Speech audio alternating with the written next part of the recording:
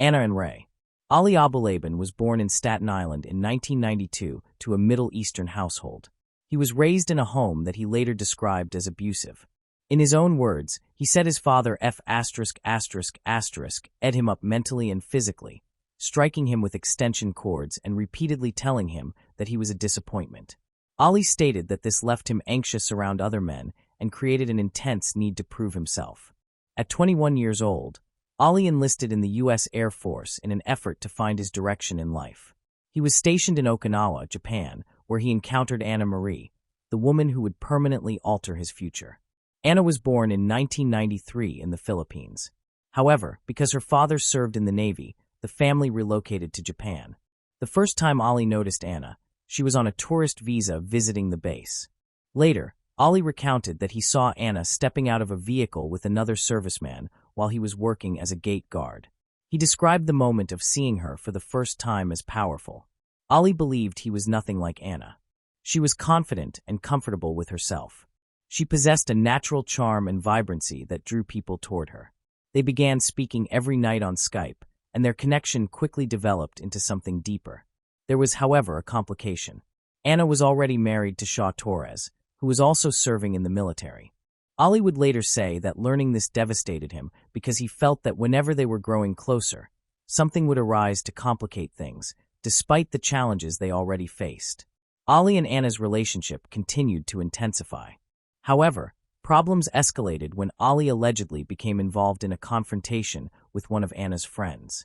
As a result of that incident, he was discharged from the service in 2015 and was required to return to Virginia, while Anna went back to the Philippines with her family. But their difficulties were not over. Anna discovered she was expecting Ali's child. Ali was determined to support her and their baby, even though they were separated by distance and circumstances were becoming more complex. He worked multiple jobs to save money for Anna's visa process so she could relocate to the United States. Ali traveled to the Philippines to be present when their daughter Amira was born. Anna's visa approval process lasted roughly 9 months, but eventually she and baby Amira moved to Virginia to reunite with Ali. Initially, they stayed with Ali's parents until they were able to secure a nearby place of their own. Ali described their time in Virginia as joyful. Together, they purchased a townhouse. Both of them found employment at the same IT company. Ali then pursued his ambition of becoming a social media personality. Anna firmly supported him and assisted him in achieving his aspirations. She arranged lighting for his recordings and even applied his makeup for skits when necessary. They were married on January 27, 2017, and from the outside, everything appeared perfect. Ali's online popularity increased around 2019 when he began posting content on TikTok, Instagram, and YouTube under the name GeneKid. His material primarily featured celebrity impersonations and comedic sketches. His most well-known videos included portrayals of Tony Montana from the film Scarface, replicating the accent and behavior precisely. Anna frequently appeared in these videos, either helping produce them or acting alongside Ali. Their social media presence presented them as a cheerful couple with a carefree relationship. That image, however, was far from reality. Behind the carefully curated content, significant fractures existed in their marriage. Ali grew increasingly possessive and jealous. He constantly accused Anna of infidelity, and she often had to leave work early to reassure him and calm his irrational suspicions. Relatives and friends began observing troubling signs. Anna would have bruises that could not be explained, and heated arguments were heard coming from their home. Anna's family nearly intervened on multiple occasions, and her parents were close to contacting 911 because the circumstances were so alarming. Yet Anna consistently reassured them that Ali had vowed to change and that it would not happen again. A tragic pattern frequently seen in domestic violence situations is that victims remain with their abusers, believing improvement will come. In February 2021, Ali agreed with Anna that relocating to San Diego would benefit his career. She had friends in the city and had previously visited, falling in love with its lifestyle and the opportunities it provided. A high-rise tower in the fashionable East Village area, known as Spire San Diego, provided them with a stunning apartment on the 35th floor. But relocating to San Diego did not improve their situation. Instead, it marked the beginning of the end of their relationship. Ali and Anna both began attending parties more frequently, and Ali developed a serious dependence on cocaine. Later, Ali's cousin Luis Marinari stated that he saw him carrying large quantities of cocaine and consuming it openly in places such as restaurants, movie theaters, and even during his live performances. Ali had already been volatile and demanding, but the cocaine intensified his behavior. He became convinced that Anna was having affairs, particularly with their acquaintance Rayburn Cardenas Barron, whom everyone referred to as Ray. Ray, who was 29 years old, had once remarked to Ali that he was fortunate to have a wife as attractive as Anna. That comment fueled Ali's jealousy, which evolved into an unhealthy obsession that would ultimately destroy him. Over time, Ali's misconduct escalated while Anna began to thrive independently in San Diego. She was forming new friendships, expanding her social media presence, and realizing that there was life beyond her troubled marriage.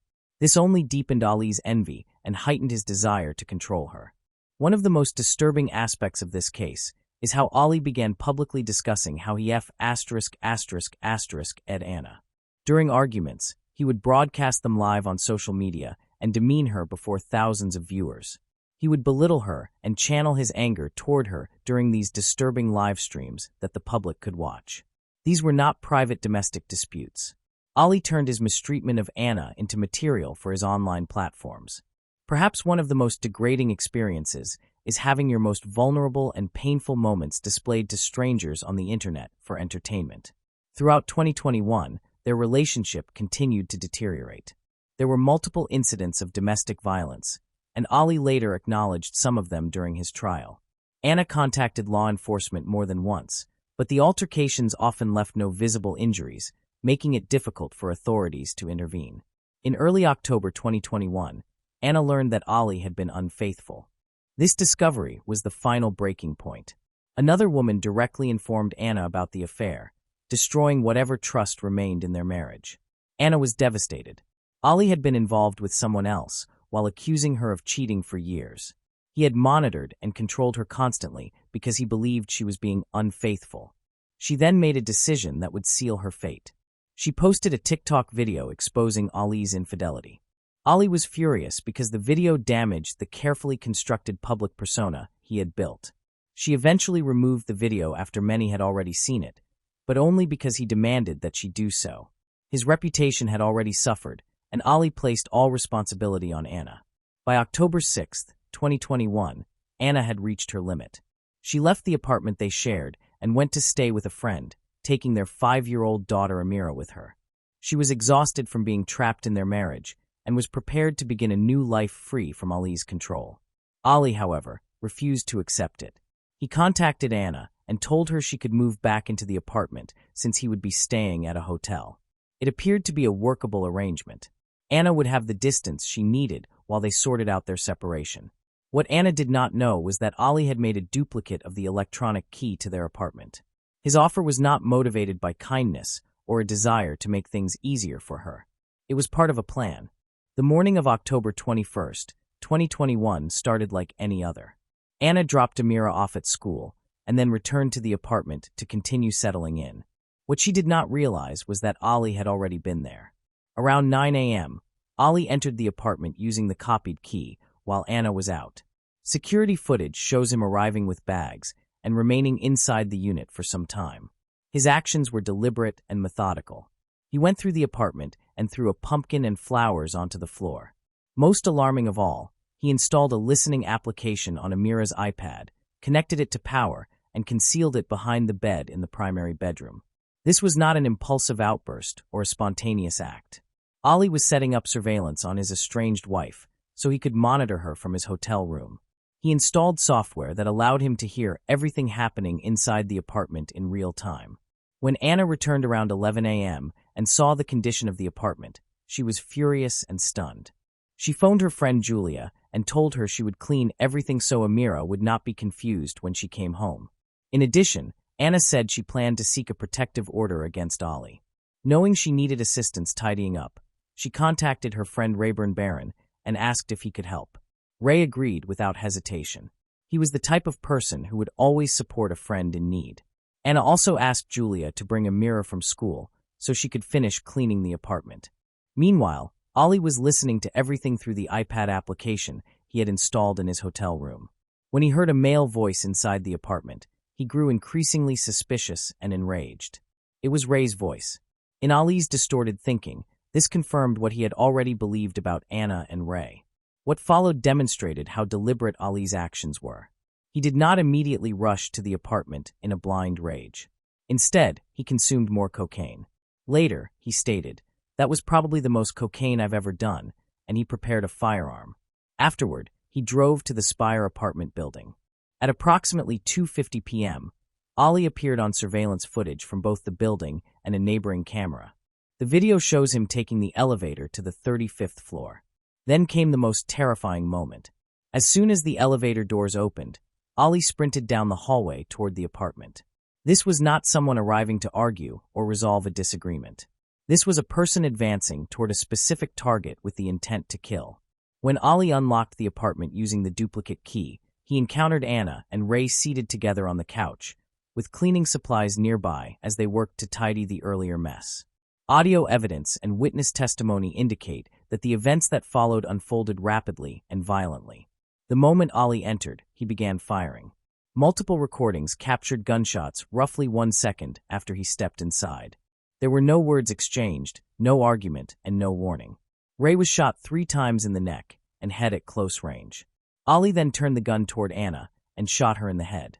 Both were killed while defenseless on the couch. But even that was not the most chilling detail.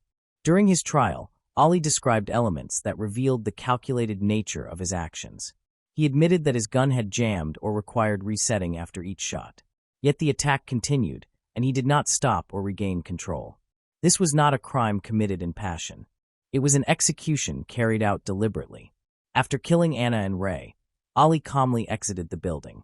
Surveillance footage shows him leaving without appearing distressed or hurried. His first call was not to 911 to report what he later claimed was a crime of passion. He told his mother about what happened. That phone call, which was played in court, revealed Ali telling his mother that he had just killed Anna with a gun. The conversation was brief and direct, and he did not appear remorseful or shocked by what he had done. Ali then drove to Amir's school and picked up his daughter earlier than usual.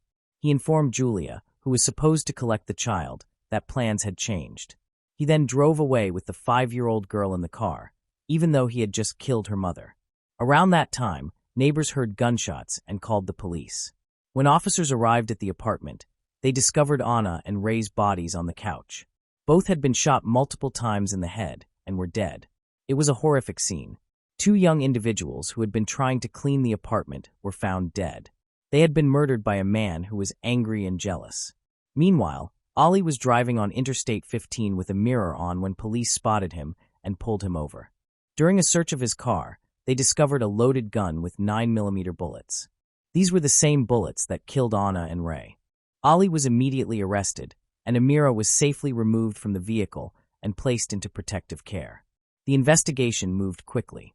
There was extensive evidence.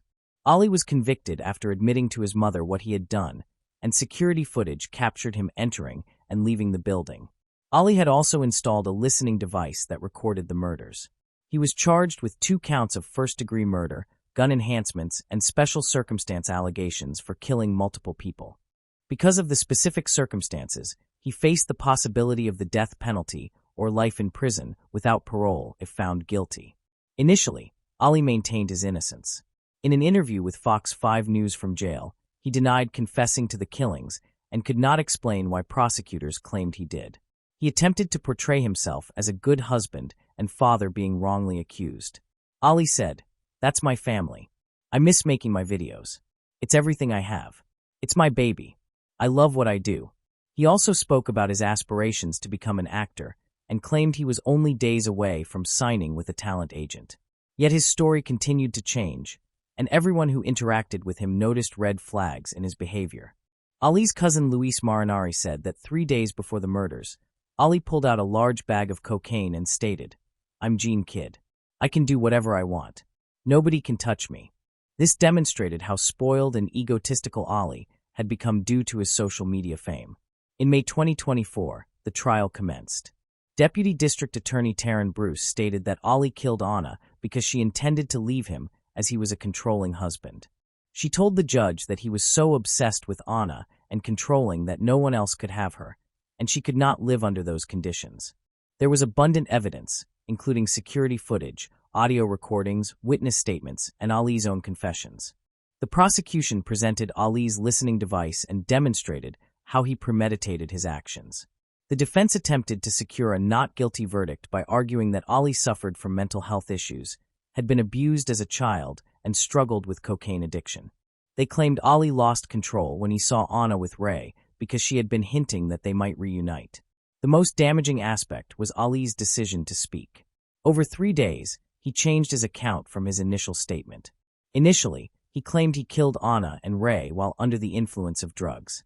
He later asserted it was self-defense, claiming Anna struck him and reached for a gun. This new story was quickly disproven. Ali owned both firearms, not Anna. Both victims were shot while seated on the couch, not during a struggle. Ali lost all credibility when the prosecutor asked, "Mr. Abu Laban, can we agree that you lied?" Ali replied, "I have lied to people today. You're lying about everything." Bruss said that it was evident Ali's authority had vanished. The sentencing hearing took place on September 6, 2024, and it was just as emotional as the trial. 6 people who were close to Anna and Ray were able to deliver victim impact statements in court before the judge issued his sentence. Anna's sister was visibly upset as she yelled at Ali about the terrible consequences of his actions for their family. "Ali, if I had known what my sister endured with all that abuse, if I had known, she said, "I would have flown again to see her and to take her and Amira from you. In the Philippines, my parents took good care of Anna Marie and Amira. You promised my mom you would do the same for them. Anna Marie won't cheat on you if you don't cheat first." Ray's family also spoke, describing their brother as a kind man who was always ready to help others. "We're such a strong family for making it through this tragedy," his sister Elizabeth Barron said. "But the truth is, this has been the hardest thing we've ever experienced, and many of us are broken." Before the judge announced the sentence, Ali had an opportunity to speak to the court. He read from notes on yellow-lined paper and appeared to apologize, but he continued defending his actions by claiming he acted while under the influence of drugs. Ali stated, "There isn't much I can say to make things better. I'm so sorry to all of you who have been affected by this. I can't imagine the pain I have caused your families." However, he also said, "The fact that I spent more time on the stand than the jury did deliberating my fate is very concerning. It's truly unfortunate that despite the overwhelming evidence that this was a crime of passion, the jury still reached this verdict." Ali attempted to minimize his actions and questioned the justice system that held him accountable, even after expressing regret. Judge Jeffrey Fraser did not believe him before delivering the sentence. He made clear his opinion of Ali. "He's a very selfish person. As I think the jury observed, he is a very good actor," he said. "When I watched the Scarface videos, it was as if he transformed into Scarface while committing these crimes, a cold-blooded killer with no remorse." Judge Fraser then added that any tears Ali shed in the courtroom had been for himself, not for Ray or Anna. "But as he sits here today, I cannot tell if he is truly sorry. I have serious doubts about that. What I do know is that he is sorry about the consequences of spending the rest of his life in prison." This was the moment everyone had been waiting for. Ali Abulaban was sentenced to 2 consecutive terms of life imprisonment without the possibility of parole, in addition to an extra 50 years to life for the firearm enhancements. He will die in prison. He will never be free again. The judge said he would take his last breath there. Ali joined in the cheers, showing that he had no remorse or understanding of the severity of his actions. Anna Marie Abulaban was killed at just 28 years old. She was a caring mother who had finally been freed from years of. Ray Barron, who was 29 at the time, was only helping a friend clean up when Ali's jealousy took his life. The most tragic part is that 5-year-old Amira lost both of her parents that day and will grow up knowing that her father killed her mother. Extreme jealousy, control, physical abuse, and the dangerous combination of domestic violence and social media fame are all warning signs that cannot be ignored in this case. Ali broadcast his actions to thousands of fans, turning violence into content. His online fame boosted his self-esteem and gave him a false sense of invincibility. Ali received a death sentence, which was the correct decision. However, Anna had reached out to the police and tried to leave him more than once. Our systems failed to protect her. The most dangerous time for domestic violence victims is when they attempt to leave. Ali's answer was clear. If he could not have Anna, no one could. Anna and Ray should still be alive today. But they are not, because of a man's need for control and his overwhelming jealousy. Moving on to the next case. Jackie Waller. On June 1, 2011, the Waller family's life underwent a drastic change. A woman named Jackie contacted her sister Cheryl, informing her that she intended to pick up her children from her ex-husband Klay. Jackie had planned to return home later that same day.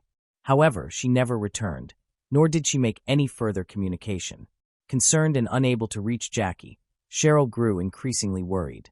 By approximately 7 p.m., Cheryl decided to drive to the police station. There, she made a startling declaration, claiming that Klay Waller had murdered her sister.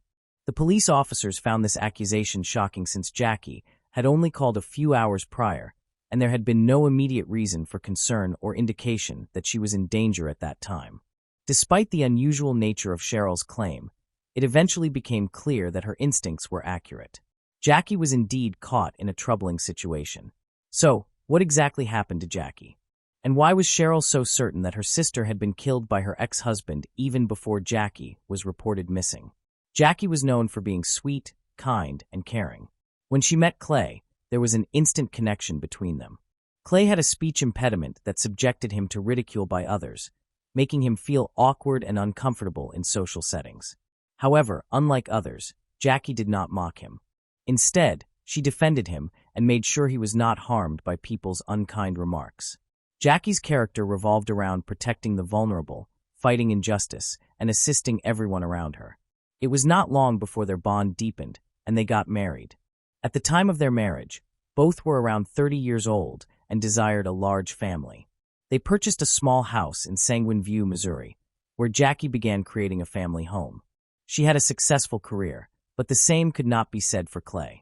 His life was marked by repeated failures, and he struggled to maintain any job for a significant period. Consequently, Jackie became the primary breadwinner for the family. She had always dreamed of having children, but faced difficulties conceiving naturally. Determined to become a mother, she underwent fertility treatments, commonly referred to as IVF. So when Jackie discovered she was pregnant with triplets, her joy was immeasurable. The children included 2 girls, Abian Addison, and 1 boy, Maddox. Caring for 3 children simultaneously was incredibly challenging for her. Nevertheless, she did not voice complaints. She continued to manage all responsibilities alone without relying on her husband. He appeared uninterested in the children. During that period, he took a job with the sheriff's office to support the family while his wife cared for the children. However, he did not remain employed for long, as he was dismissed after 1 year. Only Jackie's parents and sister assisted with the children, providing her with some relief. When Klay lost his job, Jackie assumed work to support the entire family. Even after their children were born, Klay's behavior remained unchanged, showing little concern for either his family or employment. Occasionally, he took part-time work that did not yield sufficient income. Klay seemed comfortable living off his wife's labor. She worked 40 hours a week while simultaneously managing the household. Jackie's career advanced rapidly, and she soon obtained a management position at an insurance company branch. This promotion further eased Klay's sense of financial responsibility. Instead of valuing his wife's efforts, Klay mistreated her in numerous ways. He frequently insulted her, labeled her worthless, and demeaned her by claiming that no one wanted her. His infidelities and abusive conduct caused profound distress. Jackie's parents and sister were deeply concerned about Klay's behavior and urged her to divorce him. However, Jackie was hesitant to take such an extreme measure at that time and attempted to save their marriage. Each day brought diminishing hope that their relationship could be restored. Over the following years, financial hardships worsened their situation because Klay was not working, and Jackie's income could no longer cover all expenses for their large family. Accumulating mortgage debts resulted in their home being foreclosed upon. Jackie decided it was time to move in with her sister, seizing the opportunity, while her husband relocated to a friend's residence. At this stage, their children were somewhat older. Jackie confronted the difficult yet necessary decision to file for divorce. She believed that she and her children deserved a better life. When Jackie mentioned this to her husband, Klay initially appeared calm. However, he soon reversed his demeanor and refused the divorce. His threats began subtly but gradually escalated into direct threats against her life. He warned that divorcing him would be akin to signing a death warrant for herself and their children. These threats instilled great fear in Jackie. Yet she remained determined. Living under such circumstances was no longer an option, so she sought ways to terminate her marriage with Klay. She turned to her family, disclosing the troubling behavior of her husband, and began keeping a diary to record his actions. Jackie also observed that Klay was stalking her. For safety reasons, she and her children moved in with her sister during this period. Her children were only 5 years old and did not fully comprehend the situation. Nevertheless, Jackie explained that their current living arrangement was necessary. Time passed, and matters began to stabilize as the divorce process approached its conclusion. It appeared that Klay had accepted their separation and had ceased his harassment of Jackie. They even began developing new relationships independently. Jackie permitted Klay visitation rights with their children, and disputes between them diminished significantly. On June 1, 2011, Klay and Jackie agreed to meet at the attorney's office to finalize the remaining aspects of their divorce. On that day, their son Maddox was visiting his father, while Jackie's other children stayed with Cheryl, Jackie's sister. After the meeting at the attorney's office, Jackie intended to pick up Maddox from Klay's residence before returning to Cheryl's home. Upon leaving the office, Jackie called her sister Cheryl to report that everything had gone smoothly and mentioned she was on her way to collect Maddox from Klay's house before heading home. That conversation would be the last they ever had. Jackie gradually lost contact. As time went on, her sister became increasingly concerned and began calling Jackie, but there was no answer. She then attempted to contact Klay, but he did not respond either. Cheryl began to suspect that Klay had harmed Jackie. She sent him a text message. "If I don't hear from Jackie in 5 minutes, I'm going to the police." Almost immediately, Klay called back, asking what was wrong. Cheryl replied firmly, stating that she believed he knew exactly what was happening. Klay insisted that he did not know where Jackie was and said he would instruct her to call Cheryl when he saw her. However, Cheryl was not convinced. She took her sister's children to their parents' house and filed a police report personally. Despite initial doubts regarding Klay's involvement in Jackie's disappearance, the detectives treated her concerns seriously. They did not make her wait 24 hours before investigating further. Instead, they promptly contacted Jackie's ex-husband to gather information about her whereabouts. When questioned, 41-year-old Klay stated that he had had lunch with Jackie. They then went to the attorney's office to discuss aspects of their divorce and subsequently drove together to his home for further discussion. He stated that after talking for a while, he left to go to the store. Upon returning, Jackie's car was gone. He assumed she had already left. Klay added that his son Maddox was in Illinois with his new girlfriend at that time and insisted that Jackie was aware of this. According to him, Jackie had not come for her son, but merely to discuss other matters with Klay. However, Cheryl found his statements implausible and inconsistent with what she knew. Jackie had made it clear that her visit to Klay's house was solely to see her son. She had no intention of discussing anything else with him, particularly given that she would not have allowed her son to be away with another woman. Observing these inconsistencies, Cheryl managed to persuade the investigators that Klay's account lacked credibility and suggested he might be withholding crucial information regarding Jackie's disappearance. In light of this new perspective provided by Cheryl, investigators began treating the case with greater urgency, as both the missing person and her car remained unaccounted for. A comprehensive search for Jackie commenced a few hours after her disappearance. Investigators located her Honda Pilot on an interstate highway with a flat tire. There were no signs of an accident. The tire appeared punctured intentionally, making the scene seem staged. The car was open and empty, with a few blood stains on the back seat, but no other clues indicating her whereabouts. These alarming details suggested a possible attack and abduction. The search for Jackie focused on the area where her car had been found.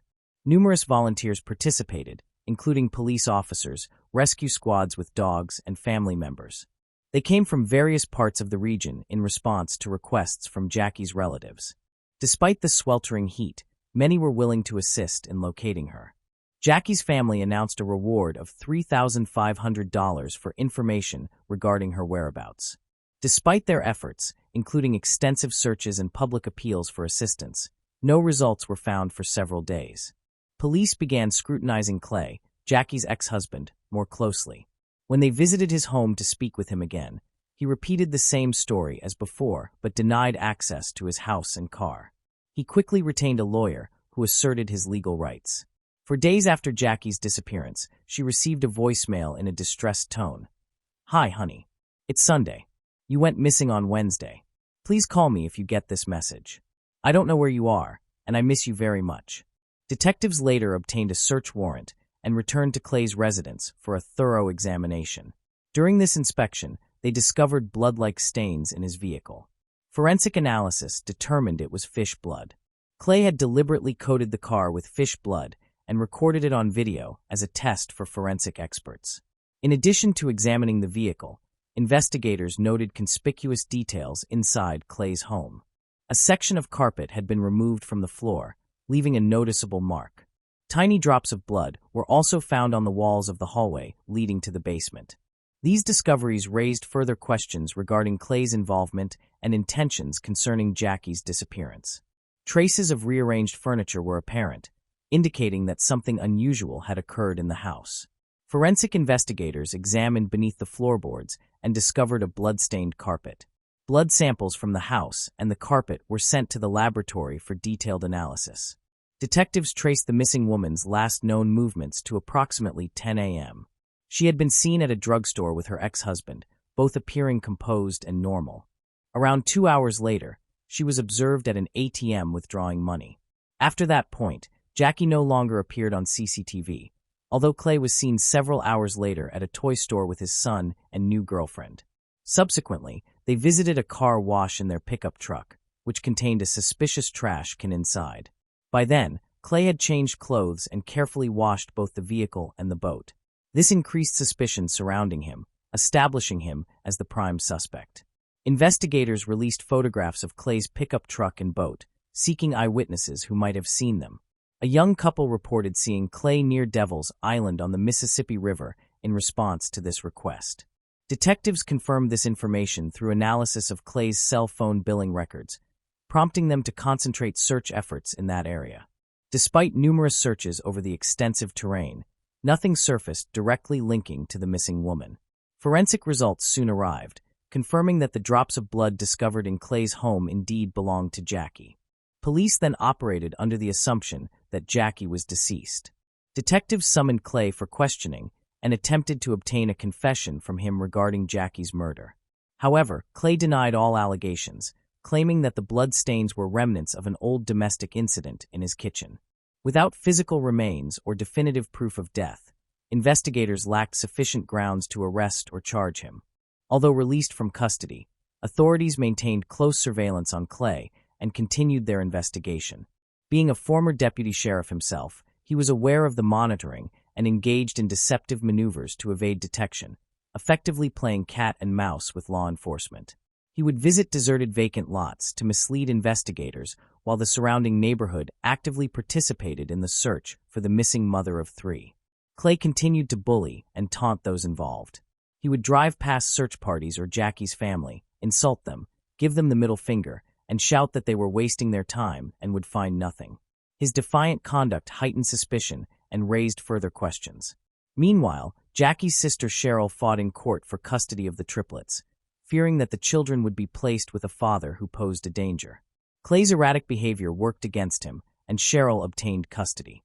Enraged, he began threatening his ex-wife's sister with violence, including posting threats on social media. Cheryl documented these threats and contacted the police. Detectives seized the opportunity and arrested Klay nearly 5 months after Jackie's disappearance. He was charged with threats to life, which he admitted to, but claimed they were written out of anger and despair over losing custody of his beloved children. Klay insisted that he had not planned any harm against Cheryl. He viewed himself as a victim in this situation. While investigating this incident with his sister, police found out he had other charges pending against him, stealing $50,000 from a previous employer as well as stalking a man. Detectives pressed his former co-worker, hoping Klay would confess to killing his ex-wife and lead them to her body, but it was futile. Clayton continued to deny all charges regarding Jackie's disappearance. Instead of confessing to the crime, he started claiming confidently that he knew who was behind his ex-wife's death, a man named Harry. But detectives had already checked this lead thoroughly. Harry had an ironclad alibi that eliminated him from suspicion. All evidence pointed only to Klay, yet he kept denying it. He ended up going to prison for 5 years for threatening Cheryl. While the police locked him up in jail, they continued to investigate Jackie's disappearance. The search for the missing woman continued on Devil's Island, but never yielded any results. Eventually, about 2 years after Jackie's disappearance, the cops gathered a lot of circumstantial evidence, video camera footage, blood in his house, and more. They decided to charge Klay with his ex-wife's murder, even without her body. It was a risky and desperate move because if they lost, the prosecutor's office would not be able to charge him a second time. However, the prosecutor was determined. After consulting with his accomplices, concluded that it would be best for them to make a deal with the prosecution to reduce the sentence. To do so, the defendant offered to plead guilty to the murder and provide the location of the body. Jackie's family agreed to this deal because it was important to give her a decent burial. Klay led police officers to his ex-wife's body. It was in a secluded spot on a remote sandbar on the Illinois side of the Mississippi River. At first, he couldn't remember exactly which tree he had buried her under, but then admitted that he had placed a bag of fertilizer on top of her body. One of the policemen, who was an active gardener, explained that large quantities of fertilizer killed trees. They searched the area and discovered 3 dead trees that drew their attention. They began excavating there, and beneath one of the trees, they found Jackie's body, dressed in the same clothes she had been last seen wearing. The woman was identified through dental records as Jackie Waller. Finally, Jackie's loved ones confirmed that she was indeed dead and located her remains. They were then able to lay her to rest. The funeral was held on her parents' golden wedding anniversary. Cheryl informed the children that their mother was gone and had been killed by their father. This event was a profound shock to the children, as they lost both their mother and father simultaneously. The children developed a deep aversion to Klay and refused to communicate with him from that point onward. As part of the legal proceedings, Klay was required to formally confess to the murder of his ex-wife and provide specific details. He stated that thoughts of murder had first emerged approximately a year before the tragic event, when Jackie announced their separation.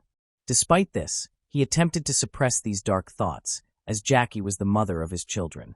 However, he could not tolerate the idea of her taking the children away. He warned Jackie that such actions would have severe consequences, but she did not heed his warning, which he considered her fault. On the night before the murder, Klay traveled to a secluded location on Devil's Island to dig a grave for Jackie. According to him, their divorce proceedings had generally been proceeding smoothly. On that particular day, after a visit to their lawyer, they had a conversation in which Jackie suggested they engage in intimacy one last time. They then returned to his home and spoke in the kitchen. While searching for a snack in the refrigerator, Klay accidentally raised his head, hitting Jackie and causing her nose to bleed. This incident enraged her. She stormed into the hallway, smeared blood on the walls, and shouted at him that he would never see his children again. At that moment, Klay lost control and attacked her. He struck her in the face with his hand and then strangled her. Subsequently, he disposed of Jackie's body in a dumpster and buried it in the grave he had pre-dug. Afterwards, he meticulously cleaned both the car and the house, showered, changed clothes, as if nothing had occurred, and then went to meet his new girlfriend and son at a toy store. Throughout this sequence, Klay claimed that his actions were driven entirely by impulse and emotion, insisting he had not originally intended to kill Jackie. This statement contradicted his earlier claim that he had dug the grave the day before. However, if Klay truly did not plan to kill Jackie, why had he dug the grave in advance? It appeared to be premeditated murder. The medical examiner found multiple skull fractures on the deceased, indicating blunt force trauma rather than a simple fist strike. No one accepted his account. Klay, who showed no remorse for murdering his ex-wife, felt elated at receiving only 20 years in prison for second-degree murder, with the possibility of early release. The prosecutor pursued an alternative strategy. Klay's confession about digging the grave further incriminated him. He had dug the hole in Illinois while the murder occurred in Missouri. These actions violated federal laws regarding domestic violence across state lines, resulting in an additional 35 years added to his sentence. Klay Waller will be eligible for parole after serving 85% of his 55-year sentence.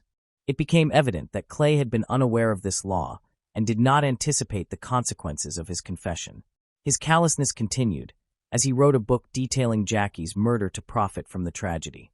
Sharilla, Jackie's sister, along with her husband, continues to raise Jackie's children with support from their elderly parents. The children have grown up remembering their mother as an extraordinary person who remains forever in their hearts. They still harbor anger toward their father and deeply miss their mother. Moving on to the next case. Lily Sullivan and her brother Jack. Lily Sullivan, 6 years old, and her 4-year-old brother Jack disappeared from their peaceful family residence in rural Lansdowne Station, Nova Scotia, on May 2, 2025. No one has seen either of them since that day. From that point on, the disappearance has turned into one of the most baffling mysteries in Canadian history. The children were living with their mother, Malaya Brooks Murray, their stepfather, Daniel Martel, and their baby sister when they were suddenly reported missing. There were no noises, no evidence of a struggle, and no obvious signs pointing to where they might have gone. Afterward, an extensive search operation was launched with more than 160 volunteers, RCMP officers, aircraft, drones, search dogs, and underwater teams combing through the region's dense forests, streams, and hazardous terrain. But they did not discover even a single clue. While the public's attention remained on the search, a minor detail during the interview with the mother sparked new speculation. She spoke carefully about the morning her children disappeared, which led many people to question whether she was concealing more than she revealed. Now people wonder, is she a grieving mother trying to remain strong, or is she hiding something beneath that composed exterior? The case remains unsolved as of the time this video was produced. What you are about to hear is drawn from news reports, online sources, and alleged eyewitness accounts. It is not based on official information from law enforcement. Before we explore the twists and turns of this story, let's examine the family and why some believe the mother and stepfather may know more than they are willing to admit. It all begins with Malaya Brooks Murray, who was born in Nova Scotia in 1998. During her childhood, her mother, Cindy Murray, taught her about her Indigenous traditions, culture, and ways of life. However, her life was unstable, and even her strong cultural connections could not shield her. By the time Malaya was 23, she already had 2 children, Lily and Jack. Their father was said to be absent from their lives. Some sources claimed he was under house arrest, while others stated he had simply disappeared. That part of her past remained unclear. She met Daniel Martel in 2023. He was 6 years older than her and was employed at a nearby sawmill. The relationship progressed quickly.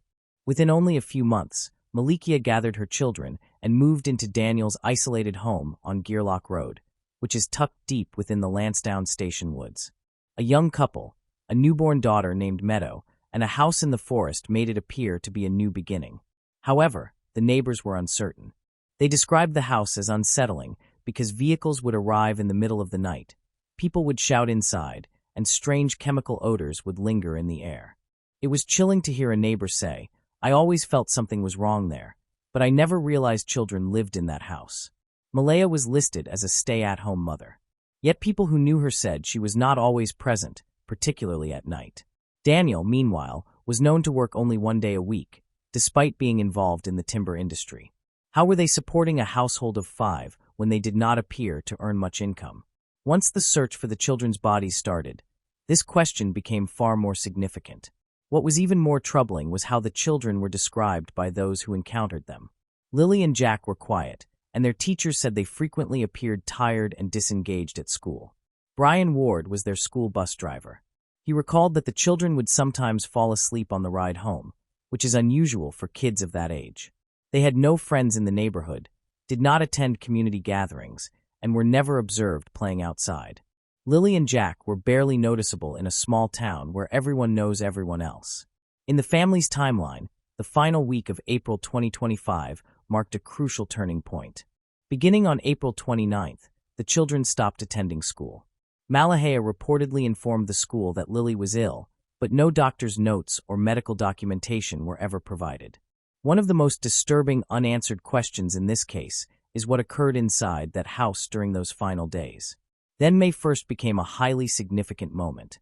RCMP information released on May 28 states that the children were seen in public that afternoon with family members in New Glasgow. News of that sighting stunned the entire town. In public, Lily and Jack appeared fine only hours before they vanished. What took place in the 18 hours that followed their disappearance? We later learned that Malia Brooks-Murray phoned 911 on May 2nd at precisely 10 o'clock in the morning. She stated that her 2 children were not with her, but what immediately caught the dispatcher's attention was not only what she said, but also the tone she used. Her voice was unusually flat and calm, as if she had rehearsed it. "My children are missing," she said in a manner that carried no emotion, like someone reporting a shattered window. She took an extended time to respond when the dispatcher requested additional details, without trembling, without raising her voice, and without any signs of panic or maternal distress. Even the dispatcher remarked that she sounded cold and mechanical, which is not common in cases involving missing children. What she did following that call made the situation even more unusual. Malahia did not participate in the frantic community search. Instead, she remained indoors and spoke with police in the same oddly detached manner. Search and rescue teams expected to encounter a mother crying out for assistance while running around and pacing. Instead, they were met by a woman who did not appear distressed about her children's disappearance. Then on May 3rd, only 24 hours later, she gave her first and only television interview. Viewers noticed details that deepened their doubts. Her posture was upright. She avoided eye contact. Her tone remained unchanged. But then something far more disturbing occurred. Malaya logged onto Facebook just 36 hours after her children were reported missing. Search teams were still scouring the woods, and volunteers were posting flyers. She did not share a heartfelt message. Not a single photograph of them was posted. She did not even plead for assistance. She changed her relationship status from in a relationship to single. Within minutes, her profile picture was also updated to a carefully posed selfie with a smile. It was as though nothing had happened. But the post that followed saddened everyone. "I want my babies home," she wrote. "My kids aren't shy. They'll go with anyone. They don't understand how dangerous strangers can be. They must have been abducted." To most people, it sounded unusual, and to police and criminal psychologists, it was deeply troubling. She was not only stating information, she was also describing how vulnerable her children were. In a sense, she was outlining how simple it would have been to take them. Experts said it was one of the most reckless and unusual public posts they had ever encountered regarding a missing person. Even so, she did not ask others to share photos, describe what the children were wearing, or urge strangers to stay alert. Her message did not resemble a plea for help. It felt as though someone was attempting to shape a narrative. That was the most unsettling part of all. On May 4th, Malaya stood up during a search meeting that was scheduled to take place on Lansdowne Station Road and quietly walked away. She was not frightened. She did not weep. Calmly, she entered an ambulance that was waiting outside. At first, people believed she had fainted, but it was later described as a panic attack. Several witnesses said she appeared fine one moment, and then was gone the next. Some believe that something mentioned during the meeting may have contradicted what she had previously stated. She did not return afterward. Malahia departed the area with her mother, Cindy Murray, and their infant daughter. She did not inform anyone leading the search or leave any contact details. Daniel Martel, the man she had been living with, was not given a goodbye. She did not speak to reporters. She did not attend any additional search efforts. The absence she left behind was difficult to process. Daniel continued cooperating with authorities, giving interviews and communicating with them, but Malaya withdrew from public interaction. In the weeks that followed, journalists attempted to reach her, but she only replied, "RCMP told me not to speak to the media." However, experts stated that police do not instruct distressed mothers to remain silent. They advise them to continue speaking publicly. Typically, it is suspects who remain quiet in that way, not victims. And gradually, her role in the case shifted. She was no longer seen solely as the grieving mother and became someone people wanted further information about. She moved in with her mother in Wentworth, approximately an hour away from where her children disappeared. She not only abandoned her home and partner, but she also withdrew both physically and emotionally from the location. Many people could not even comprehend why she acted the way she did. Residents in her own community took notice. Lily and Jack belonged to the Sipek-Nekatik First Nation, and the community released heartfelt statements demanding answers and supporting the search efforts. Even so, Maleki was never referenced in any of those statements.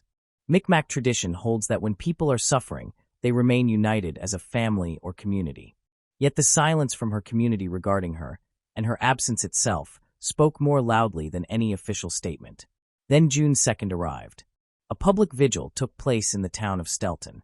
A large crowd gathered, lit candles, and released lanterns into the night sky. Children who had never met Lily and Jack clutched teddy bears tightly and wished for their safe return. Parents wept, and strangers embraced one another. Lanterns drifted upward, symbolizing the town's shared hope. Once again, however, Malaya was not present. Malaya Brooks Murray, the mother of Lily and Jack, remained at home while strangers stood outside in the cold and cried for them. People were not only aware of her loss, they felt it deeply. Some attendees were angry and confused and voiced their frustration. One person cried out, "How can we feel more than their own mother?" That question lingered long after the candles burned out, yet the indications were already visible on her social media. A troubling pattern emerged in Malaha's Facebook and Instagram posts in the days leading up to the disappearance. Her final posts before May 2nd hinted at emotional distress and unclear references to wanting circumstances to change. The darker themes, distant remarks, and vague mentions of starting anew suggested a woman unraveling or perhaps planning something she could not express openly.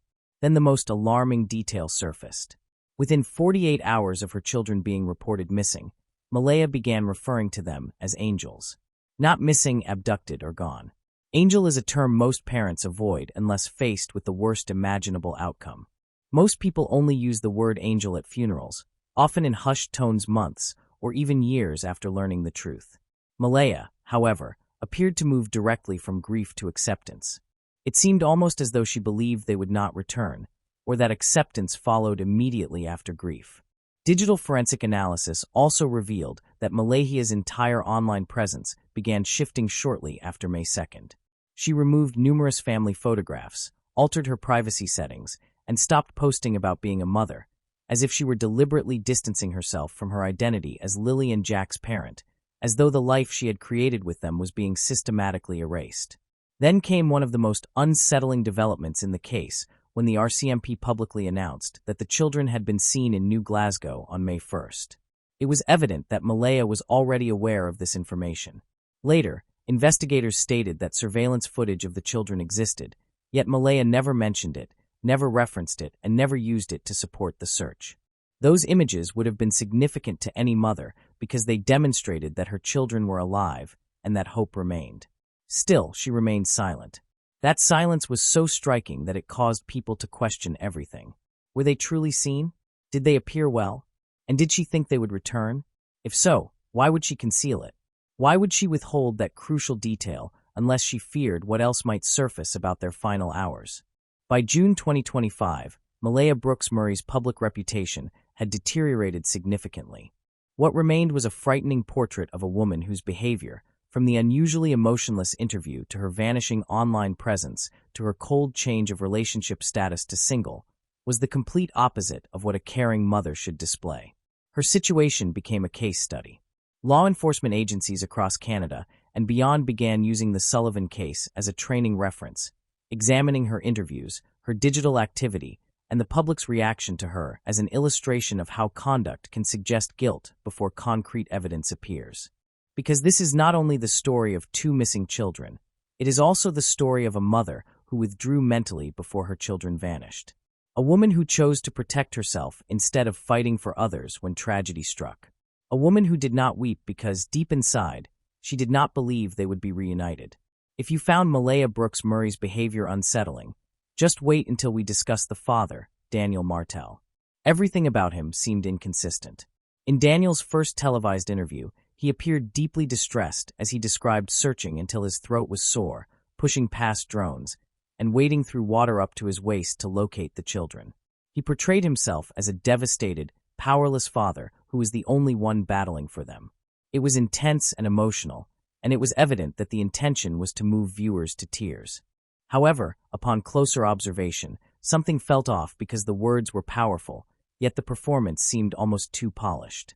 There was no mud on his shoes, no exhaustion visible on his face, and no tears on his cheeks. He appeared as a man in spotless clothing who spoke as though he had memorized every sentence the night before. It was not simply what Daniel said that drew attention. It was the way his sorrow appeared rehearsed, as though he were following a script, how his emotions shifted like a switch being flipped. At certain moments he would sob mid-sentence, his voice breaking with grief. The next instant, he would abruptly regain composure and begin discussing drone surveillance and infrared equipment as if he were leading a search operation rather than being a concerned parent. That is not how genuine grief unfolds. In reality, fear is not steady and composed. Furthermore, real fathers do not describe their anguish like a press statement. They endure it. Yet Daniel spoke about his pain in a manner that did not resemble a breakdown. It was even more unsettling that he seemed preoccupied with appearances. From the beginning, he emphasized his willingness to cooperate with authorities.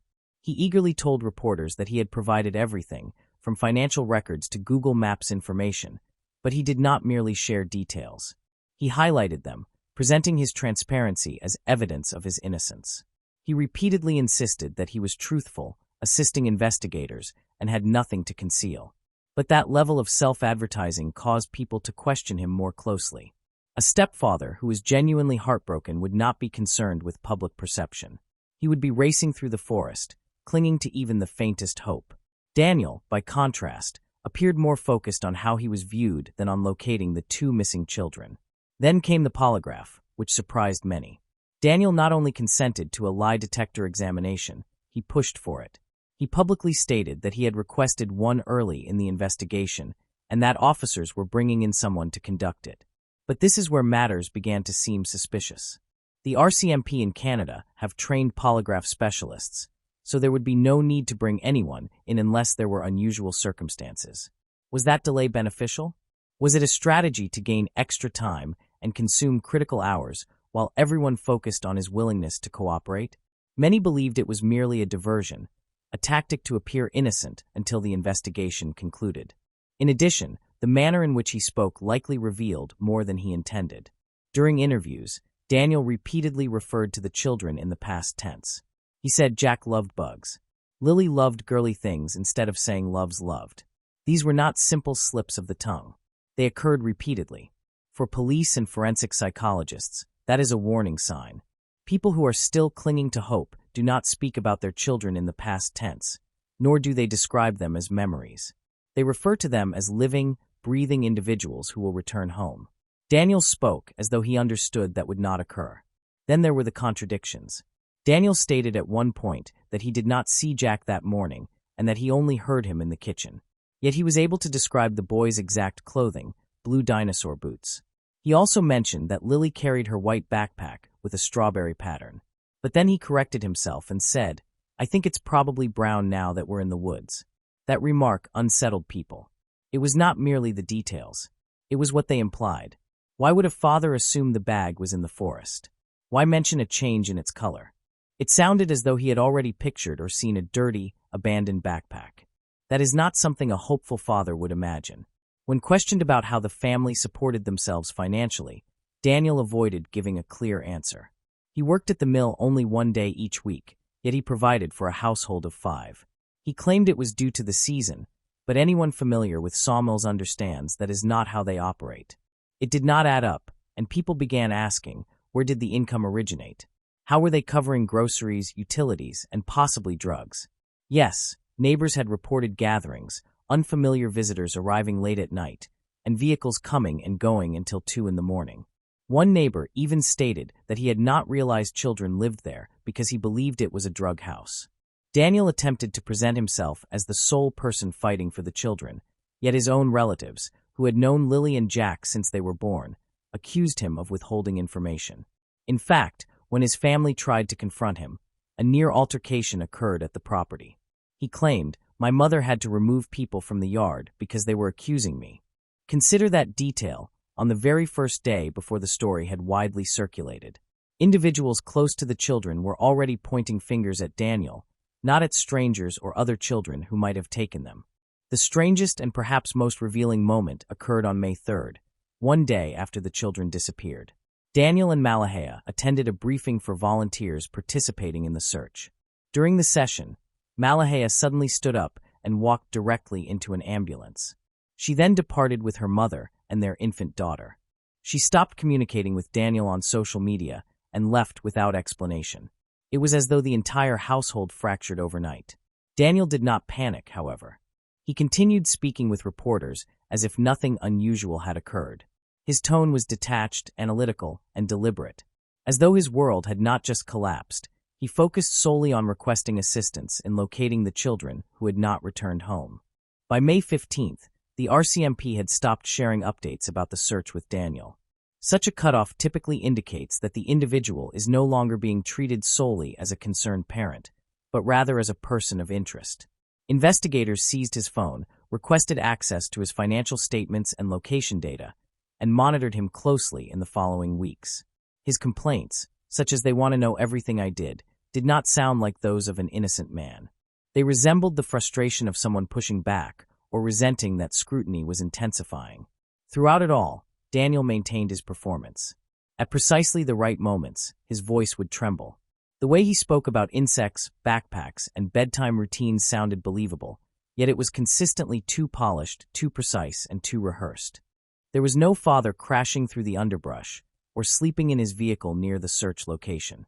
Instead, there was a man holding press briefings, stepping through rehearsed statements, and attempting to steer the narrative before anyone could determine what truly occurred. This aspect troubles people deeply. Dan Martell worked hard to convince everyone that he had no knowledge of what happened to Lily and Jack. Why did he feel the need to do that?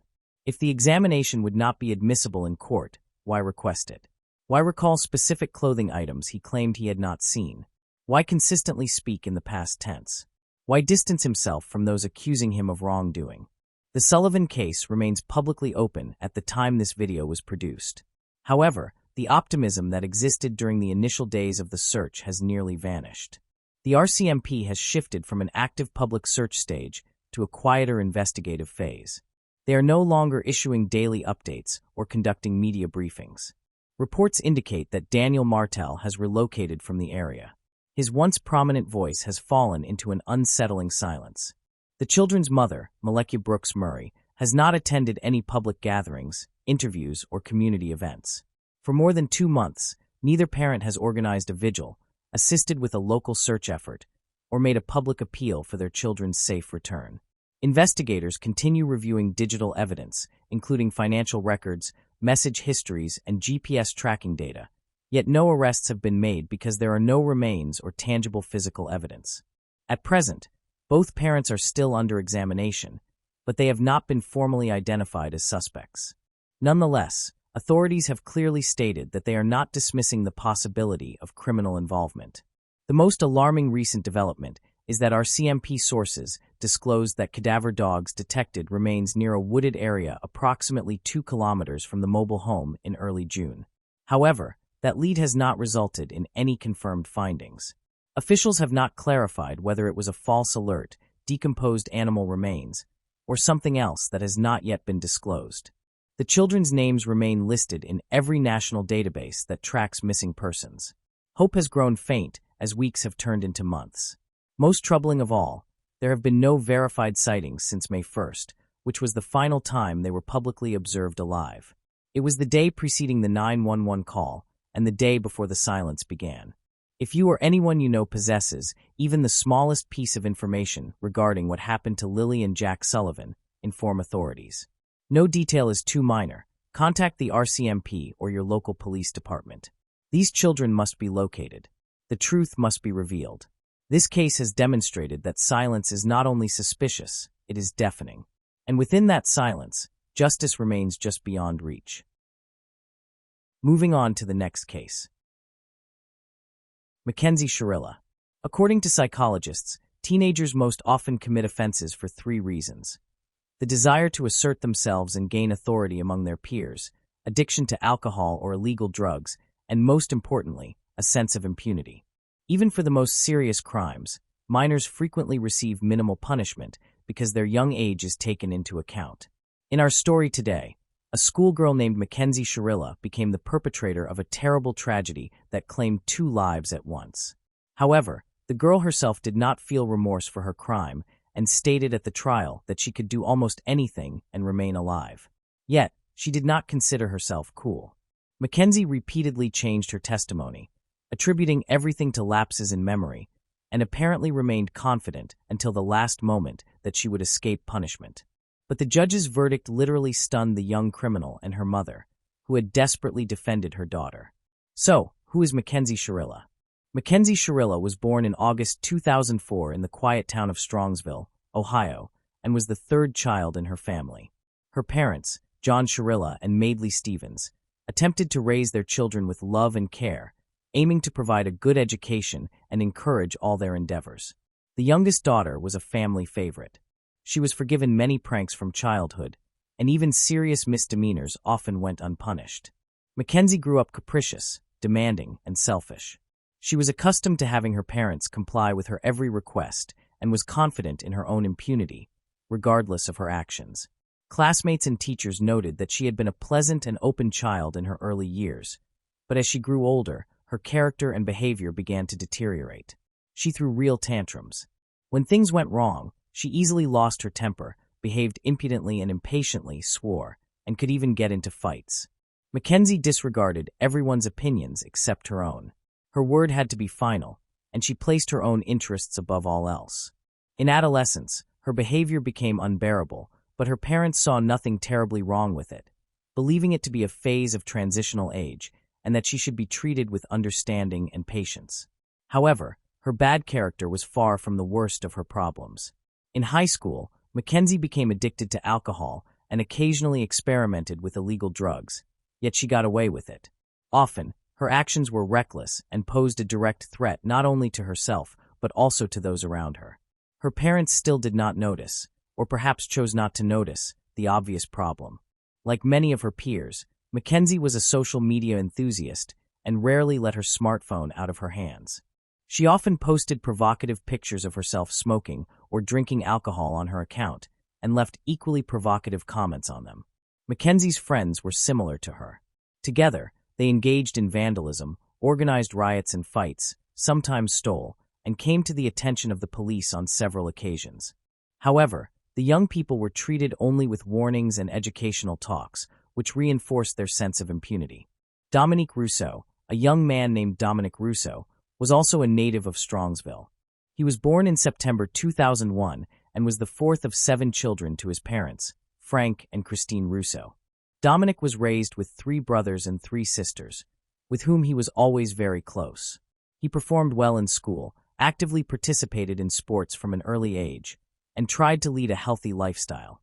Despite growing up in a large family, neither he nor his siblings were deprived of parental love, attention, or care.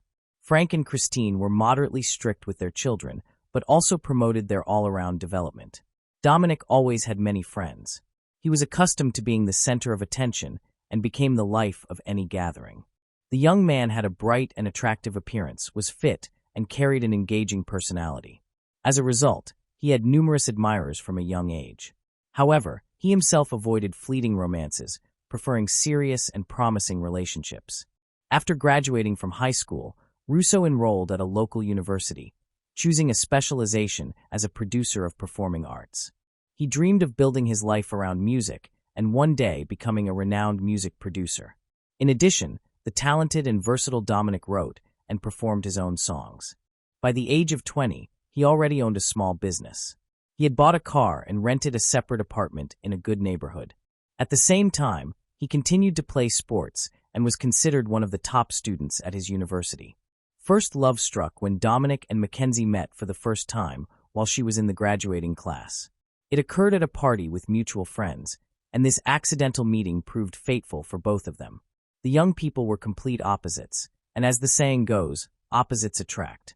The handsome, curly-haired young man, well-versed in music, immediately drew McKenzie's attention. He was completely different from the boys she usually socialized with. He was educated, well-mannered, engaging, and could easily converse on any topic. McKenzie herself had a striking appearance and a slim figure, dressed stylishly, and knew how to make the right impression. She deployed all her charm to capture the attention of the men she liked and succeeded rather quickly. In the fall of 2021, the couple began dating and almost immediately introduced each other to their parents. McKenzie's parents were delighted with her choice and considered Dominic an ideal match for their daughter, but Dominic's parents had mixed feelings about her. On one hand, McKenzie appeared sweet, innocent, and tried to make a good impression. On the other hand, something about her immediately concerned Frank and Christine Rousseau. Friends and family of the Sharilla family believed that McKenzie had truly fallen in love for the first time in her life, and sincerely hoped that the relationship would positively influence her character and behavior. At that time, no one could have predicted the tragedy that would end this youthful romance. The couple appeared everywhere together, holding hands and openly displaying their affection. Soon, the entire small town knew about their relationship. Those who knew McKenzie well genuinely felt sorry for her boyfriend, but most people were simply happy for them. Yet Dominic soon began noticing oddities in his girlfriend's behavior. Her defiant antics and her insistence that everyone around her obey her. At first, he did not pay much attention, attributing it to her youth and desire for attention. The young couple made plans for their future together, and even planned to marry as soon as McKenzie turned 18. They also planned to leave their provincial hometown to pursue opportunities in a major city, ideally New York, where Dominic would have greater opportunities to build a brilliant career in the music industry and fully express his talent. But over time, McKenzie's behavior became increasingly alarming and sometimes even frightened Dominic. She demanded that her boyfriend do only what she wanted.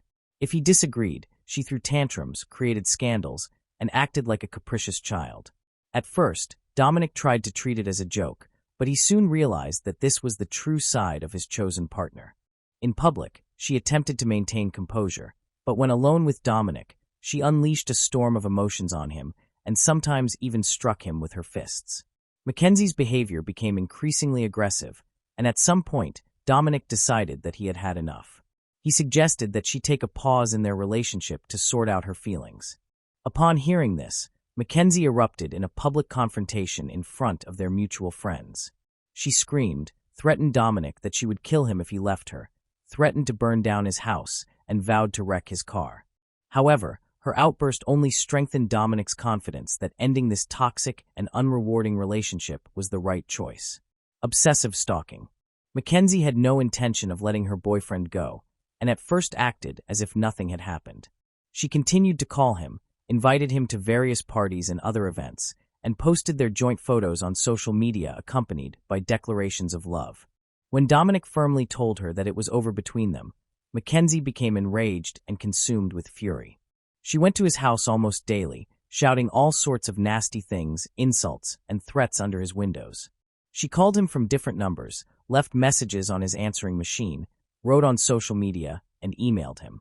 McKenzie alternated between professing love and suggesting starting over, and then reverting to insults and threats. Russo was bewildered. He simply did not know how to respond to such behavior, having never encountered anything like it before. He tried talking to her, tried ignoring her, and a couple of times even recorded her threatening tantrums on his phone. It escalated to the point that whenever Sharilla saw her ex-boyfriend on the street or in public, she would scream and insult him in front of passers-by. She turned Dominic's life into a living nightmare, yet he still hoped that, with a little time, she would eventually leave him alone and turn her attention elsewhere. One day, in front of witnesses, McKenzie declared that it would be easier for her to kill Dominic than to let him go. She said that if he did not return to her, no one would have him and she would take care of it. Dominic did not take these words seriously, though those around him realized that McKenzie was not joking. Among the most frequent threats from the schoolgirl were promises to run him over with a car, put him in a car and drive off a cliff, or stop on the railroad in front of an oncoming train. Each scenario sounded terrifying, and McKenzie described each in detail, as if she had planned them long ago and was only waiting for the right moment. An unexpected reconciliation. When McKenzie realized that threats and insults were only pushing Dominic further away, she decided to change her approach. McKenzie became sweet and charming again, stopped pressuring and harassing her ex-boyfriend, and instead tried to appear as if she had recognized her mistakes and wanted to change for the better.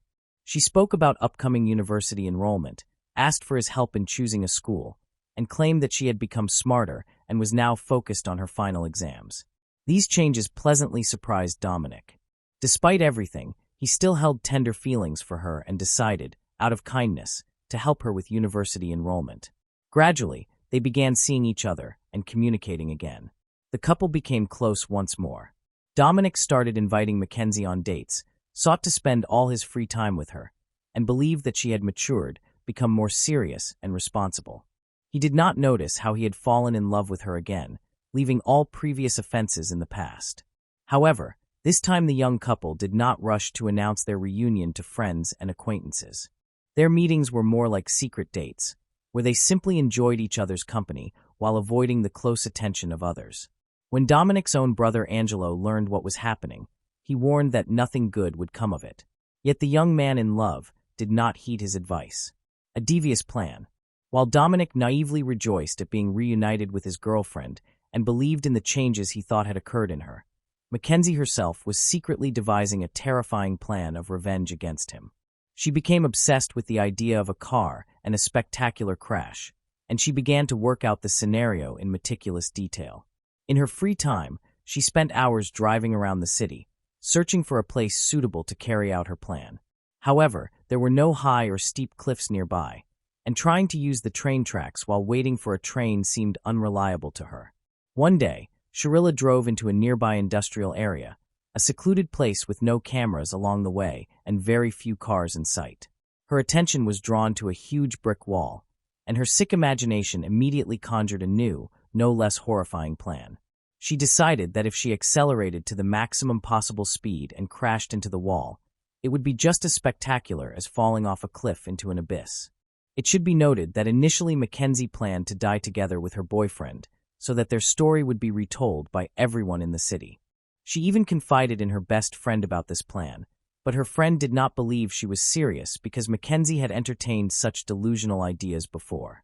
Previously, her thoughts had been limited to empty conversations, frightening fantasies, and the possibility of an accidental victim. At the end of July 2022, just a week before her 18th birthday, McKenzie suggested to Dominic that they attend an upcoming party hosted by mutual friends. She presented it as an opportunity to have fun, relax, and let everyone know that they were back together and deeply in love. Dominic readily agreed. He still did not feel threatened by McKenzie and believed in the sincerity of her feelings and intentions. The event was scheduled for Saturday, July 30th.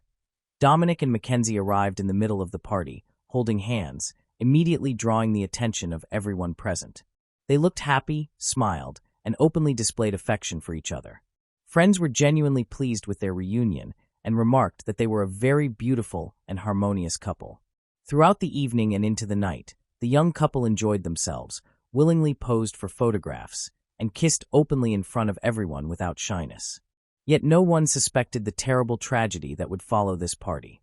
The couple had a little to drink, as did everyone else at the event, but McKenzie secretly took a dose of illegal drugs for courage to ensure she would not change her mind, and at the last moment, she deliberately did not hit the brakes.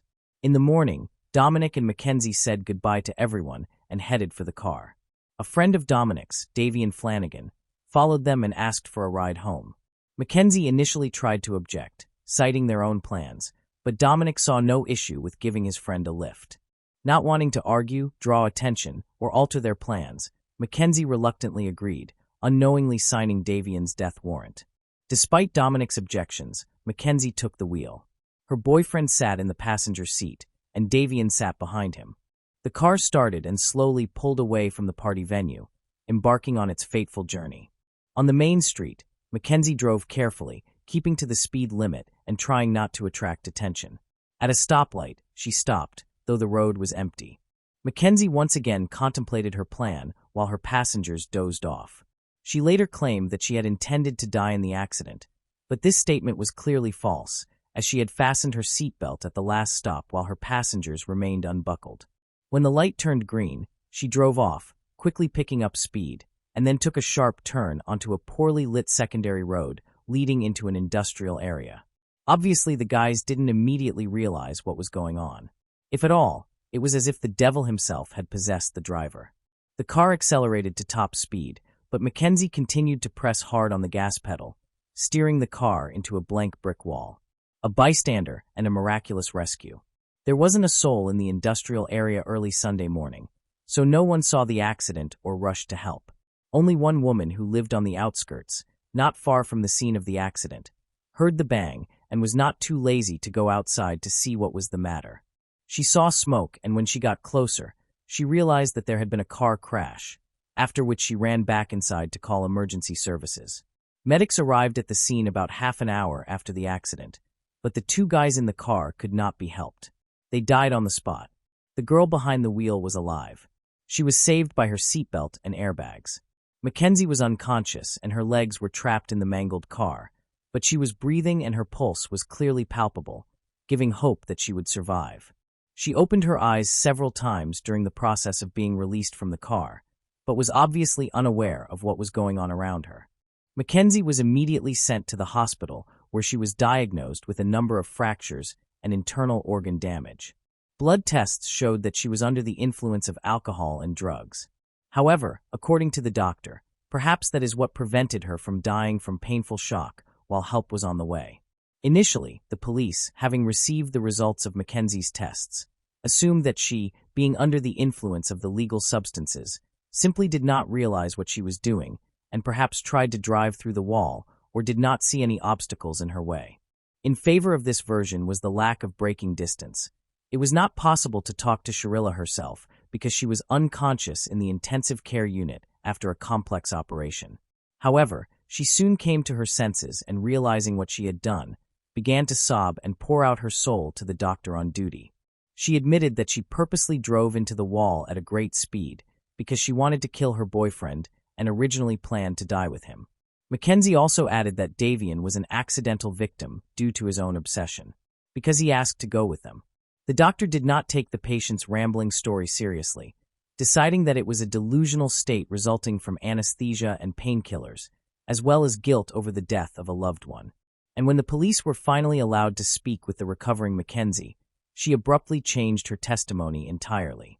She now claimed that she remembered almost nothing about the events of that night because she had consumed alcohol and illegal substances. According to her, she experienced a lapse in memory after taking the wheel, and she had no idea how Davian came to be in the car. However, the facts contradicted her version. Surveillance cameras tracked the first portion of the route the car had taken, and the footage clearly showed McKenzie driving slowly and in accordance with the rules until she suddenly turned onto a road leading into an industrial zone. Moreover, it emerged that McKenzie had driven the same route back and forth several days earlier, and her car had been observed there at various times by at least a dozen witnesses. Back to normal. After being discharged from the hospital, McKenzie recovered quickly and attempted to return to her old carefree lifestyle. She showed no remorse and was confident she could evade consequences. McKenzie became active again on social media, met with friends, and made plans for the future. In September, she decided to attend a concert of her favorite band in a neighboring city. At that time, the bones in her legs had not fully fused, but this did not stop her. She appeared on the concert stage in a wheelchair. At the same time, she wore bright makeup, dressed provocatively, took selfies with friends, and posted them online. In October, once Sharilla was able to walk normally, she attended a Halloween celebration in a pre-made costume. McKenzie lived life to the fullest and even made new acquaintances, but on November 4, 2022, she was taken into custody. Trial and sentencing. The investigation took just over 3 months to collect sufficient evidence to bring the case to trial. McKenzie was charged with premeditated aggravated double murder, as well as possession and use of a controlled substance found both in her pocket and in her blood. The defendant changed her testimony multiple times, first citing a lapse in memory, and later, when her friend testified in court as a witness to whom she had revealed her plan, McKenzie altered her story again, claiming that she had intended to die with her boyfriend. Even then, inconsistencies were immediately noted, as she had previously fastened her seatbelt. On August 21, 2023, Sharilla was found guilty on all charges. However, an important factor was considered.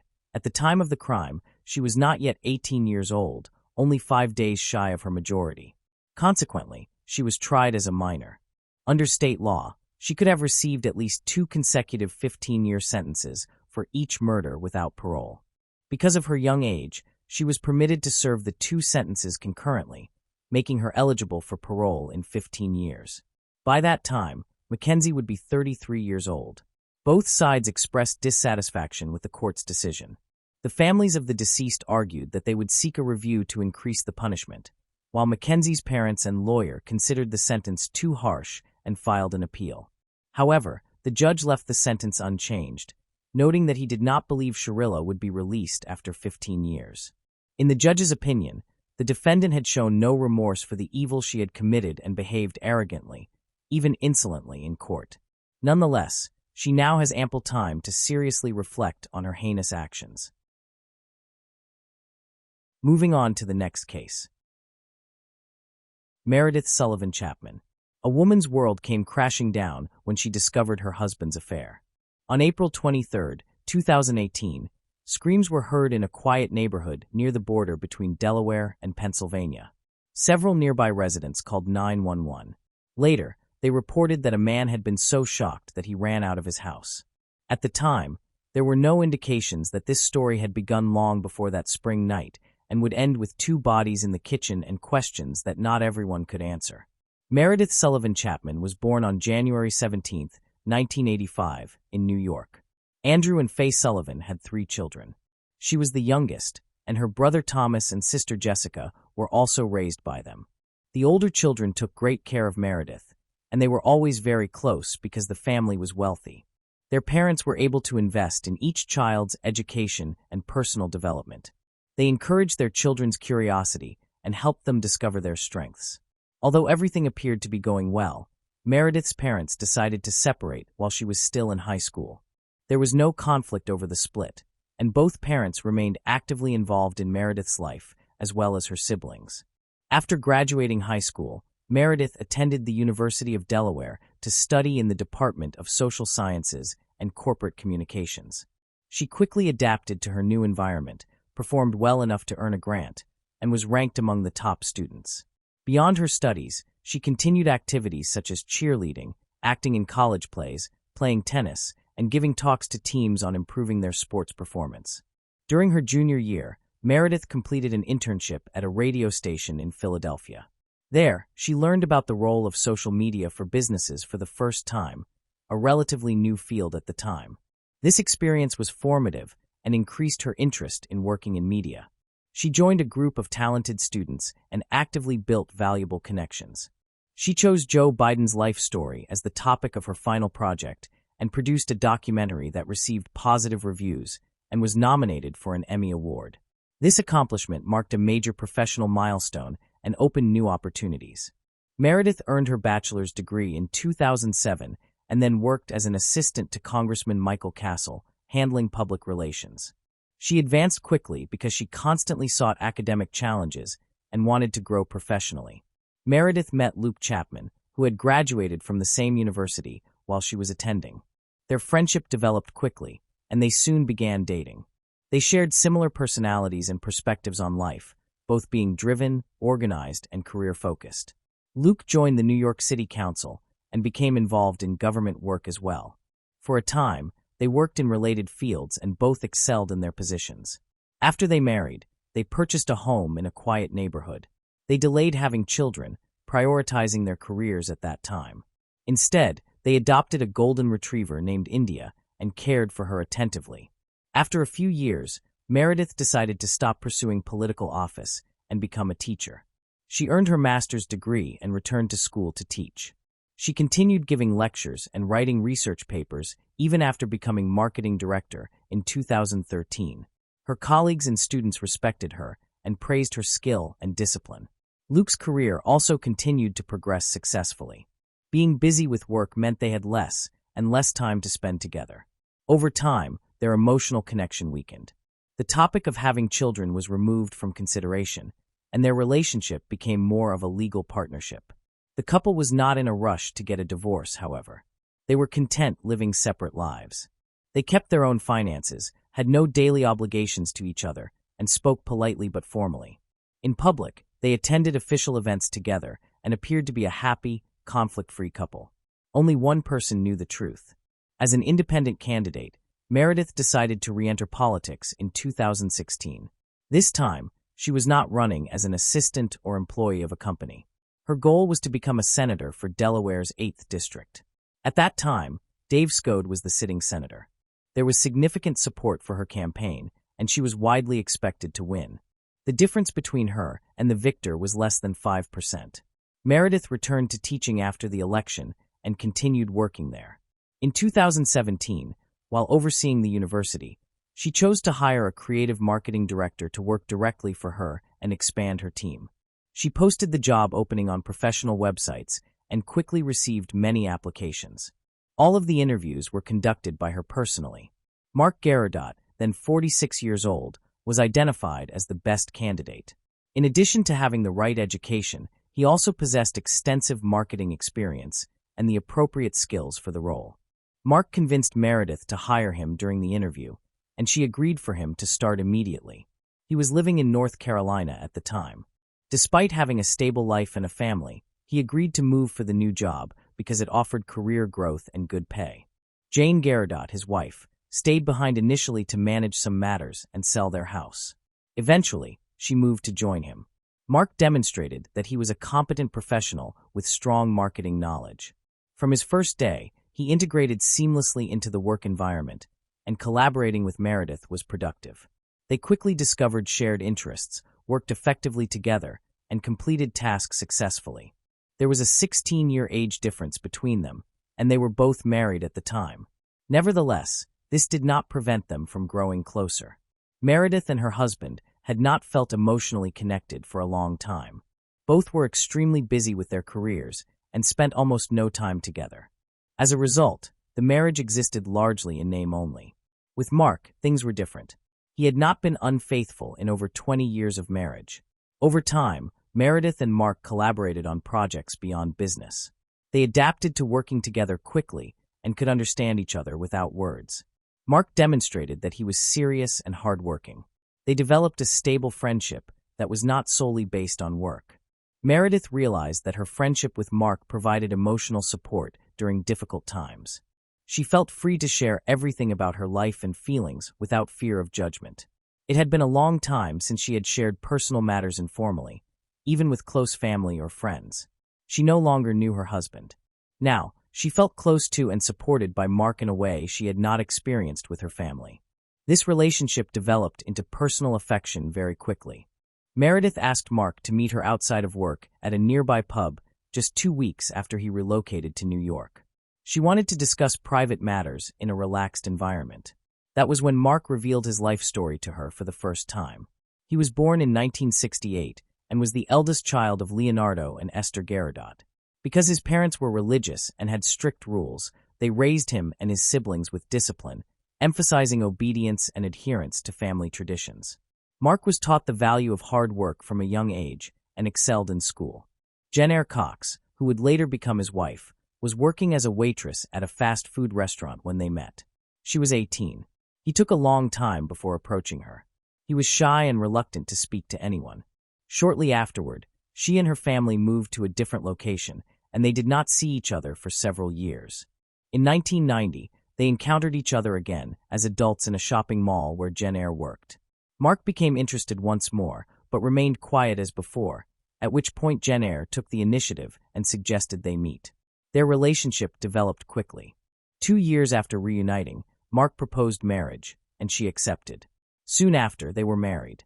The couple relocated to Indianapolis, Indiana, where they purchased a house and began their careers. By this point, Mark held a degree in graphic design, had a stable job, and earned a comfortable living. Jennair worked in real estate. Financial concerns did not trouble them. They did not have children, but they owned 3 dogs, which they loved deeply and treated as family. Friends and neighbors viewed Mark and Jennair's relationship as a model of a safe and happy marriage. The couple appeared content. They had no significant problems with one another. Their home was secure and well-maintained. Both had strong personalities and reliable incomes. They were financially and personally independent. However, in the middle of 2010, the family experienced a very difficult period. Within a short span, Mark lost both of his parents, which was emotionally devastating for him. Simultaneously, Jennair invested money into starting her own business, which failed, resulting in significant financial loss. These events occurred at the same time and had a major impact on family life. Ultimately, they decided changes were necessary. The house was sold, and the family relocated to Greenville, South Carolina, a quieter but busier city. Mark quickly secured a stable marketing position after the move. Jennair took some time off to manage the household while he prepared to return to work. During this period, they spent more time together, traveled, and strengthened their bond to repair their relationship. Their relationship improved, and for about a year and a half, they felt emotionally close and optimistic about the future. In 2017, Mark began searching for a new job that would be more interesting and better paid. His search led him to a job opening with Meredith Sullivan, which he applied for. Eventually, he received an offer that required relocating to New York, Delaware. He and Jen Eyre discussed the move and agreed that he would relocate first to begin the new position, while she stayed behind to sell the house and complete other necessary tasks. It was planned that she would join him after about a month. During a casual meeting, Meredith shared details about her work and her personal difficulties. The conversation was candid, and both trusted each other. Their initial impression of one another was so strong that they quickly fell in love. That night, they stayed at a pub together and then went to Mark's rented apartment to spend the night. This marked the beginning of their romance, which they initially kept secret from everyone else. Mark continued meeting Meredith while his wife was in another state. His rented apartment became the main location for their secret conversations, and they remained together even when Jen Eyre eventually moved to New York. She immediately sensed that her husband was not himself. Mark's behavior and the appearance of their new home made her suspicious. It felt as though she was living in someone else's space, but she did not confront Mark directly. Instead, she decided to gather more evidence first. Over the next few months, Mark stayed later and later at work and became cold and distant with others, claiming that he was tired and had a heavy workload. During this same period, the couple's closeness nearly vanished. Even though Jen Eyre directly asked her husband if he was seeing someone else, he denied everything. Mark attempted to end his relationship with Meredith, believing it was the only way to protect his family. However, the emotional connection and attraction between them were stronger. The plan to stop communicating lasted only a week. Things returned to normal shortly afterward. By this time, Meredith had finally made up her mind. After speaking with Luke, she began the process of obtaining a divorce. They chose to separate without conflict or argument. She informed her husband that she knew about his affair with her boss on Valentine's Day, February 14, 2018. She hired a private investigator to collect proof of their relationship. The investigator obtained photographs, information about their meetings, and other documentation. There was no longer any way to deny the affair. In Mark's case, there was no escape. He attempted to justify himself and promised he would end the affair to preserve the marriage. He said he would, but he broke his promise. Although he became more careful, his relationship with Meredith continued. This caused Jen Eyre to act more decisively because she no longer trusted him. She installed a tracking device in his car and spyware on his computer and cell phone. The situation escalated. Mark realized matters had gone too far when he discovered the tracking device in his car. Jen Eyre then overheard him say aloud that he loved Meredith, did not want to remain married, and intended to file for divorce to begin a new life with someone else. Jen Eyre, who was 47 years old at the time, was devastated when her husband confessed that he loved another woman and wanted to leave the family. He told her he planned to start a new life with a much younger woman, despite their nearly 25-year marriage. Another significant factor was that Jen Eyre had not yet found employment after relocating. She was not earning income, was not receiving her usual Social Security benefits, was in an unfamiliar area, and had no family support. Taken together, these circumstances left her emotionally distressed and, as what happened next would show, in a very unstable state. In early March 2018, Meredith and Luke's divorce was finalized. For her part, there were no longer any moral or legal obstacles preventing her from being with Mark. She assumed he would make the same choice. Mark, however, had to comply with the law. Because he and Jen Eyre had only recently moved to Pennsylvania, state law required a partner to reside in the state for a specified period before filing for divorce. As a result, he had to wait until the end of that period. Mark left the house he shared with Jen Eyre and moved in with Meredith. She resigned from her position at the University of Delaware at the same time and prepared for a new professional role. She was set to begin her new job as Vice President of Marketing at another university in early April. This was the largest university in Pennsylvania. She was also to serve as head of college counseling concurrently. She moved into a new home in Radnor, Pennsylvania, on April 5th. A few days later, Mark joined her. He resigned from his previous job and accepted employment at another university, working under her as her personal assistant. At first glance, things appeared promising. They were both beginning a new life together, each with stable employment and security. However, they were unaware that they were being closely monitored and that Mark's ex-wife had already taken action. The two planned to have dinner together at a diner in April 2018. They were excited about starting this new chapter in their lives. When Meredith told Mark she was ready to leave, he was already waiting at the table with their order. However, Meredith did not arrive as planned. She did not answer her phone. After a while, Jen Eyre sent Mark disturbing and threatening messages. She expressed her feelings, accused him of deceit, and warned that he would face unhappiness because of them. After that, a gunshot was fired in Meredith's kitchen. Mark drove immediately to her house. His car was parked in front when he arrived. A black Chevrolet was parked a few meters away, but it did not concern him. The lights were on inside the house, and the front door was wide open. The house was silent. When Mark entered, he found the bodies of two women in the kitchen. It was too late for Meredith and Jen Eyre. They had been shot and killed. There was a large amount of blood on the floor. The man screamed for help as he ran into the street. Neighbors heard the screams and called the police.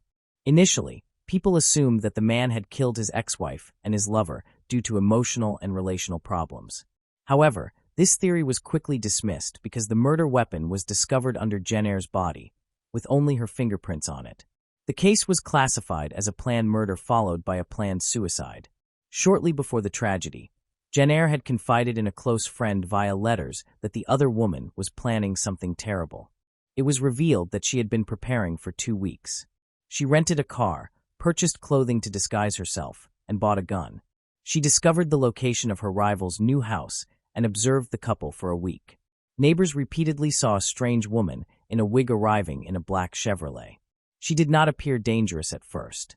Mark had also seen the car, but assumed it was someone from the neighborhood. Jen Eyre studied the couple's schedule and knew when to act. She arrived early, parked her car, and entered through a patio window. The woman likely intended to kill the couple and then herself, but she miscalculated. Meredith arrived alone. Later, it emerged that Meredith had purchased a $500,000 life insurance policy about a year and a half earlier to benefit her ex-husband Luke. During the divorce, no one had updated the beneficiary. Luke was briefly investigated as a possible secondary link to the crime, but this theory could not be proven. Within a few days, the case was closed because the murderer was dead and no other witnesses or suspects could be identified. Mark was found not guilty, yet he remained in the public eye. He did not hide or remain silent. In fact, he actively gave interviews and appeared on talk shows without solicitation. A year later, Garridot published an autobiography, providing detailed accounts of his relationships with the two women who had died. He also discussed the tragedy and how he coped with it. He claimed he never imagined that the woman he had lived with for 25 years could commit such acts. Although his book sold well and was well received by readers, he faced public criticism. Many believed he had exploited both women and then profited from the situation after their deaths. When Luke's ex-wife died, her family sued him over the life insurance money. The court ruled in his favor, requiring him only to pay 10% of the insurance to the Sullivan family. He was not deemed at fault, as it was clear that Meredith had not intended to die and had not promptly changed the beneficiary. Meredith Sullivan was cremated after her death, and her parents collected her ashes. Jen Eyre Garridot was buried in Indian Head Cemetery, where she had grown up.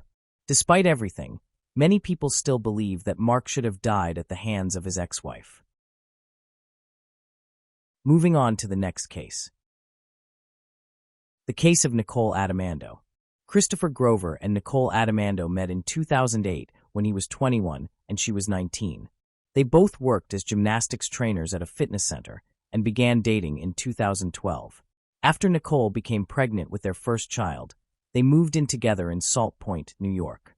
However, they were not in a rush to get married. Their son, Ben, was born in 2013, and 2 years later, in 2015, they welcomed their second child, a daughter named Faye. Christopher took great pride in being a father of two. But this seemingly perfect family life changed suddenly. At 2 a.m. on September 28, 2017, near Nicole's house, police officer Richard Sicily noticed a car stopped at a red light. When the light turned green, the car did not move. To get the driver's attention, he honked his horn. What happened next shocked him. The driver was Nicole, and her children were in the back seat. Upon seeing the police, Nicole got out of the car and explained that something terrible had happened in her apartment. She appeared very worried and stressed. He later instructed her to take deep breaths and exhale several times to calm down. Nicole reported that her husband, Christopher Grover, was lying on the couch in their apartment. She claimed that he had insulted and threatened her, prompting her to try to escape. Christopher was also in possession of a weapon. In a moment of panic, she grabbed the weapon and aimed it at him. He then threatened her, saying he would harm their children and himself. Desperate, she pleaded with him to let her go, promising to leave without telling anyone. However, he refused, insisting that she lie down next to him. Fearing for her life, she struck him on the head. He fell back onto the couch and died. She then gathered the children, placed them in the car, and drove away until she encountered a police officer at a traffic light. After speaking with the officer, Nicole called her friend Elizabeth and asked her to come over. When Elizabeth arrived, she was blocked from approaching Nicole in a nearby parking lot. She observed ambulances and police vehicles rushing to the scene at Christopher and Nicole's apartment. The police entered the apartment and discovered Christopher lying on the couch with a bullet in his head. A weapon lay on the floor nearby, and the rug was slightly shifted. The shower was running, and in the bathroom, a broken laptop lay submerged in water. The police took Nicole to the station for questioning. Meanwhile, Christopher's mother, Gail Grover, was informed of the devastating news. She expressed disbelief, stating she had never suspected her son was facing any problems. Christopher was known as a kind and cheerful person who loved sports, held a black belt in Taekwondo, and worked as a gymnastics coach. One of his students, Badwellen, shared that Christopher was always upbeat and full of energy, constantly encouraging his students and never allowing them to feel discouraged. Nicole's friend Elizabeth provided a very different perspective. Elizabeth taught music at the school where Nicole's son, Ben, attended. One day, Elizabeth noticed that Nicole had a black eye. At that time, she was wearing jeans, a long-sleeved blouse, and a scarf. Throughout the previous summer, she consistently covered herself in thick clothing. Other acquaintances had also noticed bruises on her body, but chose not to ask her about them. Nicole often claimed her injuries occurred during games, attributing them to an accidental hit by a woman from her gym. Concerns about Christopher's behavior were increasing.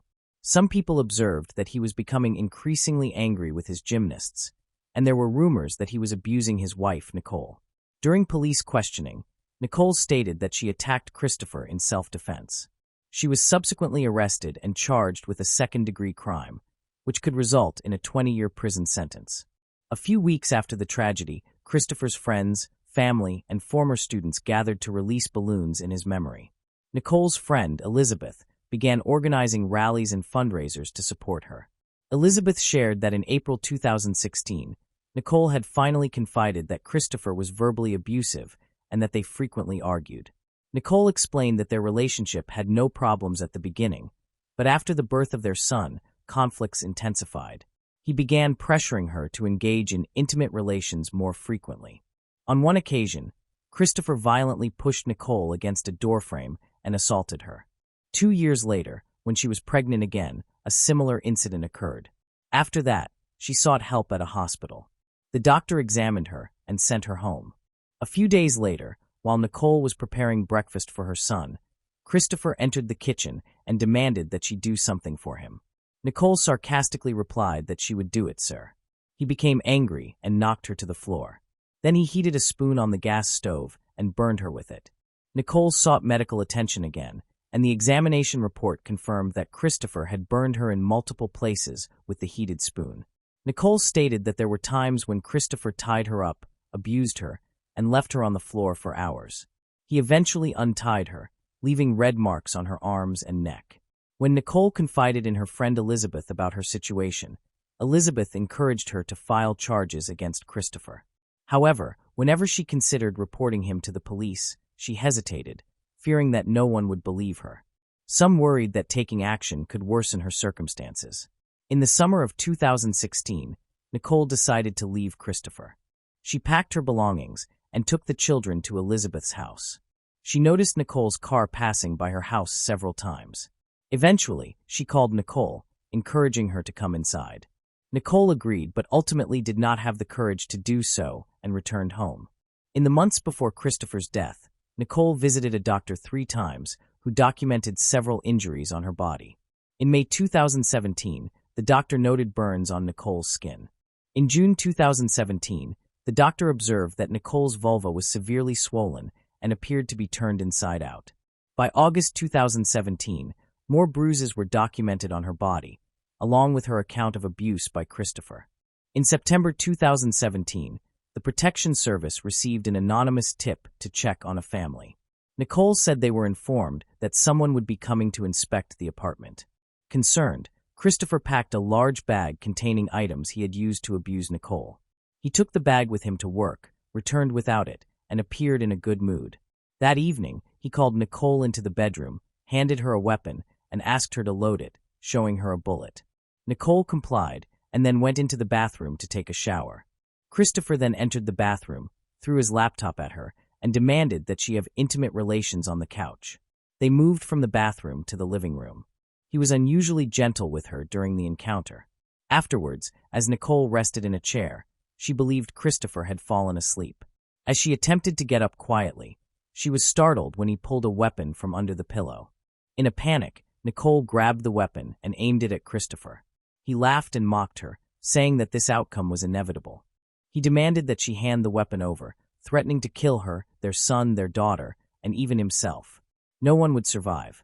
In response to his threats, Nicole struck him on the head. In March 2019, Nicole stood trial for the death of her husband, Christopher Grover. Supporters, wearing purple to represent victims of domestic violence, stood by her side. Christopher's mother, Gail, argued that her son could not have harmed Nicole and believed someone was attempting to attract attention by lying. She also recalled witnessing her grandson, Ben, accidentally hitting Nicole with a guitar during a game.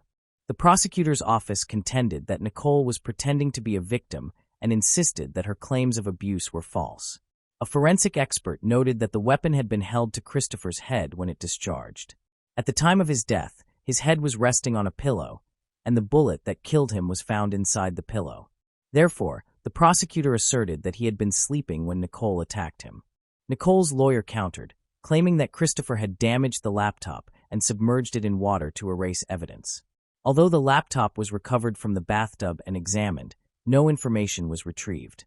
Nicole stated that he had removed the hard drive the day before the incident and disposed of it. Prosecutors, however, argued that Nicole may have damaged the laptop herself to make it appear that Christopher was attempting to hide evidence of a crime. Furthermore, the prosecution claimed that Nicole had sent texts to Christopher a few days before his death, in which she criticized him, called him a jerk, and said he was really stupid. They also revealed that 6 weeks prior to the tragedy, Nicole had messaged a friend saying she did not know how to kill him without being caught, ending the message with a laughing emoji. A lawyer argued that these messages were intended as jokes and that Nicole sent aggressive messages to Christopher as a form of self-protection. Their apartment included a sewing room, where police discovered a video camera on the floor. Nicole alleged that he had thrown the camera down, but prosecutors believed she placed it there herself to suggest that Christopher was trying to destroy evidence of abuse. The video camera contained no incriminating evidence.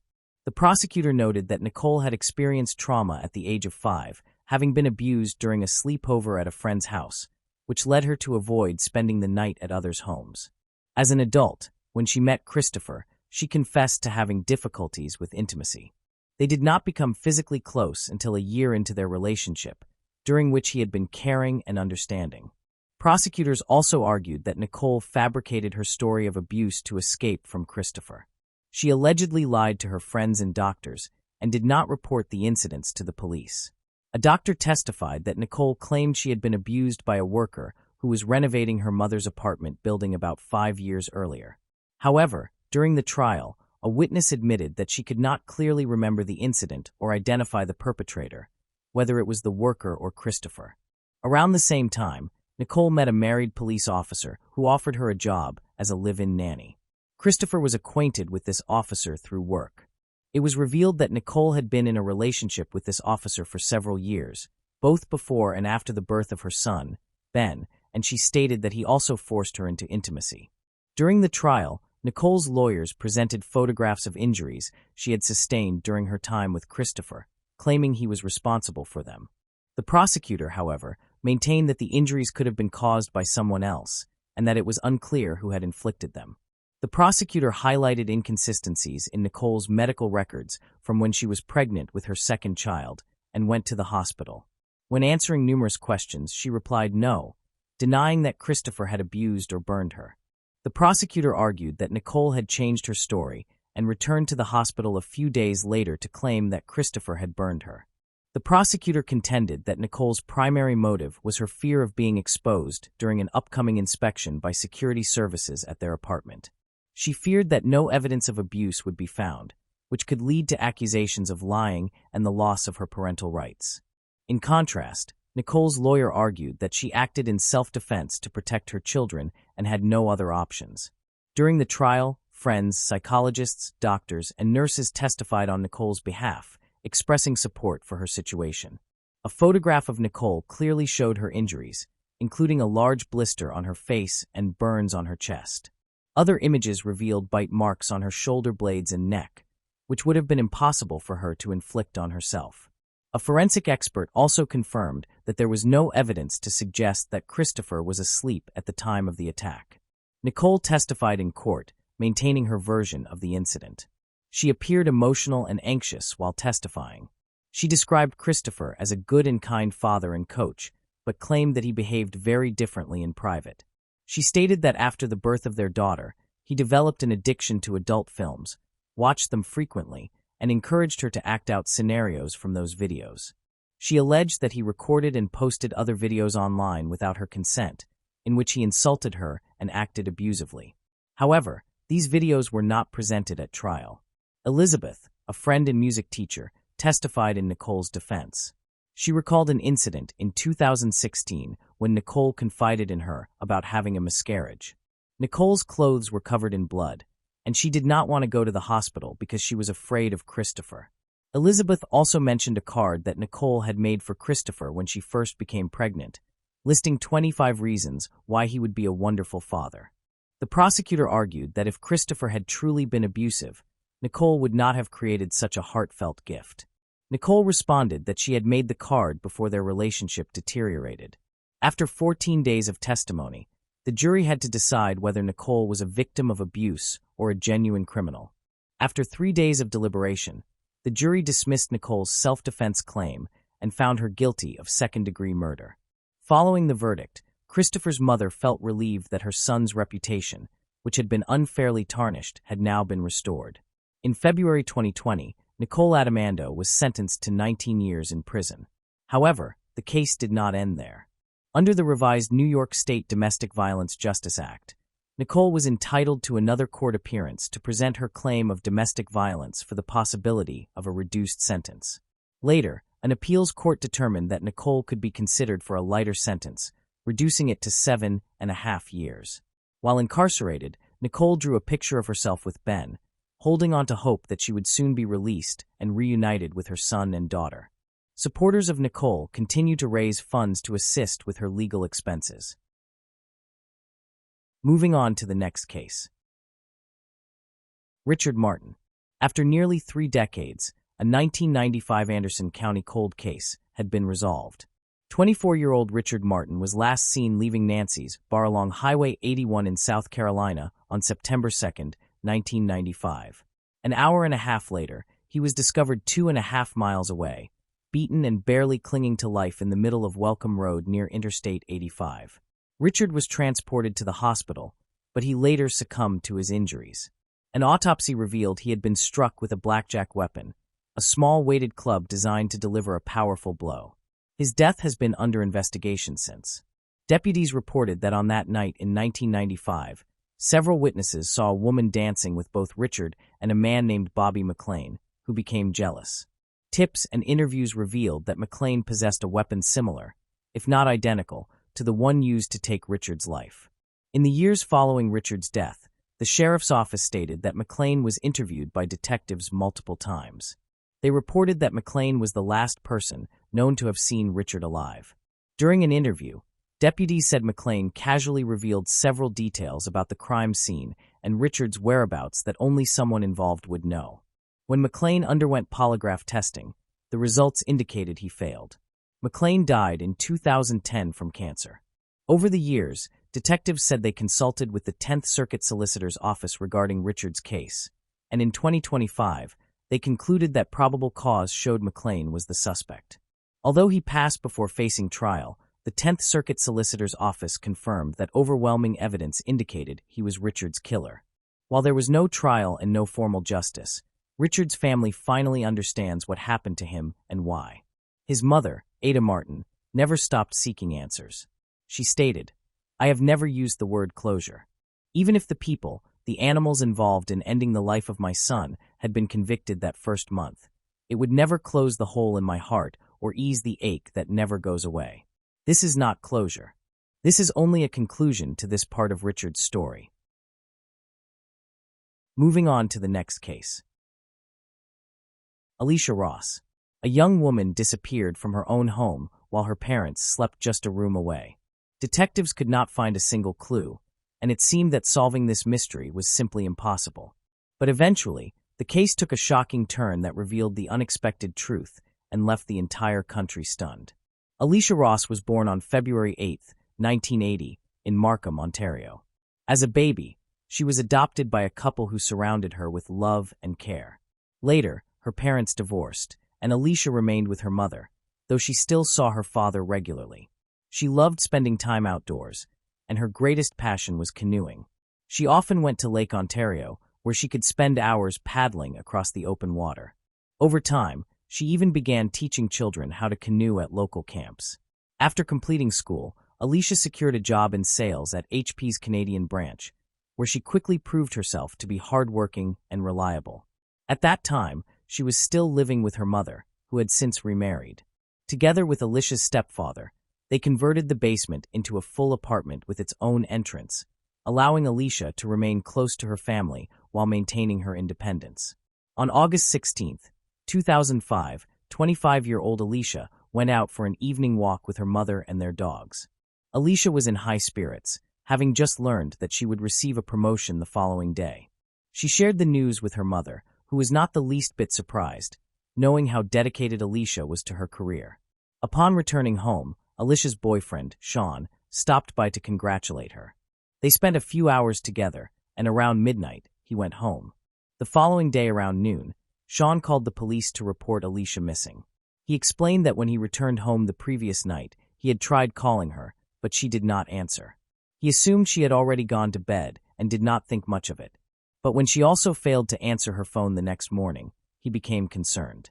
Sean drove to her residence and noticed that her car was still parked outside. That immediately struck him as unusual. Alicia should have been at work hours earlier, particularly since it was the day she was scheduled for her promotion. He knocked on her door, but no one responded. He then walked around to the back of the house and saw the gate standing wide open. On the grass lay Alicia's shoes, an empty cup, and a pack of cigarettes. That was enough to send him into full panic, prompting him to call the police immediately. Afterward, Sean contacted Alicia's mother, and she and her husband hurried home. By the time they arrived, several police vehicles were already on the scene. Officers searched the house, but found no sign of Alicia. There were no obvious indications of a struggle, yet detectives noticed something profoundly disturbing. It appeared that Alicia had never gone to bed the previous night. Her bed was neatly made, freshly laundered clothes she had planned to put away remained out, and in the bathroom was her ring, the one she always removed before sleeping. Additionally, all of her personal items, including her keys and purse, were still on the table. Police quickly confirmed that she had not shown up for work and officially launched a missing person investigation. Detectives soon concluded that Alicia had not simply walked away from home. This appeared far more like an abduction. Even though there were no real clues inside the house, her shoes lying by the open gate suggested something sinister. And because it appeared that Alicia had never gone to bed that night, investigators believed she may have been taken immediately after her boyfriend left. Sean got home and called her just 15 minutes later, but by then she was not answering. It seemed as if someone had grabbed her the moment she stepped outside to see him off, right there by the open gate. Alicia's mother had not heard anything unusual, and canvassing the neighbors yielded no leads either. With no other direction, police focused on Sean, the most obvious suspect. He was the last person to see her, but detectives struggled to find any motive. The two had only been dating for about a month and a half, and everyone close to Alicia said the relationship was going smoothly. Police searched Sean's car and home, but found nothing suspicious. They also spoke with his neighbors, asking if they had noticed anything odd, such as him taking out the trash in the middle of the night. But that led nowhere. Eventually, detectives began to doubt his involvement. They investigated Alicia's circle of friends and acquaintances, but no one stood out as suspicious. Detectives launched a massive search operation, setting up a command post in a local school while the children were away on summer break. They brought in search dogs, helicopters, and asked the public for help. On the very first day, around 60 people joined. By the next day, the number had grown to nearly 400. The response was so overwhelming that police had to send some volunteers home because they lacked the resources to manage such a large group. Even so, the search for Alicia quickly became the largest in Ontario's history, and the story spread far beyond Canada's borders. There were several reasons why the case attracted so much attention. First, no one could understand how Alicia could vanish from her own backyard within minutes, with no sounds, no witnesses, and no real clues. Second, from the very beginning, many people suspected her boyfriend, convinced he had somehow carried out the perfect crime. One detail that particularly fueled suspicion was that Sean called the police almost immediately after Alicia failed to answer her phone. He had her mother's number, but instead of calling her first to check if she knew where Alicia was, he went straight to the authorities. About a week and a half after Alicia disappeared, the media reported that Sean had refused to take a polygraph test and had stopped cooperating with the police.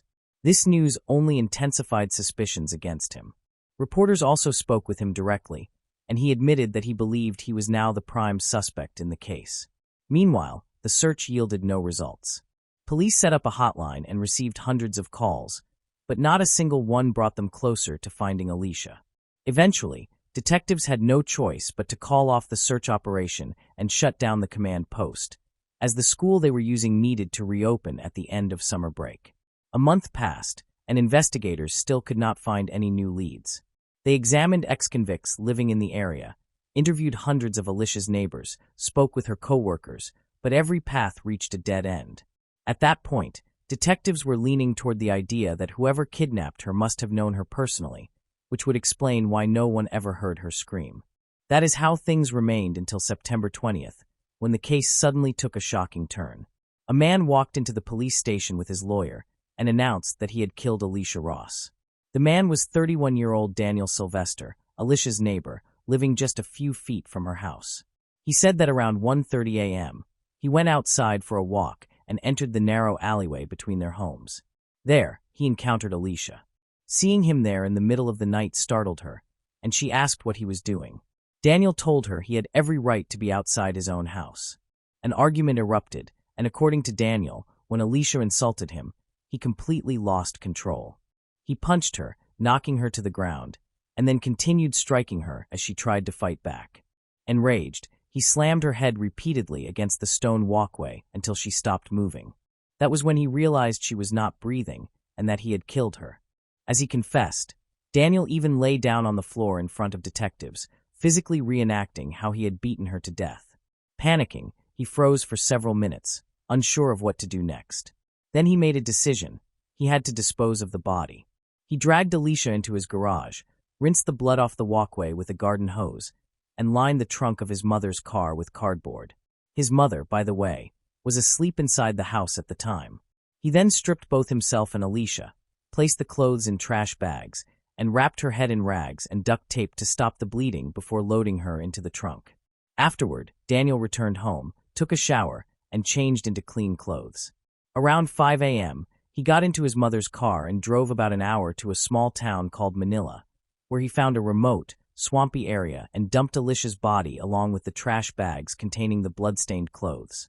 When he got back home, he suddenly realized that, along with the clothes, he had also accidentally thrown out his wallet containing all his bank cards and driver's license. Over the following days, Daniel repeatedly returned to the site, desperately trying to locate the bag, but he had hidden it so thoroughly that he could not find the exact spot again. He still remembered precisely where he had left Alicia's body, as he had stored it separately. A few weeks later, panic began to set in. Terrified that the police would eventually discover it, he returned to move the remains. By that time, the body was severely decomposed, and he had to collect the remains piece by piece. He wrapped them in a tarp, placed them in the trunk, and drove about 40 minutes to a tiny town called Kabakong. There, he found a secluded spot in the woods and hid the body once more. Daniel later confessed that he had masturbated to relieve his tension, but insisted that he had never touched Alicia in a sexual way and that sexual intent had never been his motive. After completing his confession, he said he had never intended to kill Alicia, but his rage had taken over, and he could not stop himself. One of the detectives suggested he write a letter to Alicia's parents and apologize for what he had done. Daniel broke down in tears, admitting he had no right to take their daughter's life, and quickly scribbled a brief apology on a piece of paper. He also said he deeply regretted the pain he had caused his own mother, knowing she would now have to live with the shame of his actions for the rest of her life. Following Daniel's confession, detectives asked him to lead them to the location where he had hidden the body, and indeed, they found Alicia's remains there. Due to the severe decomposition, experts could not determine the precise cause of death, but they confirmed that at least 30 of her bones had been broken. They also discovered that not all the remains were at that location, suggesting Daniel had left part of them at the first site. Immediately afterward, he was placed under arrest, and the news sent shockwaves through the community. Throughout the entire investigation, Daniel had never once been considered a suspect, despite living literally next door. Soon, more details about him began emerging in the media. Daniel had no criminal record, but he had struggled with anxiety and depression since childhood. He had difficulty interacting with other people, which made him an easy target for constant bullying. He also had trouble with women, which led him to grow up withdrawn and isolated. As an adult, Daniel spent nearly all of his time at home. None of his neighbors really knew him, and even Alicia's mother admitted she had seen him only a few times over the years, and always just in passing. Ultimately, Daniel was charged with second-degree murder, though his defense argued for manslaughter, so the case proceeded to trial. The proceedings began in May 2007, almost 2 years after Alicia's death. Prosecutors contended that Daniel had fully intended to kill her and that the original charge should remain. In their view, he may have been observing Alicia for some time, given that she lived just a few feet away. They suggested he might have spied on her through her window, which over time developed into an unhealthy obsession. That night, when Alicia was standing outside alone, Daniel likely saw an opportunity to approach her, but instead he startled her by sneaking up in the dark alleyway. The prosecution stressed that Daniel had numerous opportunities to stop while attacking her, yet he chose not to. Instead of calling the authorities, he decided to conceal the body, spending the entire night cleaning and disposing of evidence. Weeks later, he even returned to move the remains, making it more difficult for investigators to find them. Because of this, the prosecution argued that Daniel's confession was motivated not by guilt, but by fear of being caught. After all, he had thrown his wallet and ID into the same bag as Alicia's bloody clothes. Eventually, someone could have discovered it and directly linked him to the crime. For these reasons, prosecutors maintained that he deserved to be convicted of second-degree murder. His lawyer attempted to persuade the jury that Daniel had never intended to kill Alicia and that everything had occurred in the heat of the moment. According to the defense, Daniel lost control after she insulted him and was not thinking clearly about his actions. They also highlighted his lifelong struggles, the persistent bullying that had left him with low self-esteem, and the anxiety and depression that persisted into adulthood. However, during the trial, a detail emerged that did him no favors. A psychiatrist who had evaluated Daniel prior to court testified that he had admitted to violent fantasies about women. For example, he imagined jumping out of bushes to attack them, and he also confessed to sometimes exposing himself to strangers on the street. That revelation further convinced the jury that Daniel likely had planned to kill Alicia. In the end, he was found guilty of second-degree murder and sentenced to life in prison with the possibility of parole after 16 years. Following the verdict, Daniel attempted to appeal his sentence, but nothing came of it. His first opportunity to apply for parole occurred in 2021, but there is no record of his release. Since no public information suggests otherwise, it is most likely that he remains incarcerated. It is also notable that shortly after Daniel's arrest, a local newspaper issued a public apology to Alicia's boyfriend, Sean. For an entire month, numerous media outlets had portrayed him as the prime suspect, and according to Sean's father, that period was devastating for him. Not only had he lost his girlfriend, but countless people believed he was a murderer who had escaped justice. After Daniel was sentenced, Alicia's parents established a memorial fund in her name. It helped sponsor canoe lessons for children at the national park she loved so much. Moving on to the next case. The case of Baby Mary. In the icy grip of Christmas Eve 1984, a chilling secret lay hidden beneath the snow in a desolate park in New Jersey.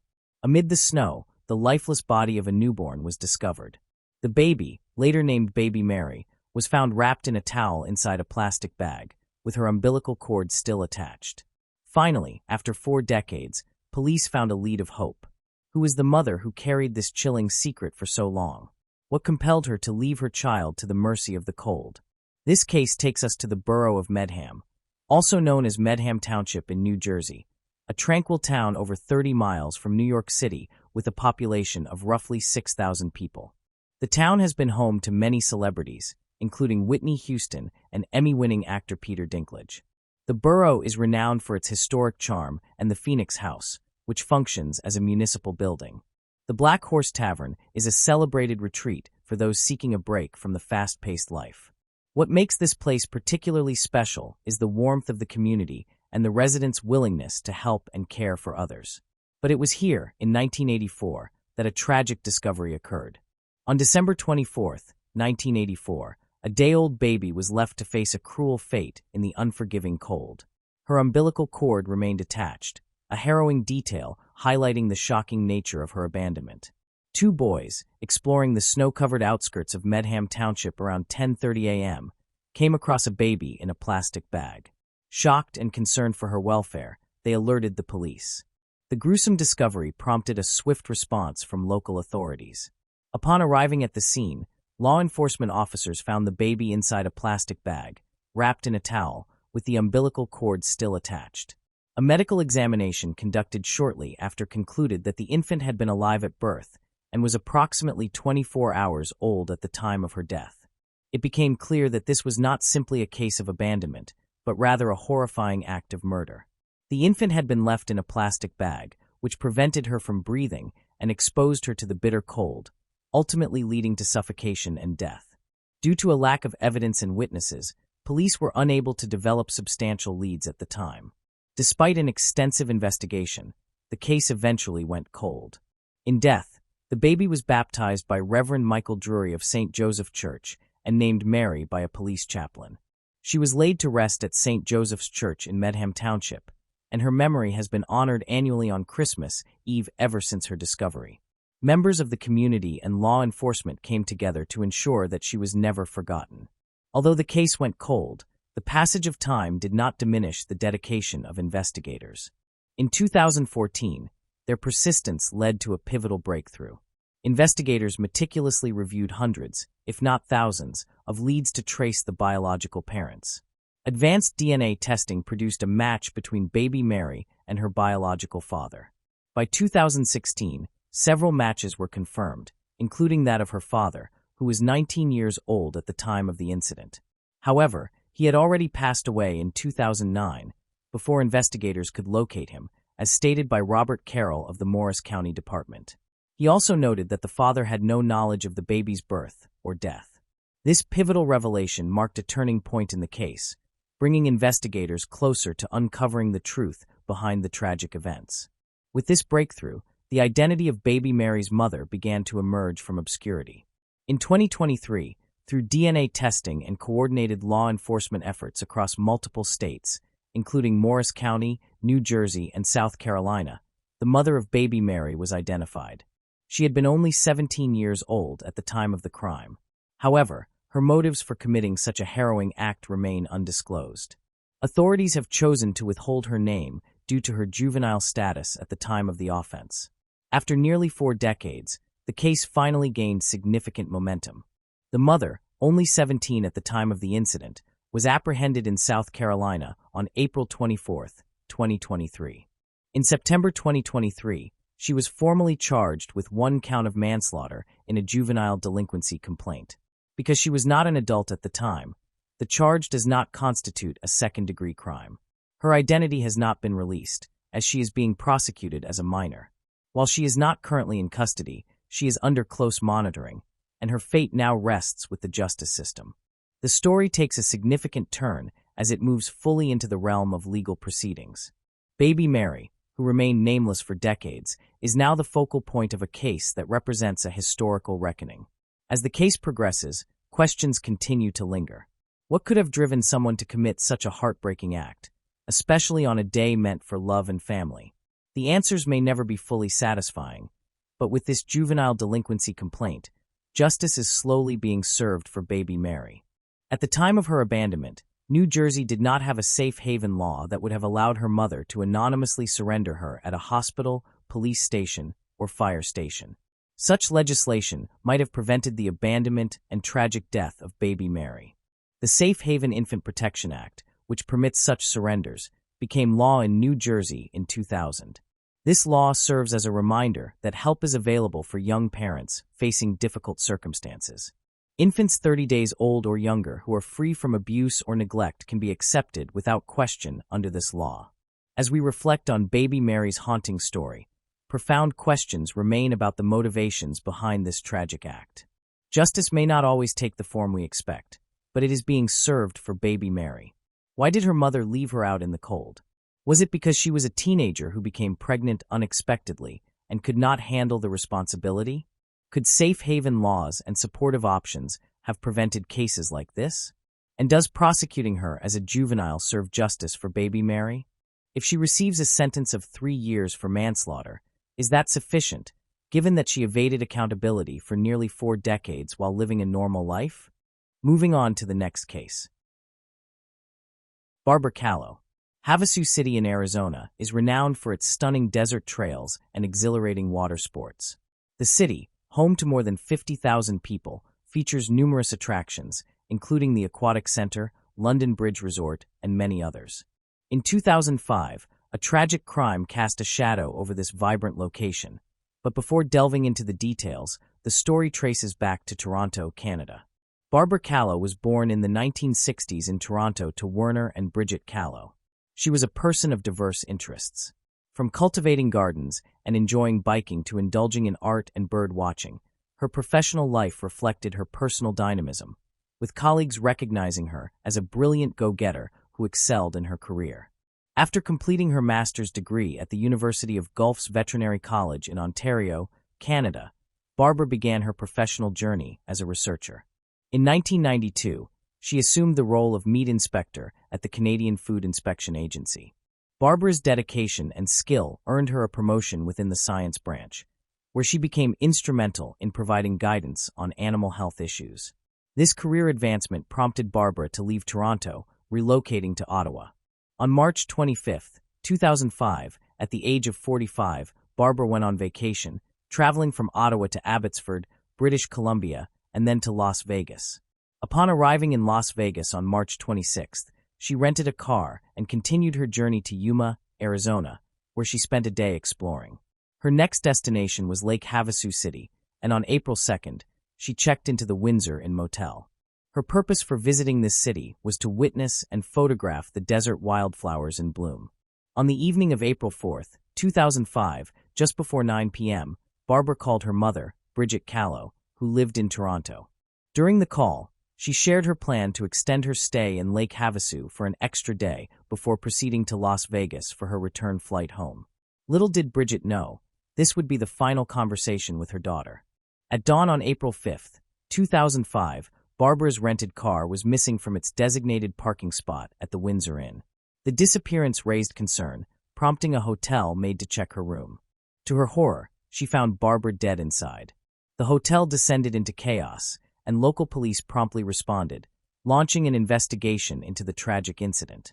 An autopsy later revealed that Barbara had died from asphyxiation, smothered with a pillow. Adding to the perplexity, her purse, credit cards, cell phone, and identification were all missing. However, foreign DNA evidence was discovered. 2 days later, on April 7th, Barbara's rented car was found abandoned alongside Interstate 15, roughly 300 kilometers from the initial crime scene. During that period, Lake Havasu Police Lieutenant Joe Archie speculated that Barbara might have encountered someone attempting to break into her rented car.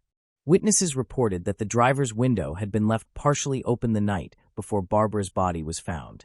Archie also suggested the possibility that she might have known her assailant. Despite these leads, the investigation produced no breakthroughs, and the case soon went cold.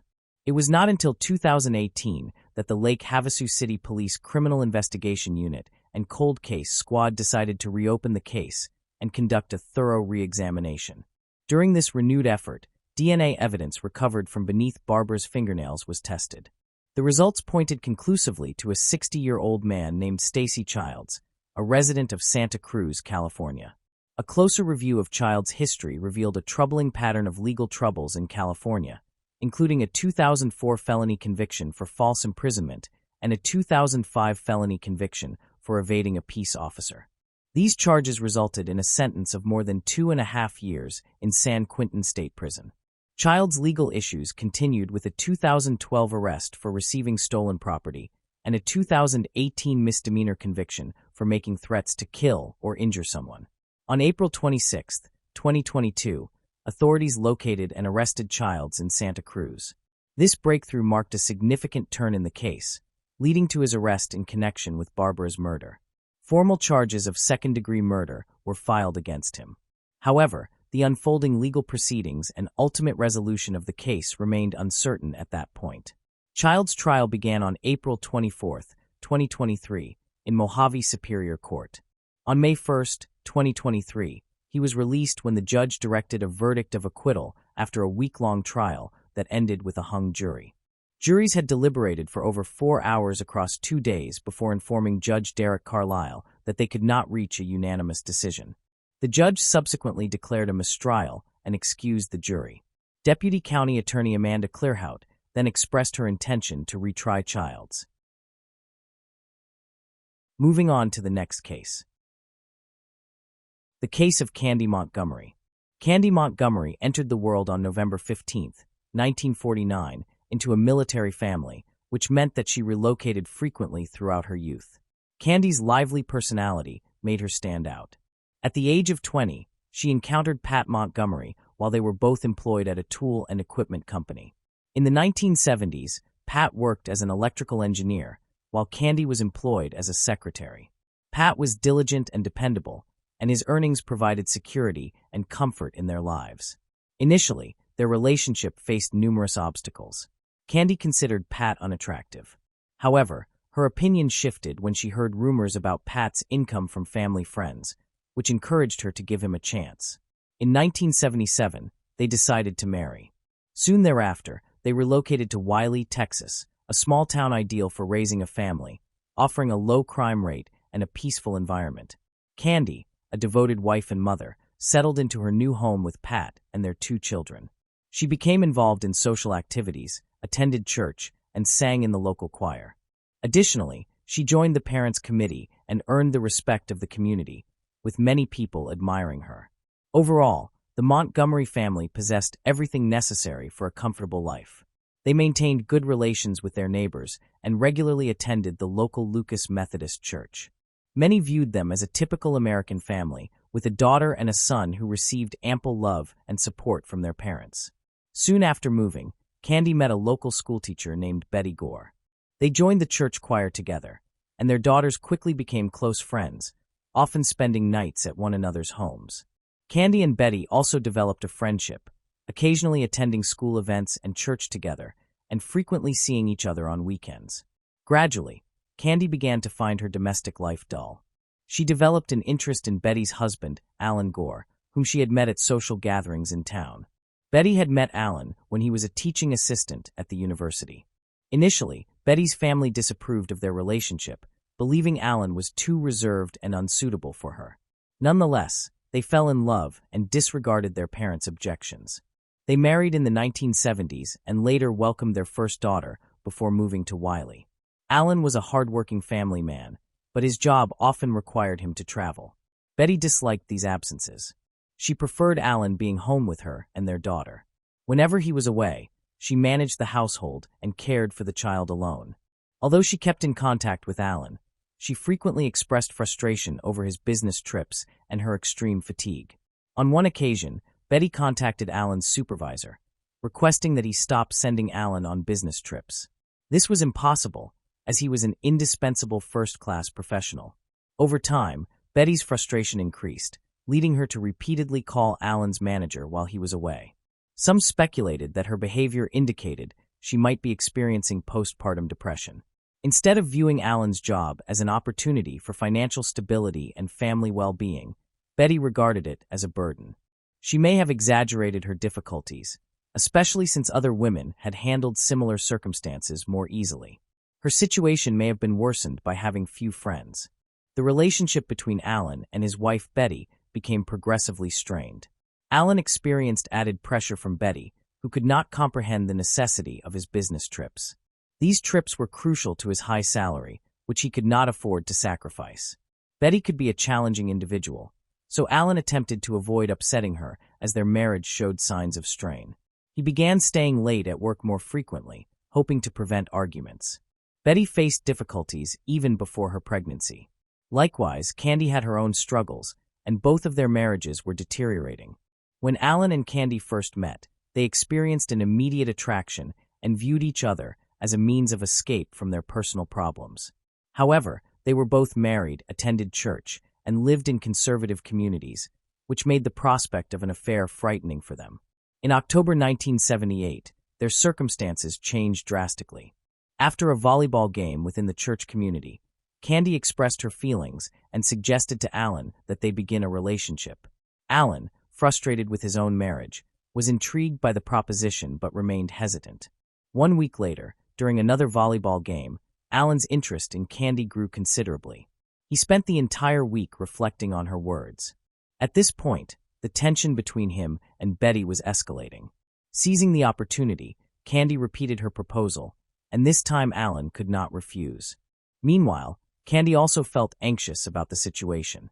She confided in a close friend, a church pastor, about her desire to engage in an affair, although she did not disclose who she intended to be involved with. Candy's friend attempted to persuade her not to go through with it, but Candy remained silent regarding her plans. When Alan agreed to begin a relationship with Candy, they both created a list of pros and cons and set strict rules to follow. The primary focus of their agreement was to keep their relationship purely physical. It appeared that Candy wanted to avoid emotional involvement in order to preserve her marriage with her husband and merely enjoy herself on the side. She persuaded Alan to comply with these rules. The rules specified that they would meet in the city, pay $1.23 cash for a room, and that Alan would contribute half the cost. Their meetings became frequent, always centered on intimacy. They were permitted only brief encounters and could never spend the entire night together.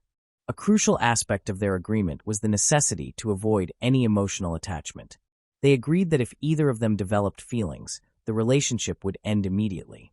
Candy experienced joy and excitement in this new arrangement. However, her husband Pat remained a good man, a loving father, and a dependable provider for the family. Consequently, she continued to maintain a stable relationship with him. Surprisingly, Alan's marriage also appeared to improve. Betty became less irksome, and Alan even began to recognize the positive aspects of his marriage. He started spending more time at home with his family. During this period, a significant event occurred. Betty became pregnant again, bringing genuine happiness to both her and her husband. To celebrate Betty's pregnancy, Candy hosted a party. Over time, the relationship between Candy and Alan began to shift. They started seeing each other less frequently. Alan also wished to spend more time with his children and focused on repairing his marriage with Betty. He began attending a church program designed to restore and strengthen marital relationships. After participating in the program, he realized that his involvement with Candy needed to end. On the way home, he avoided making eye contact with Candy, signaling that he did not wish to continue the affair and had chosen to concentrate on his marriage. Alan even changed jobs to reduce his business travel. He ended the relationship and refused to see Candy. Candy felt profoundly hurt by this decision. Initially, she attempted to suppress her emotions, but the emotional bond they had developed over the year proved too strong. She was even more disappointed when Alan ended things. She felt used and discarded. Eventually, Pat Montgomery discovered a postcard containing a congratulatory message addressed to Candy. Pat realized that Candy had been engaged in an affair. However, he did not feel anger toward his wife. Instead, he blamed himself for the situation, believing that he had neglected her. At this stage, only Betty remained unaware of the recently concluded love triangle. Pat decided to pursue the same approach that had assisted Alan in improving his marriage.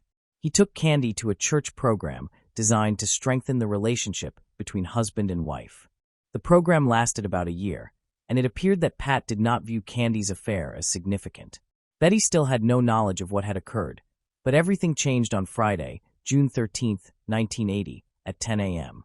Candy went to Betty's house to pick up a swimsuit for her eldest daughter. She then returned home and continued her day as usual. At the same time, Alan was away on business. He attempted to call Betty at home several times, but there was no answer. This worried him, as it was unusual for her not to respond. She often waited for his calls and sometimes called him multiple times an hour. Her sudden silence alarmed him.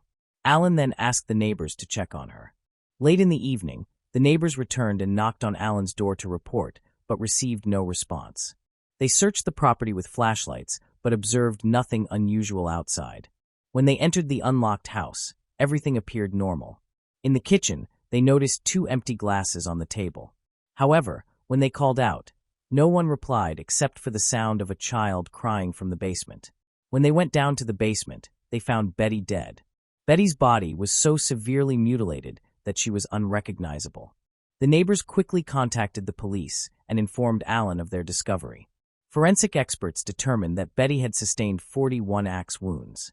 The murder weapon was found only a meter away from her. Betty's face was so badly damaged that identification was possible only through dental records. One of her hands, which may have been used to shield her face during the attack, was nearly severed. Most of her injuries occurred post-mortem. The brutal nature of the assault suggested that the attacker knew Betty well. There was no indication of robbery or sexual abuse. It appeared to be a personally motivated attack. Unfortunately, DNA evidence was of no use to the police at that time. The murder shocked the entire city, which had never experienced a homicide before. Residents were frightened, concerned that a dangerous criminal might be present in their neighborhood. People were eager to assist the police in apprehending the brutal killer, but the investigation had only just begun. At the time, advanced technologies such as DNA analysis, surveillance cameras, and cell phone tracking had not yet been developed. The police concentrated on Betty's surroundings, reviewing her relationships with family and neighbors. However, everyone had solid alibis. Upon learning of the tragedy, Alan immediately called Candy, aware that his eldest daughter was staying at her house overnight. He confirmed that the child was safe and shared the sorrowful news regarding his wife. Candy feigned shock upon hearing of Betty's death. Forensic experts worked at Betty's home, attempting to collect any evidence to link events. They later discovered a fingerprint on the refrigerator door, along with blood stains clearly indicating a shoe print. The police focused on Alan as the primary suspect, as it is not uncommon for a husband to kill his wife. It was suspected that the murder may have occurred in a fit of rage. Meanwhile, police arrived at Candy's house. She remained completely composed. However, upon learning that police had discovered a shoe print in Betty's house, she quickly tore it into small pieces and discarded them in a trash can a few blocks away. When Alan returned home, he was questioned by the police. He was asked about potential infidelity. He maintained that he had been faithful to his wife and insisted that Betty could not have had an affair. After questioning, he was released. The following day, he returned to the police to admit to lying about infidelity, which had troubled him. The police then discovered that there had indeed been an affair involving Betty's best friend, Candy. Furthermore, he mentioned that he had chosen to end the relationship himself, which could have provided a motive, as Candy had visited Betty on the day of the murder to pick up a swimsuit. Police discovered that she was the last person known to have seen Betty alive. Additionally, the timing of Candy's visit coincided with the estimated time of Betty's death. Meanwhile, Alan had a solid alibi, as he was out of town on business during the incident. Consequently, Candy became the prime suspect and was brought in for questioning. She admitted to visiting Betty's house that morning, where they talked and had coffee together. According to Candy, nothing unusual occurred, and she left with the swimsuit about 30 minutes later. She admitted to having had an affair, but stated that the relationship had ended long before. Both Candy and Alan insisted that Betty had no knowledge of the affair. Experienced police officers suspected that Candy was withholding critical information. They offered her a lie detector test, but she refused, apparently terrified, which only intensified the police's suspicions. The fingerprints collected at the crime scene matched Candy's. On June 26, Candy was arrested for murder, but her husband posted a $100,000 bail, allowing her to be released the following day. Case documents were gathered and reviewed over the next week, during which the attorney began developing a defense strategy, aware that a trial was inevitable. The entire city was stunned to learn the identity of the killer, but many refused to believe it and even assisted her husband in raising money for bail. No one could have imagined Candy wielding an axe and attacking her best friend, Betty. Although she initially denied involvement in Betty's death, she later confessed to the attack on the advice of her attorney. The confession occurred under circumstances that, under state law, likely allowed her to avoid punishment. The case received widespread media coverage.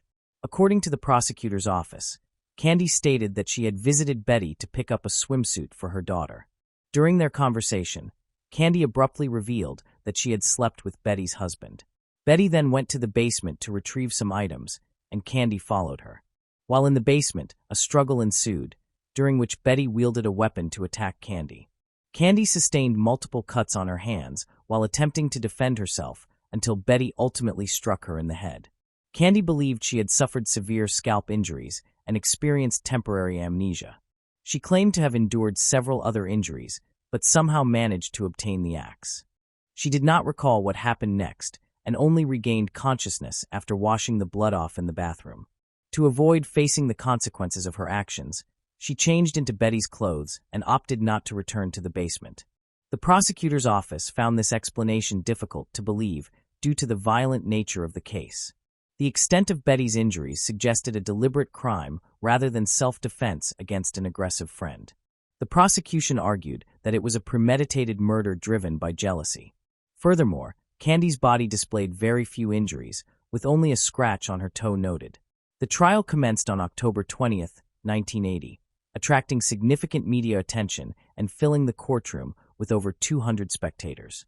The defense presented multiple witnesses, including pastors and church members, who testified that Candy was a loving mother, devoted wife, and a good person.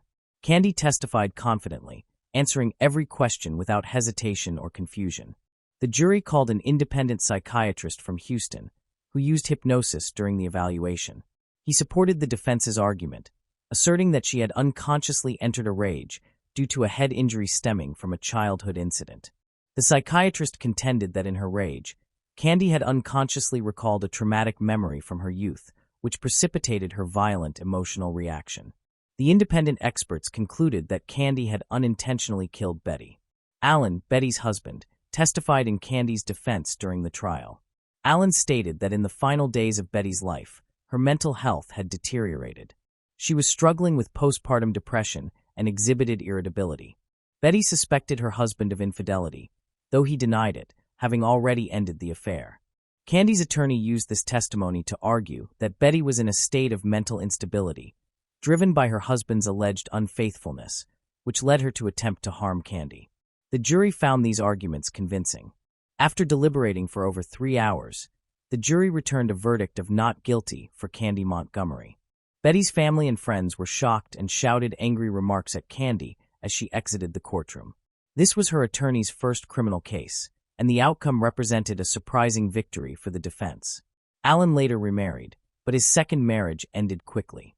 Candy and Pat, her husband, felt compelled to leave the city due to pressure from the local community and relocated to Georgia with their children to start anew.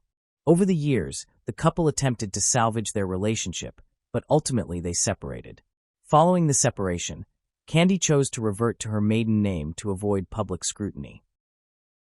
Moving on to the next case. The case of Carol Kristo. Windsor is a city in southwestern Ontario, situated on the south bank of the Detroit River, directly across from Detroit, Michigan, United States. It has a population exceeding 200,000 people and is a significant contributor to Canada's automotive industry, while also being culturally diverse. In the year 2000, the case of Carol Kristo emerged in the city. Little is known about Carol, particularly regarding her early life. What is known is that she was married to a man named Bill, and together they had 2 children, a daughter named Kelly and a son named Stephen. The timeline of these events remains unclear. In 2000, at the age of 55, she lived alone in a home on the 500 block of Brock Street in Windsor with her dog named Cato. It is uncertain whether Bill was deceased or if he and Carol were separated at the time. People who knew Carol during this period described her as having a generous heart. Kelly, one of Carol's children, shared that she loved to help people. If she loved you very deeply. Life seemed to proceed smoothly until tragedy struck abruptly. Carol was last seen alive on September 29, 2000, at Hurricane's restaurant on Sandwich Street, a short walk from her home on the 500 block of Brock Street. At the restaurant, she had dinner with friends and her sister, Marlene Caput. Around 11 p.m. that night, she spoke with her daughter Kelly on the phone. Carol's final words to her daughter were characteristically kind and loving. According to Kelly, her mother said, "Well, sweetheart, I just want to tell you one more time how much I love you."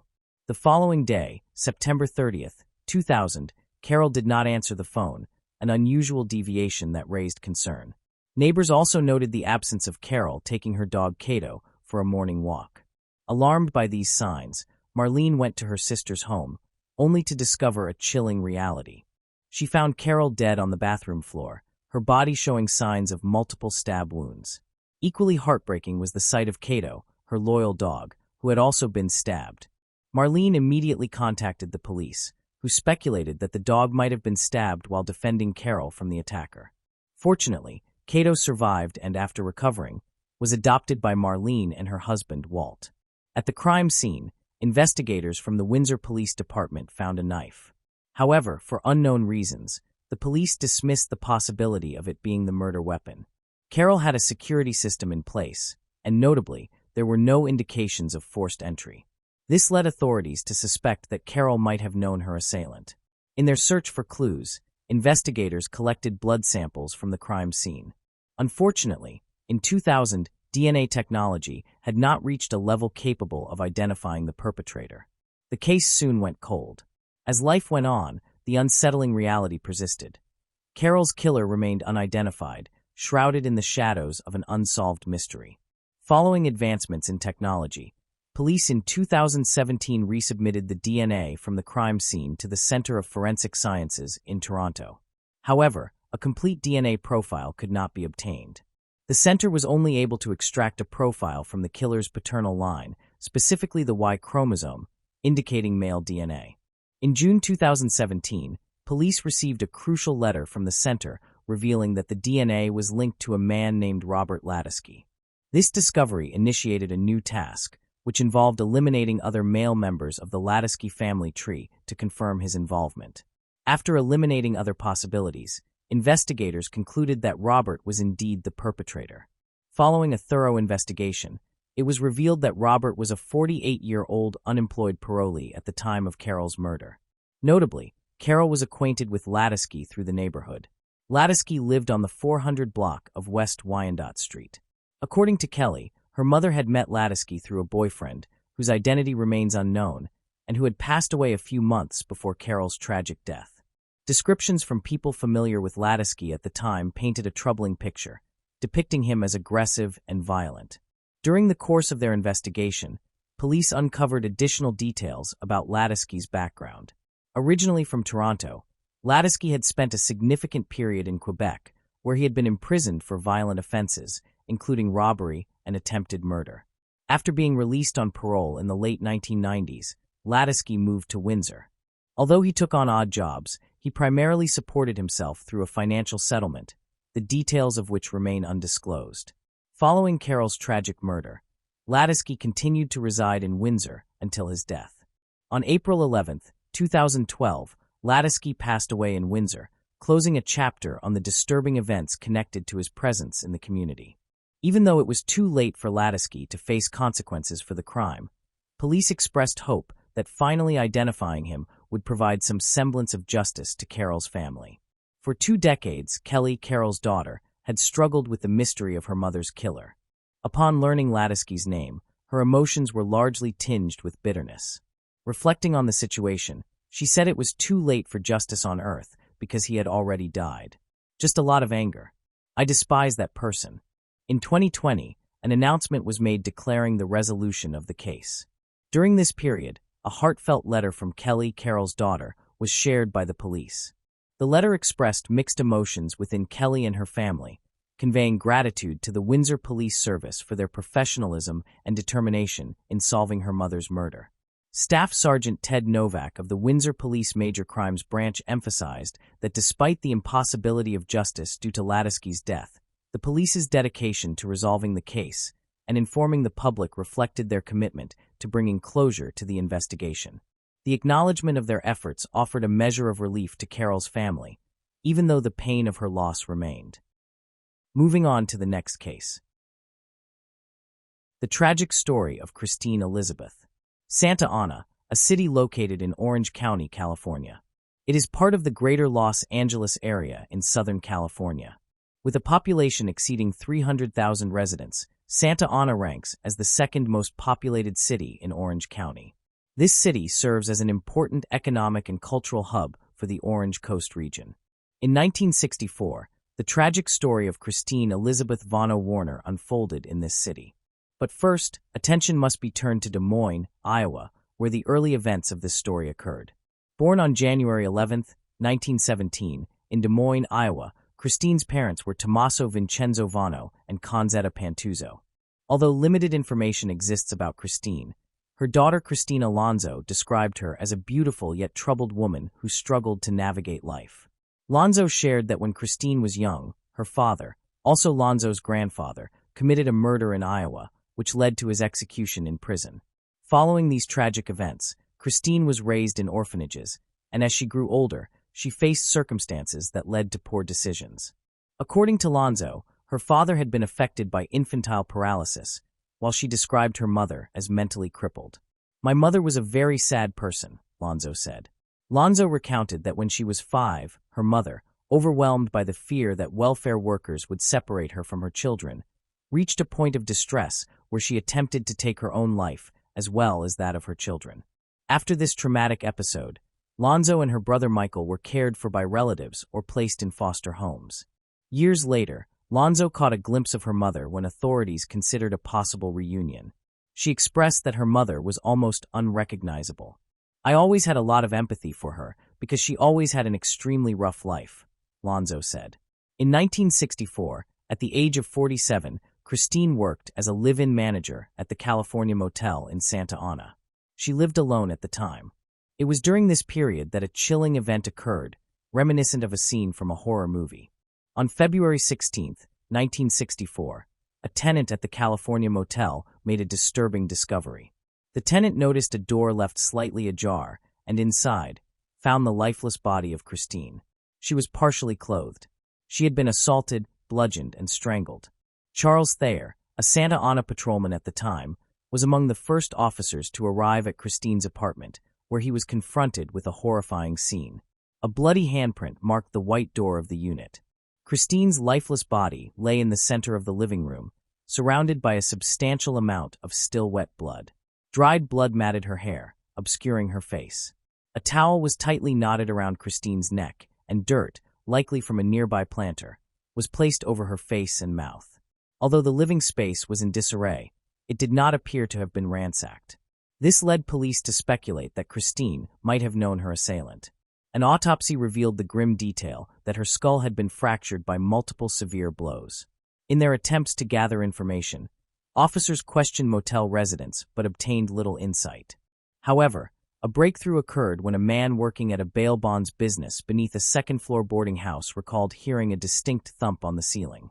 Further investigation by the police revealed that Christine had last been seen on the evening of February 15, 1964, the day before her tragic discovery. She had been in the company of others, watching television in a common room.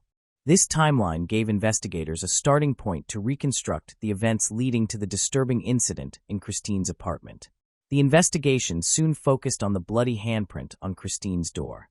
Detectives interviewed nearly 200 individuals, collecting fingerprint samples for a thorough comparison. Despite these extensive efforts, the results proved elusive, as no definitive leads or matches emerged from the process. The lack of concrete evidence left investigators at a standstill, leaving the unsettling questions surrounding Christine's death unresolved. The case eventually went cold, with no clear understanding of how she met her tragic fate or the identity of her assailant. In 2002, technological advancements prompted cold case investigators to revisit the unsolved mystery, particularly the bloody fingerprints found at the scene. A breakthrough occurred when the fingerprints were successfully matched to a man named Charles Edward Faith. His prints, reportedly present in a database, were confirmed by an expert to be identical to those found in the victim's blood on the door. This discovery marked the first time Faith appeared on detectives' radar and renewed focus on the investigation. Faith, a previously convicted offender, faced a turning point on November 1, 2007, at the age of 67.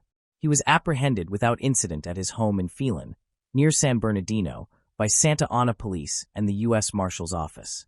Following his arrest and placement in custody, Santa Ana Detective Luis Martinez interviewed Faith. He initially denied any knowledge of the motel or Christine, but eventually admitted to having been present on the day of Christine's death. Faith's account presented a confusing narrative during the police interview. He claimed to have been staying at the motel, though his name was not on the registry. Conflicting statements arose regarding whether he was intoxicated. Detectives struggled to obtain clear information about his reasons for being in town and his movements on the day surrounding the murder. According to Faith, Christine had asked him to leave the motel. However, he admitted returning, observing her shower in a shared bathroom, and then entering her room. In an alleged accident, he claimed to have hit his head on a table and knocked himself out. Faith said he wiped his head with a tissue and then left the scene. He also mentioned having a split personality or an invisible companion named Doug McGrath. Despite these particular details, he consistently denied any involvement in Christine's death throughout the interview. During his court appearance, Faith pleaded not guilty to the charges. Public records provide little information about Faith's life, but they indicate that his health deteriorated rapidly following his arrest in 2007. His mental capacity was questioned by a defense attorney, leading to a determination that he was mentally unfit to stand trial. This added another layer of complexity to the legal proceedings, as Faith's mental health became a central concern. After initially being sent to Patton State Hospital and later to Napa State Hospital for treatment, Faith returned to the Orange County jail system 3 years later, in 2012. Although hospital officials deemed him fit for trial, both an Orange County judge and Faith's legal counsel disagreed. They concluded that Faith, diagnosed with vascular dementia and a depressed mood, was mentally disordered. A 2015 report by an Orange County conservatorship investigator provided insight into Faith's condition, noting that he was known to sing to himself and occasionally cluck like a rooster. Additionally, the report revealed that Faith had suffered a stroke while in custody, leaving him with severe physical limitations, including an inability to stand independently. In 2016, both the district attorney's office and Faith's attorney agreed that he required long-term medical care. However, this decision faced complications due to the ongoing criminal charges against him. Lawyers on both sides acknowledged Faith's diminished awareness of his surroundings. His attorney described his condition as extreme dementia accompanied by numerous complex medical issues. Court records do not specify the exact facility to which Faith was eventually transferred for long-term care. In February 2018, the case reached a quiet conclusion with Faith's death. The cause of his death remains unknown. Christine's daughter, Christine Alonso, received the news that there would never be a trial due to Faith's passing. Faith's death elicited a complex mixture of emotions in her: relief, anger, and lingering questions. Chief among these questions was the desire to understand what transpired in the room where her mother met her end and the reason behind such a brutal act. For Alonso, the search for closure continues. Moving on to the next case. Deborah Trops. A 37-year-old unsolved case involving a woman discovered in the trunk of her own vehicle has at last been resolved due to DNA analysis and the dedicated efforts of investigators. On December 1, 1988, officers responded to an isolated construction area in Beaverton, Oregon following several reports of a suspicious car. Beaverton police located the deserted vehicle parked along the edge of the woods. The automobile had no license plates, the windows were frosted over, and the driver's side window was open with the keys left inside. In the trunk, they discovered the body of a woman named Deborah Trops. Her blue coat and black heels were covered with mud, and the vehicle showed visible amounts of mud smeared across the hood, steering wheel, gear shift, and front right tire. From the outset, detectives focused on her husband, Robert Elmer Trops, as the main suspect. The pair had married the previous year, but had been separated for months prior to Deborah's disappearance. Some individuals close to her feared for her safety. Mud samples were taken from the vehicle, the body recovery site, and the suspect's residence. The Oregon State Medical Examiner concluded that her life was ended through manual strangulation. 30-year-old Deborah had been planning to divorce Robert. She was employed as a secretary and bookkeeper. The couple shared an infant daughter they had recently adopted. Their separation stemmed from marital issues, including physical abuse.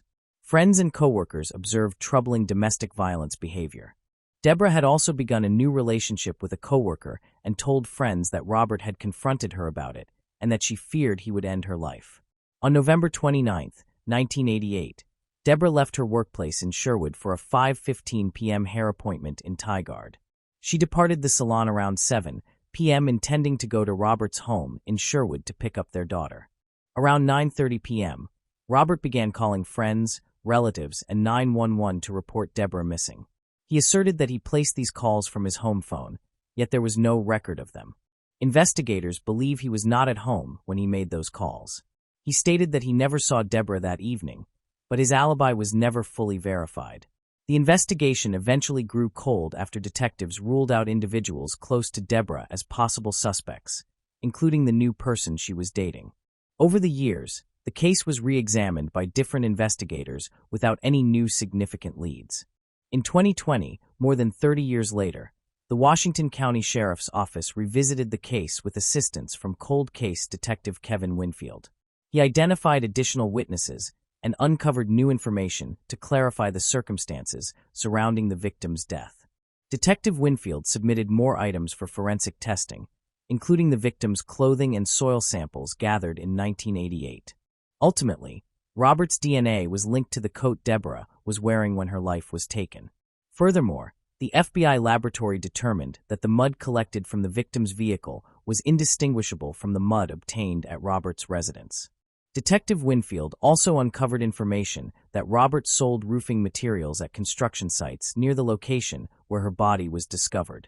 Robert was interviewed by Detective Winfield in 2022, and there were notable inconsistencies compared to his 1988 account. On March 23, 2023, Robert Trops was indicted by a grand jury and arrested on second-degree charges. During his trial in April 2025, Robert's defense attorneys contended that the Oregon lab made errors in its DNA analysis or presented misleading conclusions because of complex technology that depends heavily on expert interpretation far beyond an average juror's comprehension. They challenged the importance of a husband's DNA potentially being present on his wife's coat and argued that law enforcement did not adequately consider and investigate another possible suspect. Meanwhile, Washington County prosecutors maintained that the lab followed standard procedures. They pointed to the crime lab staff's individual and collective experience, performing thousands of DNA tests annually, as reasons the analysis supports their theory that Robert ended his wife's life. On April 17, 2025, following a 3-week trial, the jury required less than a day of deliberation to find 70-year-old Robert guilty of ending his wife's life in 1988. On May 20, 2025, Judge Oscar Garcia listened to arguments from both sides regarding when he might become eligible for parole. The court will resume sentencing proceedings in July. Moving on to the next case. Evelyn Tommy. 16-year-old Megan Boswell delivered her daughter, Evelyn, on November 21, 2018, in a small town in the United States. Following the delivery, she returned to live with her father, Tommy, who paid all of her expenses, including purchasing a car for her. In spite of this assistance, tensions within the household stayed elevated. Megan regularly created issues, behaving in a manner typical of teenage rebellion. Consequently, Tommy moved her to a trailer that belonged to a relative, yet he still covered all costs since Megan declined to assume responsibility for her own necessities. By December 2019, she had left the trailer to reside with her new boyfriend, Hunter Wood. From then onward, they met only once for a fishing trip. Over the Christmas holidays, Tommy saw Megan only from time to time and had minimal interaction with his granddaughter, Evelyn. This state of affairs persisted until February 18, 2020, when Tommy grew concerned and reached out to Child Protective Services. On that date, he informed the Department of Child Services that 1-year-old Evelyn had vanished under unusual conditions and that he had not heard from her for a few months. Whenever Tommy attempted to speak with Megan about Evelyn's location, she steered clear of the subject. At first, she stated that Evelyn was with her biological father, Eaton Percy, who served in the U.S. Army. However, Tommy believed that Megan had not been in a romantic relationship with Eaton for some time, since their connection was generally quite typical, comparable to other relationships in her life. He was uncertain whether Eaton was Evelyn's father, yet Megan maintained that Eaton had abducted the child. Tommy tried to reach Eaton to ask about Evelyn's circumstances, but he did not succeed. Tommy did not accept Megan's account. The more he talked about the issue with her, the less convincing her explanations sounded, and she frequently avoided giving direct answers to questions. Concerned about the matter, Tommy chose to act. He contacted the juvenile department to state that he had last seen his granddaughter, Evelyn, on Thanksgiving and that she had been missing since then. This notification prompted a major response. Although Megan knew that Evelyn was missing, she failed to report it, which created concerns regarding her conduct. After a short investigation, it became evident that 1-year-old Evelyn was in fact missing. The state police, along with the Tennessee Bureau of Investigation, became involved, initiating an extensive search effort. However, they were unable to find Evelyn in the days that followed. In spite of Tommy's difficulties with alcohol addiction, he was a devoted father and grandfather and was sincerely concerned about Evelyn's safety. Many people believe that the child may have been in danger due to problems involving her parents. As the investigation progressed, detectives shifted their focus to Megan. She asserted that she had temporarily left Evelyn in the care of a man named Eaton, but afterward, Evelyn vanished.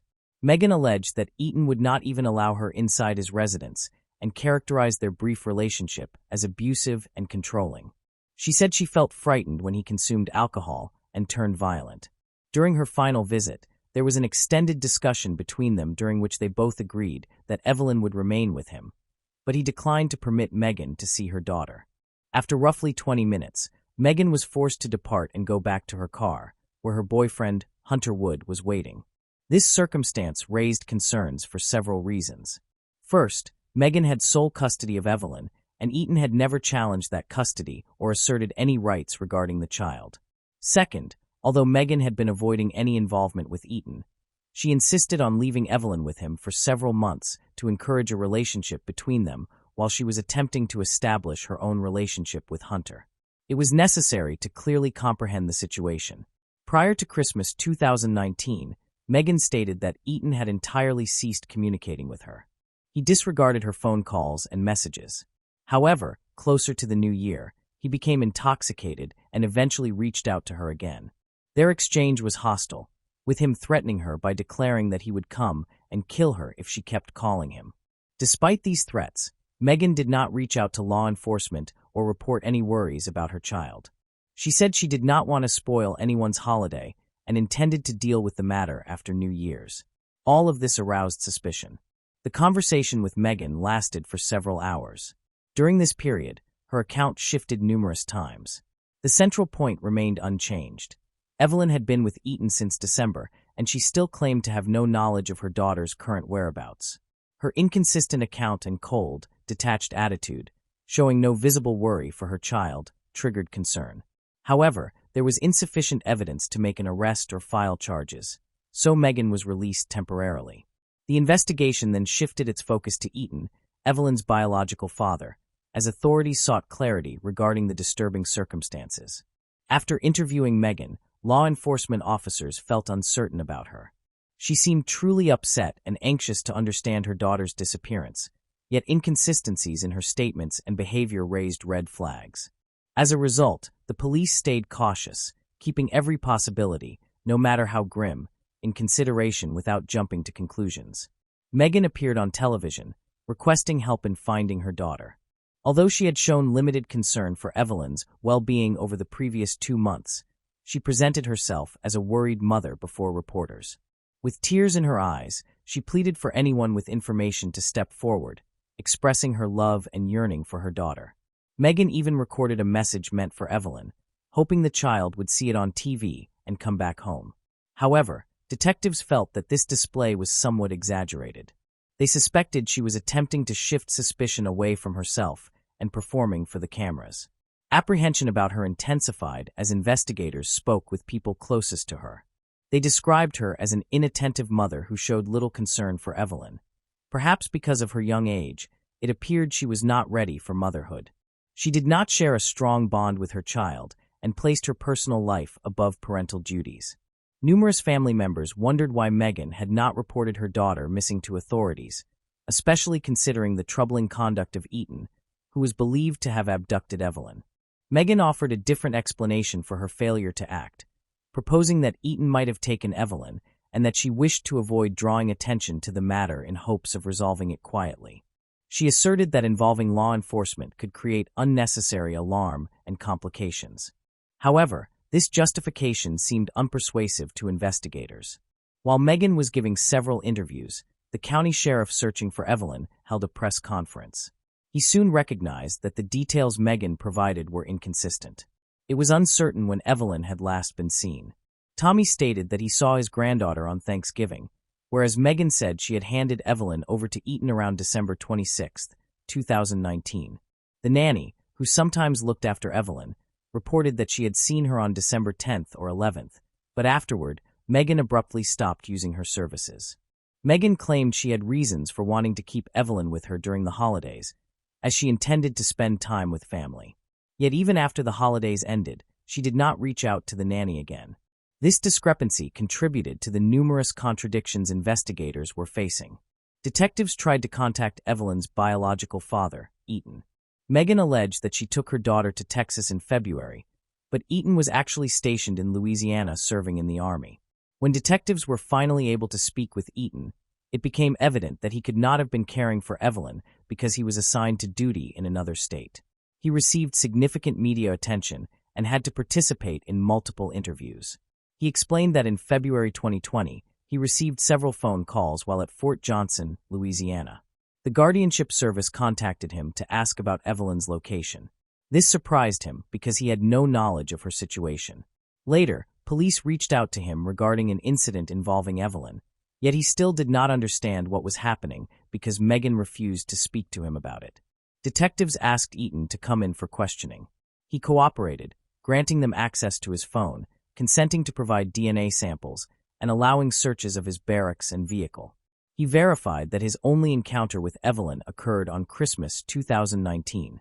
Megan's allegations astonished him. She sought to confirm his paternity, believing he was Evelyn's biological father. Eaton was skeptical, but agreed to undergo the DNA test. When detectives told him about his communications with Megan, he stated that much of the story was invented since he was not even certain whether Evelyn was his daughter. He also explained that he would not remove the girl from Megan, as he was residing on a military base and was incapable of caring for her. Eaton's colleagues verified that he had never left the service and that Evelyn had not been with him. They had never lived together with Megan, and he had not harmed Evelyn, despite her allegations. They shared a brief one-night encounter and did not see each other afterward. Detectives worked to establish who was being untruthful, and after spending several hours questioning Eaton and his colleagues, they started to believe that Megan might be the actual liar and manipulator in this matter. Following thorough interrogation, they eventually ruled out Eaton as a possible kidnapper. During the search for Evelyn, multiple witnesses provided information. Specifically, details regarding a silver BMW were connected to individuals who might have knowledge of Evelyn's location. This vehicle was found in Wills County, North Carolina, on February 21st. Two people, Angela and William, were detained for using the car. Angela, who is Megan's mother, claimed that she had bought the vehicle, which now belonged to her daughter's boyfriend. However, she lacked documentation to prove ownership. It was later discovered that the silver 2007 BMW had been reported stolen in North Carolina. Everyone linked to the vehicle was taken into custody, but the charges were unrelated to Evelyn's disappearance. Detectives were surprised by the details Megan provided. In an earlier interrogation, she had accused Eaton of kidnapping her daughter and refusing to return her. Yet in a later interview, she abruptly altered her account. Meghan likely recognized that her original story involving Eaton was not believable and chose to construct a different narrative. She unexpectedly informed reporters that an unidentified person had abducted her daughter, Evelyn. However, only minutes later during the same interview, she denied having made that statement. Because of these unusual behaviors, detectives arranged another meeting with Meghan. During this session, she promptly introduced a new version of events that had not been mentioned previously. This time, her 42-year-old mother, Angela, was included in the account. Meghan asserted that she had retrieved her daughter from Eton and later met Angela at a cafe.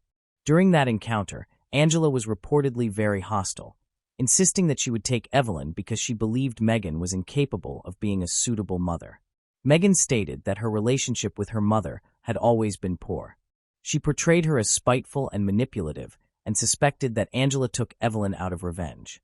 Meghan characterized Angela's treatment of Evelyn as extremely harsh. In the cafe parking lot, Angela allegedly left Evelyn behind, which might have resulted in a head injury.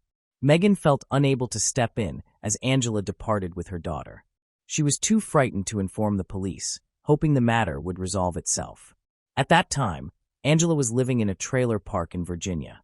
Although authorities found Meghan's story difficult to accept, they could not entirely disregard it. They searched 3 trailers but uncovered no proof that Angela had been with a child. The contradictions in Meghan's statements caused police to question her reliability, and they asked her to undergo a polygraph examination, which she refused. Meghan said she was pregnant and believed the test might harm her unborn baby or produce inaccurate outcomes. Meanwhile, Hunter Wood, Meghan's boyfriend, wished to speak with a local news outlet for his own protection. To his surprise, he encountered pressure not only from law enforcement, but also from the local community. The circumstances intensified to the extent that he was unable to address journalists personally. Instead, his father had to step in. Some residents suspected that Hunter could be involved in Evelyn's disappearance, and Meghan often referenced him in her already questionable accounts. Through his father, Hunter explained that he had only a brief association with Meghan. He described their relationship as short, involving some flirting and occasional meetings. They initially met when Meghan applied for employment at a local restaurant owned by Hunter. It was during that period that he met Evelyn for the first and only time. Later, when Meghan's mother came to the workplace, she repeatedly stated that Evelyn was with her biological father, Eaton. She maintained that Eaton had taken Evelyn, but Hunter never met Eaton and only heard about him through Meghan. As rumors and threats directed at Hunter on social media, arising from Meghan's falsehoods, began to spread, he felt obligated to deactivate both his personal account and the restaurant's social media pages. Many individuals started boycotting his restaurant, inflicting serious damage on his business because of the actions of a resentful employee. Hunter desperately wanted to find Evelyn to clear his name and dispel any suspicions, but the situation remained unresolved. As the online harassment continued, Hunter's mental health began to suffer. He moved in with his mother for support during this difficult time, but even that was not enough. Eventually, he was hospitalized for treatment and evaluation, but his condition only worsened there. His father was deeply worried about the toll Meghan's lies were taking on him. His father noted that, although there were days when he seemed better, his father often could not even recognize him during visits. Due to these challenges, Hunter was unable to participate in the hearings regarding Evelyn's case that took place later. The police never formally accused him of any crime related to her disappearance. The negativity directed at him stemmed solely from Meghan's fabricated claims. A shocking development in the case revealed that a paternity test showed Eaton was not Evelyn's biological father, and the identity of Evelyn's actual father remained a mystery. Meghan had been lying from the start of the search for her daughter. Her false information led law enforcement to waste a significant amount of time and resources on an ultimately misguided investigation. As a result of growing suspicions, was arrested on February 25, 2020. At that time, her daughter's whereabouts were still unknown, and detectives had not yet been able to charge her with anything specific regarding the case. Meghan faced charges of making false accusations and was held in jail with bail set at $25,000. Which her father, Tommy, refused to pay. While in custody, Meghan claimed she was pregnant, but later investigations revealed that this claim was also false. With this, Megan became the primary suspect in her daughter's disappearance. Fortunately, she was unable to leave, allowing investigators to intensify their efforts and focus on questioning her. Eventually, these efforts bore fruit, and she finally confessed. Megan stated that at that time, she and Hunter slept in the same bed as Evelyn, and the next morning, they found the baby unresponsive. Fearing accusations, Megan decided to dispose of her daughter. She placed the baby's body in the trash, but did not inform the police of its location. It was now clear that Evelyn was deceased, but authorities needed to locate the body to confirm her death. On February 27th, a search warrant was issued for the trailer where Megan and Evelyn lived. Forensic experts investigated the area and the trailer, using luminol and ground-penetrating radar to search for hidden spaces in the ground. There were also concerns that the child may have been drowned in a nearby lake. Searches at all these locations, which involved specially trained dogs and a dive team, came up empty. Investigators also examined the property of Tommy, Megan's father, located 5 kilometers from the trailer, but initially found nothing there as well. On March 6, 2020, investigators discovered a horrifying scene in a playhouse on Tommy's property. They found a trash can that had been placed in the wrong location. When the police opened it, they discovered a small child's leg protruding from the can. The girl had been discarded like trash. Her body was positioned vertically. She was tightly wrapped in a fleece blanket and then placed inside a garbage bag with aluminum foil wrapped around her face. She had been thrown away with the household waste.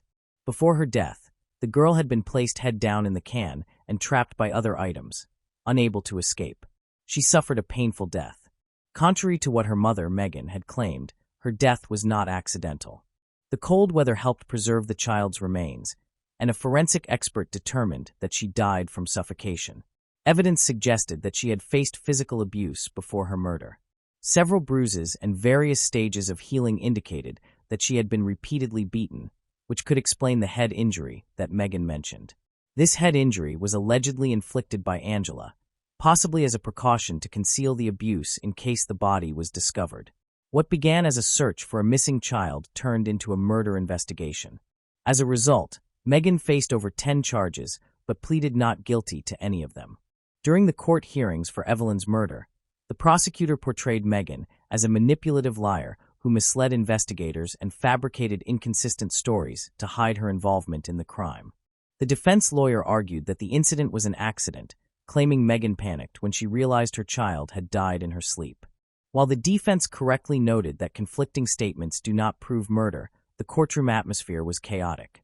The prosecution presented over 30 witnesses familiar with Megan's family, who described her as an irresponsible mother living in a trailer park with her daughter.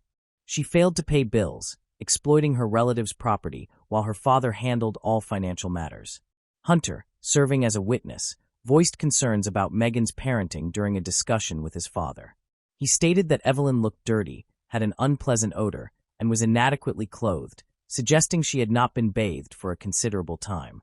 Several additional witnesses shared the same view, pointing out Megan's lack of concern, which continued even after her daughter went missing. She did not join the search efforts and displayed no real worry when asked about Evelyn. One of the prosecution's principal pieces of evidence was Megan's fingerprints on the foil and plastic wrap used to cover Evelyn's body. Her fingerprints were likewise discovered on the trash can and inside the playhouse where Evelyn's body was located. Nevertheless, the defense attorney argued that the prosecution did not possess direct evidence. The lawyer maintained that the case relied on circumstantial proof, claiming that Megan's fingerprints resulted from earlier visits to her father's house. However, Megan confessed to disposing of her daughter's body in that way. Megan constructed a network of lies that obstructed the search for Evelyn. It was proposed that Megan considered Evelyn to be a barrier to her relationship with her new, prosperous boyfriend, Hunter Wood. The defense attorney asserted that Evelyn's death was accidental and attributed Megan's behavior to fear and lack of experience as a young mother. However, the prosecution introduced more compelling evidence about the events surrounding Evelyn's death. After deliberating for 2 days, the jury convicted Megan on every charge, including first-degree murder, leading to 3 separate murder convictions. The court then conducted a final proceeding to decide her sentence. Megan's mother, Angela, attended the session and addressed the jury in hopes of securing a more lenient punishment. Although she recognized that Megan would probably receive a life sentence, she hoped Megan might still become eligible for parole. Angela detailed the difficulties she and her husband, Tommy, encountered, portraying the challenging environment in which their daughter, Megan, had grown up. Angela stated that Megan often observed her parents consuming alcohol and even prohibited substances, creating an unhealthy and sometimes dangerous household environment. Tommy had previously been found guilty of assault. Megan's problems at home began when she was about 7 years old, prompting her to live with her grandparents for an extended time. By 2019, Angela was incarcerated, and Megan was placed in foster care while still in high school. After relocating to the city, Angela was unable to enroll Megan in school due to time constraints. This led Angela to believe that Megan's troubling behavior resulted from never having received the care of a loving mother. Later, Megan's adoptive mother provided testimony, stating that when Megan became part of their household, she was in poor shape, exhausted, dressed in dirty clothing, and had unmanageable hair. Megan also showed signs of emotional trauma. She seemed frightened and had visible bruising. At that time, she was pregnant. Megan required several weeks to recuperate. Despite her struggles, she sought to become a good mother. Having looked after her younger siblings, she applied that experience to caring for her baby, Evelyn. She made sure to attend all of Evelyn's medical appointments. However, the nanny employed by them raised concerns during the trial, stating that Evelyn suffered from a severe diaper rash unlike anything she had seen before. This issue developed shortly before Evelyn disappeared. The household setting was frequently disorderly and unsanitary, and according to the nanny, Megan neglected Evelyn's cleanliness when she was by herself. After Angela gave her testimony, the jury suggested a life sentence for Megan with the possibility of parole. The prosecutor pushed for life imprisonment without the option of parole. Ultimately, Megan received a life sentence in prison but may become eligible for parole after 51 years. This verdict generated divided opinions among those who cared about Evelyn. Some believed it was a fair outcome, while many think that the damage caused by Megan's actions will leave enduring scars on others for the rest of their lives. Moving on to the next case. The case of Jennifer Brown. Jennifer Brown was born in 1979 and radiated warmth and positivity, leaving a lasting impact on those around her. Her many pursuits often left friends and family wondering how she managed everything, yet her true passion was motherhood. Despite the responsibilities of caring for her son Noah, this did not negatively affect her life. Instead, it strengthened Jennifer, particularly after Noah was diagnosed with autism as a child. As she cared for him, Jennifer became his rock and closest companion. They spent countless hours together, sharing joyful moments and supporting one another through life's challenges. Their heartwarming bond inspired feelings of tenderness and admiration from everyone who knew them. The small town adored this family for their genuine kindness and cheerful nature. Tragedy struck unexpectedly on January 3, 2023, when Jennifer disappeared without leaving any clues behind. On January 4, 2023, Antonio Blair Watts Richardson contacted the Limerick Township Police Department, deeply worried about his close friend Jennifer's disappearance. Although it had been less than 24 hours since he last saw or spoke with her, Antonio's anxiety grew by the minute. Despite repeated attempts, he could not reach Jennifer, which was unusual, as she was always responsive, particularly regarding her son Noah. Jennifer's family and friends knew her as a devoted mother and caring individual, making her sudden disappearance especially alarming. Antonio's call to the police initiated a lengthy and mysterious investigation. A massive search effort began, involving police officers, family, and friends, all hoping to uncover clues about Jennifer's disappearance. The main question on everyone's mind was what could have caused Jennifer to leave her son without explanation. At 4 p.m., Officer Stephen Crawford from the Limerick Township Police Department visited the Brown family home to assess the situation. He noted that Jennifer's vehicle was parked near the porch. Upon entering the house, he found her keys, purse, tablet, and work cell phone still inside. However, Jennifer's personal cell phone was missing. When police attempted to track it, they discovered it had been turned off at 7 a.m. on January 4th, and its signal could not be traced afterward. The phone's last known location was near the intersection of Lewis Road and Ridge Pike in Limerick. This discovery provided the first significant lead in the investigation, indicating that something ominous had occurred. Consequently, Jennifer was officially reported missing, and the police launched a formal investigation. Investigators questioned Jennifer's family, friends, and neighbors, but none could provide information about her disappearance. Her loved ones, including her Aunt Diane Bram and friends Tiffany Barron and Antonio, were adamant that Jennifer would never leave her son behind. As a devoted mother, she would never abandon her child. Despite their efforts, no leads emerged regarding Jennifer's whereabouts. Her family appealed to the public and offered a reward for information, but this produced nothing, leaving unanswered questions and mounting anxiety. The police investigation began by examining the events of that day, focusing on Jennifer's close friend Antonio, who was the last person known to see her alive. On what seemed to be an ordinary January day, Jennifer and Antonio spent time in the living room discussing life, future plans, and their children. As their kids often played together, Jennifer asked Antonio to pick up her son Noah from school. Antonio agreed and went to the school to collect Noah. The following day, however, Noah's behavior at school raised concerns among his teachers. They noticed he had missed 2 doses of his medication, which was unusual given Jennifer's diligent attention to his care. She always kept teachers informed about his health and any issues that arose at school. The staff became concerned when they could not reach Jennifer. Noah told them she had gone to the grocery store but had not returned. Jennifer would never leave her son alone at that time. Antonio also tried to contact her but could not reach her. He reported her missing to the police. As the investigation continued, no new information emerged regarding Jennifer's location. Hope for her return faded with each passing day. It appeared she had vanished without a trace and might never be found. However, on January 18th, 2 weeks after her disappearance was reported, 2 warehouse employees in nearby Limerick Township noticed something unusual. As they stepped outside to grab coffee, they came across what seemed to be a freshly dug hole. Upon closer inspection, they were shocked to discover a woman's body buried in a shallow grave. The workers immediately alerted the police, who promptly arrived at the scene. The body was identified as Jennifer Brown, who had been missing for 2 weeks. The sheriff informed Jennifer's family that her body had been found partially buried near a warehouse in Rowfort. An autopsy revealed that Jennifer had died from asphyxiation, with 3 broken ribs indicating a violent struggle with her killer. The investigation shifted from a missing person case to a homicide case. Police re-interviewed Jennifer's family and friends, but these discussions produced no new leads. The investigation appeared to be reaching a dead end, with no suspects in sight. However, just when detectives believed they had hit a roadblock, an unexpected lead emerged from an unforeseen source. After Jennifer's disappearance and murder became public knowledge, the police asked anyone with relevant information to come forward. Noah's teacher responded to this request. She recalled an incident that initially seemed minor but became significant after Jennifer's death. The teacher reported that Noah had shared an important detail about the day Jennifer disappeared. Noah told his teacher that when Antonio picked him up from the bus stop on January 3rd, he noticed his mother's personal cell phone among Antonio's belongings.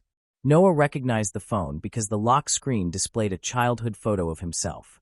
This information proved critical to the investigation into Jennifer's murder. Previously, investigators had suspected that Jennifer's killer had taken her phone.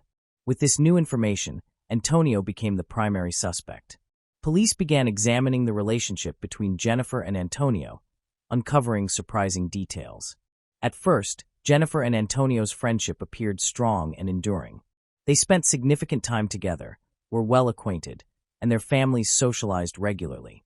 However, once the financial dealings between them came to light, previously concealed beneath their seemingly friendly relationship, it emerged that Antonio owned a restaurant called Bird's Kitchen, which had declined and closed in early 2022.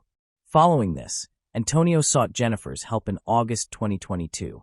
To support her friend, Jennifer chose to invest in Antonio's business, assisting him in reopening Bird's Kitchen at a new location. They signed a contract requiring Jennifer to provide regular financial support to sustain the restaurant, with payments approximately every 6 weeks. To rebuild Bird's Kitchen, Jennifer gave Antonio roughly $36,000 from August to January. They had agreed she would provide an additional $99,000. Antonio was expected to secure a new location, pay rent, sign a contract, and reopen the restaurant in January 2023. However, He used the funds for personal expenses rather than the business. Consequently, the property owners canceled their agreement with him on December 26, 2022, because he had failed to meet his financial obligations. This left Antonio in a difficult position, losing both his money and the opportunity to reopen the restaurant. Police suspected that he may have committed a crime to save his business due to his desperate situation.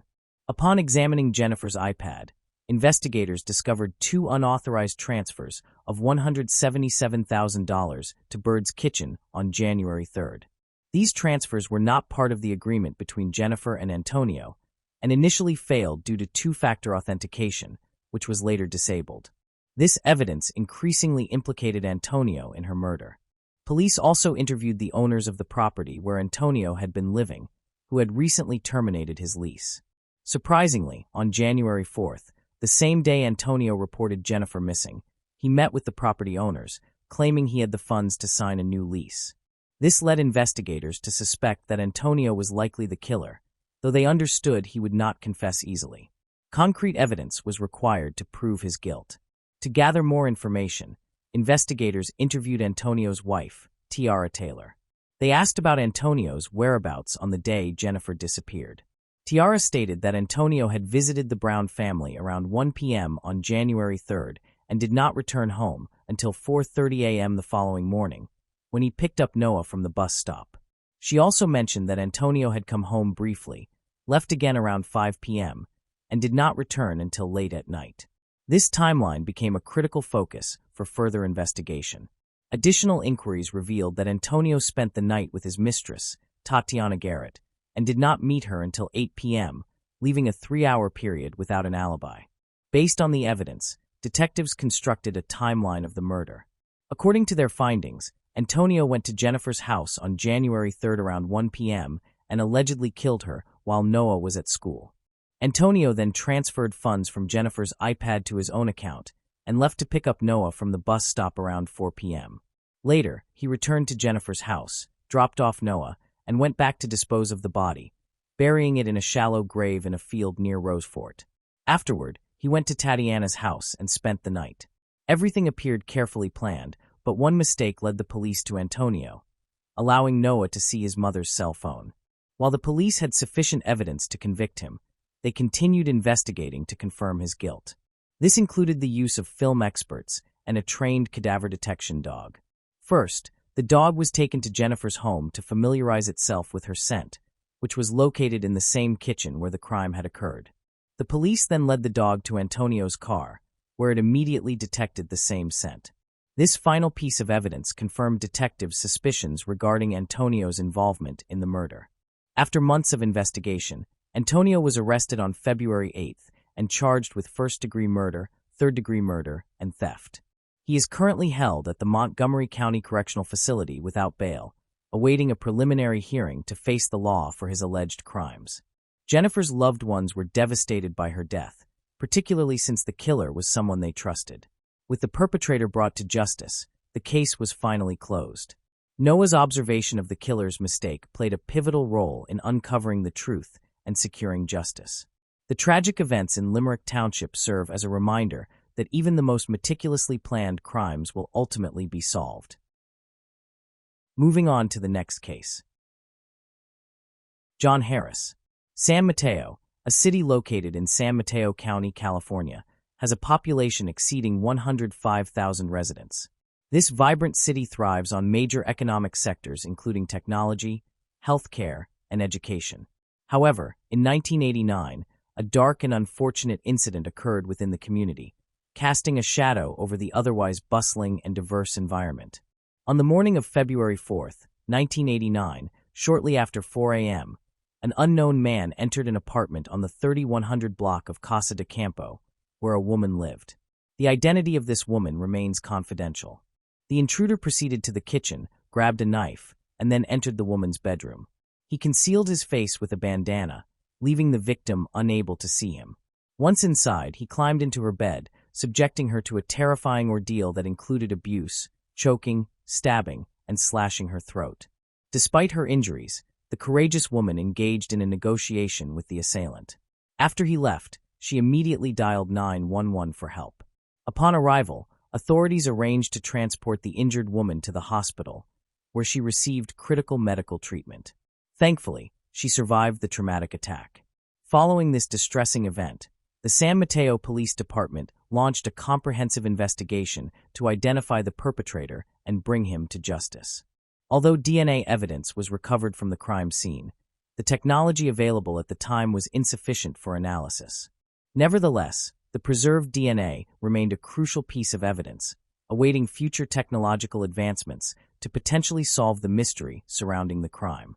Despite conducting a thorough investigation that included numerous interviews, police faced significant challenges in identifying the person responsible.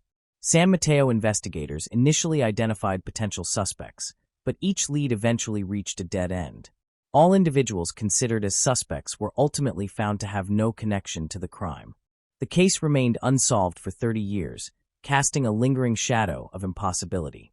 Throughout this prolonged period, the victim maintained close contact with investigators. A breakthrough finally occurred in December 2020, when investigators successfully discovered a match for the suspect's DNA. Notably, this DNA match did not originate from the National Law Enforcement Database. The exact method and details of how the DNA was connected to the suspect remain closely guarded. However, the suspect finally had a name and a face. He was identified as John Harris Jr., a 55-year-old man. Further investigation revealed that at the time of the crime, Harris lived in the same neighborhood as the victim, though they were not acquainted. While details about Harris remain limited, it is known that he primarily resided in San Joaquin County for the past 3 decades, eventually relocating to Arizona by 2020. On February 24, 2021, John Harris was apprehended near his workplace, where he was employed as a security camera installer. Officers took him into custody, and he was booked at the San Mateo County Main Jail, facing serious charges including 1 count of attempted premeditated murder and 1 count of aggravated mayhem. Both charges carried the possibility of life sentences upon conviction. Due to the severity of the case, his bail was set at $500,000. During a post-arrest news conference, San Mateo Police Chief Ed Barberini stated that they had reached out to the victim. The victim reportedly expressed a deep sense of relief and gratitude upon learning of the arrest. Having carried the burden of the crime's haunting memory throughout her life, the victim understandably experienced a surge of intense emotions following this significant development. Police also indicated the possibility of additional victims linked to the case and noted that further DNA evidence was undergoing processing. The fate of John Harris remains uncertain as legal proceedings continue and the ultimate outcome of the case awaits determination. Moving on to the next case. The case of Laurel Mitchell. Laurel Jean Mitchell entered the world on May 24, 1958. She was raised in a caring and nurturing household alongside her 2 younger siblings under the guidance of their parents.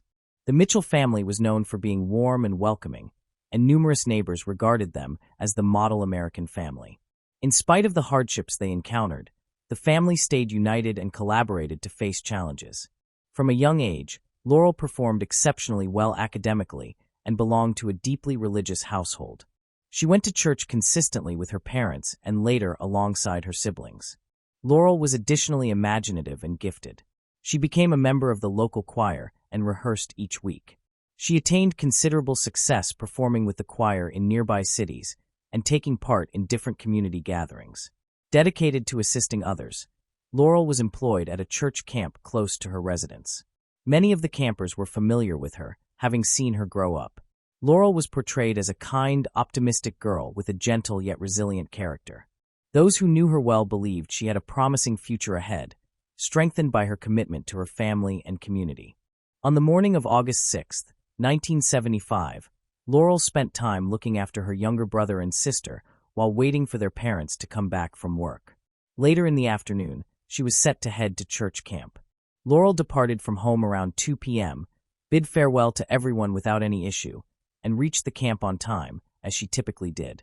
She was expected to work until approximately 10 p.m. that night, and afterward intended to visit a nearby park to unwind with friends, which was half a mile from the church. After finishing work, one of Laurel's friends offered to give her a ride to the park, but she refused, choosing instead to walk and appreciate the fresh air. Roughly 10 minutes into her walk, she encountered some friends across the street who were enjoying themselves. Although they waved goodbye, Laurel did not stop to join them because she did not wish to be late. That was the final occasion anyone saw her alive. At the same time, her friends were waiting for her at the park. When 20 minutes passed without Laurel arriving, they started to feel concerned. It was unlike her to be late, as she had a reputation for being punctual and generally arrived ahead of time. Worried, her friends chose to remain a bit longer, assuming she might simply be delayed at church. They continued waiting, but after 30 minutes, they became restless and slightly irritated by her lateness. No longer able to wait, they decided to go out and enjoy themselves without her. Meanwhile, they were uneasy that something might have occurred. Laurel's family initially did not feel concerned because she had informed them that she would meet her friends after work and intended to return around midnight, which was her curfew. Her parents permitted her to go out, but as midnight drew near and she still had not come back, they began to grow anxious. Both her mother and father became worried, as did her friends. They understood that Laurel's conduct was unusual. Concerned for her safety, her parents resolved to act rather than continue waiting. Her mother promptly began attempting to discover what had happened to her daughter. Aware that 17-year-old Laurel was very close to her friends, most of whom lived nearby, her parents chose to reach out to them despite the late hour, since their anxiety had intensified. Laurel's closest friend lived directly across the street, and they frequently spent time together. Therefore, when Laurel was not at her friend's home, her parents were taken aback. At that moment, her friend had already come back home, which heightened their concerns. After speaking with her friend, Laurel's parents were stunned to find out that she had not gone to the park to meet them and that they had taken a walk without her. Her parents looked for Laurel along the route she would have traveled, but discovered no trace of her. They intended to return home, hoping she would be there by then, but she did not come back. Distressed, the family started phoning everyone they knew who might have seen Laurel despite the late hour. Most individuals were understanding, but regrettably, no one knew her whereabouts. They eventually decided to contact the police to report her disappearance. Unfortunately, the police responded with the typical explanations, stating that since Laurel was 17 and was meant to be with friends, she might have run away because of a disagreement with her parents or simply been elsewhere with someone. They suggested she could have consumed too much alcohol and was unable to make her way home. Nevertheless, her parents maintained that such behavior was entirely inconsistent with Laurel. Laurel spent the majority of her time at home and at church, yet the police did not heed their worries. Resolute in their effort to locate Laurel, her parents and others spent nearly an hour at the police station attempting to persuade the officers that she would never have skipped meeting friends or violated her curfew. In time, the police appeared to begin taking steps. By then, a sizable number of townspeople were eager to learn what had occurred to Laurel. Everyone within the community was acquainted with one another, and the notion that a young girl could be at risk in such a peaceful town, where nothing similar had ever taken place, was startling. Laurel's parents placed a phone call, and a crowd assembled outside the police station, prepared to assist. In spite of the late hour, the residents were resolved to look for Laurel alongside the police. To start, they inspected the camp near the church, along the path Laurel had traveled. However, they discovered no trace of her along the entire route she could have taken. Afterward, the group divided and searched the town until sunrise. But sadly, they still uncovered no evidence. By 10:30 a.m., the search of the homes belonging to Laurel's friends, whom she had intended to meet, was almost finished. The expectation that she had merely gone out to enjoy herself had disappeared. Naturally, attention turned to the missing girl's relatives. The Mitchell family had undertaken significant efforts to determine any possible suspects in Laurel's surroundings. However, they eliminated them individually. Laurel maintained a positive social circle with no indications of violence or criminal behavior. Her friends were unable to offer any useful information for the investigation. There were no questionable boyfriends or controlling figures in her life, as she had never been in a relationship or even given thought to boys. There were no envious admirers who might have hurt her.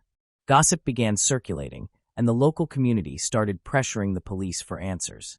Eventually, the police found out that Laurel had encountered a group of friends about 10 minutes earlier and had walked past them. They stated that they had observed nothing suspicious. Laurel appeared cheerful and was not being trailed. So what might have happened to her? A few kilometers north of town, a man was fishing with his son along the river. Everything seemed peaceful until he observed something unusual drifting downstream. Out of curiosity, he chose to steer his boat nearer. To his shock, he realized it was the body of a girl.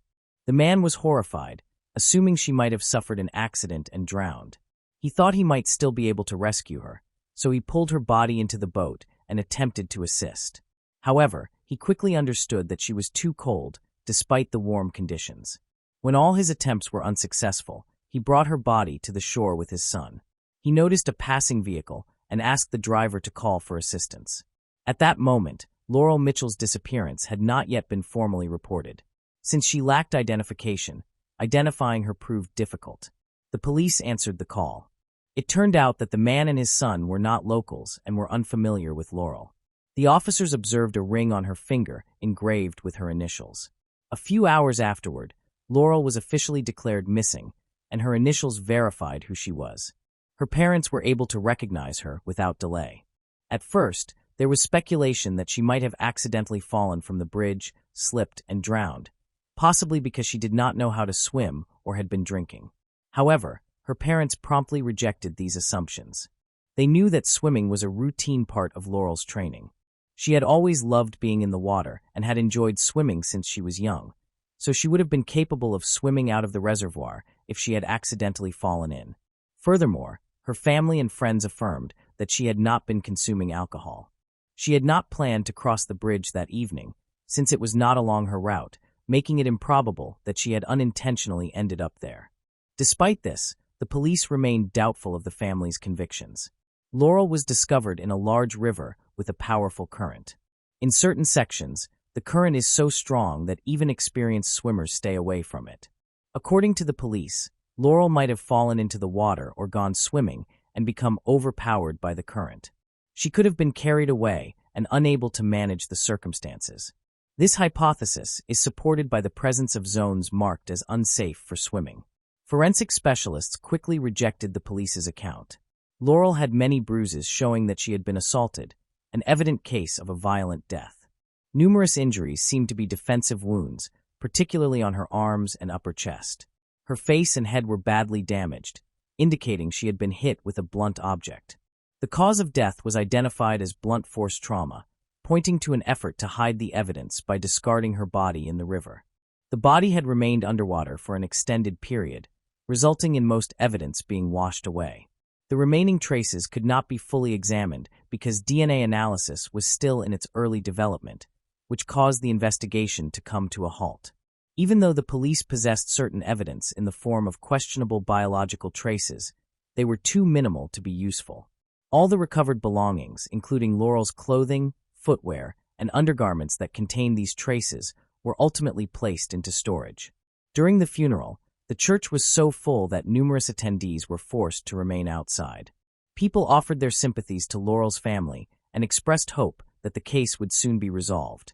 The investigation quickly reached a standstill and only advanced several months later when an unidentified witness contacted the police from a public telephone.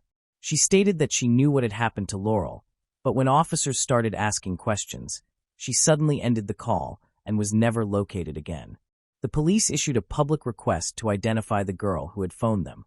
They promised that her identity would remain confidential and that she would be protected, offering whatever security she might require. They encouraged her to reach out to them once more and provide any knowledge she possessed. To motivate her, they even proposed a reward of $50,000, a considerable amount at that time. Nevertheless, the girl did not make another call.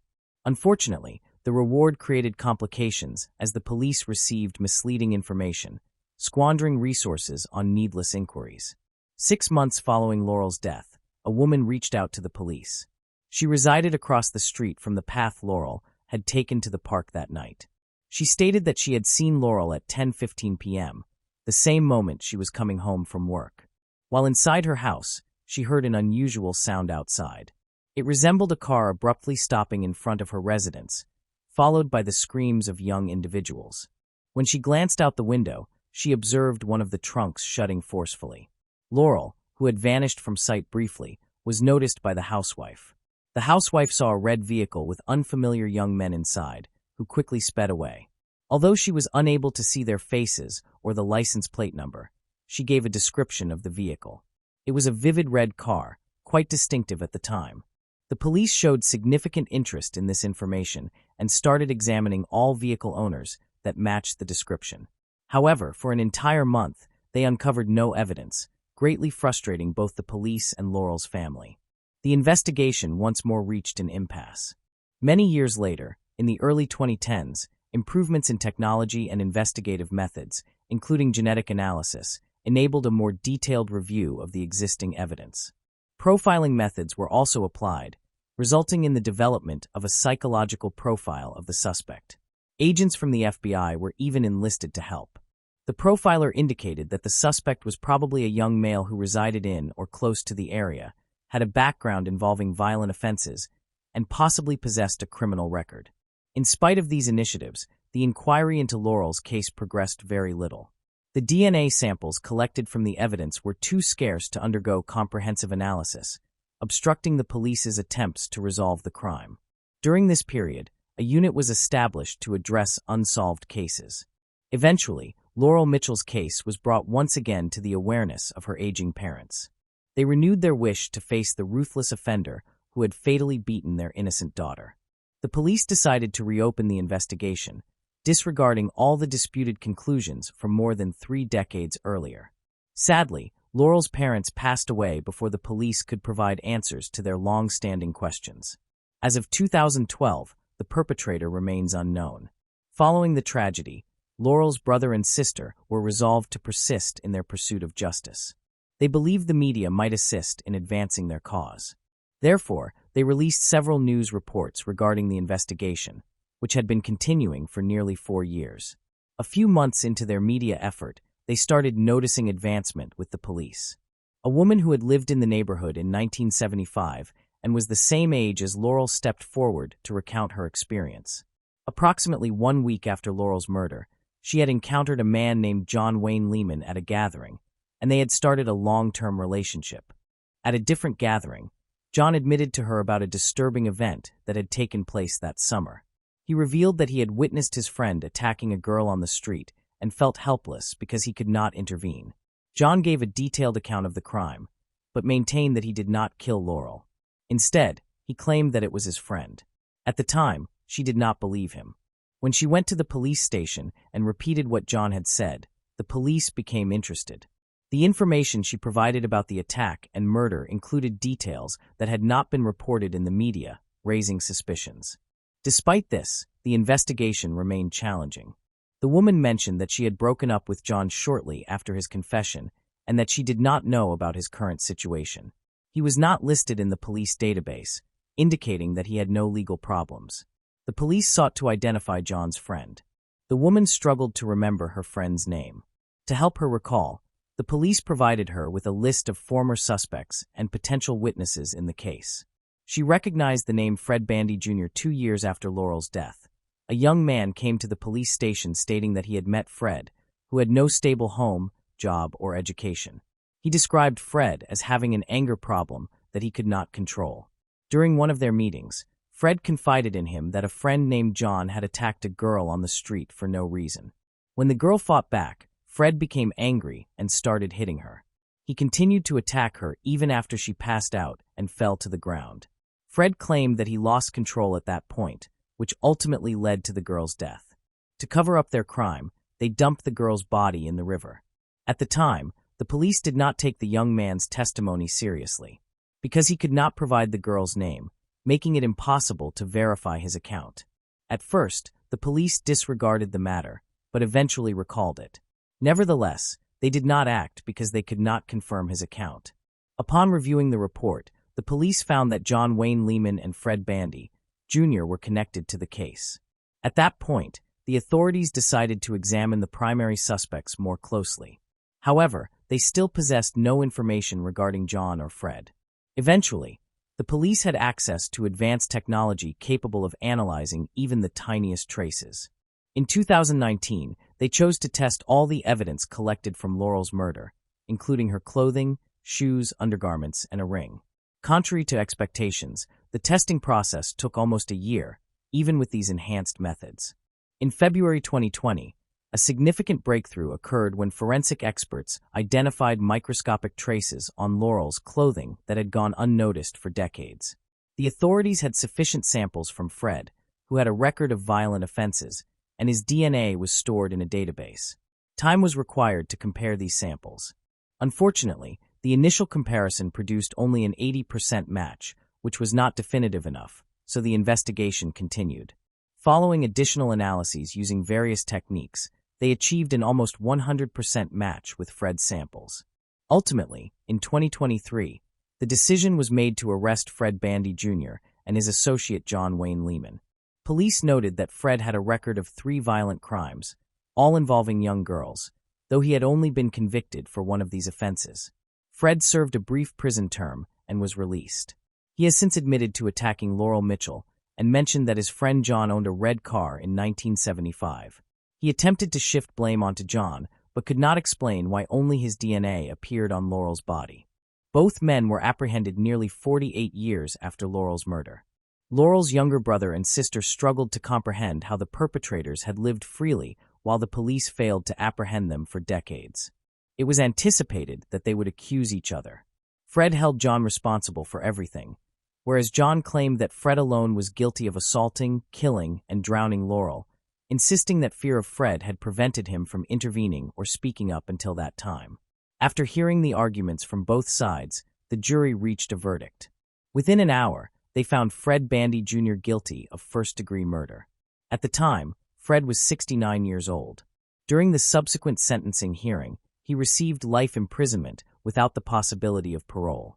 It is important to note that Fred was tried under a 1975 statute. At that time, he could have faced life imprisonment with the potential for parole or the death penalty. However, the death penalty has since been abolished in that state. As a result, Fred will spend the remainder of his life in prison. John Wayne Lehman, who was 68 years old when arrested in Indiana, struck a deal with the prosecution by pleading guilty to conspiracy to commit murder. Due to his cooperation, John received a sentence of only 8 years in prison with the possibility of parole. In return for this leniency, John was required to testify for the prosecution during the trial.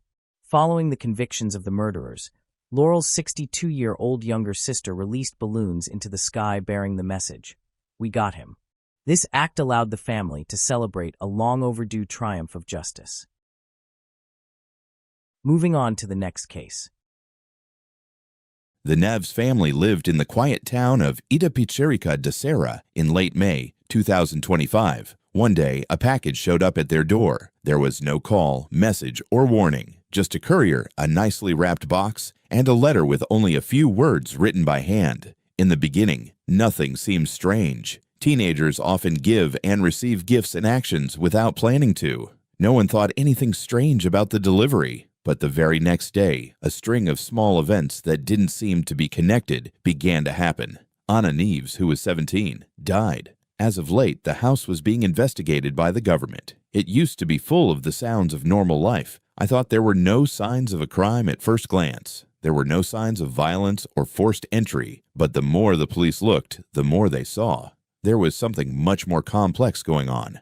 A simple question was the start of the research. Who sent the package and where did it come from? It wouldn't be easy to give an answer. It made detectives question everything they thought they knew about how people act. About 22,000 people live in the small town of Itapecherica. She went to João Baptista de Oliveira High School and was 17 years old. Her teachers and peers said she was polite, quiet, and thoughtful. People rarely saw her with big groups because she liked being with her close friends. She didn't try to be famous, stayed out of fights, and mostly kept to herself. People who knew her say that Anna was nice and gentle, not the type to cause trouble or take risks without thinking. But some people, especially one friend, saw through her quiet confidence and picked her out.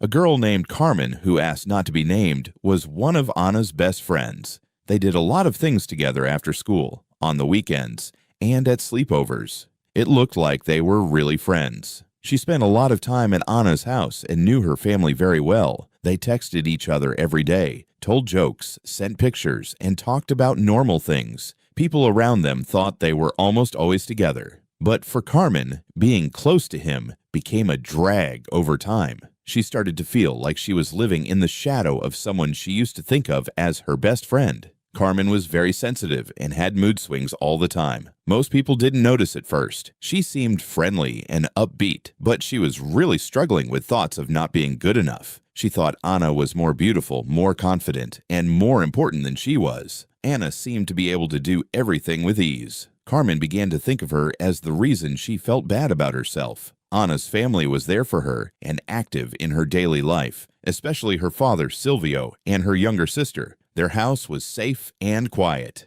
People took care of and paid attention to Anna. They kept up with her schoolwork and growth and knew what she was doing every day. The similarities Carmen made had grown stronger by the spring of 2025. Thoughts that started out as random ones caused by praises Anna got or pictures they took together turned into always observing. Every accomplishment Anna had made me think of what Carmen was missing. They never fought directly, but Carmen was very aware of how other people felt about her and Anna. Small movements, looks, and comments made without meaning to. Things began to have a deeper, more secret meaning. Nothing looked different on the outside. They still texted, hung out, and went to school together, but Carmen's behavior grew farther away. Her answers stopped being thought out. On an emotional level, she was pulling away. Anna's lack of attention made her the most angry. She always treated Carmen the same way, not knowing that her friend was having a hard time inside. Carmen was even more angry about this lack of understanding. She thought that her anger was right. Her appearance alone made her feel like Anna had taken a space that didn't belong to her, even though she didn't think Anna was mean. At the same time, Carmen started to think of ways to make things better. She didn't tell her family or friends how she felt. Her thoughts were getting more and more separate. She finally told herself that speaking up wouldn't make things better. No one would get it. That way of thinking made her want to do something, but they couldn't do anything in public. A fight in public would hurt her reputation and make people wonder too many things. Carmen started to think of other ways to do it. She became more and more interested in stories about how people could hurt others without leaving clear signs. Carmen started to learn more about substances, food allergies, and how to make dangerous actions look like kind ones. Her phone was the only thing she used. She didn't write anything down, leave any digital traces, or make any threats. It was clear that this was going to happen even at this early stage. She was considering her choices, working out how to stay out of trouble, and imagining what might happen. In May, Carmen's mental state had changed into a constant state of hostility. She put on a good show on the outside, but she was no longer looking for connection or understanding. She only thought about one thing at a time: planning. That's when the thought came to mind. Show something that seems harmless and can't be linked to any kind of violence. Carmen no longer thought they were really friends after that. It turned into a chance for her, a way in.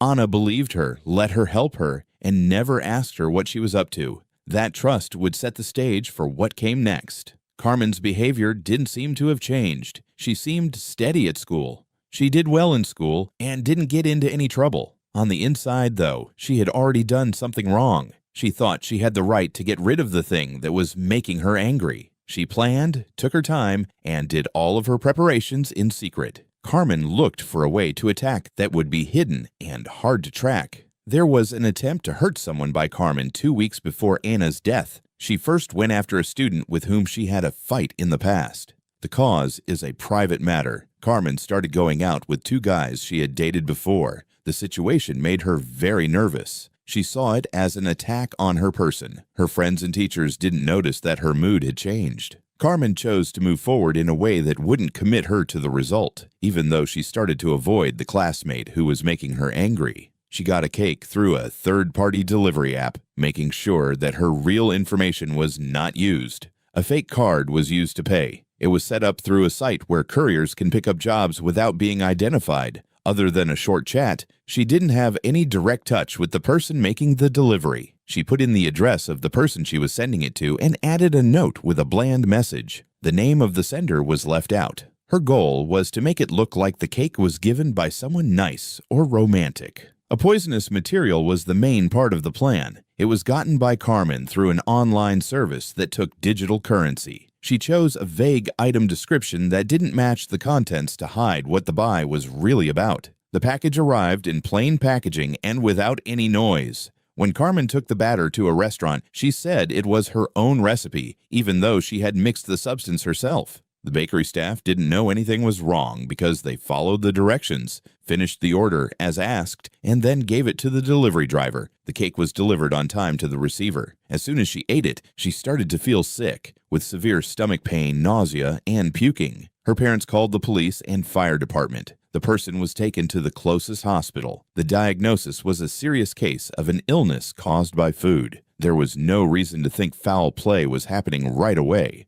so there was no toxicology test. Her situation got better within a day, and her life was no longer in danger. From what they saw, the symptoms were probably caused by an outside source of a contaminated ingredient. There were no formal consequences for what happened. The recipient's family never called the police. The cake was thrown away, and the package was not kept. No one in the girls' group of friends looked into it any further. There were no rumors at school or among friends that the nameless dessert had anything to do with something bad. No one thought it was strange to get a special treat. People had this happen before, usually around holidays or important personal events. Not even teachers saw anything strange. Carmen carefully watched what happened and came to the conclusion that her plan had worked in theory, but wasn't carried out well enough. The target had lived, even though the signs were very bad. Carmen knew she would need a more accurate dose and a better way to give the medicine. She didn't say she felt bad about what she did or stopped doing it. If anything, what happened made her more sure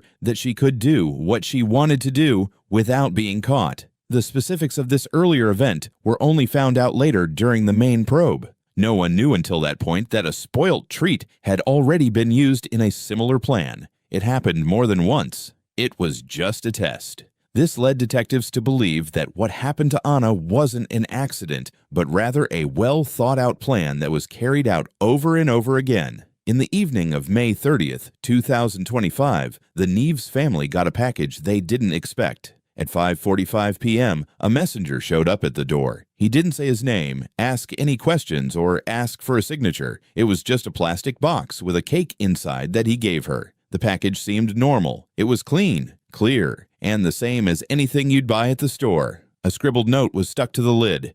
The sender's name wasn't written down. At that time, Anna wasn't home.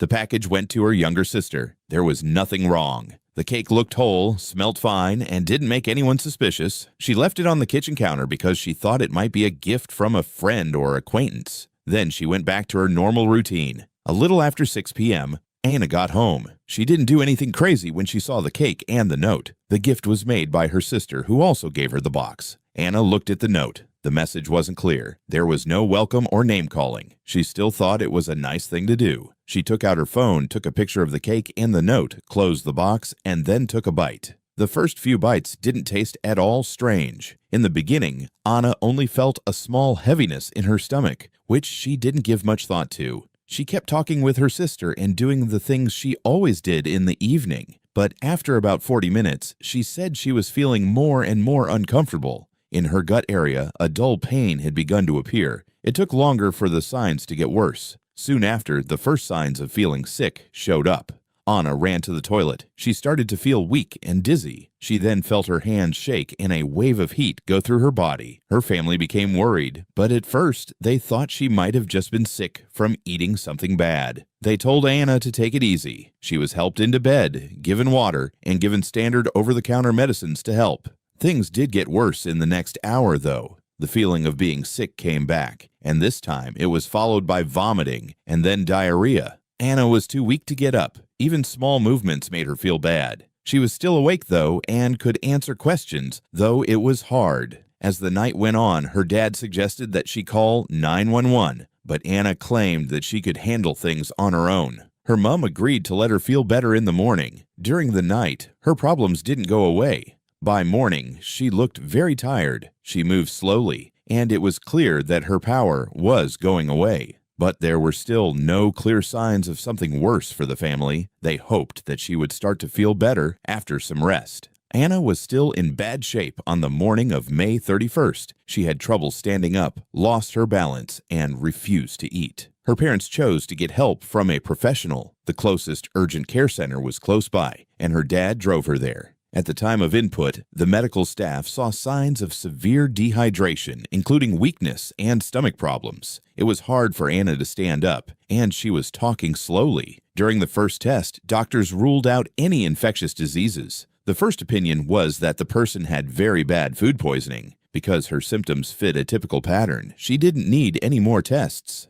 Anna's medical background didn't show any long-term problems or reasons why basic treatment shouldn't be used. She was put on an IV drip, given drinks with electrolytes, and given medicine to make her feel better when she was sick. The temperature of her body was normal, even though her blood pressure was unsteady and her heart rate was high at the start of treatment. The symptoms started to get better after 2 hours. She stopped throwing up, and her skin got a little better. Anna told the staff that she was having a little better day. The doctors chose not to admit her because she was getting better. She was sent home with orders to keep drinking water, take her medications, and stay with her parents. There were no orders for chemical tests. The medical staff didn't ask Anna a lot of questions about what she ate the day before. Her family didn't talk about the cake delivery because they didn't think the symptoms were related to any one food. People thought that the chance of poisoning was something that happened at home and didn't need any more research. Because of this, no biological samples were kept, and no leftover food was gathered or checked before it was released. Anna didn't feel a lot of pain. With the help of her dad, she left the office. Standard recovery directions were given to the family, and the signs of improvement were seen as good news. They thought that her situation would get better in 24 hours. The medical staff didn't raise any red flags about possible problems. Anna's folks noticed that night that she had become very quiet. It looked like she wasn't personally attached because she barely talked and didn't interact with anyone. They said it was because she was tired from the trip to the hospital and still weak from being sick. A follow-up meeting wasn't planned. The family did what the doctor said and stayed hopeful that she could get better at home. There was worry in the air on June 2nd morning. Her mother knocked on the door, but Anna wasn't there for breakfast and didn't answer. Anna was lying in bed with her eyes open when her mother walked in. She didn't seem to notice her voice much. She didn't ask for anything to eat or drink, and her answers were short. No one was sure if she needed to be helped right away, because her behavior suggested that she was still tired. Anna slowly got up in the late morning and walked to the toilet. Her moves were slow, and she held on to the wall to keep herself up. Anna's sister offered to help, but she made a sign that she was fine. When she got back to her room, she shut the door behind her. She spent the rest of the day alone and didn't answer her phone or read her texts. Because they thought she needed time to rest, her family gave her space. Her dad checked in again around 3 p.m. Anna answered, but it took a while. She spoke with a slurred voice and moved very slowly. He told her to call a doctor, but she only gave him a small nod and walked away. Her condition looked unstable, but it wasn't instantly a cause for concern. The family chose to wait and keep an eye on her because they thought it might happen again, like the last few days. By 4 p.m., her mother came back to tell her to take her medicine. There was no answer. Anna was still lying down where she was. Her skin was too pale for her. Touch didn't make her move. They called her name and tried to gently shake her. Not an answer. Fear set in. Right away, her dad called the emergency services. Her mother and sister tried to wake her up while they waited for the team to come. There was no sign that they were breathing. In just 10 minutes, rescuers arrived and started saving lives. Nothing worked, no matter how hard they tried. A doctor said that Anna was dead. Early results showed that the heart arrest happened only minutes before they got there. The whole family was shocked when Anna died. She had just been let out of the clinic the day before, and her health seemed to be getting better. Her family and friends didn't have time to fully understand what was going on. People right away wanted to know what happened to cause such a sudden and terrible result, but there were no clear answers. The exact cause of death was still unknown. The family wouldn't go into Anna's room. Her dad made it clear that none of her personal things should be moved. When he called the center to ask about her most recent treatment, he only got a standard answer that mentioned the earlier diagnosis. That night, he started to think back over the last few days and try to figure out what might have happened that could have hurt Anna's health. At that point, her sister brought up the cake delivery. What had seemed like a small, unimportant detail became very important all of a sudden. As soon as it was confirmed that Anna had died, her father started looking into what might have caused her death. The timetable fits together. He remembered that the cake arrived just before her health started to get worse. Her sister confirmed that during that time, no other new foods had come into the house. The family came to the conclusion that the cake may have been the start of everything that happened afterward. Neves went to the cops that night to make a report. The police took the statement and began an investigation. The first step was to find out where the delivery came from. Thankfully, the cake box hadn't been thrown away. They found a sticker from a small bakery in the same town on the bottom of the box. Investigators went to the place marked on the sticker and talked to the owner there. The bakery owner checked the packaging the next day to make sure it was the same as what they usually use and to make sure that an order had been made around the date they thought it would be delivered. However, there was no real name given when the order was sent. That it was put up online through a website with a simple sign-up process. The customer put in their card information, phone number, and delivery location. In the comments area, they asked for a specific note to be written by hand and put in the box. The staff didn't try to find out more. Delivery was made by a third-party driver who was hired through a messenger app for gig work. He didn't work directly for the bakery. Instead, he took orders based on open jobs on the site. The police were able to get into the account that was used to place the order. The platform gave technical information such as the account holder's phone number and the IP address from which the request was made. The messenger who had made the delivery was called by the police. He told the police that all they sent him was the location and a description of the item. A box of food from a bakery. The app had already taken care of the payment. He took the package, brought it to the address, and then gave it back.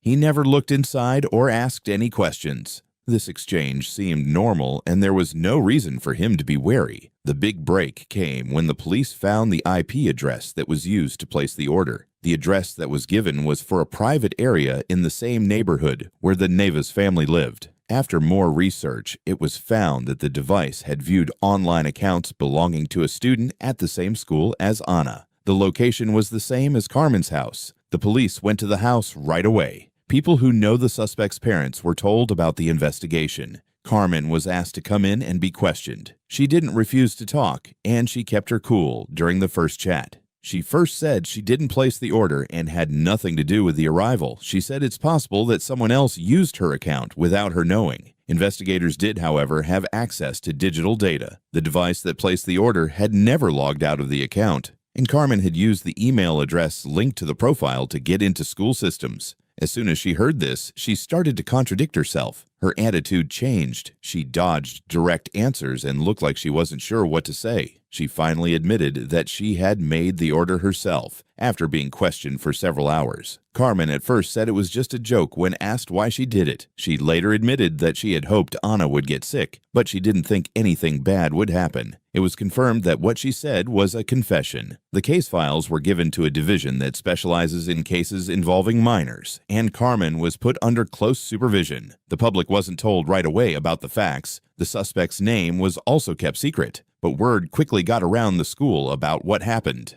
Anna's friends were shocked. No one had ever thought of Carmen as someone who could be mean or mean-spirited. Teachers agreed that she had never been in trouble with the law or behaved in a way that was troubling. Carmen's name was kept secret by everyone who testified. The reason for this was a digital trail that was left behind during the probe. Before that, nobody thought she had anything to do with it. That is what shocked everyone when she told the truth. It was hard to believe that someone so close to Anna could have done something like that. But the agents not only had a full confession, they also had digital proof that couldn't be argued with. The police found out that Carmen had ordered something chemically online. Even though it said low toxicity, she used a chemical that is known to be harmful on purpose. She didn't try to lie about it. She just told them straight out how she put it in the cake. Carmen said in interviews that she didn't hate Anna, but she felt like she couldn't breathe around her. She said that Anna was always in the center without trying, but she had to work hard to get any attention. Comparing things all the time made me more and more angry. Carmen was too focused on the little things, like how other people saw Anna, the praise she got from teachers, and the approval she never got for herself. They made her feel like she wasn't good enough over time.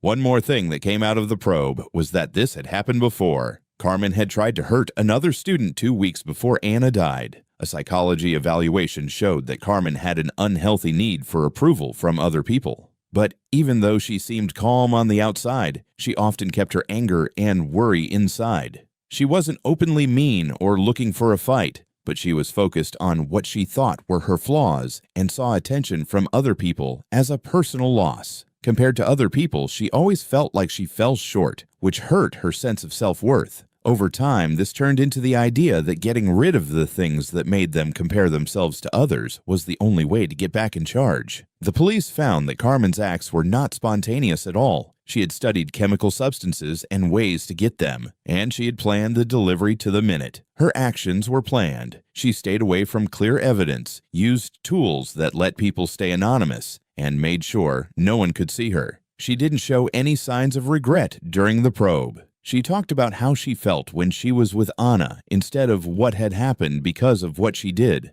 Carmen had tried to hurt someone on 2 different occasions, which shocked both her family and the rest of the school. In both cases, there was no clear reason for the acts, and the victims did not directly cause them. Carmen picked the time, the way, and the method herself. She said it wasn't about hurting someone permanently, but about feeling like she was in charge of her surroundings. In the end, investigators came to the conclusion that the problem wasn't with Anna or her peers' behavior. It had to do with how Carmen saw them as threats to her own sense of worth. At the city graveyard on June 3, 2025, a service to say goodbye to Anna was held. Family, neighbors, classmates, teachers, and people in charge of the school all came to the event. It was a calm mood. Her body was brought in the morning, and her father spoke at the service for the public. He thanked everyone for coming and talked about his daughter. According to Silvio Neves, Anna is a quiet and honest person. He made it clear that she never looked for trouble, was dedicated to her studies, and cared about her family. He also said he wasn't looking for payback or to be blamed, but he did want the law to deal with what had happened. The school put out an official statement a few days after the meeting. The paper said that Anna was a good student who was responsible, kind, and involved. There was a picture of her with the message. There was a memory board in the school hallway where kids could leave pictures, notes, and flowers. The administration stated that there was an internal review going on and that more steps were being taken to help students with their mental health. What happened was not talked about in public by Carmen's folks. The public did not know her name.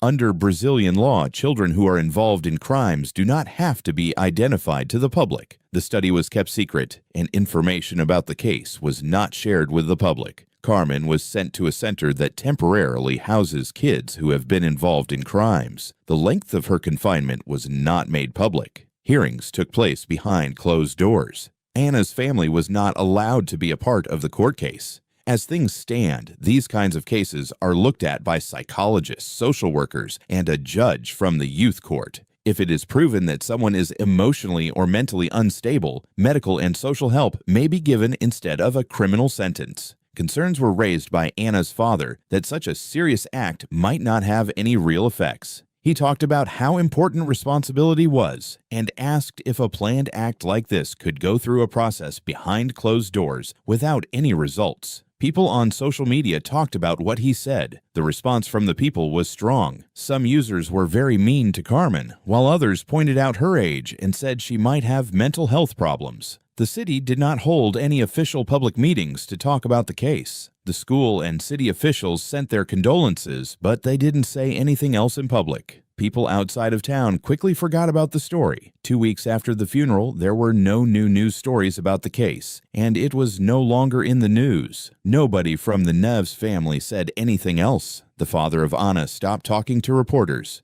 The school took down the tribute by the end of the month. Carmen was still safe because of the law, even though they admitted to trying to kill someone twice, one of which ended fatally. The people still didn't know the answer to their question about accountability. It made people talk, but it didn't change the court's decision. Many people saw Anna's story as a real tragedy in their own lives. One painful question stayed with me. Why didn't anyone see what was going on when it was so close? It looked like everything was safe and calm from the outside. It wasn't a stranger who put them in danger. Someone in her group had sent it to her. That was the worst part for her family and everyone in the neighborhood. Someone they trusted, someone who seemed so close at one point, did them hurt. Moving on to the next case.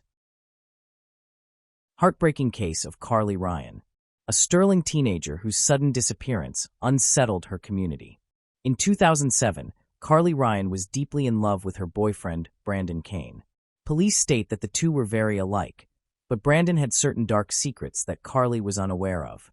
Investigators later discovered that Carly and Brandon had been seeing each other for some time before the crime, and their relationship appeared to be going well.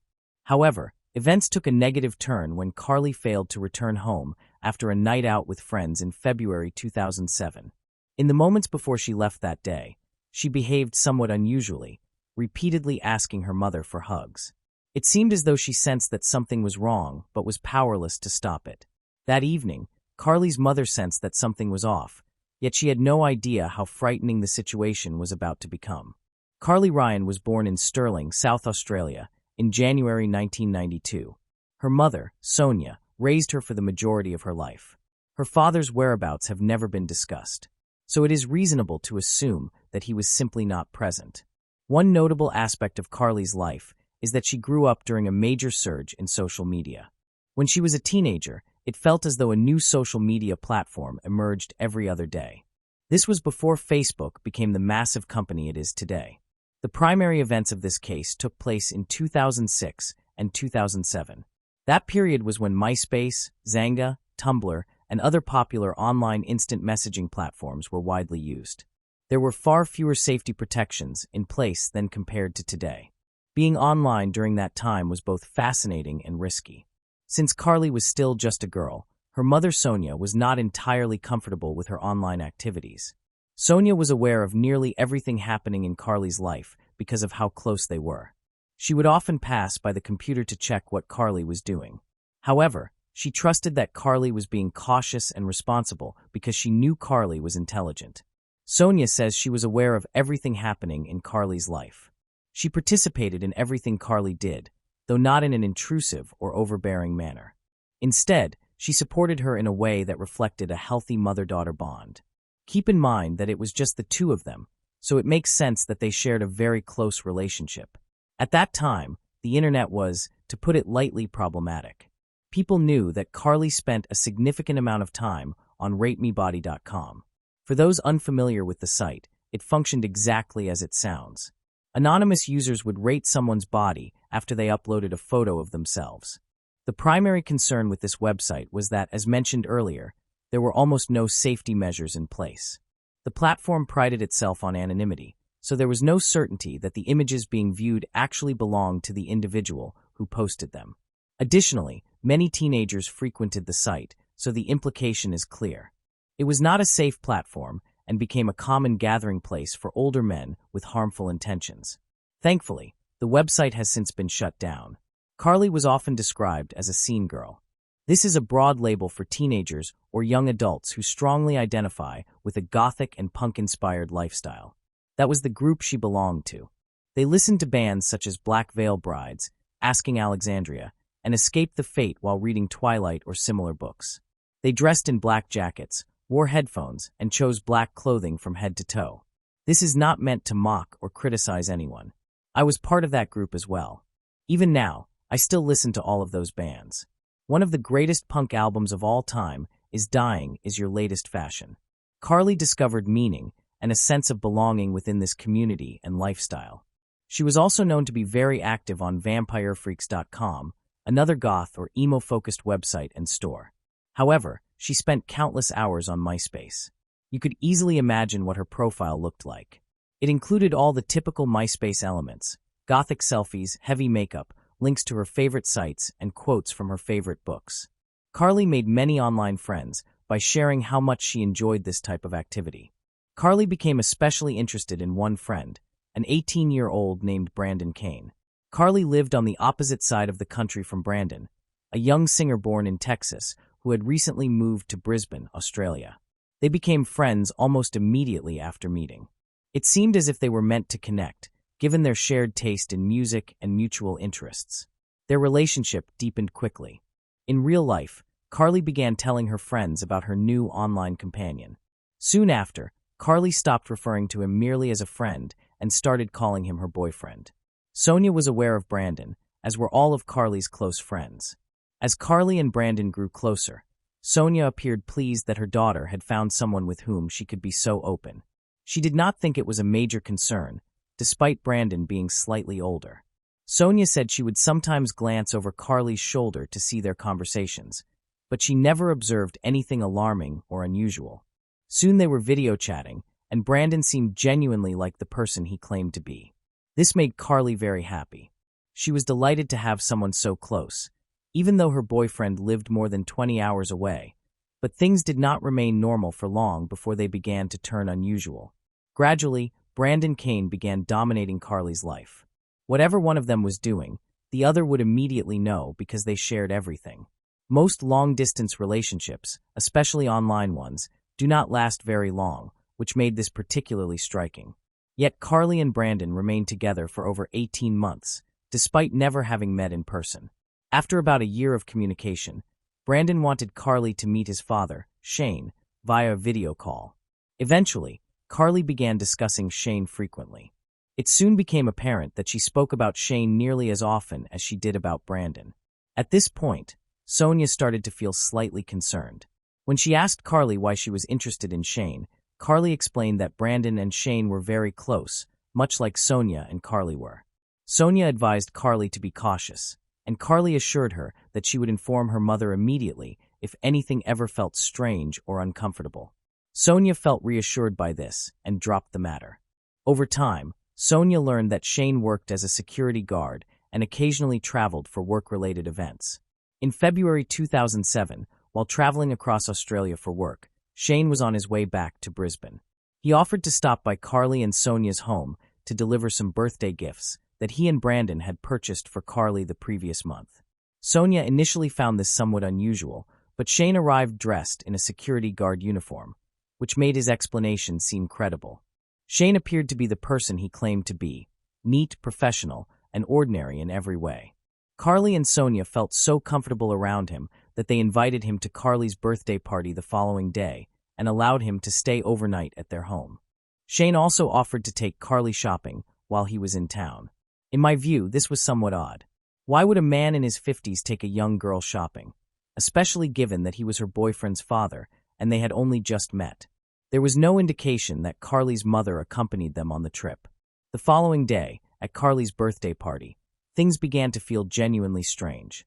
From the moment Shane arrived, it was clear that something was off. He appeared visibly uncomfortable as Carly's family and friends began to gather. There was no single moment that you could point to and say, "Look at that."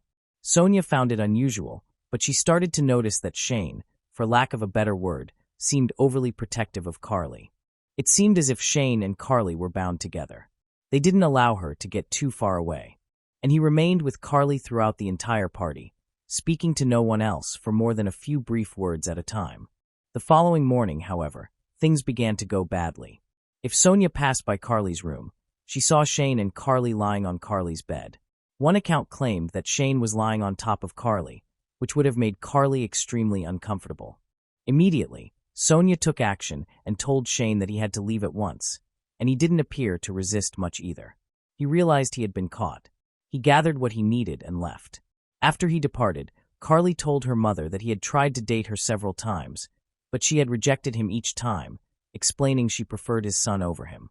Carly then informed her mother about the gifts Shane had brought for her birthday. YouTube's rules prevent going into full detail about these gifts.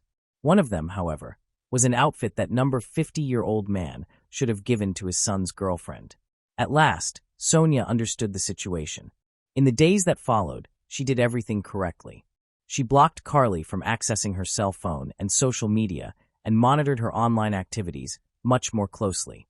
She also called Shane and informed him that he could never contact her daughter again, or she would involve the police. Clearly, all of this sounds severe, but it wasn't intended to punish Carly in any way. Everything was done to ensure her safety. Based on Sonia's statement since then, it appears she successfully informed Carly about the situation. Although it is tragic that this man took away many of Carly's freedoms, a parent cannot compromise on a child's safety.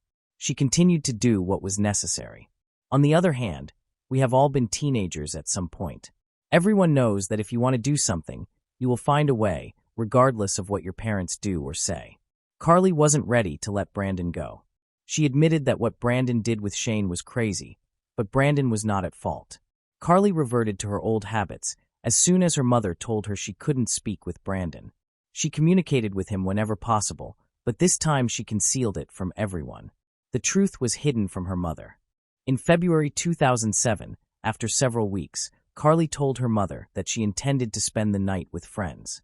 She dressed in her best clothes and headed for the front door. Somewhat unexpectedly, Sonia recalls that this was when Carly began acting differently. She repeatedly asked her mother for a hug. She likely wasn't ready to leave. Without any clear reason, her mood had shifted. While Sonia was unsure what was happening, she couldn't help but wonder what kind of mother would refuse a hug from her daughter. Before departing, Carly told her mother, "Love you, Mom." The door closed, and Carly was never seen again. After going out with her friends that night, she never returned home. Sonia realized something dreadful had occurred when her daughter still hadn't appeared the following morning. That was when she contacted the police to report her missing, which is every parent's worst nightmare. But events were about to worsen for Sonia. Something horrific would happen to her that no parent should ever endure. She paced the house, pleading for any news regarding her daughter, when she heard a knock at the door and saw two angry police officers enter. This is never a positive sign, as everyone knows.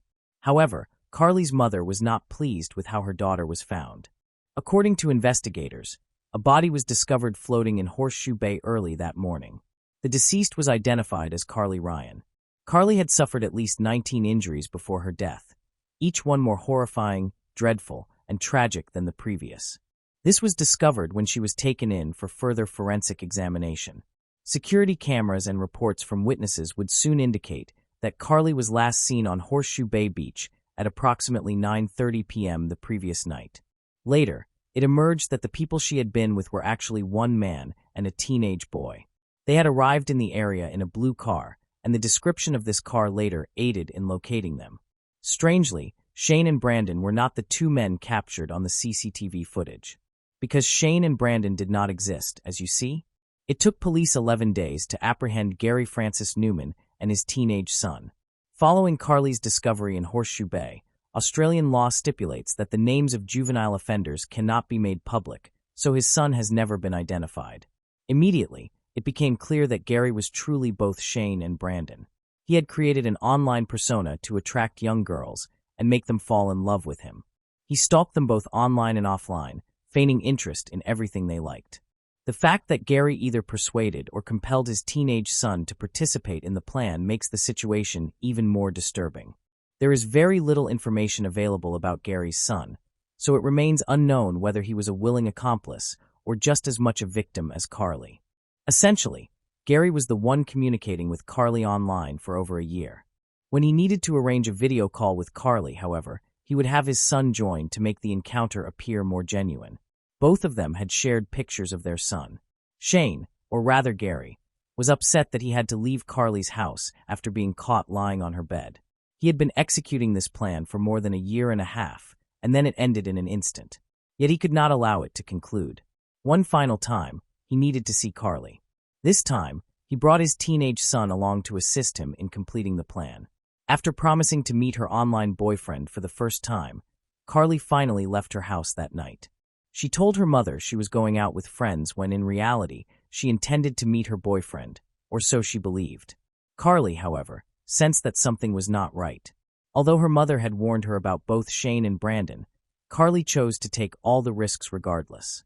We know that Carly felt apprehensive about leaving her house that night because she recognized potential dangers. Her mother also suspected that something was amiss. But since Carly had lied about her plans that evening, there was little she could do. She had no idea how perilous her daughter's situation was about to become. I am not assigning any blame to Carly. She was solely a victim of this cruel, malevolent monster. Highlighting the fact that she ignored the obvious signs of danger is my way of cautioning parents and teenagers. If your instincts tell you something is unsafe, it probably is. Typically, there is a fire if you smell smoke. When you have a strong gut feeling, you should usually trust it. But as you might expect, events were about to worsen significantly. You may recall that Gary's house was not searched by police until nearly 2 weeks after Carly was found in Horseshoe Bay. When officers arrived at Gary's home, he was in the process of communicating with another young girl online. During the search of his residence, detectives examined every room and discovered a notebook containing lists of at least 200 different online identities that Gary had used. It seems likely that he used this notebook to keep his story consistent, so that those he deceived would not discover his true activities. Only 2 of his identities were Brandon and Shane, representing less than 1% of all the personas he had created. Investigators discovered in this notebook the names, ages, occupations, hobbies, and any other details associated with every figure he had fabricated. Considering that Gary communicated with Carly under 2 separate names, he could have had another 100 victims, assuming he used the father and son tactic with each one. The actual number of deaths could be far higher, but there is no way to know for certain. Police also recovered a significant amount of useful information from this notebook. It contained the usernames and passwords for all of his fake online accounts, which constituted the final piece of evidence needed to apprehend this man and secure his imprisonment. To be fair, however, incarcerating someone does little to ease the suffering of the family, who now has one fewer person at the dinner table each night. In fact, Sonia has no one at her dinner table every night, which is even more devastating. On the day Sonia lost her daughter, her entire world collapsed. Her ambitions, her purpose, and her dreams vanished and will never be restored. Thankfully, Gary received a life sentence in prison. Regrettably, he will still be eligible for parole after 29 years, but given that he was 50 years old at the time of the crime, he will likely be around 80 before even having the slightest opportunity to experience natural sunlight again. Let us all hope that this day never arrives for Gary. After Gary's sentencing, his ex-wife came forward and discussed why they had separated many years prior. She revealed that Gary had been shockingly cruel toward her, striking her several times and coercing her into actions she did not want to take. This prompted his teenage daughter to realize she needed to leave with their 3 children when he focused his attention on her. Gary did not even awaken from this reality, which is regrettable. Later, he adopted his own son, whom he then incorporated into his online schemes. He repeated the cycle again. When everything concluded, Gary's son was found not guilty of any criminal charges. This strongly indicates that he was just as much a victim as Carly. Following this tragedy, Sonia felt compelled to act to assist parents whose children might face similar dangers. This led her to establish the Carly Ryan Foundation, which educates children and parents about the risks posed by online predators through accredited online safety programs and regular seminars. Furthermore, Sonia played a key role in enacting Carly's Law, an Australian statute that allows prosecutors to charge and convict online predators before they physically harm a child. The law enables authorities to examine chat logs to determine intent and convict adults who misrepresent their age to a child. Numerous lives have already been saved by this legislation, and Sonia was the driving force behind it throughout. Countless other children might have experienced the same fate as Carly if not for her efforts.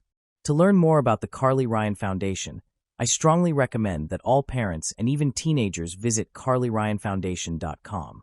The resources page contains extensive current information to help safeguard children on modern platforms such as Roblox, Fortnite, and other social media or gaming sites primarily designed for young users. Sonia aims for all children worldwide to gain knowledge about internet safety so that one day there will be no further stories like this. No one should ever endure what Carly and Sonia suffered. You and I have a responsibility to protect these children. Moving on to the next case. Mandy Rose Reynolds. A shadowed Texas evening, flames climbing in the distance. What initially seemed to be a minor brush fire rapidly transformed into something far more unsettling. As firefighters fought the inferno, they came across a horrifying discovery concealed within the smoke and glowing embers, a human corpse. Close by, a distressed white dog paced around the scene, refusing to depart as though attempting to protect a dreadful secret. From that instant forward, nothing about this case would be straightforward. And as investigators started assembling the pieces, they revealed a tale of betrayal, deceit, and brutality that no one could have foreseen. Mandy Rose Reynolds entered the world in 1996 in the American state of Idaho. The identity of her biological father was never disclosed, but her mother, Carla, was already raising an older son when Mandy was born. In time, Carla entered into a new relationship with a man who decided to accept both children as his own. Together, they created a home where love and stability were at the core. It was within that nurturing setting that Mandy was raised, feeling loved and encouraged. From an early age, Mandy was noticeable for her giving nature and vibrant character. Friends and family members portrayed her as imaginative, warm-hearted, and consistently ready to assist anyone who required help. She carried herself with a brightness of joy that made her company reassuring to others. By the beginning of 2023, another meaningful connection had developed in her life. She had taken in a dog, a white puppy called Titan. For Mandy, Titan was more than simply a pet. He was a devoted companion who brought her days happiness, companionship, and a feeling of safety. He walked beside her during quiet nights, joined her on new journeys, and offered her comfort in difficult times. That same year, Mandy made a significant decision. She left Idaho behind and moved to Texas, enthusiastic to start a fresh chapter. The new surroundings were full of opportunity, and she imagined a future rich with progress. Among her greatest ambitions was enrolling in college, something she anticipated with resolve and enthusiasm.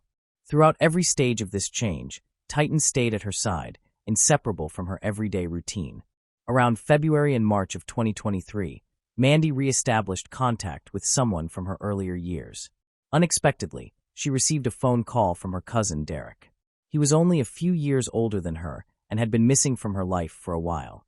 Their discussion, initially informal, soon resulted in a request. Derek asked whether he could remain at her apartment for some time. Staying true to her kind disposition, Mandy consented. She welcomed him without hesitation, unaware that this straightforward gesture of kindness would lead to consequences far more sinister than she could ever have imagined. The incidents that came afterward reached a heartbreaking climax on the night of Wednesday, April 5, 2023. Emergency responders got a report about a fire. At the beginning, it was described as a small blaze, perhaps merely burning bushes near a construction location. Fire crews and law enforcement were sent to look into it. As they labored to extinguish the fire, they encountered something nobody had anticipated. Inside the flames was a body, severely charred and nearly impossible to identify. What had begun as a standard response now turned into a crime scene. The responders promptly requested additional support: fire investigators, medical personnel, and more police units. Their documentation stated that the remains most likely belonged to a female based on the strap of a bra still noticeable among the debris. The evening was tempestuous. Intense rain and hail battered the area, making the task even more challenging for first responders. Contributing to the disorder, a distressed white dog circled the location, barking and howling without stopping. The animal would not depart, disregarding every effort by officers to soothe him. Some questioned whether he was attempting to drive them away or urgently guiding them toward the center of the disaster. As the hours went by and the flames were ultimately put out, the body was carefully retrieved and transported for examination. The identity remained undetermined that evening, but the faithful dog remained close to the location. By the following day, a passerby saw him again, still staying in the same spot, and informed animal control. After the dog was checked for a microchip, the answer came to light. His name was Titan, and he was registered to Mandy Reynolds. Investigators now possessed an essential lead. With the possibility that the body discovered in the blaze could be Mandy herself, detectives promptly contacted the phone number linked to Titan's registration. Initially, their call received no response, but shortly afterward, a woman called back, identifying herself as Mandy. The call was then transferred to the primary detective. After the customary introductions, he requested that the woman on the line describe her dog and state her address. She stated that her dog was a white cross between a poodle and a retriever, and that even though she resided in San Marcos, the dog had gotten loose while she was traveling. Her account, however, soon grew unclear. She spoke in pieces, vaguely mentioning being on the road, seeing friends, and traveling toward Wichita. None of it aligned coherently. This triggered the first warning signs for the detective, who chose to continue the conversation. He asked if she was staying in Robinson. She rejected that suggestion, maintaining that she was headed to Wichita. When questioned further, she acknowledged she had stopped at a rest area. Asked to confirm her name, she stated it was Mandy, matching the registered owner of the dog. When asked about where the microchip had been registered, she said she believed it had been listed under her fiancé's name, which was the reason they had decided to name the dog Titan. She explained that both she and her fiancé had completed the registration together. By then, the contradictions in her version of events had put the detective on guard. He persisted with his inquiries, attempting to better understand her movements. She became impatient, pushing to find out whether the dog had been taken to a shelter. The officer confirmed that it was in custody, but prolonged the conversation further to evaluate her story. When asked once more about her travel direction, she claimed she was going toward Wichita to leave the dog there. The reason, she explained, was that her fiancé wanted to visit his ill grandmother. At some point along the journey, according to her, Titan had dashed out of the car during a roadside stop. They had searched for several hours, she maintained, but had not been able to locate him. The detective requested additional specific information. Where exactly had this occurred? The woman described it merely as a rest area, comparable to a truck stop. When asked to provide details about the location, she was unable to offer anything further. She stated that the event had taken place around 1 a.m. the night before, although she was not entirely sure. The questioning went on.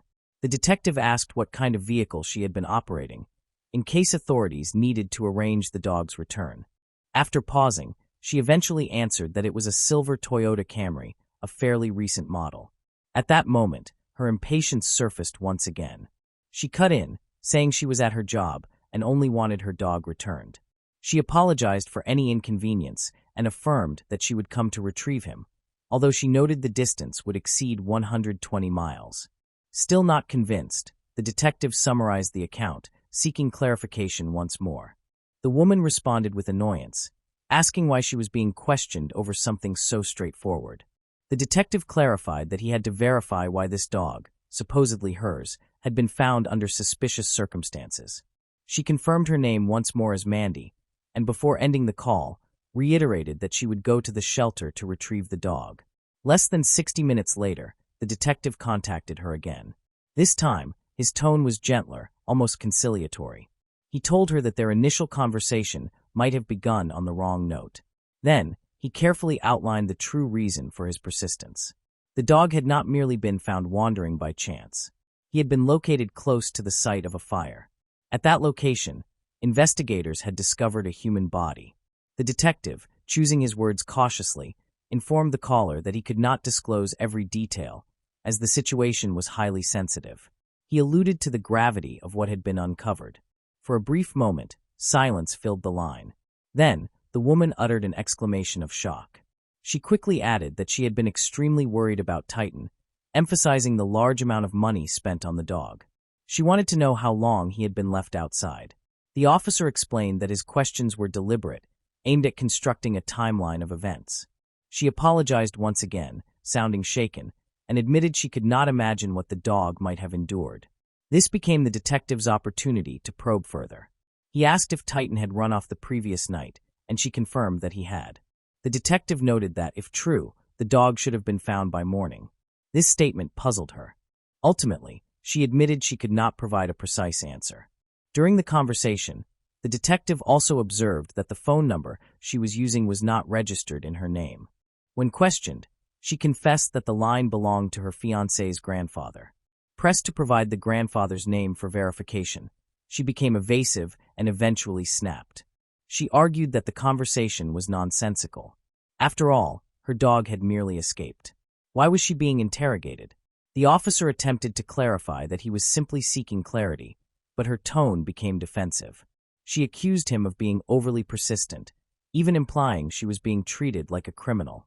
The detective emphasized that the timeline was critical, as it could indicate whether the dog had encountered the body discovered at the scene.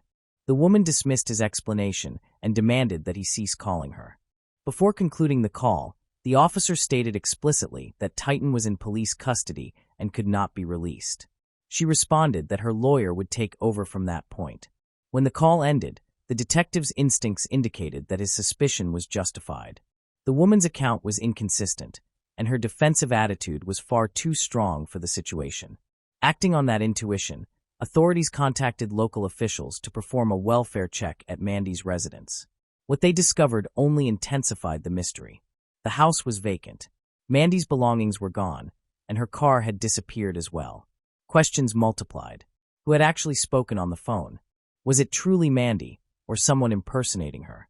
Most importantly, was the burned body discovered at the fire connected to her disappearance?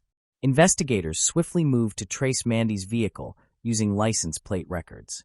Their search revealed that the car had been seen in Wichita, over 600 miles away. This prompted a concentrated search for the missing vehicle. While that investigation was ongoing, forensic evidence delivered a breakthrough.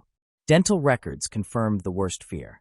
The remains found at the fire site belonged to 26-year-old Mandy Reynolds. The autopsy revealed she had been shot in the head before her body was set on fire in an attempt to eliminate evidence.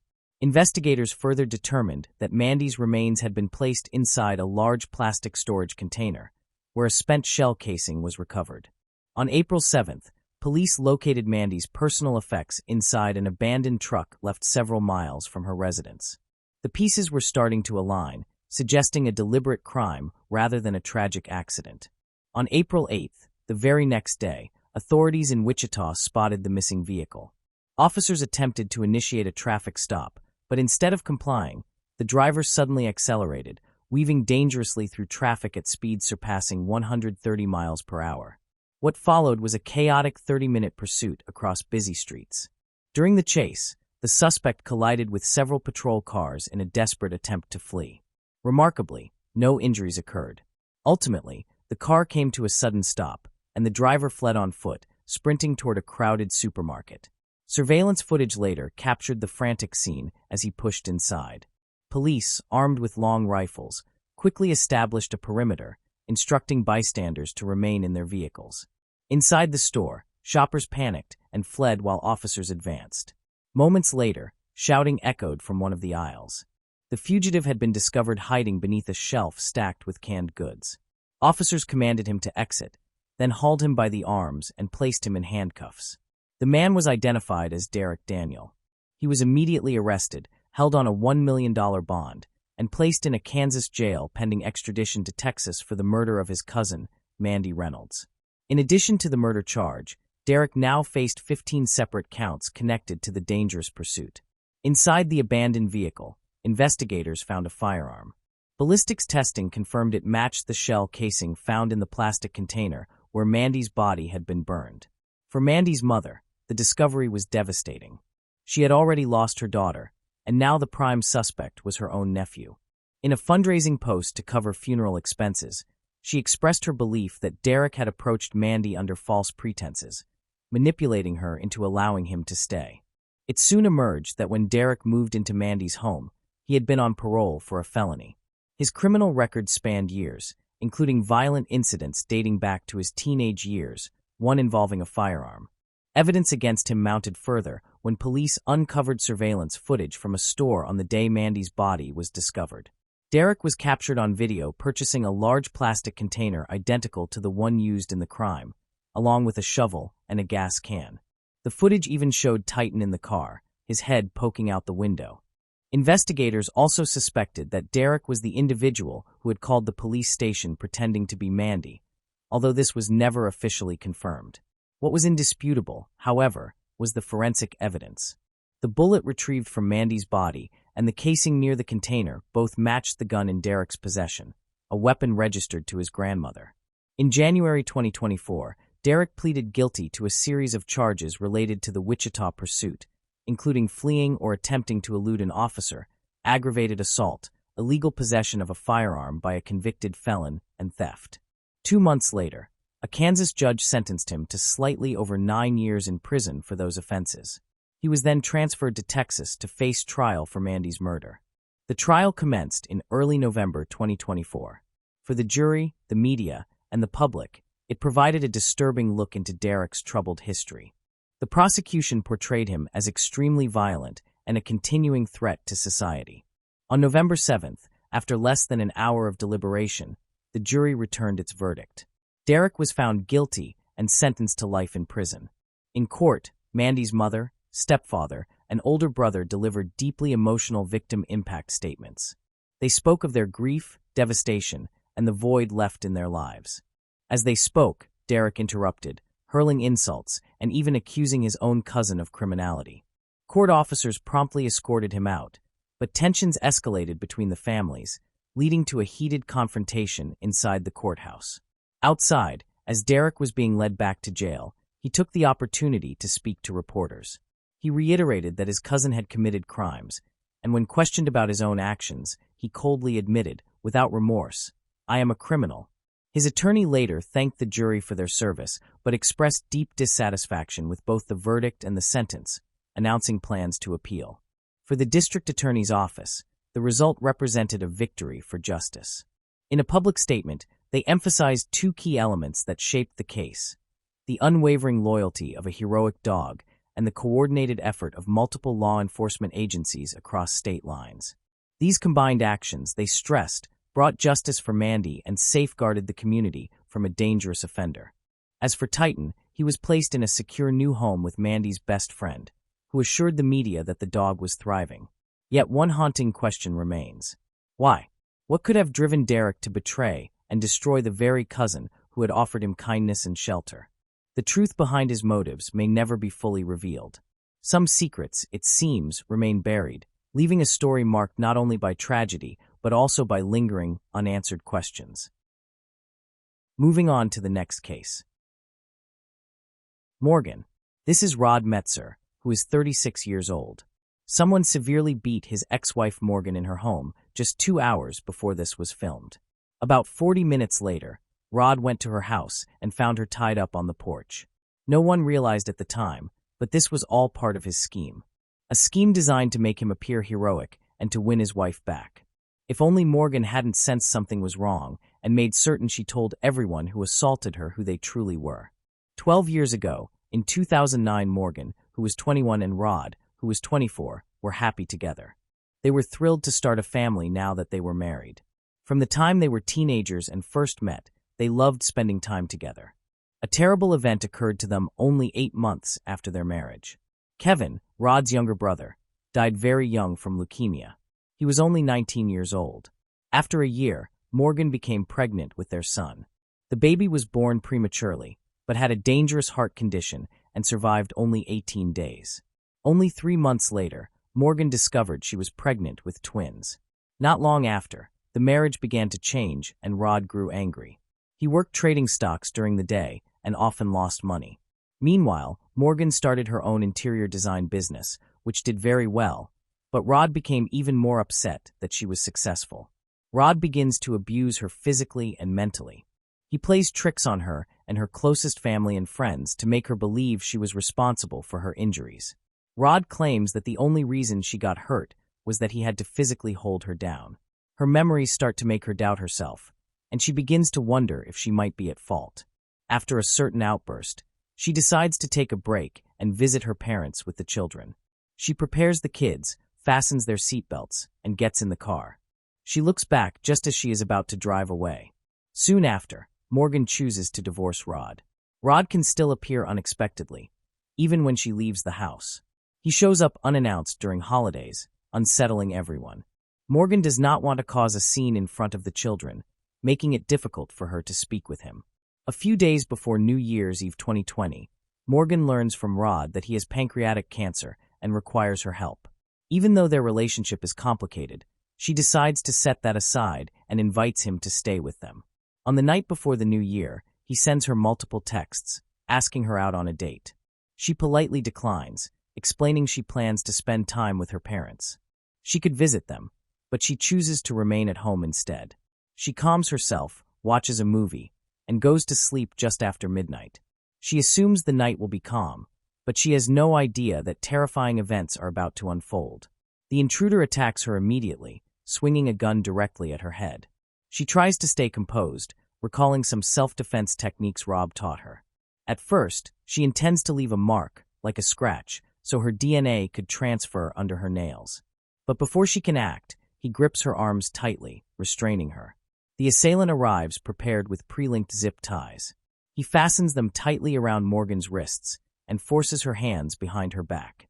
The stranger does everything possible to conceal his identity. He covers his face with a black jacket, wears matching trousers and gloves. He speaks very little, but when he does, his voice is altered. Deep, rough, and unsettling, like Batman's voice. He then demands her phone and its unlock code. Morgan's home has a high-tech alarm system she always activates before bed. Her phone serves as the system's main hub, controlling both alarms and security cameras throughout the property. Afterward, he opens the door via the app and places a sack over her head. 40 minutes pass, and she remains lying there motionless. Then she hears distant sounds. She gradually perceives someone approaching. Unable to see them, she fears the attacker might return. She immediately calls 911. Rod attempts to comfort Morgan while waiting for help. He rushed to her home to appear as the hero she needed, but in reality, that was far from the truth. The police are going to arrive shortly. First, they separate everyone at the scene and ask them to provide their accounts. Morgan is fairly certain that the person who attacked her is her husband. Before the attacker began choking her, she had no idea who it was. But when he said something unusual, everything changed. The intruder grabbed her, lifted her off the bed, and walked toward the door. At that exact moment, a memory returned to her. During her pregnancy, Rod often helped her out of bed by carefully lifting her in the same way the attacker had. Officers find it suspicious that Rod went to Morgan's house, since she had said she was going to stay with her parents. When questioned, Rod claims he did it because it was something he always did. Then they requested to see his phone, and Rod allowed them. They also discover that he secretly took pictures of texts on Morgan's phone while she was talking to someone else. Finally, Rod is arrested by the police after they use these pictures to charge him with violating privacy laws. This allows them to detain him and ensure he cannot alter the evidence. After the arrest, the team immediately begins their investigation. They quickly obtain a warrant and review the home security footage. Unfortunately, Morgan's phone and its cloud backup have lost all recordings from the time of the attack. Even worse, the person who attacked her took her phone when leaving, and it was never recovered. The cameras only provided footage from a few hours before the incident that could be used. The footage shows someone placing a $56,000 check under the front porch. After the attack, the intruder took the check. Soon, the police obtain a warrant to search Rod's apartment. During the search, they discover a suspicious bag of zip ties and a single piece of one in his room. The attacker had carefully prepared by pre-looping the zip ties he used to bind Morgan's wrists, leaving a chilling clue.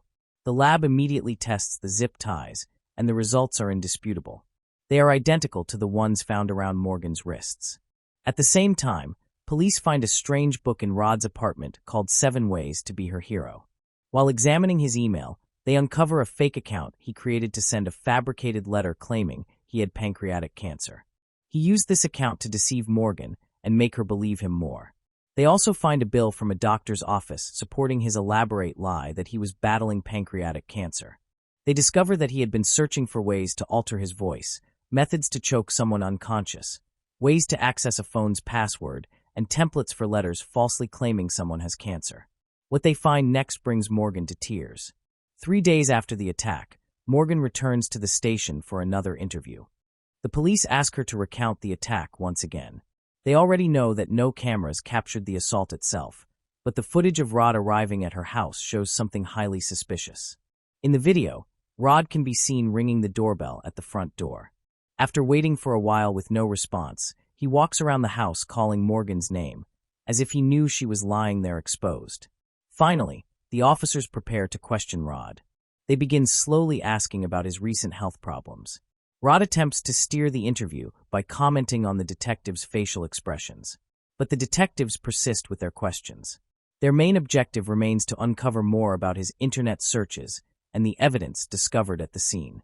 As the detective continues pressing Rod, his responses become increasingly erratic. He claims he has no connection to the evidence discovered at the scene and denies that anyone is attempting to frame him. A few hours after Rod Metzer was released from police questioning, he was formally charged with 10 major crimes linked to the attack on Morgan. Some of these charges include breaking into a residence, kidnapping, aggravated assault, and sexual battery. The police also examined the bag where the zip ties were discovered. Using the UPC number, they can trace it directly to Lowe's. Immediately, they review local transactions and find that Rod purchased the zip ties with his credit card on December 30th. The police then review the video footage from Rod's apartment building. The footage shows Rod returning to his building just minutes after the incident. Later, at 1:24 a.m., the video records him leaving the building again, this time wearing a different outfit and carrying a plastic bag. Even after repeatedly reviewing the footage, the officers find no evidence that anyone approached him or tapped on his window. Morgan is prepared to testify about what happened to her as the victim when the hearing begins. 8 months after the incident, on August 4th, 2021, Rod confessed to his involvement. He admitted guilt on 14 charges related to the assault on Morgan and the disturbing photos discovered on his phone.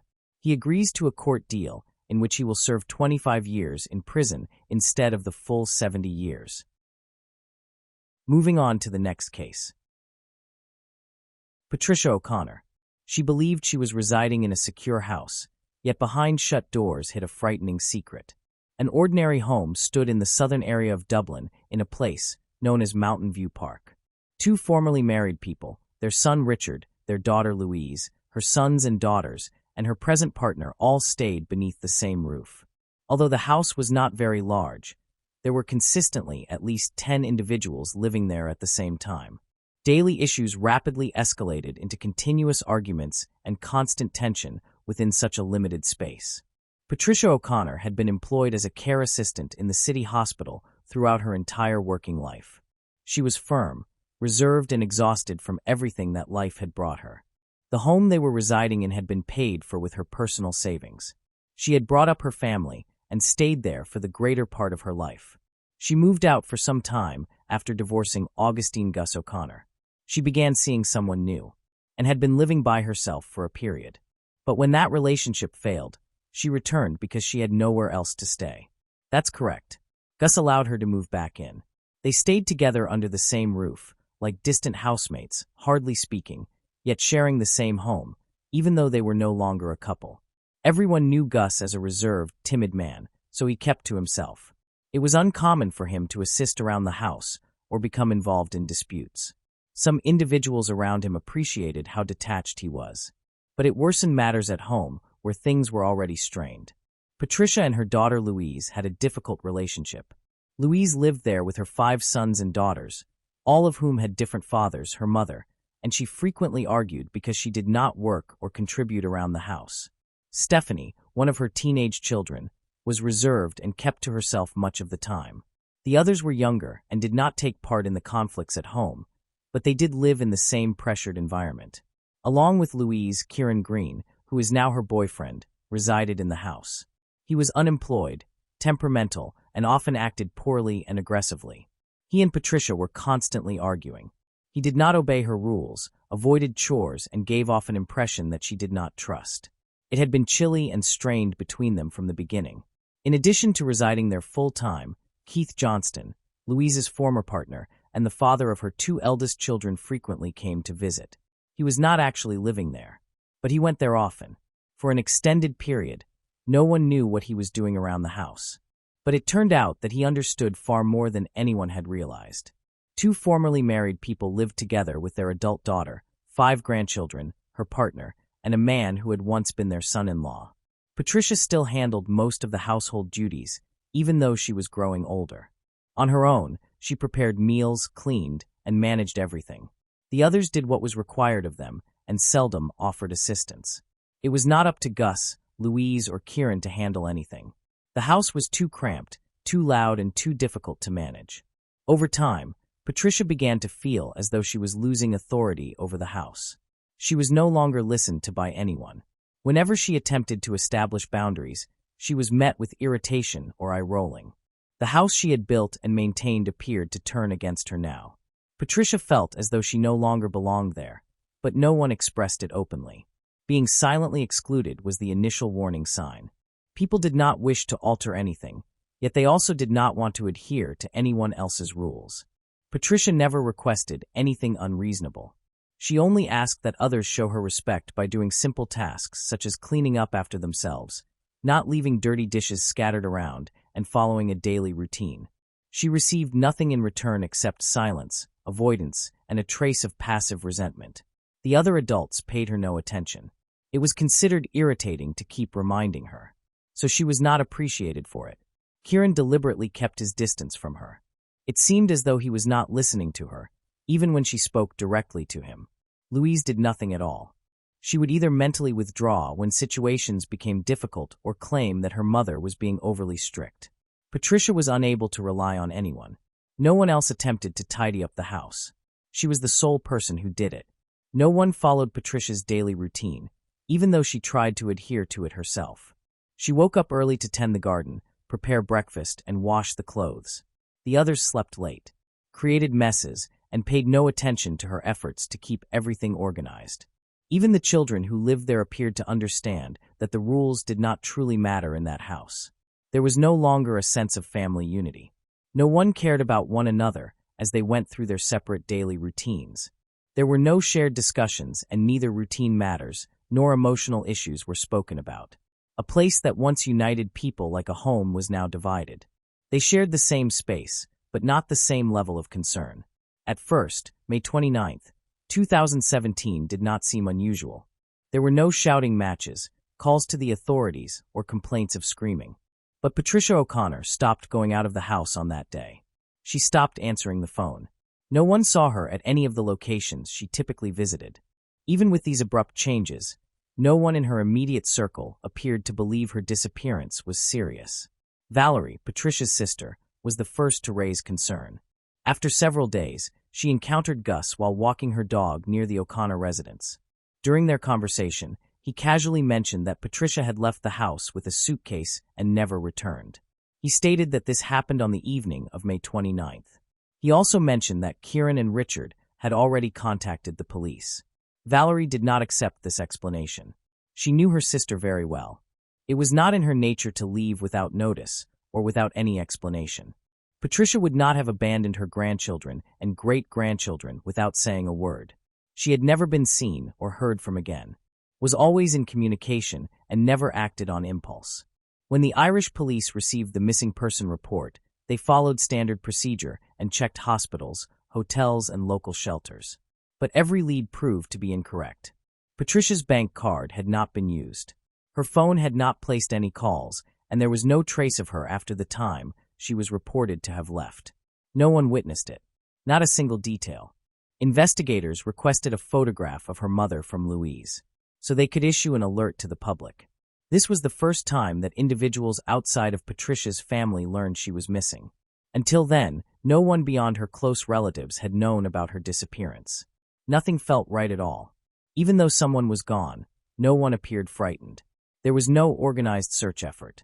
Family members living in other parts of Ireland began taking action themselves.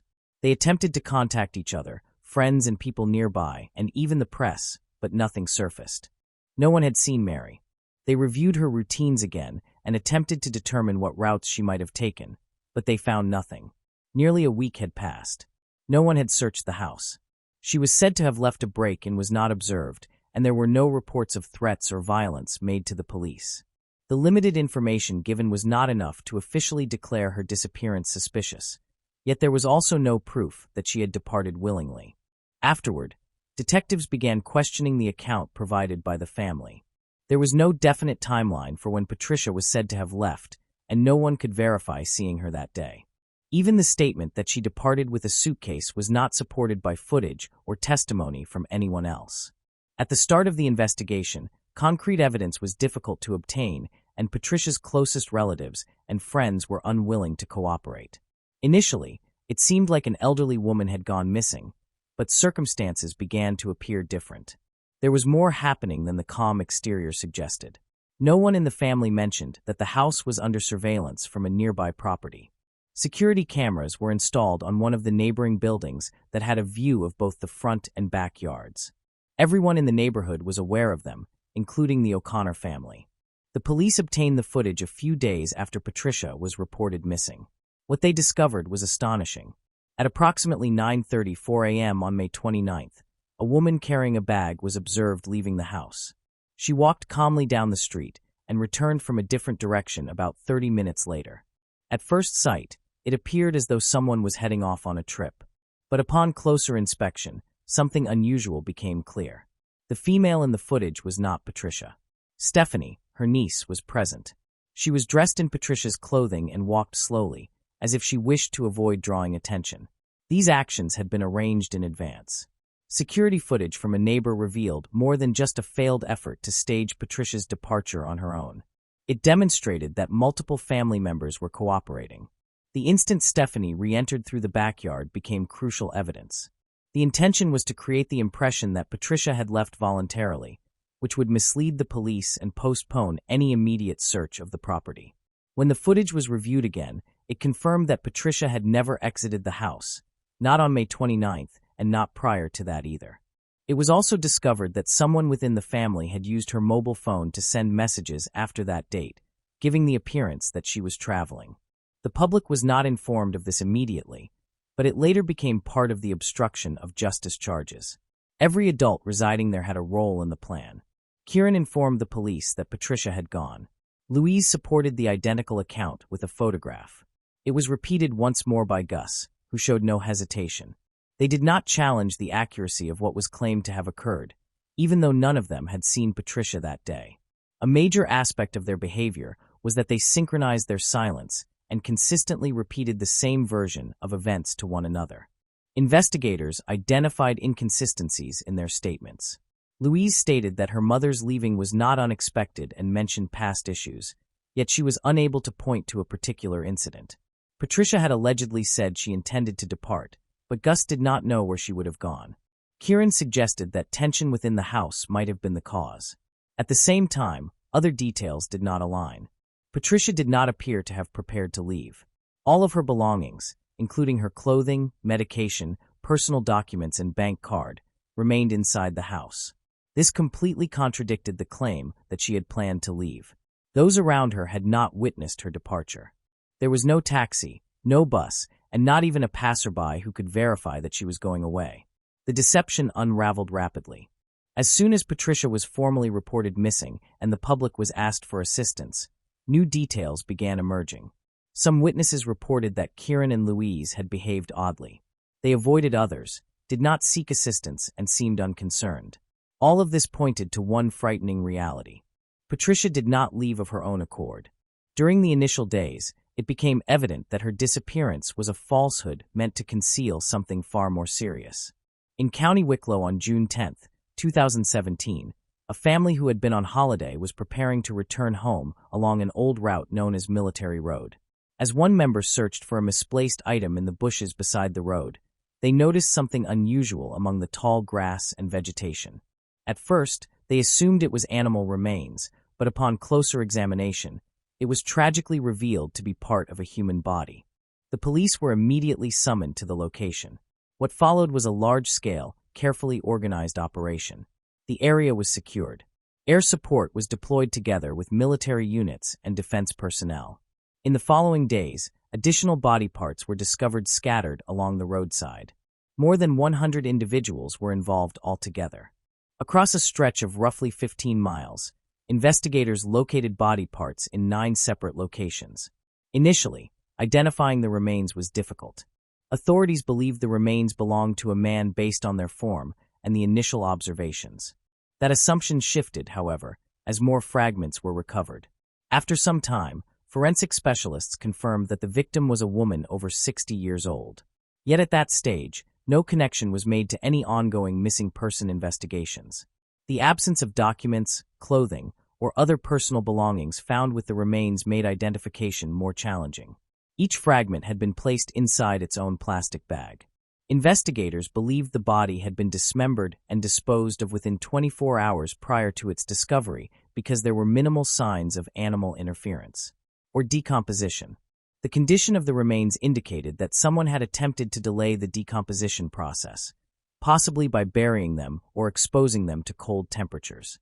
In Dublin, the search for Patricia O'Conor was still continuing since the remains had not yet been formally identified.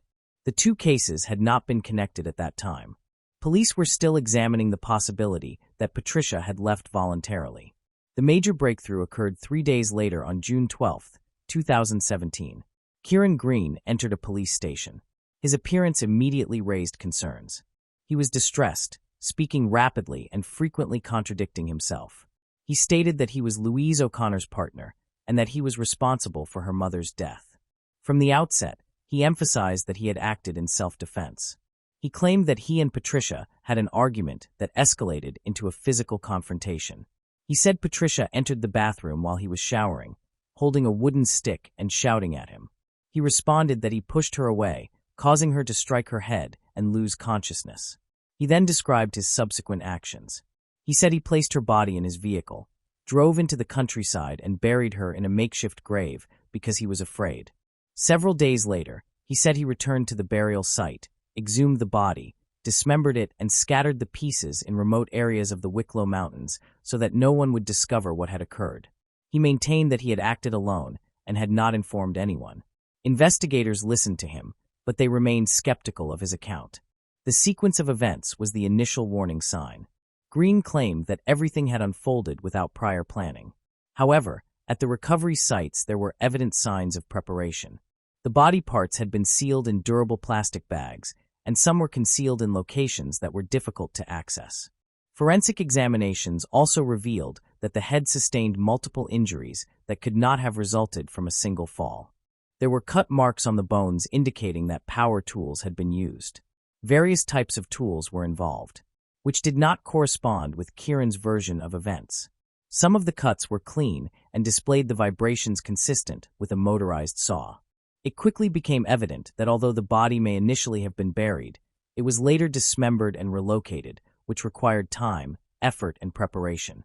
This did not resemble an impulsive act of panic. It appeared to demonstrate a significant degree of awareness and intent. Police began reviewing nearby hardware stores for items that could have been purchased in relation to the crime. Requests were made for surveillance footage and transaction records, particularly those connected to Kieran's relatives or acquaintances. Simultaneously, officers redirected their focus to the conduct of others residing in the house. Stephanie had previously been seen on video wearing Patricia's clothing, which had earlier been dismissed as a prank. Now she was placed under close scrutiny. Investigators examined her movements to determine whether she had been deliberately attempting to mislead them. Louise's behavior also came under examination. There had been tension between her mother and her partner, yet she had taken no action. It was now believed that her earlier statements were incomplete and at times contradictory after Kieran provided his account to the police. A far more extensive investigation was launched. Police examined not only him, but also every individual who had been inside the house in the days leading up to Patricia's disappearance. The incident was no longer viewed as a tragic accident. There were indications that multiple people were involved, and that they had collaborated to conceal a serious crime. The next phase of the investigation was to determine whether there were connections between Kieran and other men within the family. This directed attention toward Keith Johnston, Louise's former partner. Although he did not reside in the house permanently, he maintained contact with Louise and visited frequently. Investigators discovered that Keith and Kieran had shopped together at a hardware store shortly before the incident. They appeared on surveillance footage, purchasing saws, heavy-duty bags, chemical cleaning agents, and protective gloves together. The items had been bought after Patricia was believed to have died, as was revealed when the transactions were reviewed again. This contradicted the narrative of panic and indicated premeditated behavior. A new theory that aligned with the evidence emerged. The dismemberment was not an act of desperation. The crime had been deliberately concealed. Later, information from an anonymous source led police to a suspected disposal site near the Dodder River. 2 electric saws and an axe were recovered by a specialist search unit that combed the location. Forensic analysis confirmed that the tools had been used to dismember the body. On one of the blades, fragments of bone matching Patricia's remains were discovered. Everyone in the house was summoned again for questioning. Louise altered her statement. She had previously maintained that Patricia left voluntarily, but now she claimed she had only believed what Kieran told her and was unaware of the full truth. The interrogation lasted for an extended period. She stated that Stephanie had only assisted because she was instructed to, and that Gus had not observed anything unusual. Meanwhile, Richard, Patricia's son, provided a different account. He informed police that his mother never left the house on the day she vanished, and that the suitcase used to stage her departure was later located in his father's room. Richard's testimony was crucial. He was the sole family member who had not participated in the scheme. He confirmed that Louise had told him their mother intended to leave, which had been an effort to prevent him from contacting authorities. Investigators were convinced that this conduct demonstrated that more than one individual had attempted to conceal the crime. Police officially designated all 9 locations where body parts were recovered as crime scenes by documenting details about each site. Authorities identified the house along with wooded areas, the initial burial location, and roadside spots where remains had been dispersed. It became evident that there had been a homicide, dismemberment, transportation, a staged disappearance, and an agreement to remain silent. The trial concerning Patricia O'Conor's death commenced in Dublin on January 14, 2020. Charges were filed against Kieran Green, Louise O'Connor, Stephanie O'Connor, Keith Johnston, and Augustine O'Connor. Each faced allegations reflecting varying degrees of involvement, ranging from committing the murder to assisting in the concealment and obstructing the investigation. Due to the extensive evidence, the judge stated that the proceedings would be lengthy and complex. The prosecutor presented a detailed reconstruction of events. According to their account, Patricia died inside the house on the night of May 29, 2017. She died after Kieran struck her repeatedly on the head, resulting in her death. After being concealed, the body was later dismembered and transported to remote locations. The cover-up began that very day. Surveillance cameras captured Stephanie wearing clothing that belonged to her grandmother. Subsequently, the suitcase used to stage Patricia's departure was discovered in the house, contradicting the assertion that she had left of her own accord. The defense immediately shifted toward damage control. Kieran altered his testimony during the trial after previously admitting responsibility. He claimed that he had not committed the act and that the family had pressured him to accept the blame. He alleged that Augustine was the true perpetrator because he had engaged in a serious altercation with Patricia and had struck her with a club. Kieran says that Louise got him to admit after the event in exchange for her support. Kieran had stuck to his original confession for more than 2 years, so this rapid change came as a surprise. Louise said she had no idea that her mother had died or that Kieran had done what he did. She said Stephanie was part of the fake scene because she believed what her partner told her and had no reason to doubt it. But the prosecution showed Richard's comments in which he said that his sister was involved in hiding the crime. The prosecution showed camera footage of Kieran and Keith buying things like saws, heavy-duty bags, and more. They also showed film of the vehicle that was used to move the bodies. Multiple hard force injuries to the head and dismemberment, done with power tools, were confirmed in separate medical reports. This directly contradicted the claim that Patricia's death was caused by an accident. During the hearings, the defense tried to make the court doubt the reliability of the surveillance footage. But the court didn't buy their claims. Some of the accused were also tried to be blamed for something else. Each suspect tried to play down their part. Augustine, Louise, and Keith were blamed by Kieran. Louise said Kieran was to blame. Stephanie said she did what her mother told her to do. Keith said he had no idea what the tools were for. Augustine said that all he did was believe what his daughter told him. The prosecution stressed how well-planned the lie was and how everyone in the family worked together to hide the crime. According to the evidence, everyone in the house knew about Patricia's death, but kept it a secret on purpose, telling the same stories to trick the police. The result was easy to see. This wasn't a scary time. A group of people worked together to try to hide a crime. The sentence was given on January 23, 2020. The person who killed Patricia O'Conor was found to be Kieran Green. The lack of self-defense, the dismemberment, and the attempt to trick detectives were all things that made things worse. He was given a life sentence in jail with the chance of getting out before 2040. The granddaughter of Patricia, Stephanie O'Connor, got 18 months in jail. She was found guilty of lying to the police by taking part in the fake exit. Watch a video of her carrying a bag while dressed in Patricia's clothes. The defense said she was just doing what her mother told her to do, but the court said her actions were planned and deliberate. Louise O'Connor got 2 years and 10 months in prison. The court said she had slowed down the justice system, planned to lie, and hidden proof. She also put a lot of stress on other family members and tried to stop her brother from calling the police, which was represented in her sentence. Louise said she wasn't guilty, but her reasons didn't make sense when looked at against the facts. Keith Johnston, who used to be with Louise, got 2 years and 10 months in prison. Surveillance video shown in court proved that he bought the tools that were used to cut up the body. However, the court found no proof that he actually did the act, but it did find that he actively helped hide the crime. Before the trial had even begun, Augustine O'Connor acknowledged that he had misled the police. That's correct. He confessed that he was aware Patricia was missing, but had accepted the false story that she had left voluntarily. As a result, he received an 18-month prison sentence. The court ruled that he would be eligible for parole after 1 year due to his age, and because he had cooperated with authorities in certain respects. The actual time served did not match the original sentences imposed. Stephanie was released after just 8 months. Following her release, She made no public statements and completely avoided public attention. Augustine served approximately 13 months before he was also released. Louise was released from prison in May 2022.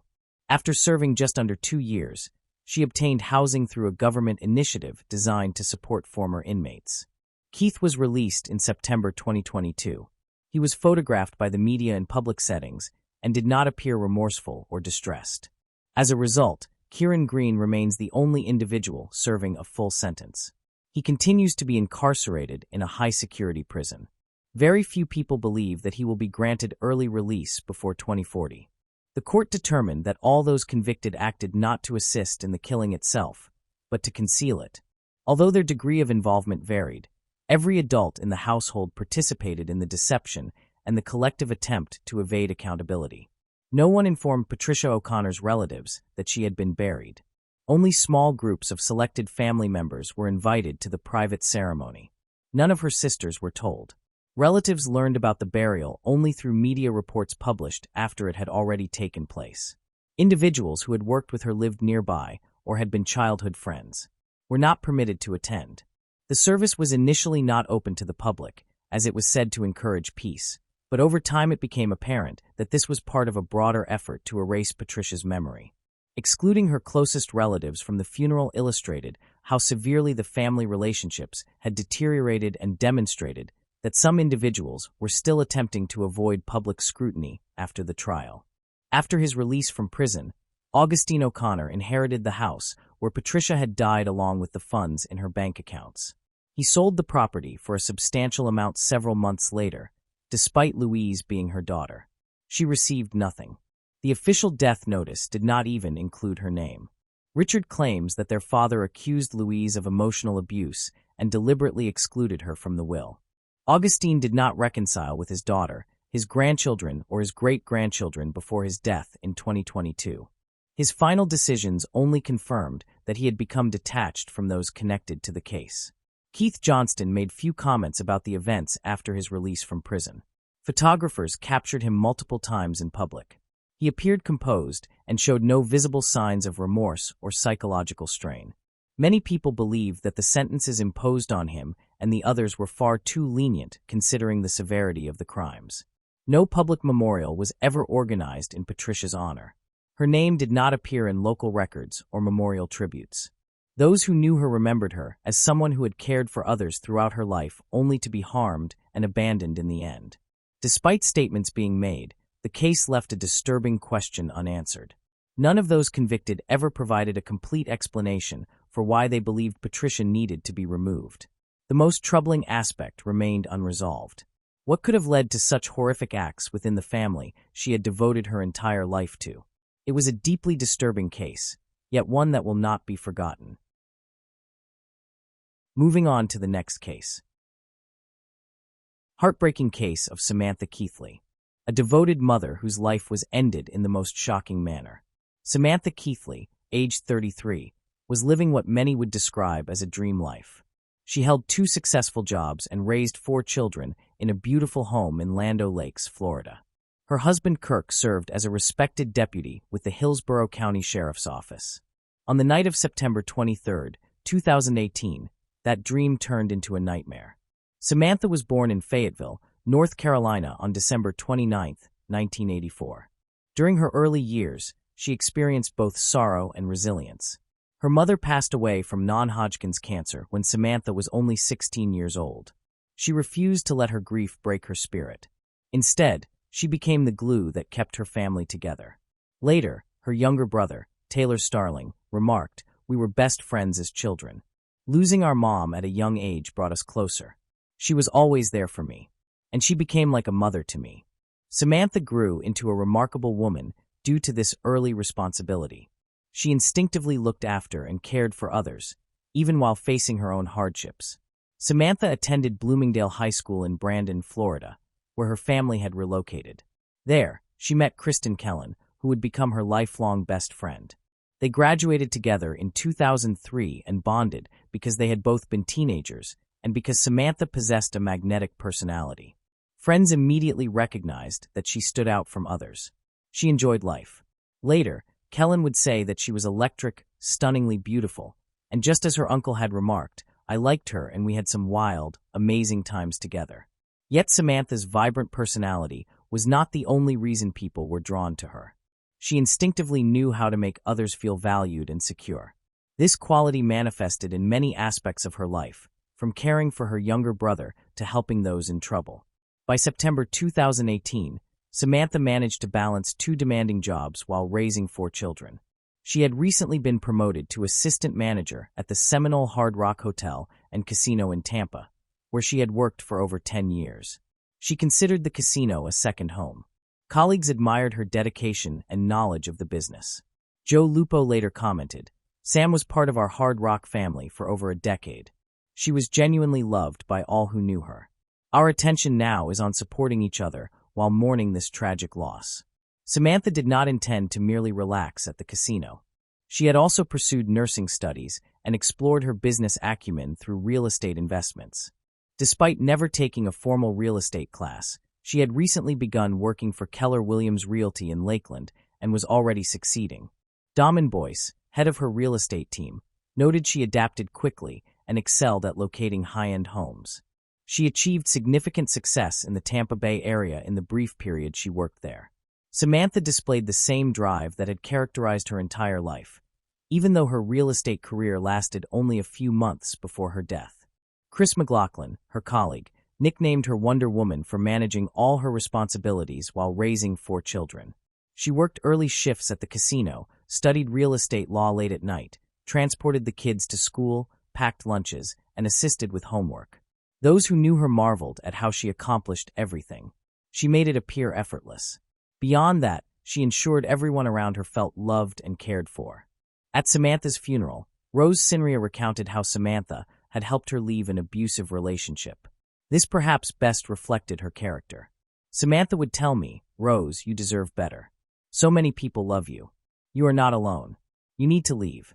Sinria said that even during life, Samantha was shielding others from the very fate that would eventually take her.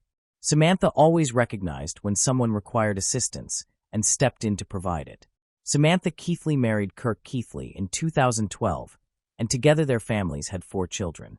Mark, 14 years old, was Samantha's son from a previous relationship.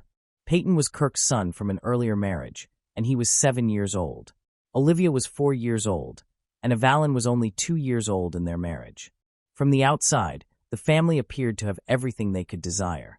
They finally purchased their dream home in February 2018 on Terrazzo Way in the Bexley neighborhood of Land O'Lakes.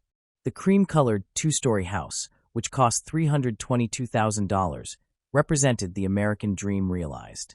It was quiet, family-friendly, and near good schools. It should have been an ideal environment for raising their children. Kirk seemed like the dependable, steady police officer any family would want for protection. He had served as a constable for the Hillsborough County Sheriff's Office since June 15, 2009. Prior to that, he worked for the St. Petersburg Police Department. From 2003 to 2009, he served as a police officer for nearly 20 years without major incidents, making his career appear solid, though unremarkable. There were, however, minor warning signs that family members would later recognize with clarity and deep pain.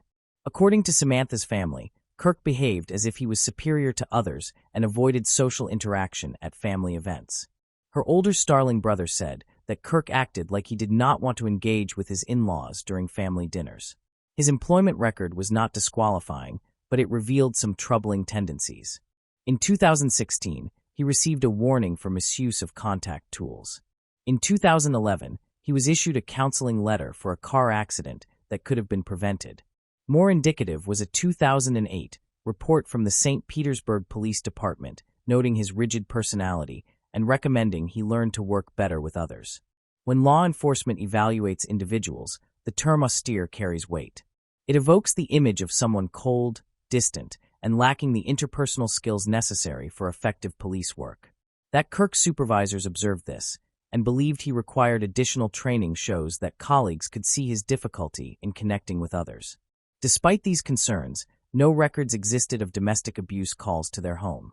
Even those close to the couple did not believe Samantha faced immediate danger. This is often the case when police respond to domestic abuse reports. The offender knows precisely how to avoid authority attention while maintaining control behind closed doors. Yet neighbors offered a different perspective, highlighting how household power can manifest subtly. The Keithleys lived across the street from Griffith for 5 years before moving to Land O'Lakes in February 2018. Griffith said that engaging with the neighborhood made her the unofficial mayor of the area. But Kirk Keithley was the one person he could never reach. She was very friendly to me unless Kirk was present. Then she would only say hello or wave, he said. In retrospect, this information is particularly frightening. It suggests that Samantha may have learned to alter her behavior when Kirk was around, a common pattern in controlling relationships. Griffith attempted multiple times to get Kirk to engage. He even connected him with another constable from Georgia, hoping their shared profession would facilitate communication. Griffith said, "He simply turned his back on us and ignored us." This lack of social interaction is another indicator of domestic abuse. Abusers often isolate victims from people who could support them. This isolation makes it harder for victims to seek help or maintain relationships that might provide clarity. Still, these indicators were insufficient to predict what would ultimately occur. Domestic violence specialists explain that a victim is most at risk when attempting to leave or asserting independence. Samantha's rising success in real estate may have represented precisely this kind of challenge to Kirk's control. The most tragic aspect of the Samantha Keithley case was that it was not an isolated incident. Data indicate that police officers are more likely than the general population to perpetrate domestic abuse, and when they do, the victims frequently die. Kirk's co-workers were unaware of what was occurring at home. This is typical in law enforcement families where domestic violence often goes unreported or undocumented. Police officers understand how to avoid leaving evidence behind. They are aware of investigative procedures, and victims often fear that calling for help will be futile because the abuser's colleagues might respond.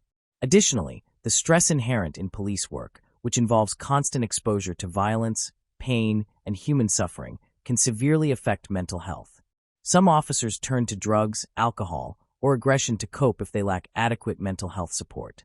In Kirk's case, toxicology results later revealed his severe intoxication on the night he killed Samantha. He was too impaired to make rational decisions.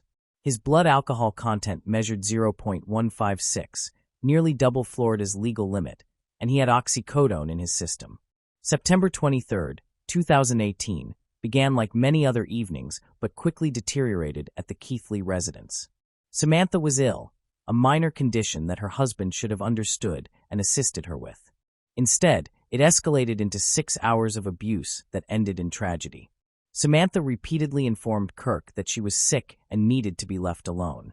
Allowing her a place to rest would have been reasonable for a loving partner. Instead, Kirk grew increasingly angry and hostile.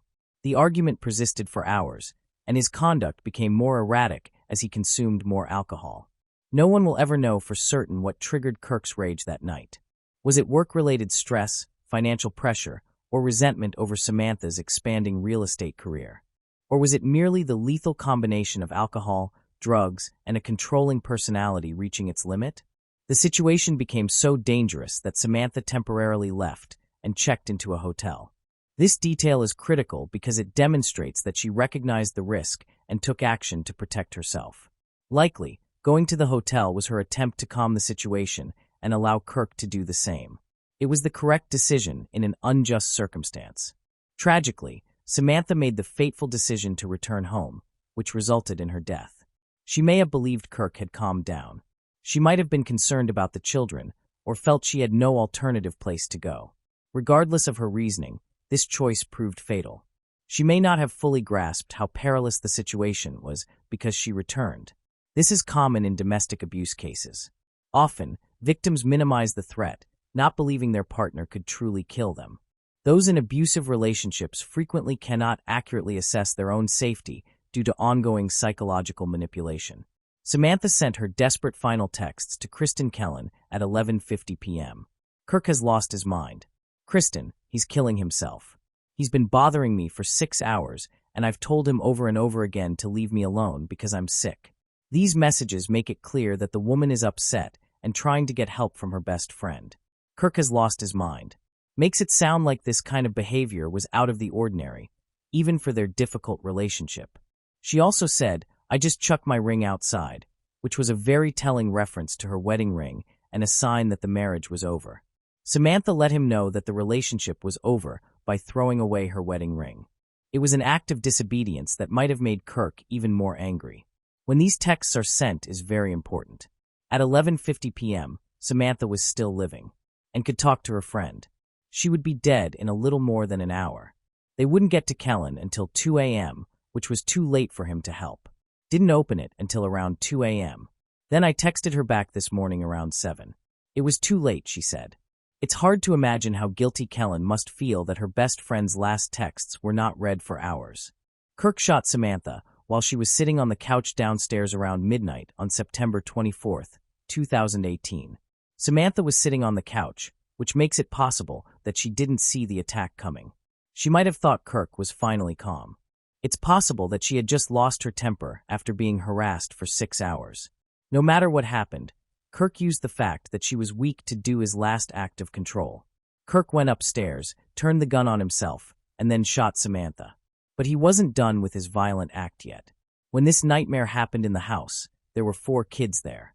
And what they saw and heard will forever scar them. When Mark Price, then 14, heard the gunshot and found his mother's body, he showed unimaginable bravery. He didn't freeze or get scared.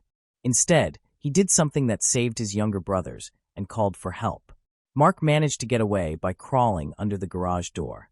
This shows that he was able to keep his cool even when things were going badly. Then he made the very important 911 call that let the police know about the tragedy. His words showed how horrifying what he had seen was, but they also showed a lot of calm for someone so young who was going through such a nightmare. "My mom's been shot. My mom's been shot. Oh my God. My stepdad just shot my mom in the head." Said Mark was able to give the dispatcher important information, even though he was upset. The person calling him asked him where the guns were and tried to get more information about what had happened. "My stepdad and mom had been fighting all night. She went to a hotel and came back, and I heard them fighting and a gunshot. I went outside and saw her bloody and dead." Mark's tone of voice when he talks about finding his mother's body is heartbreaking. No kid should ever have to see their parents like that, let alone have to explain it to 911. When the dispatcher asked Mark to explain his stepfather, he repeated, "He just shot my mom in the head. My stepdad shot my mom in the head." This shows that he was having a hard time understanding what had happened. When the mind is trying to make sense of something that it can't understand, it often plays back painful memories. After that, the cue stopped working. Dispatchers tried calling back for several scary minutes, but couldn't.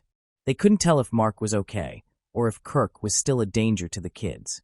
Mark finally called back and said that his phone wasn't working. The call had been taken over by a friend's dad who told the dispatcher that Mark was with him and having a tough time. He has got 2 young stepsisters right in front of the house. He said, "This information makes me feel better." The other kids were safe with neighbors who were watching them. When cops from Pasco County got there after midnight, they saw a crime scene that would stay with them for years. Samantha's body was on the couch, and she had been shot and killed. Kirk's body was found upstairs with what looked like a gunshot wound to the head. The 4 kids were all found safe, but they were all very scared. "It's devastating what happened here this morning," Pasco County Sheriff Chris Nacco said. "The moment that someone goes from protecting people to harming people, he loses the right, no matter what agency they're with, to call themselves a law enforcement officer." As we already said, toxicology tests showed that Kirk was high on both alcohol and oxycodone that night. Combination of these depressants can make it very hard to make good decisions, make people more angry, and make them do very dangerous things that could be fatal. Ted Freely, Samantha's uncle, would later say that alcohol and those pills don't explain anything. It's all on Kirk. It doesn't take away any of the pain. It doesn't justify anything. The tragedy shocked many people. The real estate world came together right away. Her co-workers set up a GoFundMe page for the 4 kids in just 24 hours, and it raised almost $80,000 for them. The kids were given to Samantha's dad to care for, and the tremendous financial support from the community set the stage for their future needs. There were a lot of people at Bell Skulls Baptist Church in Brandon on October 2, 2018. Ted Freely, Samantha's uncle, said the most important thing about how people should remember her. Freely said, Don't boil this story down to her last few minutes when you tell it. That's not what her life was about. If you did that, you would miss out on 33 years of an incredible story filled with highs and lows, happiness and sadness, love, and most importantly, her children. The Samantha Keithley case revealed that police were not providing sufficient mental health care, but the crisis worsened when Constable Terry Strawn was killed just 3 months later. Strawn, however, was a respected veteran who had never been in trouble with the law and had recently been rehired as a school security officer. On December 19, 2018, he killed his wife, granddaughter, and daughter before taking his own life. He informed the police about each step of his actions. Kirk and Strawn were very different individuals. One was angry and intoxicated, and the other was calm and precise, yet both were decorated officers. Both destroyed families and highlighted how little attention their colleagues paid to warning signs. The Strawn case was especially tragic because his granddaughter attended the school he was assigned to protect, further damaging his reputation. Together, the two cases demonstrated the dangers of police officers committing violence against their own families and the reluctance of officers to utilize mental health services for fear of judgment. Following these twin deaths, full-time psychologists, emotional support dogs, chaplain programs, a behavioral resources unit, and mandatory suicide prevention training were implemented. Cultural changes were also made to reduce the stigma of seeking help. No one is exempt from mental health challenges. Chronister stated that saying, "Hey, I'm struggling," is not a sign of weakness. Samantha was an example of remarkable strength, love, and responsibility over her 33 years. She became a mother at 16, managed multiple jobs while raising 4 children, and aided friends in leaving dangerous relationships. Her death prompted important reforms that may have prevented similar tragedies for other families. Her 4 children, whom she cherished, carry on her legacy. Sam had always been protective, and Mark's courage in calling 911 demonstrated that he inherited the same sense of responsibility. Samantha Keithley continues to help others through the changes made as a result of her case, even after her passing. When remembering Samantha, we should not dwell on the cruelty she endured, but on her brilliance and light. Do not forget Samantha. Help is available if you or someone you know is experiencing domestic abuse. Contact the National Domestic Violence Hotline. Please call the National Suicide Prevention Lifeline if you are contemplating suicide. You are not alone. This was a disturbing case, but one that will not be forgotten. Moving on to the next case. Tony G. Leslie. Investigators with the Charlotte-Mecklenburg Police Department's Cold Case Unit utilized advanced DNA technology to identify a suspect in a 32-year-old cold case concerning burglary and indecent assault that took place on Christmas Day in 1993. In the early morning hours of December 25, 1993, officers responded to a report of a burglary and indecent assault in Charlotte, North Carolina. The victim was taken to a nearby hospital for medical treatment, and an assault kit was conducted. However, with no leads available at the time, the case ultimately went cold. In a determined effort to pursue justice, the CMPD Cold Case Unit revisited the case nearly 3 decades later, in 2022, submitting evidence for analysis to Bode Technology. The breakthrough in the case occurred after the evidence was re-examined using grant funding from the Assault Kit Initiative. This resulted in the identification of a partial male DNA sample that matched Tony G. Leslie's DNA in the state combined DNA index system. Detectives interviewed Leslie at Scotland County Correctional Institution, where he is serving a 13-year prison sentence for multiple 2019 first-degree burglary convictions. Since that time, he has received 7 infractions for assault and failing to obey orders. Following the interview, Leslie was indicted on charges of first-degree indecent assault and burglary. On March 17, 2025, 48-year-old Leslie pleaded guilty and was given an additional 14-year prison sentence to be served consecutively after his current term. The victim of the indecent assault has been informed of these developments. Moving on to the next case. The case of Leslie Reeves. On November 20, 2021, Leslie Reeves and Chris Smith encountered each other at a bar where Chris was performing as the band's lead vocalist. Following their first encounter, Chris asked Leslie to return to the bar for a friendly gathering. What began as an informal dinner soon developed into something deeper, as both of them experienced a strong attraction toward one another. They met once more on November 24, 2021, shortly before Thanksgiving, at their favorite bar. The bar was crowded, yet they had secured reservations. Those present that evening recalled Chris and Leslie as an enjoyable couple, filled with laughter and conversation, with no indication of any conflict between them. Leslie and Chris then prepared themselves and went to his house. Leslie felt at ease being alone with Chris, as he had created a favorable impression on her. Moreover, Leslie was highly capable of defending herself, which made her feel more secure when visiting him. Chris resided on a farm 100 kilometers away from the bar in Farmer City, Illinois, USA. At approximately 10 p.m., Leslie sent her friend Nanette Stuber a text message stating that something was wrong, but she did not include any additional details. By coincidence, Nanette was asleep at that moment and did not read the message until the following morning. This proved to be the final message sent by Leslie Reeves. When Nanette awoke, she was eager to speak with Leslie about her date with Chris. Instead, she was alarmed to see Leslie's troubling message. Nanette replied by text asking what had occurred, but Leslie did not answer and ignored every attempt to reach her. This absence of communication caused Leslie's friend even greater concern. Fortunately, Leslie had provided Chris's address, so Nanette chose to go there to check on her. She headed toward Farmer City while also contacting the police. Aware that the journey would take more than an hour, she intended to request a welfare check on Leslie. As Nanette neared the farm, she noticed another vehicle parked nearby. It belonged to Chris's friend, who had been attempting to reach the band's lead singer and wanted to check on him. They decided to look around the area surrounding the house and peer inside. As they approached from the rear, they observed that the door was broken and that there was a shattered window. Looking inside, they noticed a foot lying on the floor. Chris's friend immediately ran to his car, retrieved his phone, and contacted emergency services to report a dead body inside the house. When the police arrived, they encountered even more devastating scenes.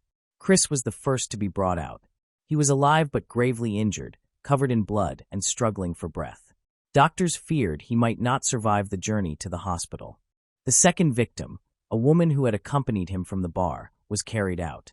Chris was a local celebrity, the lead singer of a band.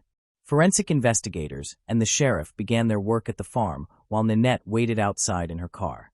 Perplexed and distressed, she attempted to understand what had happened to her friend, but no one would give any information about Leslie. Overwhelmed with anxiety, Nanette approached the police to provide crucial information. She explained that on the night before Thanksgiving, Leslie had gone on a date with a man named Chris, the first individual to be taken from the house. When the police requested to see a photograph of her friend, Nanette showed them the images on her phone. Then the police delivered the devastating news that Leslie had been shot and was dead. However, Chris was still alive but in critical condition and was transported to the medical center for surgery. Although his condition had improved slightly, it remained serious. Police carried out a comprehensive search of the crime scene, Chris's car, and his personal belongings. They concentrated especially on the communication equipment inside the home. The scene revealed multiple damaged objects, including a broken back door, shattered windows, and a refrigerator that had been moved out of place. A flipped table and chairs scattered across the area pointed to a struggle. At first, police believed that Chris had assaulted Leslie inside his own home, resulting in a fight that left both of them wounded. Leslie died nearly instantly, which made Chris a suspect. However, further investigation showed that no weapon was recovered at the crime scene, which created suspicion. It seemed that the attacker had been armed. The police determined that Chris was unlikely to be the assailant, since neither Leslie nor Chris possessed weapons. Additional evidence confirmed that Chris had not attacked Leslie. A burned pizza was discovered, suggesting that the couple had intended to cook and have dinner together that evening before the attack. Evidence indicated that the attacker had come to their home and that they had tried to defend themselves. Chris was shot first while Leslie resisted. The disorder surrounding her indicated a struggle. She had been shot once in the head, which caused her death. Police found 2 silver bullet casings from a 9mm handgun, one in the kitchen near Chris's body and one in the living room beside Leslie's. To reconstruct what had occurred, police began examining Leslie and Chris's backgrounds. Chris Smith was a friendly 48-year-old man who had been divorced for less than a year before the shooting. Chris worked in pool construction and also performed music with his band. He was known in the community as a compassionate and committed individual who dedicated himself to singing. Nearly everyone recognized him by both name and appearance. He had no legal issues, no record of violence, drug use, or involvement in criminal activity. Leslie believed Chris would be the perfect partner for family life. At the time, Chris lived in a spacious house in a nearby town with his mother and sister. They described him as a workaholic, spending all his free time concentrating on his career. The family was close and profoundly saddened by what had happened to Chris. They had a dog named Tiki, whom doctors said played an essential role in Chris's survival that night. During the 12 hours Chris bled before he was found, Tiki lay on top of him, keeping him warm. Experts believe the dog sensed Chris's distress and assisted him through the ordeal. Leslie Reeves, a 40-year-old mother of two, lived about an hour south of Farmersville. She was divorced and held a master's degree in engineering. However, she chose a different direction and became a Pilates and women's self-defense instructor. Leslie was very active and used her social media platforms to promote her work. When the police inquired about possible suspects in Leslie's attack, Nanette provided the most significant information. Nanette knew Leslie well and remembered that one individual who had behaved inappropriately was her former boyfriend, Robert Tarr. Leslie had ended their relationship long before the attack, but Robert reacted by stalking her. He became so persistent that she was compelled to block him from her emails, text messages, and phone calls. Although Leslie attempted to cut off communication, Robert refused to accept her choice.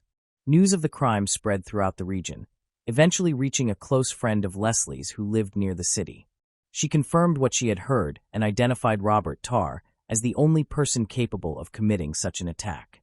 Leslie's close friend quickly contacted the police to report him, and suspicions toward Robert continued to increase. Meanwhile, Chris remained in the hospital.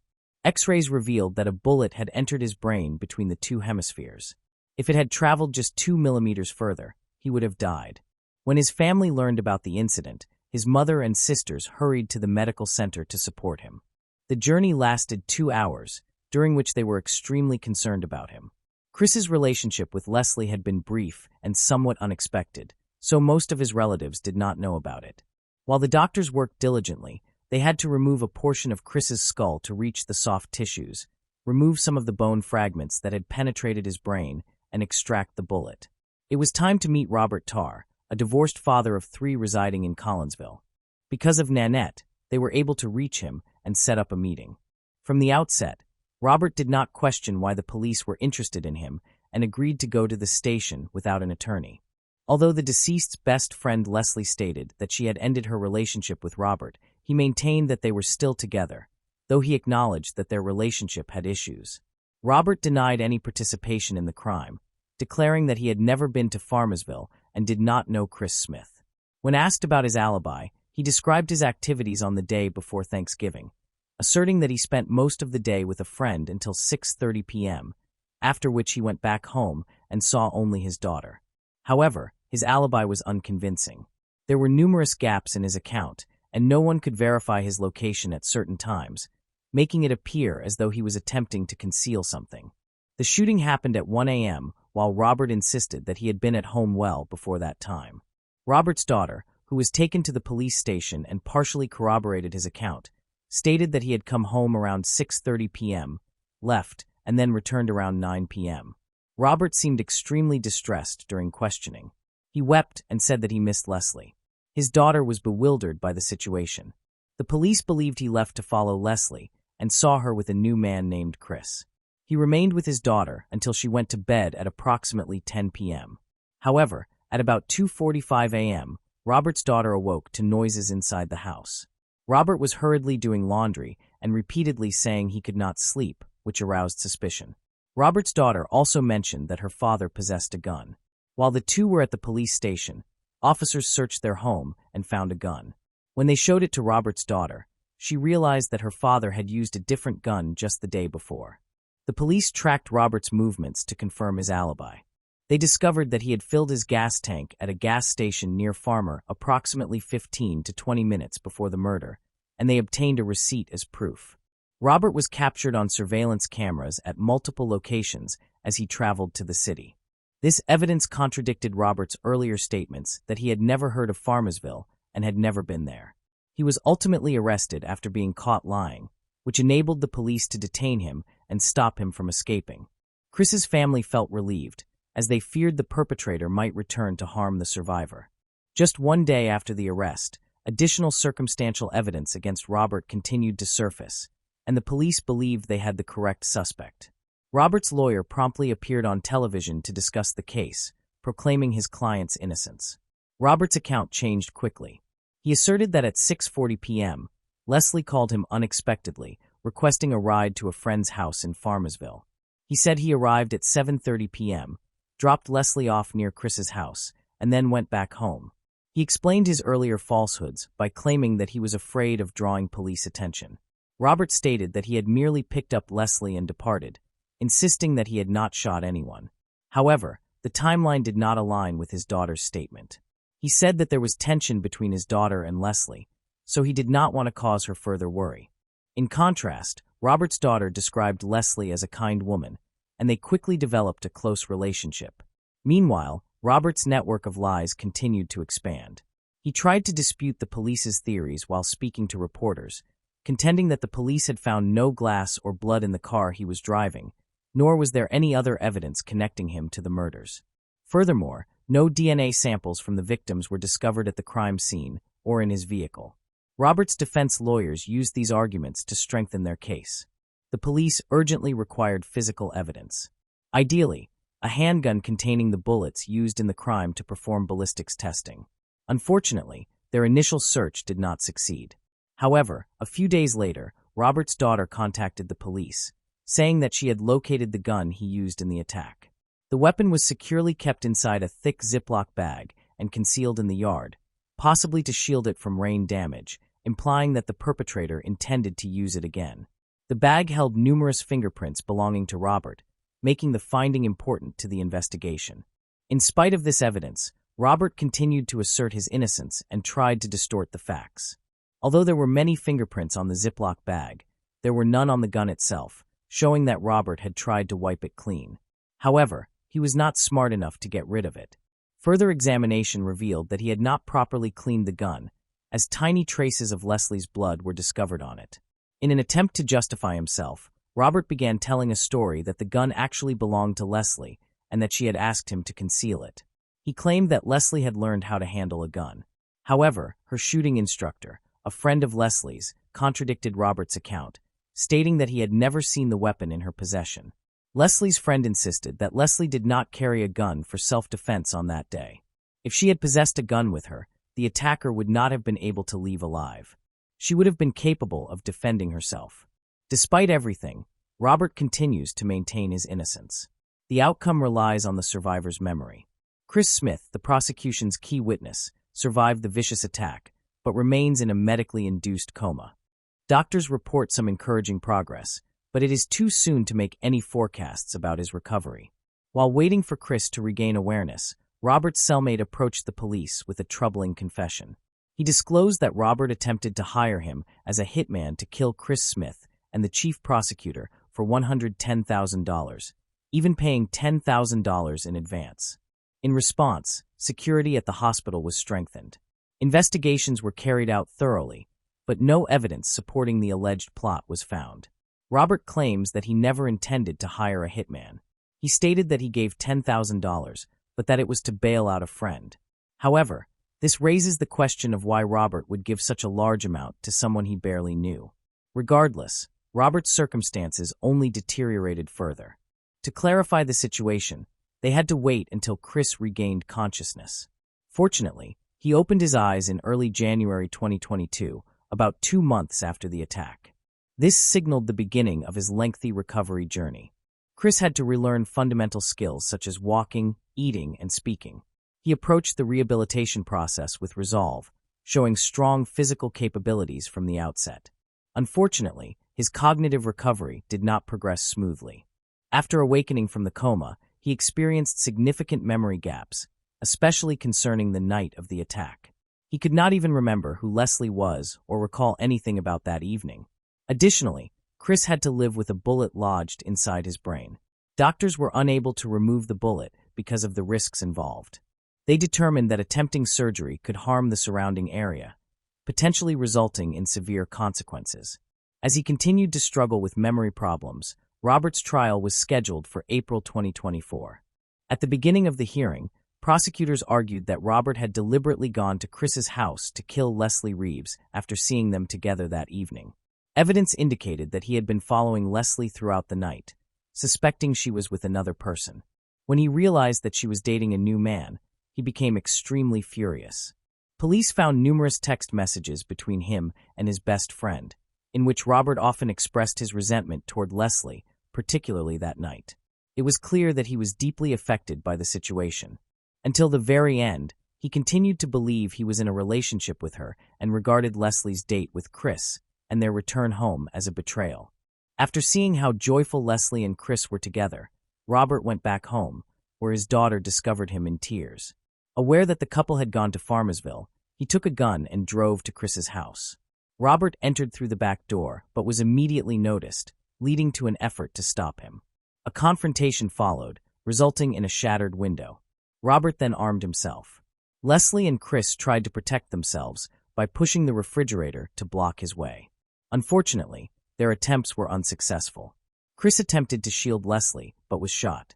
And soon after, Leslie met the same fate. Robert's attorneys tried to challenge the prosecutor's allegations. The defense highlighted the absence of direct evidence, portraying the case as a constructed narrative. They argued to the jury that the investigation was solely aimed at accusing Robert of attacking two people. In reality, there was no evidence at the crime scene directly connecting Robert to the offense. Chris, a crucial witness, could not remember the events of that night and chose not to appear at the trial, stating that he did not recall anything.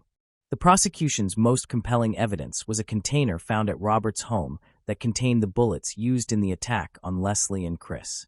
Moreover, Robert was responsible for packaging and concealing the gun. He decided not to testify, which his lawyer described as a tactical decision. In addition, the defense did not call any witnesses. After listening to the arguments, the jury deliberated for 3 hours and reached a unanimous verdict, declaring Robert Tarr guilty of first-degree murder and attempted first-degree murder. He was sentenced to 85 years in prison, with eligibility for parole after 72 years, meaning he will most likely spend the remainder of his life incarcerated. At that moment, Chris finally testified in court and spoke about the effect the shooting had on him and his family. This tragic incident completely shattered Chris's life. At 49, he was never able to return to his cherished construction job. While he was hospitalized, his home was entirely looted, and even his swimming pool was taken. After his discharge, he auctioned his house, which was later torn down, leaving nothing but an empty lot. He now carried the responsibility of supporting his family. Friends and relatives remain optimistic that Chris Smith can rebuild his life, but there is a significant possibility that he will never be the same again. While waiting for his memory to recover, he practices daily and learns to manage without help. Eventually, Chris regained his role as the lead singer in his band. However, the aftereffects of that senseless attack continue to trouble him as he heals. The left side of his body remains paralyzed, and he has sought assistance from a leading medical research center. Chris is determined to take part in advanced research to support his recovery. He is currently authoring a book about his experiences, concentrating on domestic violence. Leslie's children are under the care of her ex-husband. Moving on to the next case. Lisa Fasai. On November 3, 1994, 37-year-old Lisa Fasai was found strangled to death in her own apartment after she had not been seen for several days. Her passion for pursuing a nursing career had brought her to Hawaii, also known as the Aloha State. Struggling to support herself while continuing her nursing studies, she took a job as an exotic dancer at the Exotic Paradise, an exclusive gentlemen's club at the time. Lisa lived in one of the hotels on Nawa Street, Waikiki, an area known for criminal activity. What followed was a gruesome discovery. Lisa was found dead in her apartment after being unreachable for days, with numerous unanswered phone calls and a Do Not Disturb sign hanging on her doorknob. There are numerous uncertainties that make this case particularly unusual. What truly happened to Lisa? Who was the last person to see her alive? Honolulu, Hawaii's primary gateway to the world, is a major center for business, finance, hospitality, and military operations within the state. Its tropical climate, natural scenery, and expansive beaches make it a popular destination for tourists worldwide. While Hawaii may now be on many wish lists for vacation, back in 1994, it was among the more dangerous places to be. The national crime rate peaked in 1991, reaching approximately 5,856 crimes per 100,000 residents. 73% of Hawaii's population lived within the city and county of Honolulu. By 1998, 74.6% of the state's total index crimes, 79.5% of violent crimes, and 74.3% of property crimes were reported in Honolulu. That year, violent crime continued to decline from its 1995 all-time high, decreasing 10.9% from 1997. Over the years, the crime rate dropped significantly, making Hawaii the fifth safest state in the United States today. Yet in the past, the state held dark memories, one of which involved Lisa Fasai, an aspiring nursing student who came to Honolulu in pursuit of her dreams. Born on June 29, 1957, to Ernest V. and Gloria Molinaro Fasai, Lisa was the youngest child in her family, with an older brother, Ernest Fasai. As the youngest daughter, she was pampered and showered with love. The family lived in Niagara Falls, New York, where Lisa excelled academically. She was nominated as an honor student at Niagara Falls High School and graduated in 1975 with aspirations to pursue nursing. 3 years later, in 1978, she relocated to Florida to continue her studies. Though the move was a significant change for the 21-year-old, she persevered and graduated from Broward County University in 1979 with a nursing degree. In addition to her academic achievements, she was a talented swimmer and a certified lifeguard. Lisa spent the following years working as a registered nurse at University Hospital in Fort Lauderdale, Florida. On the surface, her life seemed nearly perfect: a star student, a successful career, and a passionate vocation. However, events from her past reveal a more complicated story. On May 3, 1987, while still working as a nurse in Florida, Lisa was driving a 1982 Chevy Z28 on the turnpike when she was stopped by Sergeant Jimmy Terry and Corporal John Stanley of the Sumter County Sheriff's Department for defective headlights. One of her headlights was broken, prompting further inspection. During the stop, officers discovered a man in the passenger seat, appearing to be in his late 40s, later identified as Robert Lee Hoff, whose relationship with Lisa remains uncertain. The officers noticed a white substance in the car, which raised their suspicion. Upon a thorough search, the substance was confirmed to be drugs. Approximately 1.2 kilograms of cocaine and 28 grams of marijuana were recovered. Given that South Florida was a hub for major drug cartels during this period, such findings were not entirely surprising, and the resulting charges were severe. Both individuals were charged with multiple felonies, including possession of illegal substances, possession with intent to sell illegal substances, trafficking a substantial amount of marijuana, and additional charges for possession of marijuana. In addition to these, Lisa faced felony charges for driving with a suspended license. Her bond was set at $500,000. Remarkably, all detailed records of this incident appear to have been erased. The reason for this is unknown, and no documentation can be found today. However, it can be inferred that she likely did not serve any time, as she relocated to Hawaii just 3 years later. In 1990, Lisa moved from Florida to Honolulu, Hawaii, seeking a fresh start and a chance to leave her past behind. However, her plans faced a setback, as practicing nursing in Hawaii required passing a separate licensing exam. Financial constraints complicated matters further, and she sought alternative employment to support herself while continuing her studies. This led her to work as an exotic dancer at Pier Platinum, located at 2301 Cagillo Avenue in Waikiki. At the time, the club was managed by Conrad Maddox and co-owned by David Shutter, who had a history of involvement in organized crime connected to various clubs. During her time at Pier Platinum, Lisa met Renee Jensen, the makeup artist assigned to the dancers, and the two soon became close friends. After 3 years at the club, Lisa moved between several other establishments before ultimately joining Exotic Paradise on Komoko Street in early 1994. She resided in room 206 on the second floor of the Aston Honolulu Prince at 415 Nawa Street, Waikiki.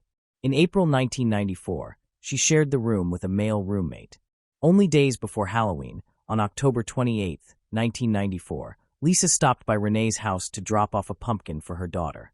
During a phone call with Renee the following night, Lisa spoke about her weekend plans, expressing excitement for Halloween, completely unaware of the tragedy that lay ahead. Recently, she had ended a 7-month relationship with her boyfriend, an officer in the Honolulu Police Department, in October, which may have set off the events that followed. On October 29, 1994, Lisa abruptly quit her job at Exotic Paradise over a phone call with her boss, Kimza, claiming she had found another position. She reconsidered her decision the next day, calling Kimza to apologize and asking to be reinstated. Given the frequent turnover in their business, Kimza accepted her return without hesitation. Lisa worked her full shift on the night of October 30th, finishing around 2 a.m., the last time anyone reportedly saw her alive. The club remained closed on Monday, November 1st, and when she failed to show up for work the following day, Kimza called to check on her, but received no response. On Thursday, November 3, 1994, around 12:05 p.m., a housekeeper entered Lisa's apartment to check on her welfare.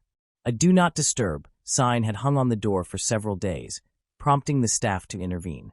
Upon entering the room, the housekeeper encountered a horrifying scene. 37-year-old Lisa Fasai had been strangled to death on her bed. A telephone cord had been tightly wrapped around her neck, and her mouth had been bound with bedsheets. Bruises covered her body and neck. The staff immediately contacted the police, prompting investigators from the Honolulu Police Department to begin a thorough investigation and collect all possible evidence from the scene. There were no signs of forced entry. Among the primary pieces of evidence recovered were a used contraceptive and a cigarette butt. At the time, the limitations of forensic science prevented investigators from tracing the DNA samples found on both items. Lisa's body was taken for an autopsy, and forensic reports confirmed that she died on the night of October 31st. The cause of death was determined to be asphyxia due to severe strangulation. Despite exhaustive efforts, none of the leads bore fruit, and the case eventually stalled and went cold. Lisa's family and friends were forced to wait 26 long years before justice could even begin to be sought. The case was reopened in 2020, when police re-examined the DNA and fingerprint samples collected from the cigarette, butt, and contraceptive found at the crime scene. These samples were sent to Parabon Nanolabs, a Virginia-based company specializing in phenotyping services for law enforcement agencies. The breakthrough came through genetic genealogy, led by the renowned genealogist C.C. Moore, who solved the previously unsolvable case. Further DNA comparisons and fingerprint reanalysis led to the identification of a man named Cecil H. Trent as the primary, and likely sole, suspect. Trent had never been a suspect in the initial investigation. His relationship to Lisa remains unknown, though it is possible he encountered her that night during her work as an exotic dancer nearly 3 decades prior. The Honolulu Police Department matched a fingerprint from Trent to one lifted from Lisa's telephone at the crime scene. His DNA also matched exactly with that recovered from the contraceptive and cigarette, but which had been carefully preserved all those years. Unfortunately, further investigation revealed that Trent had died in Honolulu in 2013 at the age of 48 from congestive heart failure. With his death, many mysteries surrounding the case died with him. The true motive for Trent's crime and the lingering questions about Lisa's life and the events that night remain unanswered. Thomas, one of Lisa's close friends, reflected in an interview that she was a caring individual who would spend hours helping those in need. He explained that Lisa wanted to become a nurse and had started dancing to save money for school, as maintaining a regular job made nursing school difficult, and nightlife work presented even greater challenges. Lisa's memory remains indelibly etched in the hearts of those she touched.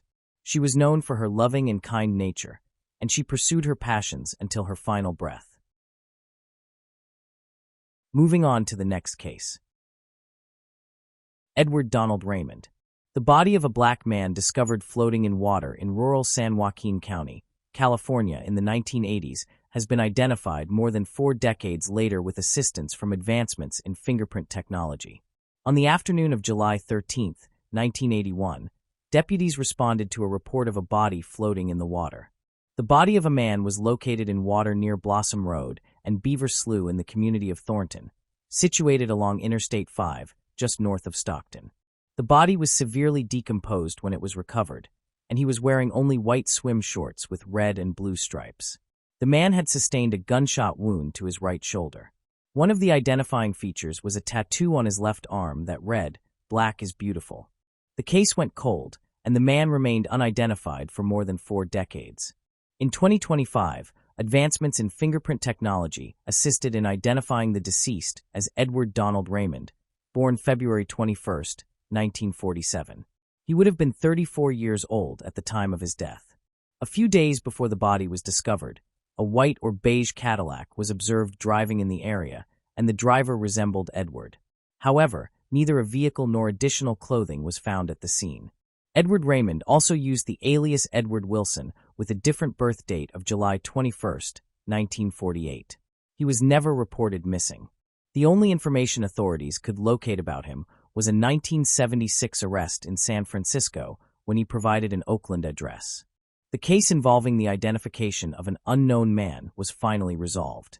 Anyone with information regarding the circumstances of what happened to Edward is asked to contact the San Joaquin County Sheriff's Office at 20,946 to 84,400. Moving on to the next case. Lucille Hulgreen, Galt, a city in Sacramento County, California. Galt offers residents a quiet suburban environment, with most people owning their own homes. It was in this city that the story of Lucille Hulgreen unfolded. Lucille was born on May 20, 1909. While details regarding Lucille's early life are limited, it is known that she met and married Frank Hulgreen at some point during her youth. The couple raised 2 children, named Frank and Henry. It is also known that she and her husband, Frank K., relocated from Ohio to Galt in 1968. Lucille and Frank were recognized for their kindness and affection. They treated neighborhood children as if they were their own grandchildren. Sean Jacobs, a former neighbor, fondly recalled that the Hulgreens had a welcoming and warm-hearted demeanor. Recollecting summer memories, Sean mentioned being invited to their home, where they generously offered cookies and lemonade. He emphasized that Lucille never spoke harshly and left a lasting, positive impression on those who knew her. According to those familiar with Lucille, she led a simple and humble life and was deeply devoted to her family and Galt's First Methodist Church, where she worshipped. Fondly regarded by neighbors as a typical grandmother figure, Lucille often spent long periods tending to her garden. However, a significant change occurred in November 1985 when her husband, Frank, was admitted to a nursing home, leaving Lucille to live alone with her cats. Tragically, nearly 2 years later, in October 1987, Frank passed away, succumbing to Alzheimer's disease. This loss resonated throughout their entire family. Despite the hardships, Lucille persevered, managing life on her own in the months that followed. Yet, another tragedy awaited. On Friday, May 20, 1988, Lucille joyfully celebrated her 79th birthday, unaware that it would be her last. The following Sunday, her absence from church, where she was a regular attendee, raised concerns among fellow members. On Monday, May 23rd, 2 of Lucille's friends decided to check on her well-being and paid her a visit after the church service. Entering through a partially open sliding glass door, they were met with profound shock upon discovering Lucille's lifeless body in her bedroom. The elderly woman had become the victim of a violent crime. She had been stabbed, assaulted, and strangled to death. Alarmed by this grim discovery, the friends hurried to the Galt Police Department to report the horrifying scene they had found. Responding promptly, the police launched an investigation into this disturbing incident. The community was confronted with the unsettling reality of a heinous crime claiming the life of a beloved member.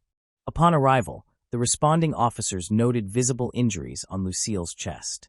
Additionally, her body had already begun to decompose, indicating that some time had passed since her death. Strangely, nothing appeared to be missing from her small one-bedroom home, leading investigators to rule out robbery as a motive. Autopsy results later revealed that Lucille had died from 2 fatal stab wounds to the chest. Determining the exact time of her death initially posed a challenge. Detectives first estimated that she had been dead for about a week, based on the extent of decomposition. However, friends clarified that they had seen or spoken with Lucille just 3 days before her body was discovered. The shocking crime left Lucille's neighbors deeply unsettled. In response, they took measures to enhance their security, such as locking doors and windows at night and implementing additional safety precautions to protect their families. Multiple agencies collaborated on the investigation, which was led by the Galt Police Department. Numerous witnesses were identified and interviewed, including neighbors, family members, church acquaintances, and even a company responsible for installing a tool shed at Lucille's home. The Sacramento County Sheriff's Office crime scene investigators played a critical role by collecting a substantial amount of evidence from the scene. Agents from the California Department of Justice gathered fingerprints, and nail clippings from Lucille's body were carefully preserved for potential future testing. Despite these extensive efforts and collaborative undertakings, the Galt police faced difficulties in definitively identifying a suspect. Over time, the leads grew colder, and the case remained unsolved, leaving the community with lingering questions and a sense of unease. Eventually, the case went cold. As it turned out, investigators had obtained the crucial evidence necessary to solve the case, but it would take over 30 years for technology to advance sufficiently and make this possible. The passage of time added another layer of complexity to the mystery, keeping the community in suspense until the breakthrough finally occurred. In January 2022, the County Crime Lab revisited the DNA evidence preserved for over 3 decades, with the pivotal breakthrough coming from the fingernail clippings. This previously stored genetic material proved to be the key in resolving the long-standing mystery. Upon entering the DNA profile extracted from the fingernail clippings into the database, they discovered a match with an individual named Terry Leroy Bramble. Investigators revealed that Terry had been a long-term resident of Trancha and Galt. With a history of criminal convictions, he had spent years living on the city's streets, often beneath the Highway 99 overpass. When detectives looked into his current status, they discovered that Terry had passed away in 2011 due to natural causes. The revelation of Terry's connection to the case provided closure to Lucille's tragic story, offering answers that had eluded the community for over 30 years. At the time of Lucille's murder in 1988, Terry was only 32 years old. Surprisingly, police records indicate that he had not emerged as a suspect during the initial investigation into Lucille's death. Now, with both the suspect and Terry resting in their graves, detectives found themselves unable to determine the motive behind the crime or understand how Terry might have encountered Lucille before her untimely death. Despite the absence of accountability for Lucille's killer, Galt police officials expressed a degree of satisfaction at finally closing the case, while questions regarding the motive and circumstances remained unanswered. There was a tangible sense of closure and resolution after more than 3 decades of uncertainty. The community, long haunted by the unresolved case, could finally find some solace in knowing that the mystery had reached its conclusion, even if certain details remain obscured in the past. Moving on to the next case. Marty There. A woman ran into the Video Hut rental shop on Sunday, December 17th. She was barefoot and had red marks on her face and hands. Her name was Michelle There. She begged the staff to call for help because she was distressed. She said that someone had shot her husband. Michelle did not have her cell phone with her that night, so the rental shop was her only option. Within minutes, rescue workers were dispatched to the scene and Fayetteville police arrived quickly. The scene was frightening. A red Ford Explorer was the only car in the nearby parking lot. A severely injured man lay next to it. It was Marty There, aged 31. He was a soldier who had recently been assigned to a base in the area. He and Michelle had just moved to Fayetteville to start this new chapter of their lives. They had attended a Christmas party together that day. Michelle needed to return to her office to retrieve some items afterward, so Marty waited outside in the car. What happened next occurred very quickly. Michelle said she heard 5 loud bangs as she ran out of the building. She saw her husband lying next to their car. She ran for help without pausing to think. Although paramedics arrived promptly, Marty's injuries were severe. Despite numerous efforts to save him, he died shortly afterward. The lack of a clear motive immediately puzzled investigators. The car had no damage. There were no signs of forced entry, no witnesses who saw a gunman, and no reports of unusual behavior in the lot. Michelle's hands were tested for gunshot residue immediately to rule out possibilities, but none was found. Marty There, Captain Frank Martin, was born on February 26, 1969, in Würzburg, Germany. Marty was born in Europe, but he was not German. He lived there with his mother, Linda, who worked as a nurse, and his father, who was in the U.S. military. Marty was their only child, and from the beginning, they loved him deeply. His mother, in particular, regarded him as the center of her life. Family life was difficult, however. Martin, his father, had problems that few around him understood. He could be harsh and angry at times, while in other situations, he remained quiet. Over time, the conflicts between Marty's parents worsened. While Marty was still young, his father left one day and never returned. Linda was left to raise her son alone in a foreign country. She had to cope with the pain of abandonment while trying to maintain stability. Eventually, she discovered that her husband had schizophrenia, which explained much but did not ease her suffering. Seeking support, Linda and Marty returned to the United States and moved in with Linda's parents in Colorado. Her parents helped care for Marty while she worked hard. During the war, Marty's grandfather had fought on the front lines in the 1940s and became a stable and loving presence in their lives. In the role of a father figure, he taught Marty to be strong, follow rules, and show kindness. They developed a close bond that shaped Marty's perspective on life. He excelled in school, performed well in sports, and earned the respect of his peers. He had many friends, but his relationship with his mother, Linda, was the most important. She was his rock and his closest confidant. Marty met Michelle in Colorado when he was a teenager. She would become the love of his life. Michelle was born on December 9, 1970. Her family life was also chaotic, similar to Marty's. Her father, Tom, was also in the military, so the family moved frequently. They lived in the UK for 3 years before being stationed in South Korea. Michelle was the eldest of 3 children and handled much of the household responsibilities. She loved her father deeply and struggled with his absence after he left her mother. While their mother was at work, Michelle cared for her younger sister, Angela, and her brother, Tom. She performed well in school despite her many duties. She preferred a small circle of friends to being the center of attention. Michelle and Marty connected immediately upon meeting. Her siblings made Marty feel like part of their family, even though he had never had siblings before. By the late 1980s, Marty had completed high school and been accepted into the U.S. Air Force Academy. He dreamed of going to space, but the reality was harsh. There were very few opportunities to become an astronaut, and the competition was intense. In the end, Marty decided to join the military, which still aligned with his interests.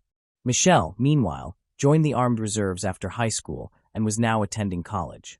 Her time in the reserves helped pay for her education, and she even went on a 5-month deployment and received a Medal of Honor for her dedication. Still, she did not want a long-term career in the military. During her service, she discovered that psychology was her true passion. Their relationship endured despite both having busy lives. Eventually, Marty proposed, and they were married in 1991, with Marty at 22 and Michelle at 21. Oklahoma was where Marty's first assignment took him. Michelle studied psychology and worked part-time at a nursery when she was not occupied with her studies. Soon after, he was reassigned to Denver for training. Michelle once again packed up her life to follow him. Despite the challenges of moving, she stayed motivated and continued her studies in Colorado. Her efforts paid off. Michelle earned her bachelor's degree in psychology in 1994, becoming the first in her family to attend college. Marty and Michelle believed their future was unfolding as it should. 2 ambitious young people building a life together based on love and determination. Michelle remained focused on advancing her education, enrolling immediately in a master's program after completing her undergraduate degree. By the mid-1990s, the couple had relocated to Florida to pursue new opportunities. Michelle completed her master's degree in psychology swiftly and then continued on to earn her PhD. She devoted all her energy to studying and began contributing to academic journals. She could clearly envision her future, planning to work in academia and ultimately become a therapist. Marty advanced steadily in the military while she pursued her professional path. Both were climbing their respective ladders of success. Michelle found meaningful work in Florida, assisting people on a crisis line who had experienced abuse. Later, she expanded into hands-on therapy and even conducted sessions with individuals in jail. She was invited to serve as a guest expert on local radio shows and spoke at public events, earning a reputation as a compassionate and meticulous professional. Life at home seemed stable. Michelle and Marty purchased a modest house with a pool to represent their comfortable new life. Yet cracks were slowly forming beneath that image. The demands of military life and their careers required long hours. Marty was deployed to Kuwait for several months in 1996. It was the first time Michelle had been separated from him for such a duration, which left her feeling anxious and uneasy. Their relationship was tested repeatedly throughout the late 1990s. Marty had to relocate to Georgia for service, while Michelle accepted a prestigious internship in Alabama. They lived apart for a time, each focused on building their own futures. Many difficulties arose in 1999. Having her own home gave Michelle a sense of freedom, which she began to appreciate. Without the constant responsibilities of married life, she enjoyed making her own decisions, planning her days, and not having to share obligations. Eventually, Marty's next assignment took him to North Carolina. After her internship concluded, Michelle agreed to accompany him. They moved to Fayetteville, a city known for its military connections and steady influx of newcomers. Here, Michelle launched her private practice as a licensed psychologist. She quickly adapted to her new role and found her work becoming more stable. While Marty supported her, their marriage had shifted. He remained proud of her accomplishments. Years of separation had changed their relationship. Minor differences now felt amplified as they lived together again. Marty's desire for order and Michelle's wish for independence sparked frequent arguments over small matters, such as cleaning. Yet these disagreements were merely surface signs of deeper issues. Marty wanted to start a family at age 30, believing it was the right time to have children. Michelle, however, disagreed, as she had only just begun establishing her reputation in her field, and the thought of having to move from base to base with her children frightened her. Around the middle of the year 2000, Michelle suggested that they attend marriage counseling. Marty refused. Since there was no way for them to reach an agreement, she made a decision. She would move out, at least temporarily. Marty stayed with Michelle's family for 3 months while Michelle rented an apartment. She was uncertain if she wanted a divorce, but she believed that some time apart would help her understand her feelings. However, it soon became clear that Michelle was not living alone. She had begun seeing someone else. Army Staff Sergeant John Diamond, 28 years old, lived just a short distance from where the Tier resided. He was stationed at Fort Bragg. The two had met about a year prior, but not by chance. Their connection was through the internet. From the beginning, it was apparent that Michelle was not merely seeking casual conversation. She posted an advertisement stating she was looking for a sexy, fit partner between the ages of 25 and 35, someone she could meet 2 or 3 times a week. That alone was not sufficient. She also wanted a man who would challenge her to think critically. Additionally, she made it clear that she was not interested in long-distance relationships. Her ideal partner had to reside near Fayetteville. John Diamond fit that description. Like Michelle, he was in the military. He was tall, physically fit, and carried himself with the confidence of a soldier. He was married. He had married a woman he met while stationed in Panama, who had accompanied him to the United States, but John's commitment to her was questionable. He was known to have been unfaithful. John and Michelle became close rapidly. They were physically attracted to each other and shared an interest in swinging and living an unconventional lifestyle. However, Michelle had not entirely turned away from her husband, even though she was involved with John. After some time apart, Marty reached out. He admitted his mistakes and agreed to attend marriage counseling, which he had previously refused. There was hope for Michelle that their marriage could be salvaged. After 3 months apart, she returned home, prepared to give her marriage another attempt. In therapy, they discussed the issues that had driven them apart. Marty's desire for order and routine, Michelle's frustration at constantly relocating due to his career, her wish for a more social and outgoing lifestyle versus his preference for quiet at home. Then there was the matter of children. Marty wanted them, but Michelle was not ready. Despite the intensity of their sessions, Michelle's relationship with John Diamond was never mentioned. Marty appeared completely unaware of what had been happening. Instead, Michelle raised the issue of an old online ad. Years earlier, when Marty and Michelle had lived in Florida, he had posted an ad online.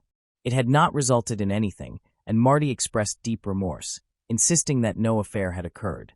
Nevertheless, Michelle perceived the discovery as a betrayal, which strained their marriage considerably. At the same time, John Diamond found it difficult to part with Michelle.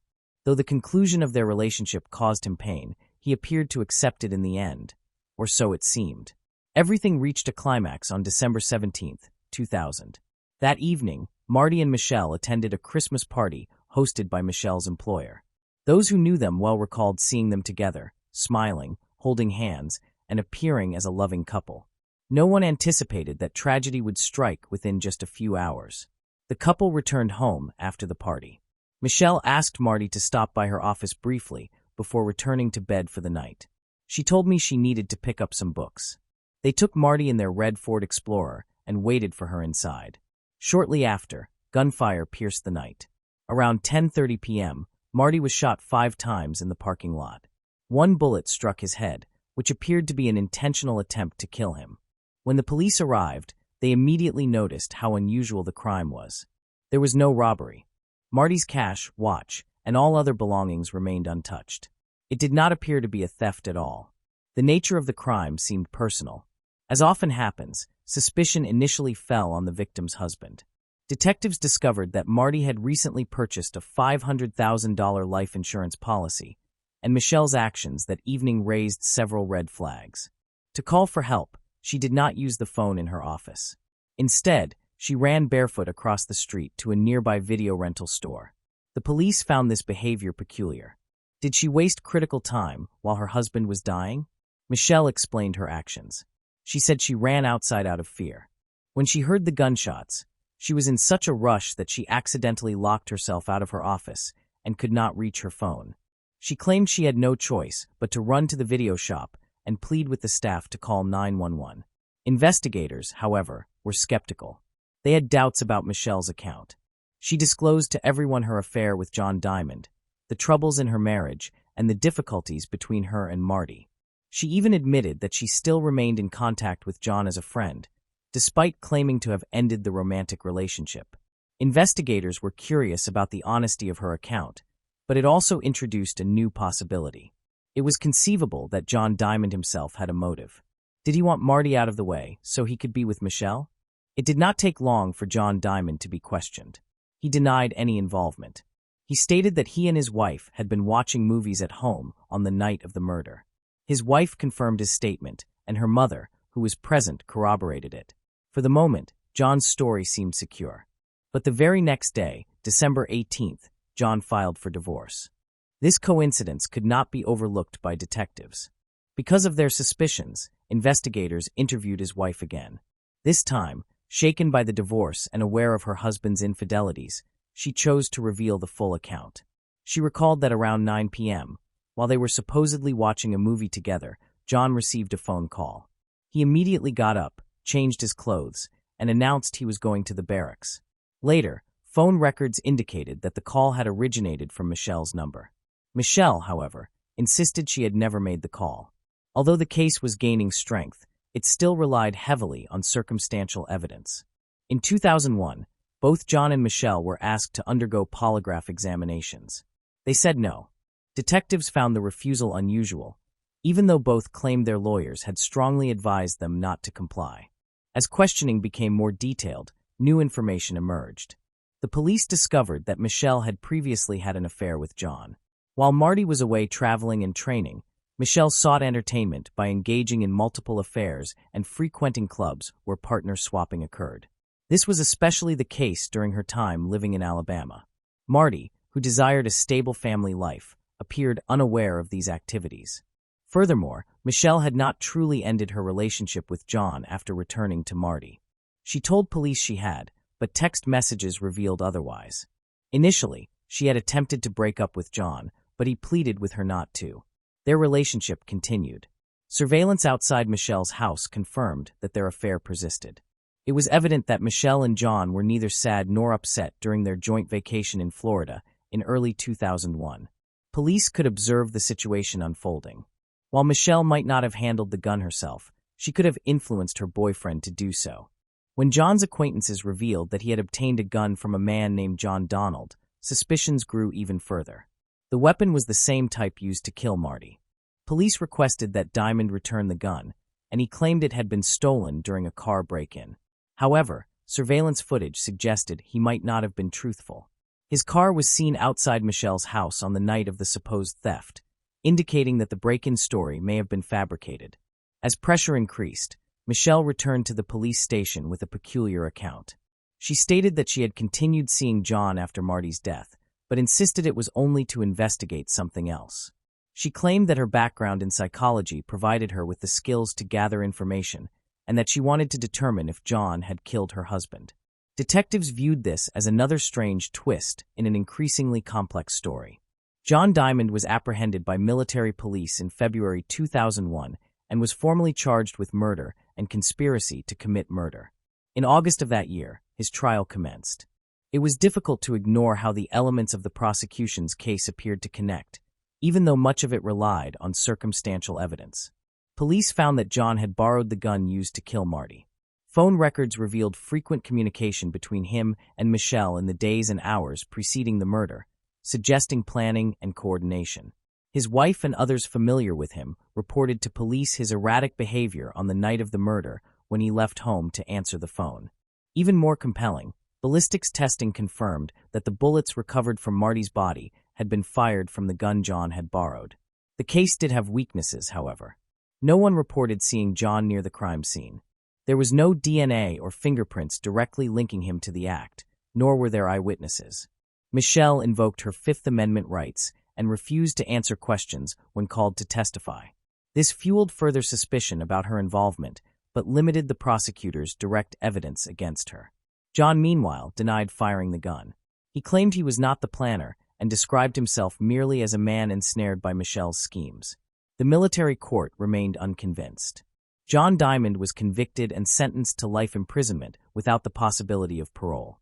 Because it violated military law, he lost his rank, his honors, and his benefits. The defense attempted to overturn the ruling, raising concerns about a possible conflict of interest. They claimed that Michelle had paid the initial retainer for his private attorneys, which was never revealed in court. Nevertheless, the conviction remained in place despite all these efforts. John Diamond began serving his life sentence immediately, as no plea deal had ever been offered. Once Diamond was incarcerated, attention turned back to Michelle. In August 2001, she was charged with first-degree murder and conspiracy to commit murder. She did not appear in court. Instead, she vanished.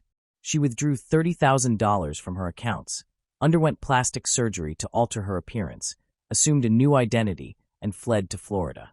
She remained in hiding for over a year, keeping out of sight and avoiding locations and people who might recognize her. In August 2002, police finally apprehended her after an extensive search. By that time, authorities had compiled an extensive amount of evidence. Michelle's computer contained over 88,000 emails and chat messages documenting her relationship with John Diamond and their discussions about Marty's death. She had searched online for body bags and meticulously recorded instructions on assuming a new identity, obtaining false documents, and evading capture. Once again, Michelle invoked her Fifth Amendment rights and refused to testify at her trial in 2004, but the digital evidence spoke conclusively. Jurors were presented with her detailed conversations with John, the notes she had created regarding her plans, and the careful measures she took to remain hidden after charges were filed. This evidence was sufficient for a conviction. In December 2004, Michelle was found guilty of first-degree murder and conspiracy to commit murder. She was sentenced to life imprisonment without the possibility of parole. She remains incarcerated at the Anson Correctional Institution for Women in Polton, North Carolina. Life in prison did not go smoothly for Michelle.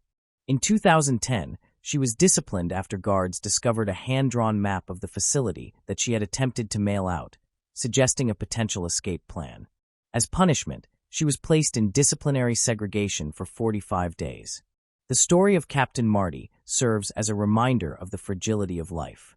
Those who knew him, including family, friends, and colleagues, remember him not for the tragedy of his death, but for his dedication and the love he showed to others. He is still remembered, and the case that ended his life remains one of Fayetteville's most haunting examples of love gone disastrously wrong. Moving on to the next case. The case of Mary Catherine Edwards. Prior to the emergence of modern DNA research methods, creating a criminal database was difficult, which made investigating and tracking crimes less efficient. However, recent technological progress has resulted in the creation of advanced tools that can assist in identifying offenders who have been evading capture for years. Now, no one is able to escape justice. On January 14, 1995, the Edwards family had arranged a gathering. Saturday dinners together were a treasured tradition for the parents and their two daughters. So when one of the twin sisters, Mary, was absent, it immediately caused concern. Mary Catherine, 31, did not show up for dinner and failed to respond to calls from family members attempting to contact her from the restaurant. Annoyed and worried, they chose to go to Mary's house in Beaumont, Texas, where she was residing at that time. When Mary's mother reached the residence, she grew uneasy after discovering the door unlocked. Inside, they heard water running, yet there was no reply to their calls. The bathroom was flooded, and Mary was found unresponsive in distressing circumstances. Her sister, Allison, promptly contacted the police to report that she had discovered Mary's lifeless body. The sisters were twins, raised in Texas, and were the only children in the Edwards family. Losing one of them was an overwhelming shock. They had always been inseparable, compassionate, and committed to helping others, particularly children. After completing high school, both sisters chose careers in teaching and were employed at the same school. They resembled each other so closely that students and staff frequently mixed them up. At the time of her death, Mary was 31 years old and flourishing professionally. Recognized for her cheerful personality, her murder ignited widespread outrage and fury. Mary was beloved by her students, many of whom felt a strong connection to her. Hundreds of children, relatives, and friends attended her funeral, with numerous students grieving the loss of a woman who had been an essential source of encouragement in their difficult lives. Some broke down in tears upon learning of her death. Parents urged investigators to pursue the perpetrator responsible for Mary's brutal killing. The community was appalled by the details surrounding her death. Mary was discovered handcuffed in the bathroom, suggesting that she had been assaulted.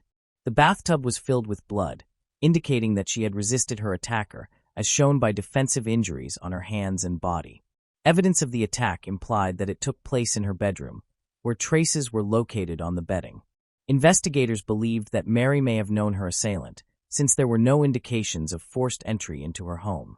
The townspeople, who were familiar with Mary, worked with detectives, determined to identify the individual responsible for such a horrific act. Considering the violence and circumstances, detectives directed their investigation toward her close associates, suspecting a possible personal motive. At first, it was assumed that Mary might have drowned, but an autopsy determined that her lungs did not contain sufficient water, implying that water entered her lungs only after she had already died. The actual cause of death was suffocation, as demonstrated by clear marks on her neck and injuries indicating that she had been firmly restrained with considerable force until she could no longer fight back. Forensic specialists carefully reconstructed the crime scene by examining the victim's residence, beginning with the bathroom and then proceeding to the bedroom. They gathered a substantial amount of evidence. The most disturbing item recovered was the Smith & Wesson handcuffs used to restrain the victim, which were similar to those utilized by police. This finding left law enforcement puzzled, creating suspicion about whether someone associated with the police or a security employee might have had a personal connection with the victim. The emotional toll of the case was profoundly experienced by everyone involved. In the weeks after the crime, detectives tried to track the serial number of the handcuffs, but their attempts failed. By then, the main suspect had shifted to David Perry, Mary's former boyfriend. Although Mary was attractive and outgoing, she kept a limited circle of close friends and had only a few past romantic partners. She devoted most of her time to her career and her students, leaving minimal space for a private life. It was uncovered that David Perry was the only person who might have possessed keys to her home. This led to fears that he might have been watching her and visiting her residence out of jealousy or retaliation. David consented to cooperate with authorities and supply everything necessary for examination. While awaiting the results, detectives spoke with shared acquaintances of the couple, and everyone portrayed David as entirely harmless, displaying no signs of hostility. He had no previous criminal history or record of violent or abusive behavior. Furthermore, David Perry provided convincing proof of his alibi. He was not even in town on the night of the murder, as verified by several witnesses. David cooperated fully with the inquiry, willingly submitted DNA samples, and showed none of the traits of a criminal. Forensic examination verified that the DNA was not a match, resulting in his elimination from the roster of suspects. Regrettably, that was the point at which the inquiry came to a halt. Other individuals within the victim's immediate circle also failed to match the criminal profile and possessed strong alibis. Even though investigators had numerous materials available for testing, the forensic capabilities of that period were inadequate to achieve additional progress. The The futile search persisted for many years. The circumstances shifted dramatically 23 years later, in 2018, with the implementation of a DNA analysis technique that employed genealogy. This approach enabled investigators to identify possible matches by analyzing relatives of the suspect. Law enforcement sought assistance from the Get Match program, which gathers DNA from Americans who willingly provide their samples, forming an extensive database. This database played a crucial role in resolving long-standing cold cases. When Detective Brandon Bess was encouraged to re-examine previous cases, he promptly remembered the unresolved murder of Mary Edwards, which had weighed on him for years. In April 2020, DNA samples from the scene connected to Mary were forwarded to a laboratory at Othram for examination. There, numerous matches were identified among the killer's relatives. This signified the start of constructing a family tree linked to the suspect. The volume of names requiring review was staggering, amounting to several thousand people. At this stage, the detective's wife, who had a strong interest in genealogy, chose to help with the case. She devoted her spare time to meticulously reviewing matches from this vast list. This assignment demanded accuracy, as every name had to be assessed correctly to ensure their work was meaningful. In addition, investigators examined Mary's diaries. It was believed that the victim might have had an obsessive admirer who harmed her due to unreturned affection. Despite a comprehensive review of the diary entries after the crime, no substantial leads were discovered. They subsequently decided to cross-check the names referenced in the diaries with those found in the genealogical records. Throughout this procedure, the surname Lapointe started to emerge. The first relative of the murderer to be identified was Sharilla Lapointe. When reached, Sharilla disclosed that she is a recognized specialist in genealogy and genetics. With decades of experience in her profession, Sharilla had earlier contributed to complex cases.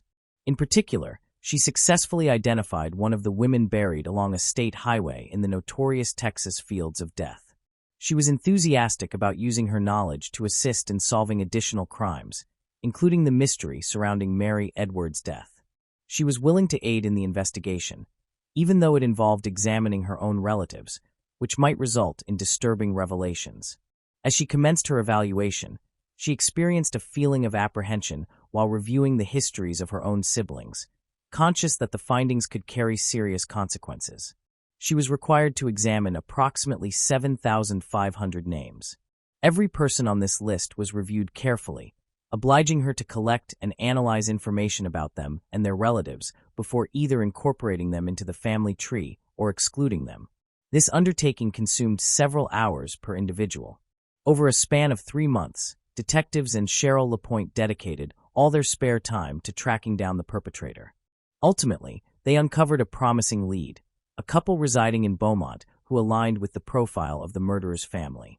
They had 2 sons who attended Forest Park High School, the same school Mary had attended in her childhood. This resulted in 2 primary suspects, Michael Foreman and Clayton Foreman. Michael did not correspond with the age profile at the time the crime occurred. Upon verification, he was determined to have no criminal record or background of violent conduct, so he was promptly dismissed as a suspect. Clayton's circumstances differed. He had known Mary Edwards during high school and was nearer to her in age. Moreover, he possessed a criminal record for abuse, which made him a significant suspect. In 1981, a 19-year-old woman reported to authorities that Clayton Foreman had restrained her hands and abused her. The specifics of that offense were remarkably similar to the incident involving Mary that transpired nearly 15 years later, with the primary distinction being that the first victim survived. She had likewise attended Forest Park High School, while Clayton was serving as a manager during that period. The matter was successfully covered up, resulting in Clayton receiving a suspended sentence and a monetary penalty. At that time, there were no law enforcement databases that stored DNA samples, and he was not obligated to submit any. This absence of evidence explains why Clayton was not identified during the investigation into the death of Diana Coe, his girlfriend of 3 years, with whom he had been making plans to marry. Although Diana portrayed him as a kind person, it appears she did not truly understand him. Fewer than 3 months before their wedding, she uncovered the specifics of his abuse charge, the suspended sentence, and the fine, which led her to want to break off their engagement. However, Clayton, a deceitful manipulator, persuaded her that everything was simply a misunderstanding. He avoided addressing the matter directly, but constructed a convincing story. Diana, anxious to trust him, placed her relationship above her personal safety, which ultimately proved to be an error. They proceeded with the wedding despite cautions from her family. When Diana and Clayton had been married for slightly more than 11 years, Diana asserted that Clayton regularly lied about his serious financial troubles. She also noticed that he had a strange fixation on police handcuffs and law enforcement equipment, even suspending a pair of handcuffs from the rearview mirror of his vehicle. By the time Mary was murdered, Diana had already finalized her divorce from Clayton. She remembered phoning him while in tears to inform him of the news, but she was surprised by his detached reaction. He carried on the conversation as though nothing had occurred and then ended the call. It became clear that he was likely not deeply troubled by the circumstances. He was probably linked to the incidents that had taken place. The suspect was now 60 years old and no longer resided in Beaumont. He had been traced to a small town named Reynoldsburg, Ohio, which had a population numbering a few thousand residents. At that time, Clayton was employed as a driver. Investigators succeeded in locating his address and all required details. They now needed to obtain his DNA for testing. They established surveillance around the suspect's residence. A local police officer even retrieved his trash, which was forwarded to a forensic laboratory. Clayton's DNA was identified on a beer bottle recovered from the garbage. The match was almost 100%. This crucial discovery signified that the case was nearly resolved after so many years. The following step was to confront the suspect. The detectives overseeing the investigation traveled to Ohio and formulated a strategy to draw Clayton into a trap. Since he worked as a driver, they chose to contact him regarding a fabricated lost item that a client was supposedly attempting to recover. On April 29, 2021, Clayton was called to the police station under the guise of discussing a missing wallet. He consented to appear voluntarily. For the first time in 26 years since the savage killing, the alleged offender was seated in the interrogation room. The detectives informed him about the murder of Mary Edwards. The revelation stunned him. However, Clayton tried to remain calm and at first denied being acquainted with her. The detectives then presented him with a wedding photograph of his first wife, which showed Mary and her twin sister serving as bridesmaids. This prompted his memory that Mary had indeed been present at his wedding, as his wife had invited her. From the outset, Clayton grew visibly anxious as the detectives pressed him with questions, exposing contradictions in his account. The detectives concentrated on his weak points, aiming to secure a confession. Clayton maintained that he had no knowledge of Mary's death and asserted that he had never visited her home. Nonetheless, these claims were swiftly contradicted by his former wife. In spite of the proof, Clayton persisted in denying any association with Mary, which appeared to be a defensive response. He also rejected having engaged in intimate relations with her, but this was disproven when DNA samples corresponding to his were discovered on her body.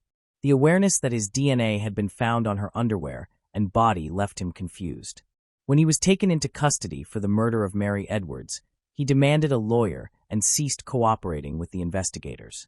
In a symbolic act marking triumph in this prolonged case, Clayton Foreman was restrained with the same kind of handcuffs that had been discovered on Mary. On March 12, 2024, over 29 years after the murder of Mary, Beaumont prosecutor Patrick Nouth and colleagues Mike Laird, Sonny Eckhart are ready to go to trial. The absence of a lawyer limited his options. Weak attempts to invoke the statute of limitations were unsuccessful. Clayton Foreman remained obstinately silent, neither confessing to the murder nor defending himself in court. For everyone involved in the investigation, emotions ran high. Cheryl Lapointe worried that the Clayton's family would resent her for participating in Clayton's arrest. Nevertheless, she received support, with others expressing concern for her safety leading up to the court hearings. Shara felt it was her duty to uncover the truth behind the cold-blooded murder, regardless of the personal costs. One of the key witnesses for the prosecution was the twin sister of Mary Allison, who emotionally recounted how Clayton took away the person she loved most. Even after many years, she still bore a striking resemblance to her sister. During the trial, the prosecution brought in experts in genealogy and genetics, along with forensic laboratory specialists. To explain advanced DNA analysis techniques to the jurors, it was crucial to demonstrate that relative matching methods were reliable.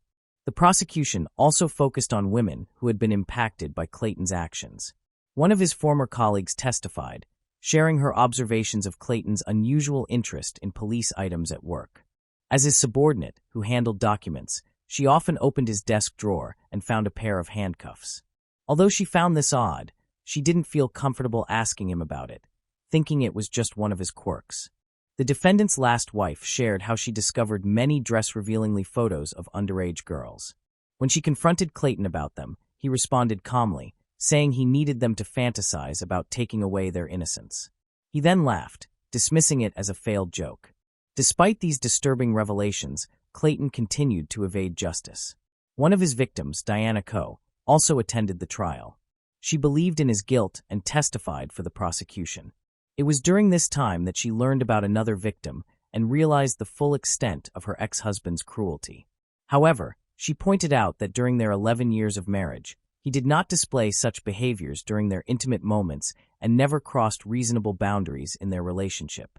The first victim of Clayton's assault provided a detailed testimony about her experience. At the time, she was 19 years old and just months away from his wedding to Diana. One night, while driving home along a dirt road, her car got stuck. Suddenly, a civilian car pulled up, and a man claiming to be a police officer got out to offer her help. Feeling helpless, she accepted his assistance. However, as she stepped out of her car, he attacked her, tied her hands behind her back, and threatened her with a knife, saying he would slit her throat if she resisted. Clayton abused her. Surprisingly, afterward, he became more gentle, even driving her home. During the ride, he asked her not to cry, tried to comfort her, and expressed remorse for what had happened, claiming he didn't want to hurt her. This sudden shift in his demeanor was unsettling, especially considering the violent behavior he had just exhibited. At that time, she reported the incident to the police, but she was fearful.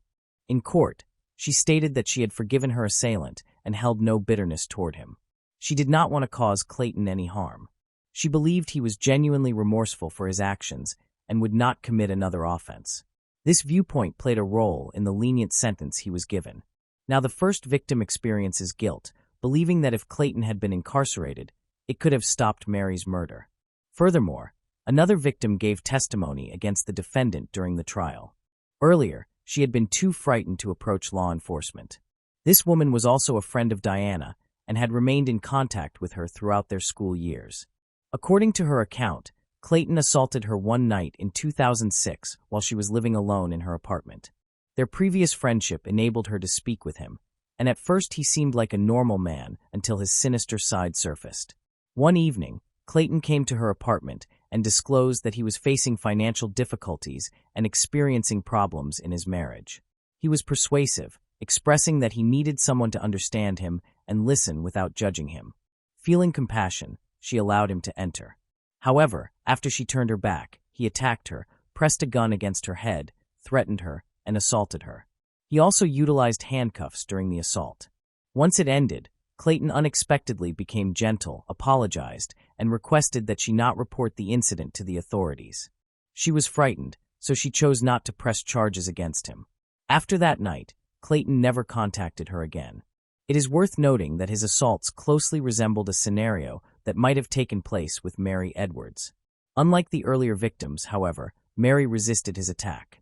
The prosecution's witnesses testified over the course of 7 days, while the defense offered no evidence. The defense lawyer argued that although Clayton may have been abusive, there was no evidence proving that he was a murderer. The defense implied that Clayton's restricted circumstances might have affected the events. They admitted incidents involving other women, stating that Clayton generally did not behave violently toward his wives apart from his fixation on handcuffs. After listening to the prosecution's case, the jurors withdrew to deliberate. They determined that Clayton Foreman was guilty of the murder of Mary Catherine Edwards. He was sentenced to life imprisonment. Clayton will be eligible for parole in 2061. By that time, he will be 101 years old. The jurors explained that it was not solely the statements from the traumatized women that influenced their verdict. Instead, it was the forensic specialist's evaluation of DNA evidence demonstrating an almost 100% match with Clayton Foreman's DNA that solidified their decision. The experts delivered such a detailed clarification of the foundations of contemporary forensic methods that it was hard to imagine more persuasive language. The convicted man also declined to acknowledge his guilt until the very end. even when confronted with evidence of the abuse. Naturally, in this context, he never disclosed the specifics of his atrocious crime. Nevertheless, even more disturbing questions remained. For many years, Clayton succeeded in carefully concealing his harmful nature from everyone around him, including the women with whom he shared his life closely. Most individuals around him were unaware that he was capable of committing murder. Authorities suspected that he might have been connected to a far greater number of violent crimes that were never solved.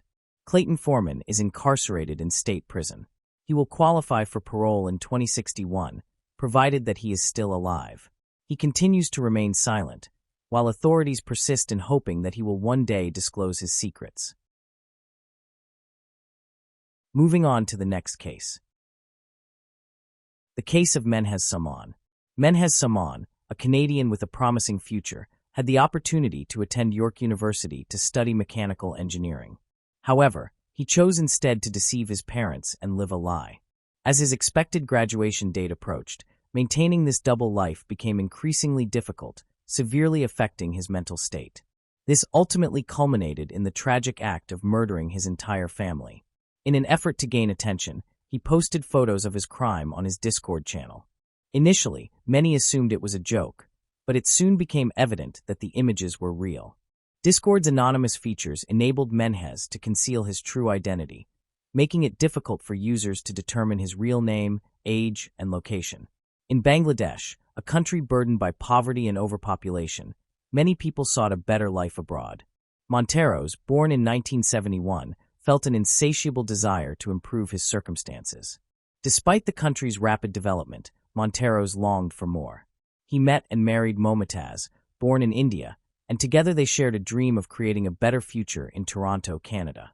After 2 years of preparation, Monteros and Momtaz moved to Toronto. They settled into their new life and eventually began a family. 6 years after their arrival, they welcomed a son, Menhez, followed by a daughter, Mesa, 2 years later. Momtaz and her husband Monteros were loving, devoted parents who worked tirelessly to ensure the well-being and happiness of their family. Momtaz was especially close to their children and was known for her kindness and generosity. She devoted significant time to caring for her family and was always willing to offer help when needed. Within her community, Momtaz was a respected and well-liked figure, both in her neighborhood and among fellow Bangladeshi immigrants. Monteros was a more reserved individual, but he was also highly respected within the community. He was a devout Muslim who prioritized the welfare of his family above all else. As a taxi driver, Monteros was extremely knowledgeable about the city of Toronto thanks to his many years of experience. His dedication to his work earned him numerous accolades, including recognition as the best employee of the month and one of the top taxi drivers in his company. Both Momtaz and Monteros held high expectations for their children, Mesa and Menhez. Having successfully navigated the challenges of relocating to a major city themselves, they anticipated that their children would achieve great success. They dreamed of their children securing high-paying, prestigious positions that would provide comfort and prosperity. After leaving behind impoverished conditions, Monteros and Momtaz were determined to provide their children with every opportunity for success. They worked diligently toward these goals, achieving gradual but steady progress. The family's first major milestone was purchasing a modest home on Mawon Road in Scarborough. Through careful financial planning, they subsequently acquired 2 investment properties, one in Scarborough and another nearby in Danforth. Momtaz took responsibility for managing the properties, and over time, the family's wealth grew steadily. As their assets increased, Momtaz felt a stronger sense of responsibility toward her 2 children and the 3 properties. To help with the workload, Momtaz's mother, Firoza Begum, moved from India to join the household. This allowed Momtaz to achieve a better balance between work and personal life. In 2006, the family upgraded to a larger 4-bedroom house in Markham. At that time, it was widely believed that pursuing a career in medicine or engineering was the key to success. Monteros and Momtaz wished for their children to follow these paths, with Menhez aspiring to become a neurosurgeon and Menhez aiming to pursue engineering. However, their children had alternative plans. Melissa, in particular, was a defiant child who resisted her parents' opinions and often pushed them away despite demonstrating significant potential. Melissa frequently ran away from home, drank heavily, and used illicit substances, resulting in reckless conduct. This behavior prompted strict and occasionally questionable actions from her parents. If she failed to return home on time, she would be compelled to spend the night outside. Nevertheless, her mother, Momotaz, would sometimes unlock the back door to allow her entry. The disputes between Melissa and her father often escalated, attracting the attention of the police. By contrast, Menhez had a markedly different personality. He was often described as shy and introverted, yet he maintained a warm and affectionate relationship with his mother. Momotaz was extremely devoted to her son, frequently yielding to his wishes and attending to his needs. She would drive him wherever necessary, prepare his meals, maintain his room, and greet him after school with home-cooked food. As the eldest son, Menhez faced pressure from his parents to succeed and fulfill their lofty expectations. To manage this pressure, he sought comfort in video games, particularly massively multiplayer online games such as Perfect World. Within this virtual realm, Menhez could express himself openly and engage with people around the world, overcoming his shyness and self-doubt. The game became a sanctuary for him, and he devoted most of his free time to it. Menhez's life was fairly routine. Apart from accompanying his father to the mosque, he spent the majority of his time in his room, playing online games with friends. Yet, his life changed significantly after he completed high school. He thrilled his parents by announcing his acceptance into the mechanical engineering program at York University. Initially, this accomplishment brought great joy to Monteros and Momotaz. However, it also intensified the pressure on Menhez, as he was now expected to excel with no margin for error. Consequently, he became even more withdrawn and immersed himself further in the online world. Menhez began playing an updated version of Perfect World, which involved groups of players and established rules. He relied on the social platform Discord to communicate with friends and fellow gamers. The game's environment was generally amicable, and players often developed close relationships with one another. Many remained in contact, even outside the game. Menhez felt more comfortable expressing himself in the game's virtual world than in real life, where tension was frequent. As a result, he found solace in gaming, using it as an escape from real-world pressures. Conversely, Melissa vented her frustrations in the real world, often clashing with her parents over multiple issues. Her defiant actions eventually led to an arrest for shoplifting, although she was fortunate that the charges were dropped in exchange for community service. After leaving home to reside with her boyfriend, household tensions did not subside. On the contrary, they seemed to escalate, placing even greater strain on Menhez to cope. Consequently, he delved even deeper into gaming, using it to escape the increasingly intolerable home environment. As Melissa liberated herself from her parents' expectations, they began to place their hopes on Menhez as the family's savior. They boasted about his engineering career at York University, though this proved to be false. In truth, Menhez attended Seneca Community College, a less prestigious institution. He struggled academically, felt isolated, and abandoned his faith, deeply disappointing his devout parents. He frequently expressed frustration over his parents' constant intrusion into his life, which impacted his personal relationships. Menhez met a girl online, angering his parents and further fueling his resentment.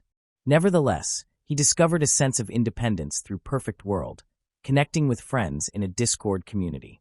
At first, Menhez performed well academically, but his grades began to decline as his gaming obsession spiraled out of control. Menhez's excessive dedication to gaming started negatively affecting his school performance. He began skipping classes and struggled to keep pace with his studies, which resulted in him having to retake multiple subjects. Eventually, he lost all interest in studying and stopped attending classes altogether, choosing instead to focus exclusively on gaming.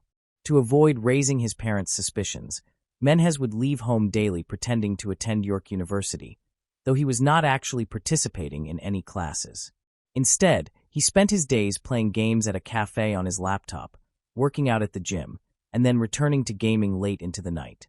In online conversations with his gaming friends, Menhez occasionally joked about leaving the group and made cryptic remarks about possibly going to prison. However, his friends did not take these statements seriously, as they were accustomed to his habit of making humorous comments. Additionally, Menhez frequently joked about sensitive subjects like homophobia and religion, but within the gaming community, no one considered his remarks serious. Over time, Menhez's sense of humor darkened and became more aggressive. He began making jokes that were deliberately provocative, aiming to elicit reactions from other community members. Yet, his attempts at humor became so offensive that they prompted multiple complaints. Ultimately, the community administrators banned him due to his behavior. Menhez grew increasingly isolated. In contrast, Melissa turned her life around, repaired her relationship with her parents, and even gained acceptance to York University. Outwardly, the family appeared happy and successful, with fresh beginnings and a promising future. As Menhez realized he was about to lose his privileged status as the golden child, he committed a horrific crime on July 27, 2019, just one day before his anticipated graduation ceremony. On that day, the family was occupied with their usual routines. Menhez's mother and grandmother carried on with their normal schedule, attending a daybreak event, unaware of the looming tragedy. Menhez began executing his horrific plan by sneaking into his mother's bedroom. He struck her on the head with a crowbar, rendering her unconscious, and then slit her throat to ensure she was dead. He repeated the brutal act with his grandmother. After committing these heinous murders, Menhez calmly returned to his room and opened Discord, where he sent a disturbing photograph of his mother's mutilated body beside the crowbar. The recipients initially questioned whether it was a joke, given Menhez's reputation for dark humor. However, the image was highly realistic and did not appear to be a prank. Menhez was a well-known figure in the perfect world gaming community, but his behavior had long been unsettling, giving him a negative reputation among many players. The situation escalated disturbingly when Menhez posted 2 photographs that appeared to depict a murder scene. The images were extremely realistic and did not seem like a joke. Menhez then made a chilling post claiming he had killed his mother and grandmother and was waiting for his sister and father to return home so he could kill them as well. As the situation intensified, other gamers began to take Menhez seriously, fearing his threats could result in additional deaths. Discord users were convinced they were witnessing a series of crimes in real time and felt powerless to intervene. Desperate to prevent further harm, players attempted to uncover Menhez's identity, but he had concealed his personal information, leaving no clues about his name, age, or location. To gather more information, users contacted Menhez's friend, Junior, requesting any details he might know. When Junior confronted Menhez regarding the disturbing images, Menhez confirmed that his threats were genuine and that he intended to kill his father and sister soon. Meanwhile, the family returned home to an eerily quiet house. Unaware of the danger, Melissa walked into the house, where Menhez was waiting inside. As she entered, he attacked her with a crowbar, striking her on the head, and then slit her throat. After committing the murder, Menhez took a photograph of Melissa's body and sent it to his friend John via private message. Menhez posted the photo along with a disturbing message, claiming that he had struggled with his sister Melissa for 10 minutes, during which she screamed and cried. In a private message to John, Menhez expressed extreme self-loathing, stating that his parents would be ashamed of him and that he was a coward and subhuman. Menhez then sent John several additional photos, including one of the murder weapon and a selfie with a bloody knife. John was horrified and shared these images with the rest of the group, confirming that Menhez had indeed committed a third murder. Group members quickly saved the photos as evidence against Menhez. Meanwhile, Menhez continued to act normally, waiting for his father to return home. When his father, Monteros, entered the garage, Menhez ambushed him, stabbing him in the neck, similar to his previous victims. Menhez took a photo of the victim, which the group could not prevent. In a shocking revelation, Menhez sent a disturbing message to online friends, stating, "I consider myself a coward and a loser. As an atheist, I do not believe in an afterlife, so I feared death and wanted others to die instead, sparing them suffering. I realize now how pathetic and selfish I have been." What followed was even more alarming.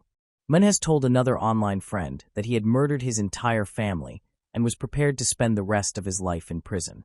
He then invited this friend to view photos of the crime scene. However, the story took a critical turn.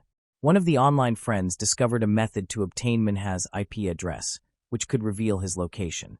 Using this information, the group was able to track Menhez to his home in Toronto. A user from Minnesota, who was part of the online conversation, contacted their local police department, which in turn alerted the Toronto police to Menhez's whereabouts. The authorities began their investigation after receiving information from an anonymous source. Meanwhile, Menhaz remained active online, chatting with users who asked about his next actions. He claimed he would try new things, including drinking, smoking, and reconnecting with an ex-girlfriend. However, it was only a matter of time before the police caught up with him. They tracked his IP address, contacted his internet service provider, and obtained his physical address. Surprisingly, Menhaz had made no effort to conceal his digital tracks, despite being an experienced gamer and computer user. Just 12 hours after the crime, officers arrived at Menhaz's residence. Looking up, they saw Menhaz peering from his bedroom window. At this stage, the police had limited evidence and information, relying mostly on tips from online users. They were uncertain about the accuracy of these reports. However, Menhaz unexpectedly made their job easier. After posting a farewell message on Discord, announcing that the police had arrived, he voluntarily went downstairs, opened the door, and surrendered to authorities. When questioned, Menhaz responded that this was his family's home and that the police would discover the truth for themselves. The bodies of Monteros and Melissa were found first, followed by Momotaz and Firoza near the house's entrance. Menhaz was immediately arrested on suspicion of murder and taken to the local police station for further questioning. During the interrogation, he displayed unusual calmness, showing no visible emotion. His lack of emotional response was striking, as though he were discussing a trivial matter. He was ultimately charged with 4 counts of murder, 3 first-degree and 1 second-degree. In court, the evidence strongly indicated his guilt. The Perfect World gaming community had preserved records of all his online messages, which served as evidence against him, confirming his culpability to a significant degree. Moving on to the next case. Nada Harania. In Farmington Hills, Michigan, it appeared to be an ordinary morning. But a terrible event was unfolding in a pleasant neighborhood. Nada Harania's body lay slumped and motionless beneath a second-floor window. At first, it seemed like a tragic accident or a fall. But soon, questions arose that did not make sense if it had been an accident. What initially appeared to be a family tragedy quickly became a frightening puzzle. Nada had died before she even hit the ground. These pieces of the puzzle pointed to people very close to her. Basil Altantawi, her husband, had a past that caused people to distrust him. His ex-wife had moved out, and he had been living with someone else for over a year. He was undergoing a divorce.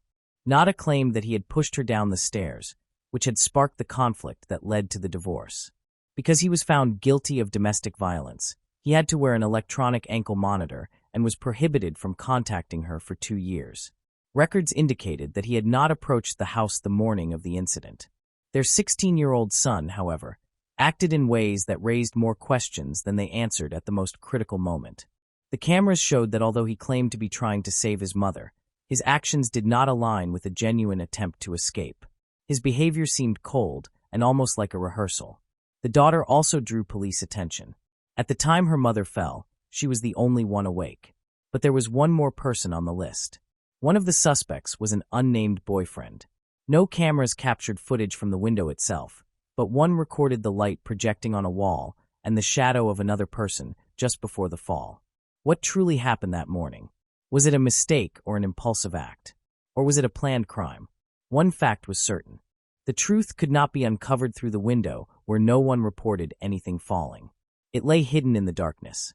Farmington Hills is a city in the United States with a population of over 80,000 people.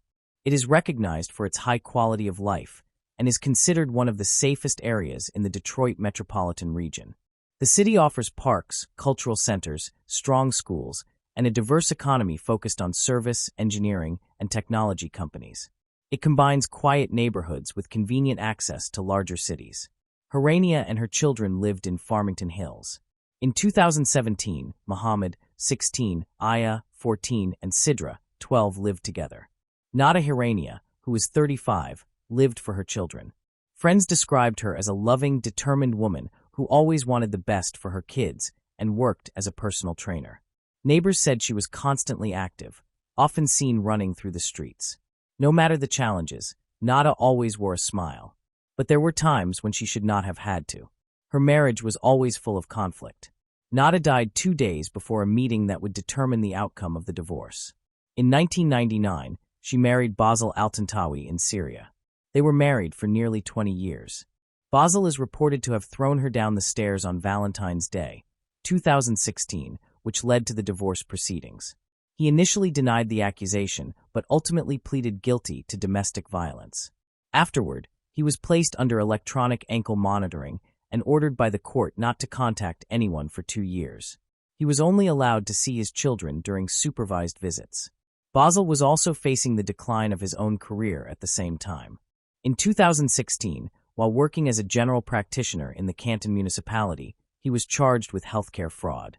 This included falsifying Medicaid records. He received a 1-day prison sentence and was ordered to pay fines totaling nearly $280,000 in January 2017. In the divorce filings, he claimed he was broke and could not afford the lifestyle of his family, which he described as extravagant, referencing expensive clothing and frequent shopping. He was also concerned that his children were adopting American ways unnecessarily, which he felt contradicted the Islamic and Syrian values he upheld. Now, the narrative reaches the tragic day when Nada Harania died. It was nearly 6:30 in the morning. On what seemed to be an ordinary day in August 2017, the Farmington Hills Police Department received a call regarding an emergency. Officer Jordan arrived at an upscale home typical of the affluent neighborhoods in Detroit. On the other end of the line was a 14-year-old girl named Aya. She was searching for her mother, but could not locate her. Her mother had just gone inside the house. After a brief moment, Aya saw something that made her feel like giving up. Her mother's body was on the ground in the side garden, motionless. From the outside, that was how it appeared at first. A second-floor window that was open allowed light to reveal what might have occurred. "We need an ambulance," Aya said when she called for help. Someone on the other end asked, "Oh, what's going on there?" "I'm not sure. We were late for school. When I went to check on my mom, she was lying by the window. She never leaves that window open," Aya explained, nervous. "Your mom fell 2 stories. There are 2 levels. How old is your mom?" 33. "Did she fall and hit her head?" "Yes. She can breathe." "I'm not sure. Her neck hurts. I'm not sure if she is breathing." "Check Jack if she's breathing." In the middle of the call, Aya handed the phone to her 16-year-old brother, Muhammad, and began performing CPR on their mother, who lay still on the patio floor. 1, 2, 3 for faster, the operator instructed. "What happened to your mother?" "It looks like she jumped off the building." "How did she get down?" "I only heard a scream. I didn't go into the room. I couldn't see." "How or what did she do before she fell?" "The window must have been being cleaned. She usually cleans it in the morning." Aya met Officer Jordan on the side patio and guided him there. Upon arrival, he saw Muhammad performing CPR on their mother. The officer took over until police and paramedics arrived. But when they got there, they found no signs of life, no pulse. The body was transported to the Oakland County Coroner's office, where she was pronounced dead. The cause of death was still unknown. They reported that their 12-year-old sister was still asleep in her room and that no one else had been in the house. They also stated that no one had entered during the night or that morning before police arrived. Aya told the officers she was supposed to be ready for school at 6:30, which was when her mother normally dropped her off. When she realized it was nearly time, she could not find her mother and attempted to call her cell phone several times without success. The officer asked the children when they had last seen their mother. Aya said she had seen her the previous evening around 7 or 8 p.m., when she had gone to bed earlier than usual. The officer then asked when they had found her mother. Aya explained that she had tried calling twice that morning at 6 a.m., but received no answer. Concerned, she called again at 6:30 a.m. because she had to leave for school with her brother at 6:40 a.m. The guest room also served as the bathroom and makeup area. When she went upstairs, she saw an open window, a ladder leaning against it, a bucket of water, and a bottle of Tilex cleaner. Her mother typically started her household chores early in the morning, but she was not in the room. Seeing the open window, Aya decided to check the exterior of the room. That was when he saw his mother's body on the floor and immediately called his brother. They both hurried down to the scene. The boy's father, Basil Altantawi, lived in a different home. The couple had been separated for over a year, but their divorce had not yet been finalized. Because of this, the police officer instructed the brothers to call their father and ask him to come to the house while the police investigated what had happened. During his testimony, Muhammad provided crucial details that differed from his sister's account. He said he heard movement in his mother's room around 5:50 a.m., just before he took a shower at 6. When questioned, he explained that he had not actually seen her. He had only heard noises coming from upstairs, where her bedroom was located and where she kept her makeup. When Basil arrived at the house, the police officially informed him that his mother had died. He fell to his knees, overwhelmed by shock and grief. Investigators were interested in examining the scene, even though it initially appeared to be an accident. Aya and her brother had not touched their mother's body when they found her, but paramedics noted that she was lying on her back, which is unusual for someone who had fallen from a window. Officer Jordan also noted the absence of blood, which was atypical for such a severe fall, suggesting that the impact had not caused her death. He observed additional irregularities.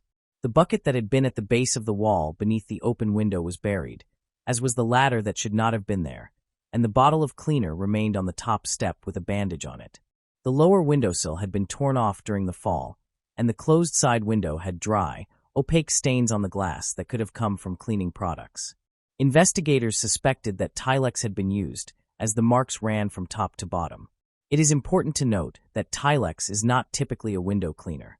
In the yard near the body, a towel with a strong chemical odor was discovered. It could have contained a cleaning agent or something even stronger. The towel was taken for forensic analysis. There were no indications of forced entry into the house, but cameras were installed on the exterior. When police asked Basil if he thought the DVR system was broken, he said he did not know how to access it, but he still allowed them to check. To everyone's surprise, the cameras were functioning. One of them even faced the side yard. The guest bedroom window was not within the frame, but the camera captured shadows on the wall across from it. The police first recorded the monitor with a handheld camera to obtain a quick copy. Later, they were able to download a higher quality version. At 5:53 a.m., the light in the makeup room turned on, and a shadow of a person opened the window. The video clearly shows that there are two people in the room. Shortly afterward, a figure can be seen pulling something toward the window. The person picks it up and places it on the sill. Then, nothing is pushed out of the window. The shadow is caught above the window. It remains still for a few seconds, perhaps observing what was below, before it is seen moving around the room. The light goes out briefly, and then returns quickly. Investigators believe the killer moved the ladder to the window at this point to stage the scene.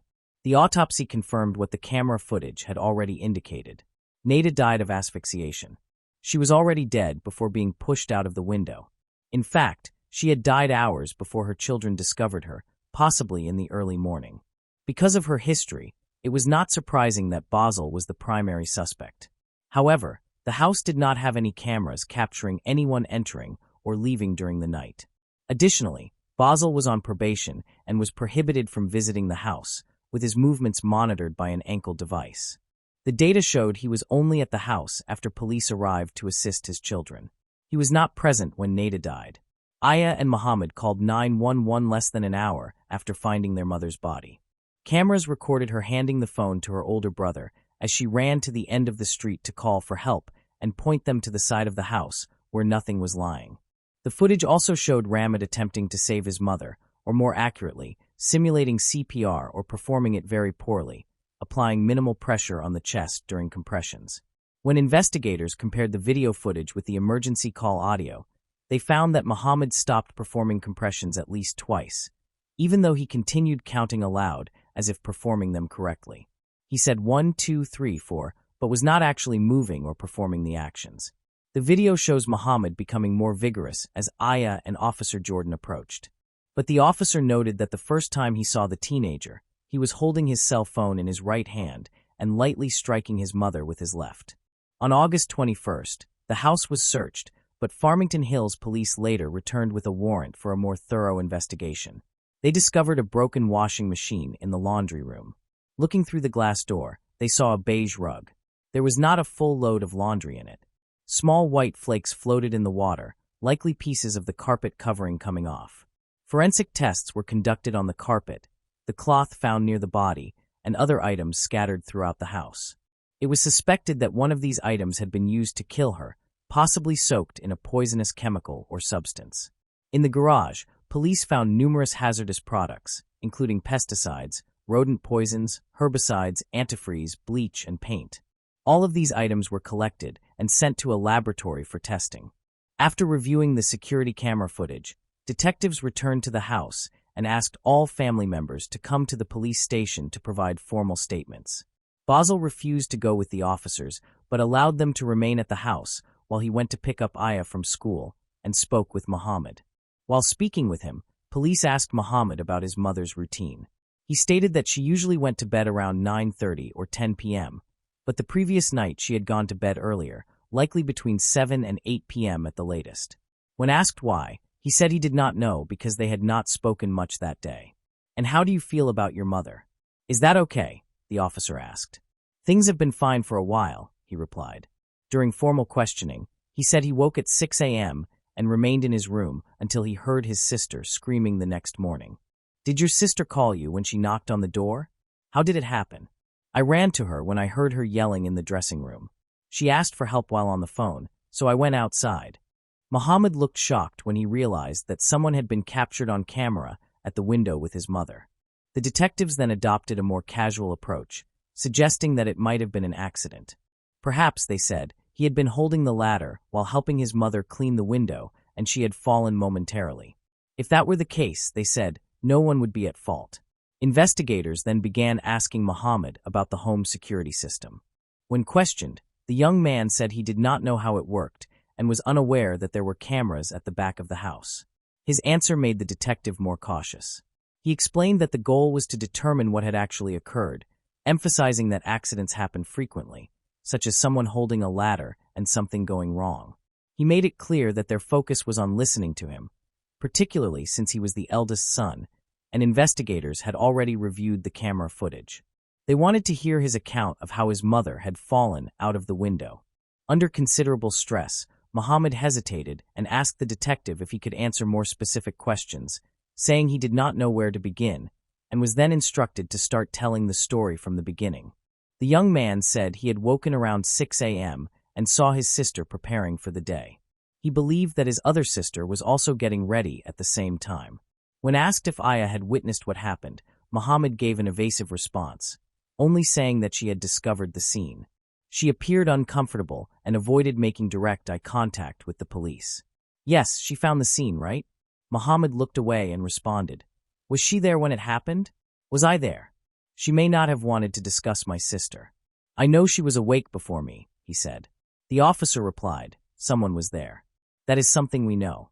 It's visible on the recording.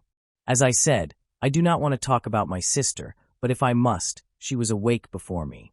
The detectives then provided Muhammad with information they considered important for the investigation. The cameras clearly showed a person with short hair, indicating a man. Investigators were confident that the individual in the images was Muhammad. Following this, he began offering different versions of events. In the first, he claimed that he had brought his mother a spray bottle in the morning so she could clean the window. After handing it to her, she allegedly left the room and shortly afterward fell. In a second version, he said he had been holding the ladder while his mother cleaned, but he was not responsible for the fall because she lost her balance. Confronted with these contradictions, the detective applied further pressure on Muhammad. He appeared nervous and distressed, repeatedly stating that he understood the severity of the situation. The investigators insisted that they needed to know why so the matter would not have to escalate further. "We just want to know why, so we do not have to take this any further," the investigator said. Muhammad finally spoke, taking a deep breath. "As I said, she was going upstairs to clean the window when I woke up. I wasn't really paying attention. I went down to get some water. I thought she was getting ready. The window was clean when I returned upstairs. I was asked to bring something for her to clean it with. I brought the spray bottle. I am not sure if she had already set up a ladder or a stool. That window screen was coming down. She asked me to hold the ladder because it was shaky before I left the room. But you can't just stand there and stare at the ladder all the time, you know? Then she leaned over. I don't know what got stuck, but she fell. I had no idea what to do. I thought I was having a dream. I got into the water. I had hoped this wouldn't happen." After about 40 minutes, Muhammad's father, Bessel, came home and stopped the questioning right away. He hired a lawyer for his son, but the investigation went on. When detectives looked at Muhammad's phone records, they found something very disturbing. On the day of the murder, the young man made 50 calls to a single number, starting at 4:27 a.m. and continuing all day. The number was saved on his phone as Love Love. And 8 of these calls happened before 5 a.m., which was a long time before anything was found. For months, investigators couldn't find another day with a similar call pattern. Many calls were short and some weren't even answered, like the one at 5:55 a.m., which is exactly when the cameras caught nothing falling from the window. When they used a warrant to unlock Muhammad's iPhone, they found that Love was actually his father, Basil Al-Tantawi. There was a long history of messages between father and son. Muhammad's dad sent photos, videos, and audio of conversations he had secretly recorded with his mother, including conversations with her divorce lawyer. Even more shocking was finding a screenshot of a conversation that took place weeks before Nada's death. In it, she told Mohammadad that she knew Basil had done things that could get him jail time. She said she had never told anyone this before because she was afraid of what would happen. Mohammadad sent this message to her father right away.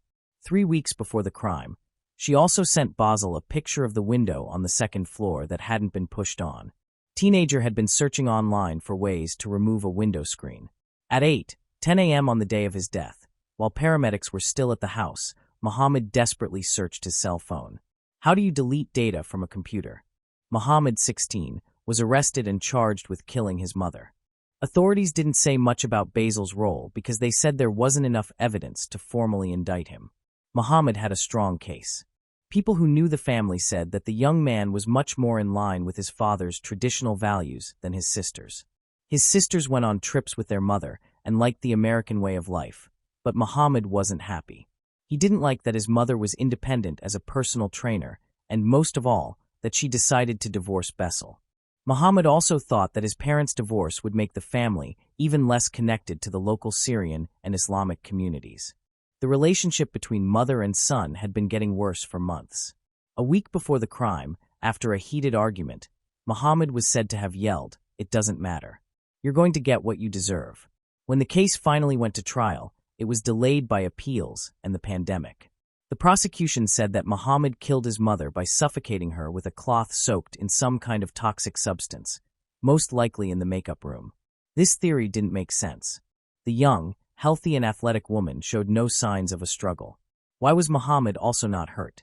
But investigators were never able to find the chemical agent or its exact source. The case shocked the entire community and left deep wounds on those who followed the story of a woman who lived to protect her children and was betrayed by the person she loved most.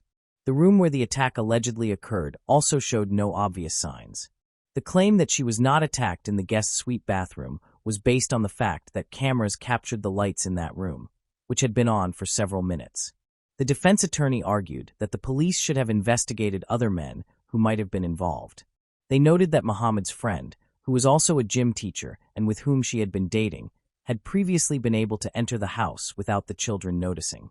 If this friend could do it, they argued, then the true culprit could have done so as well. Another issue raised was that Muhammad's story kept changing. The teenager had not been informed of his rights prior to the audio-recorded interview, during which he placed himself and his mother at the scene of the crime.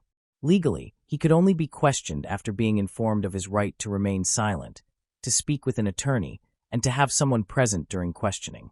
The defense team claimed that the teen merely repeated the version of events the detectives had suggested because he believed that was what had occurred. Although the Michigan Court of Appeals ruled that most of these statements could not be used in court, it took the Oakland County jury only 2 hours to reach a verdict. Muhammad was found guilty of first-degree murder.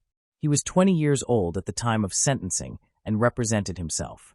He spoke for hours in a rambling speech, vehemently insisting on his innocence.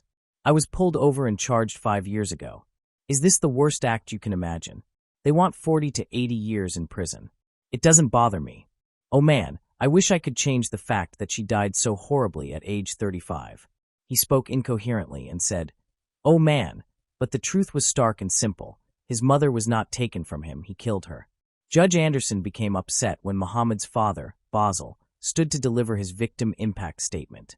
The doctor, already in poor standing, chose to portray his son as the victim instead of addressing his wife and the loss of the mother of his children.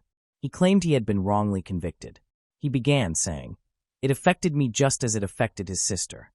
The judge interrupted, stating, "That is not what a victim impact statement is for, sir." Al-Tantawi continued, claiming he was and remains a caring, loving, and compassionate person. The discussion continued until Muhammad spoke up. "I want you to be quiet. You are not the victim here." The judge replied firmly, "If you are speaking about him, you are calling him a victim, and he is not the victim here."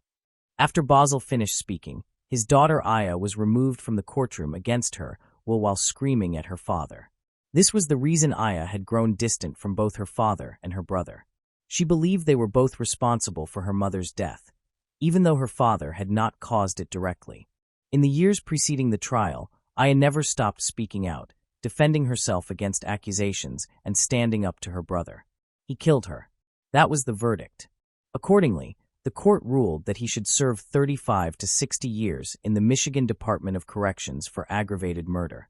He would spend 1,858 days in jail. Aya told reporters outside the courtroom, "I tried to understand how my brother felt, but these past 5 years have been extremely difficult. He does not appear to feel remorse for what he did. I would not attend his funeral if he died today. I would have a party. I do not care about him." Friends and family said she would be proud of her daughter, who had grown into a strong, determined woman unafraid to speak out. The couple's youngest daughter was placed in her father's care. That concludes the case of Nada Horanai. See you at the next Mystery Solved. This was a disturbing case, but one that will not be forgotten. Thanks for watching. I hope you enjoyed exploring these intriguing cold cases with me. If you found the video fascinating, don't forget to give it a thumbs up and subscribe to Cold Case Mystique for more deep dives into cold case investigations. Your support helps me bring you more compelling content. Leave a comment below with your thoughts or any cases you'd like me to cover next. See you in the next video. And remember, the search for truth never stops.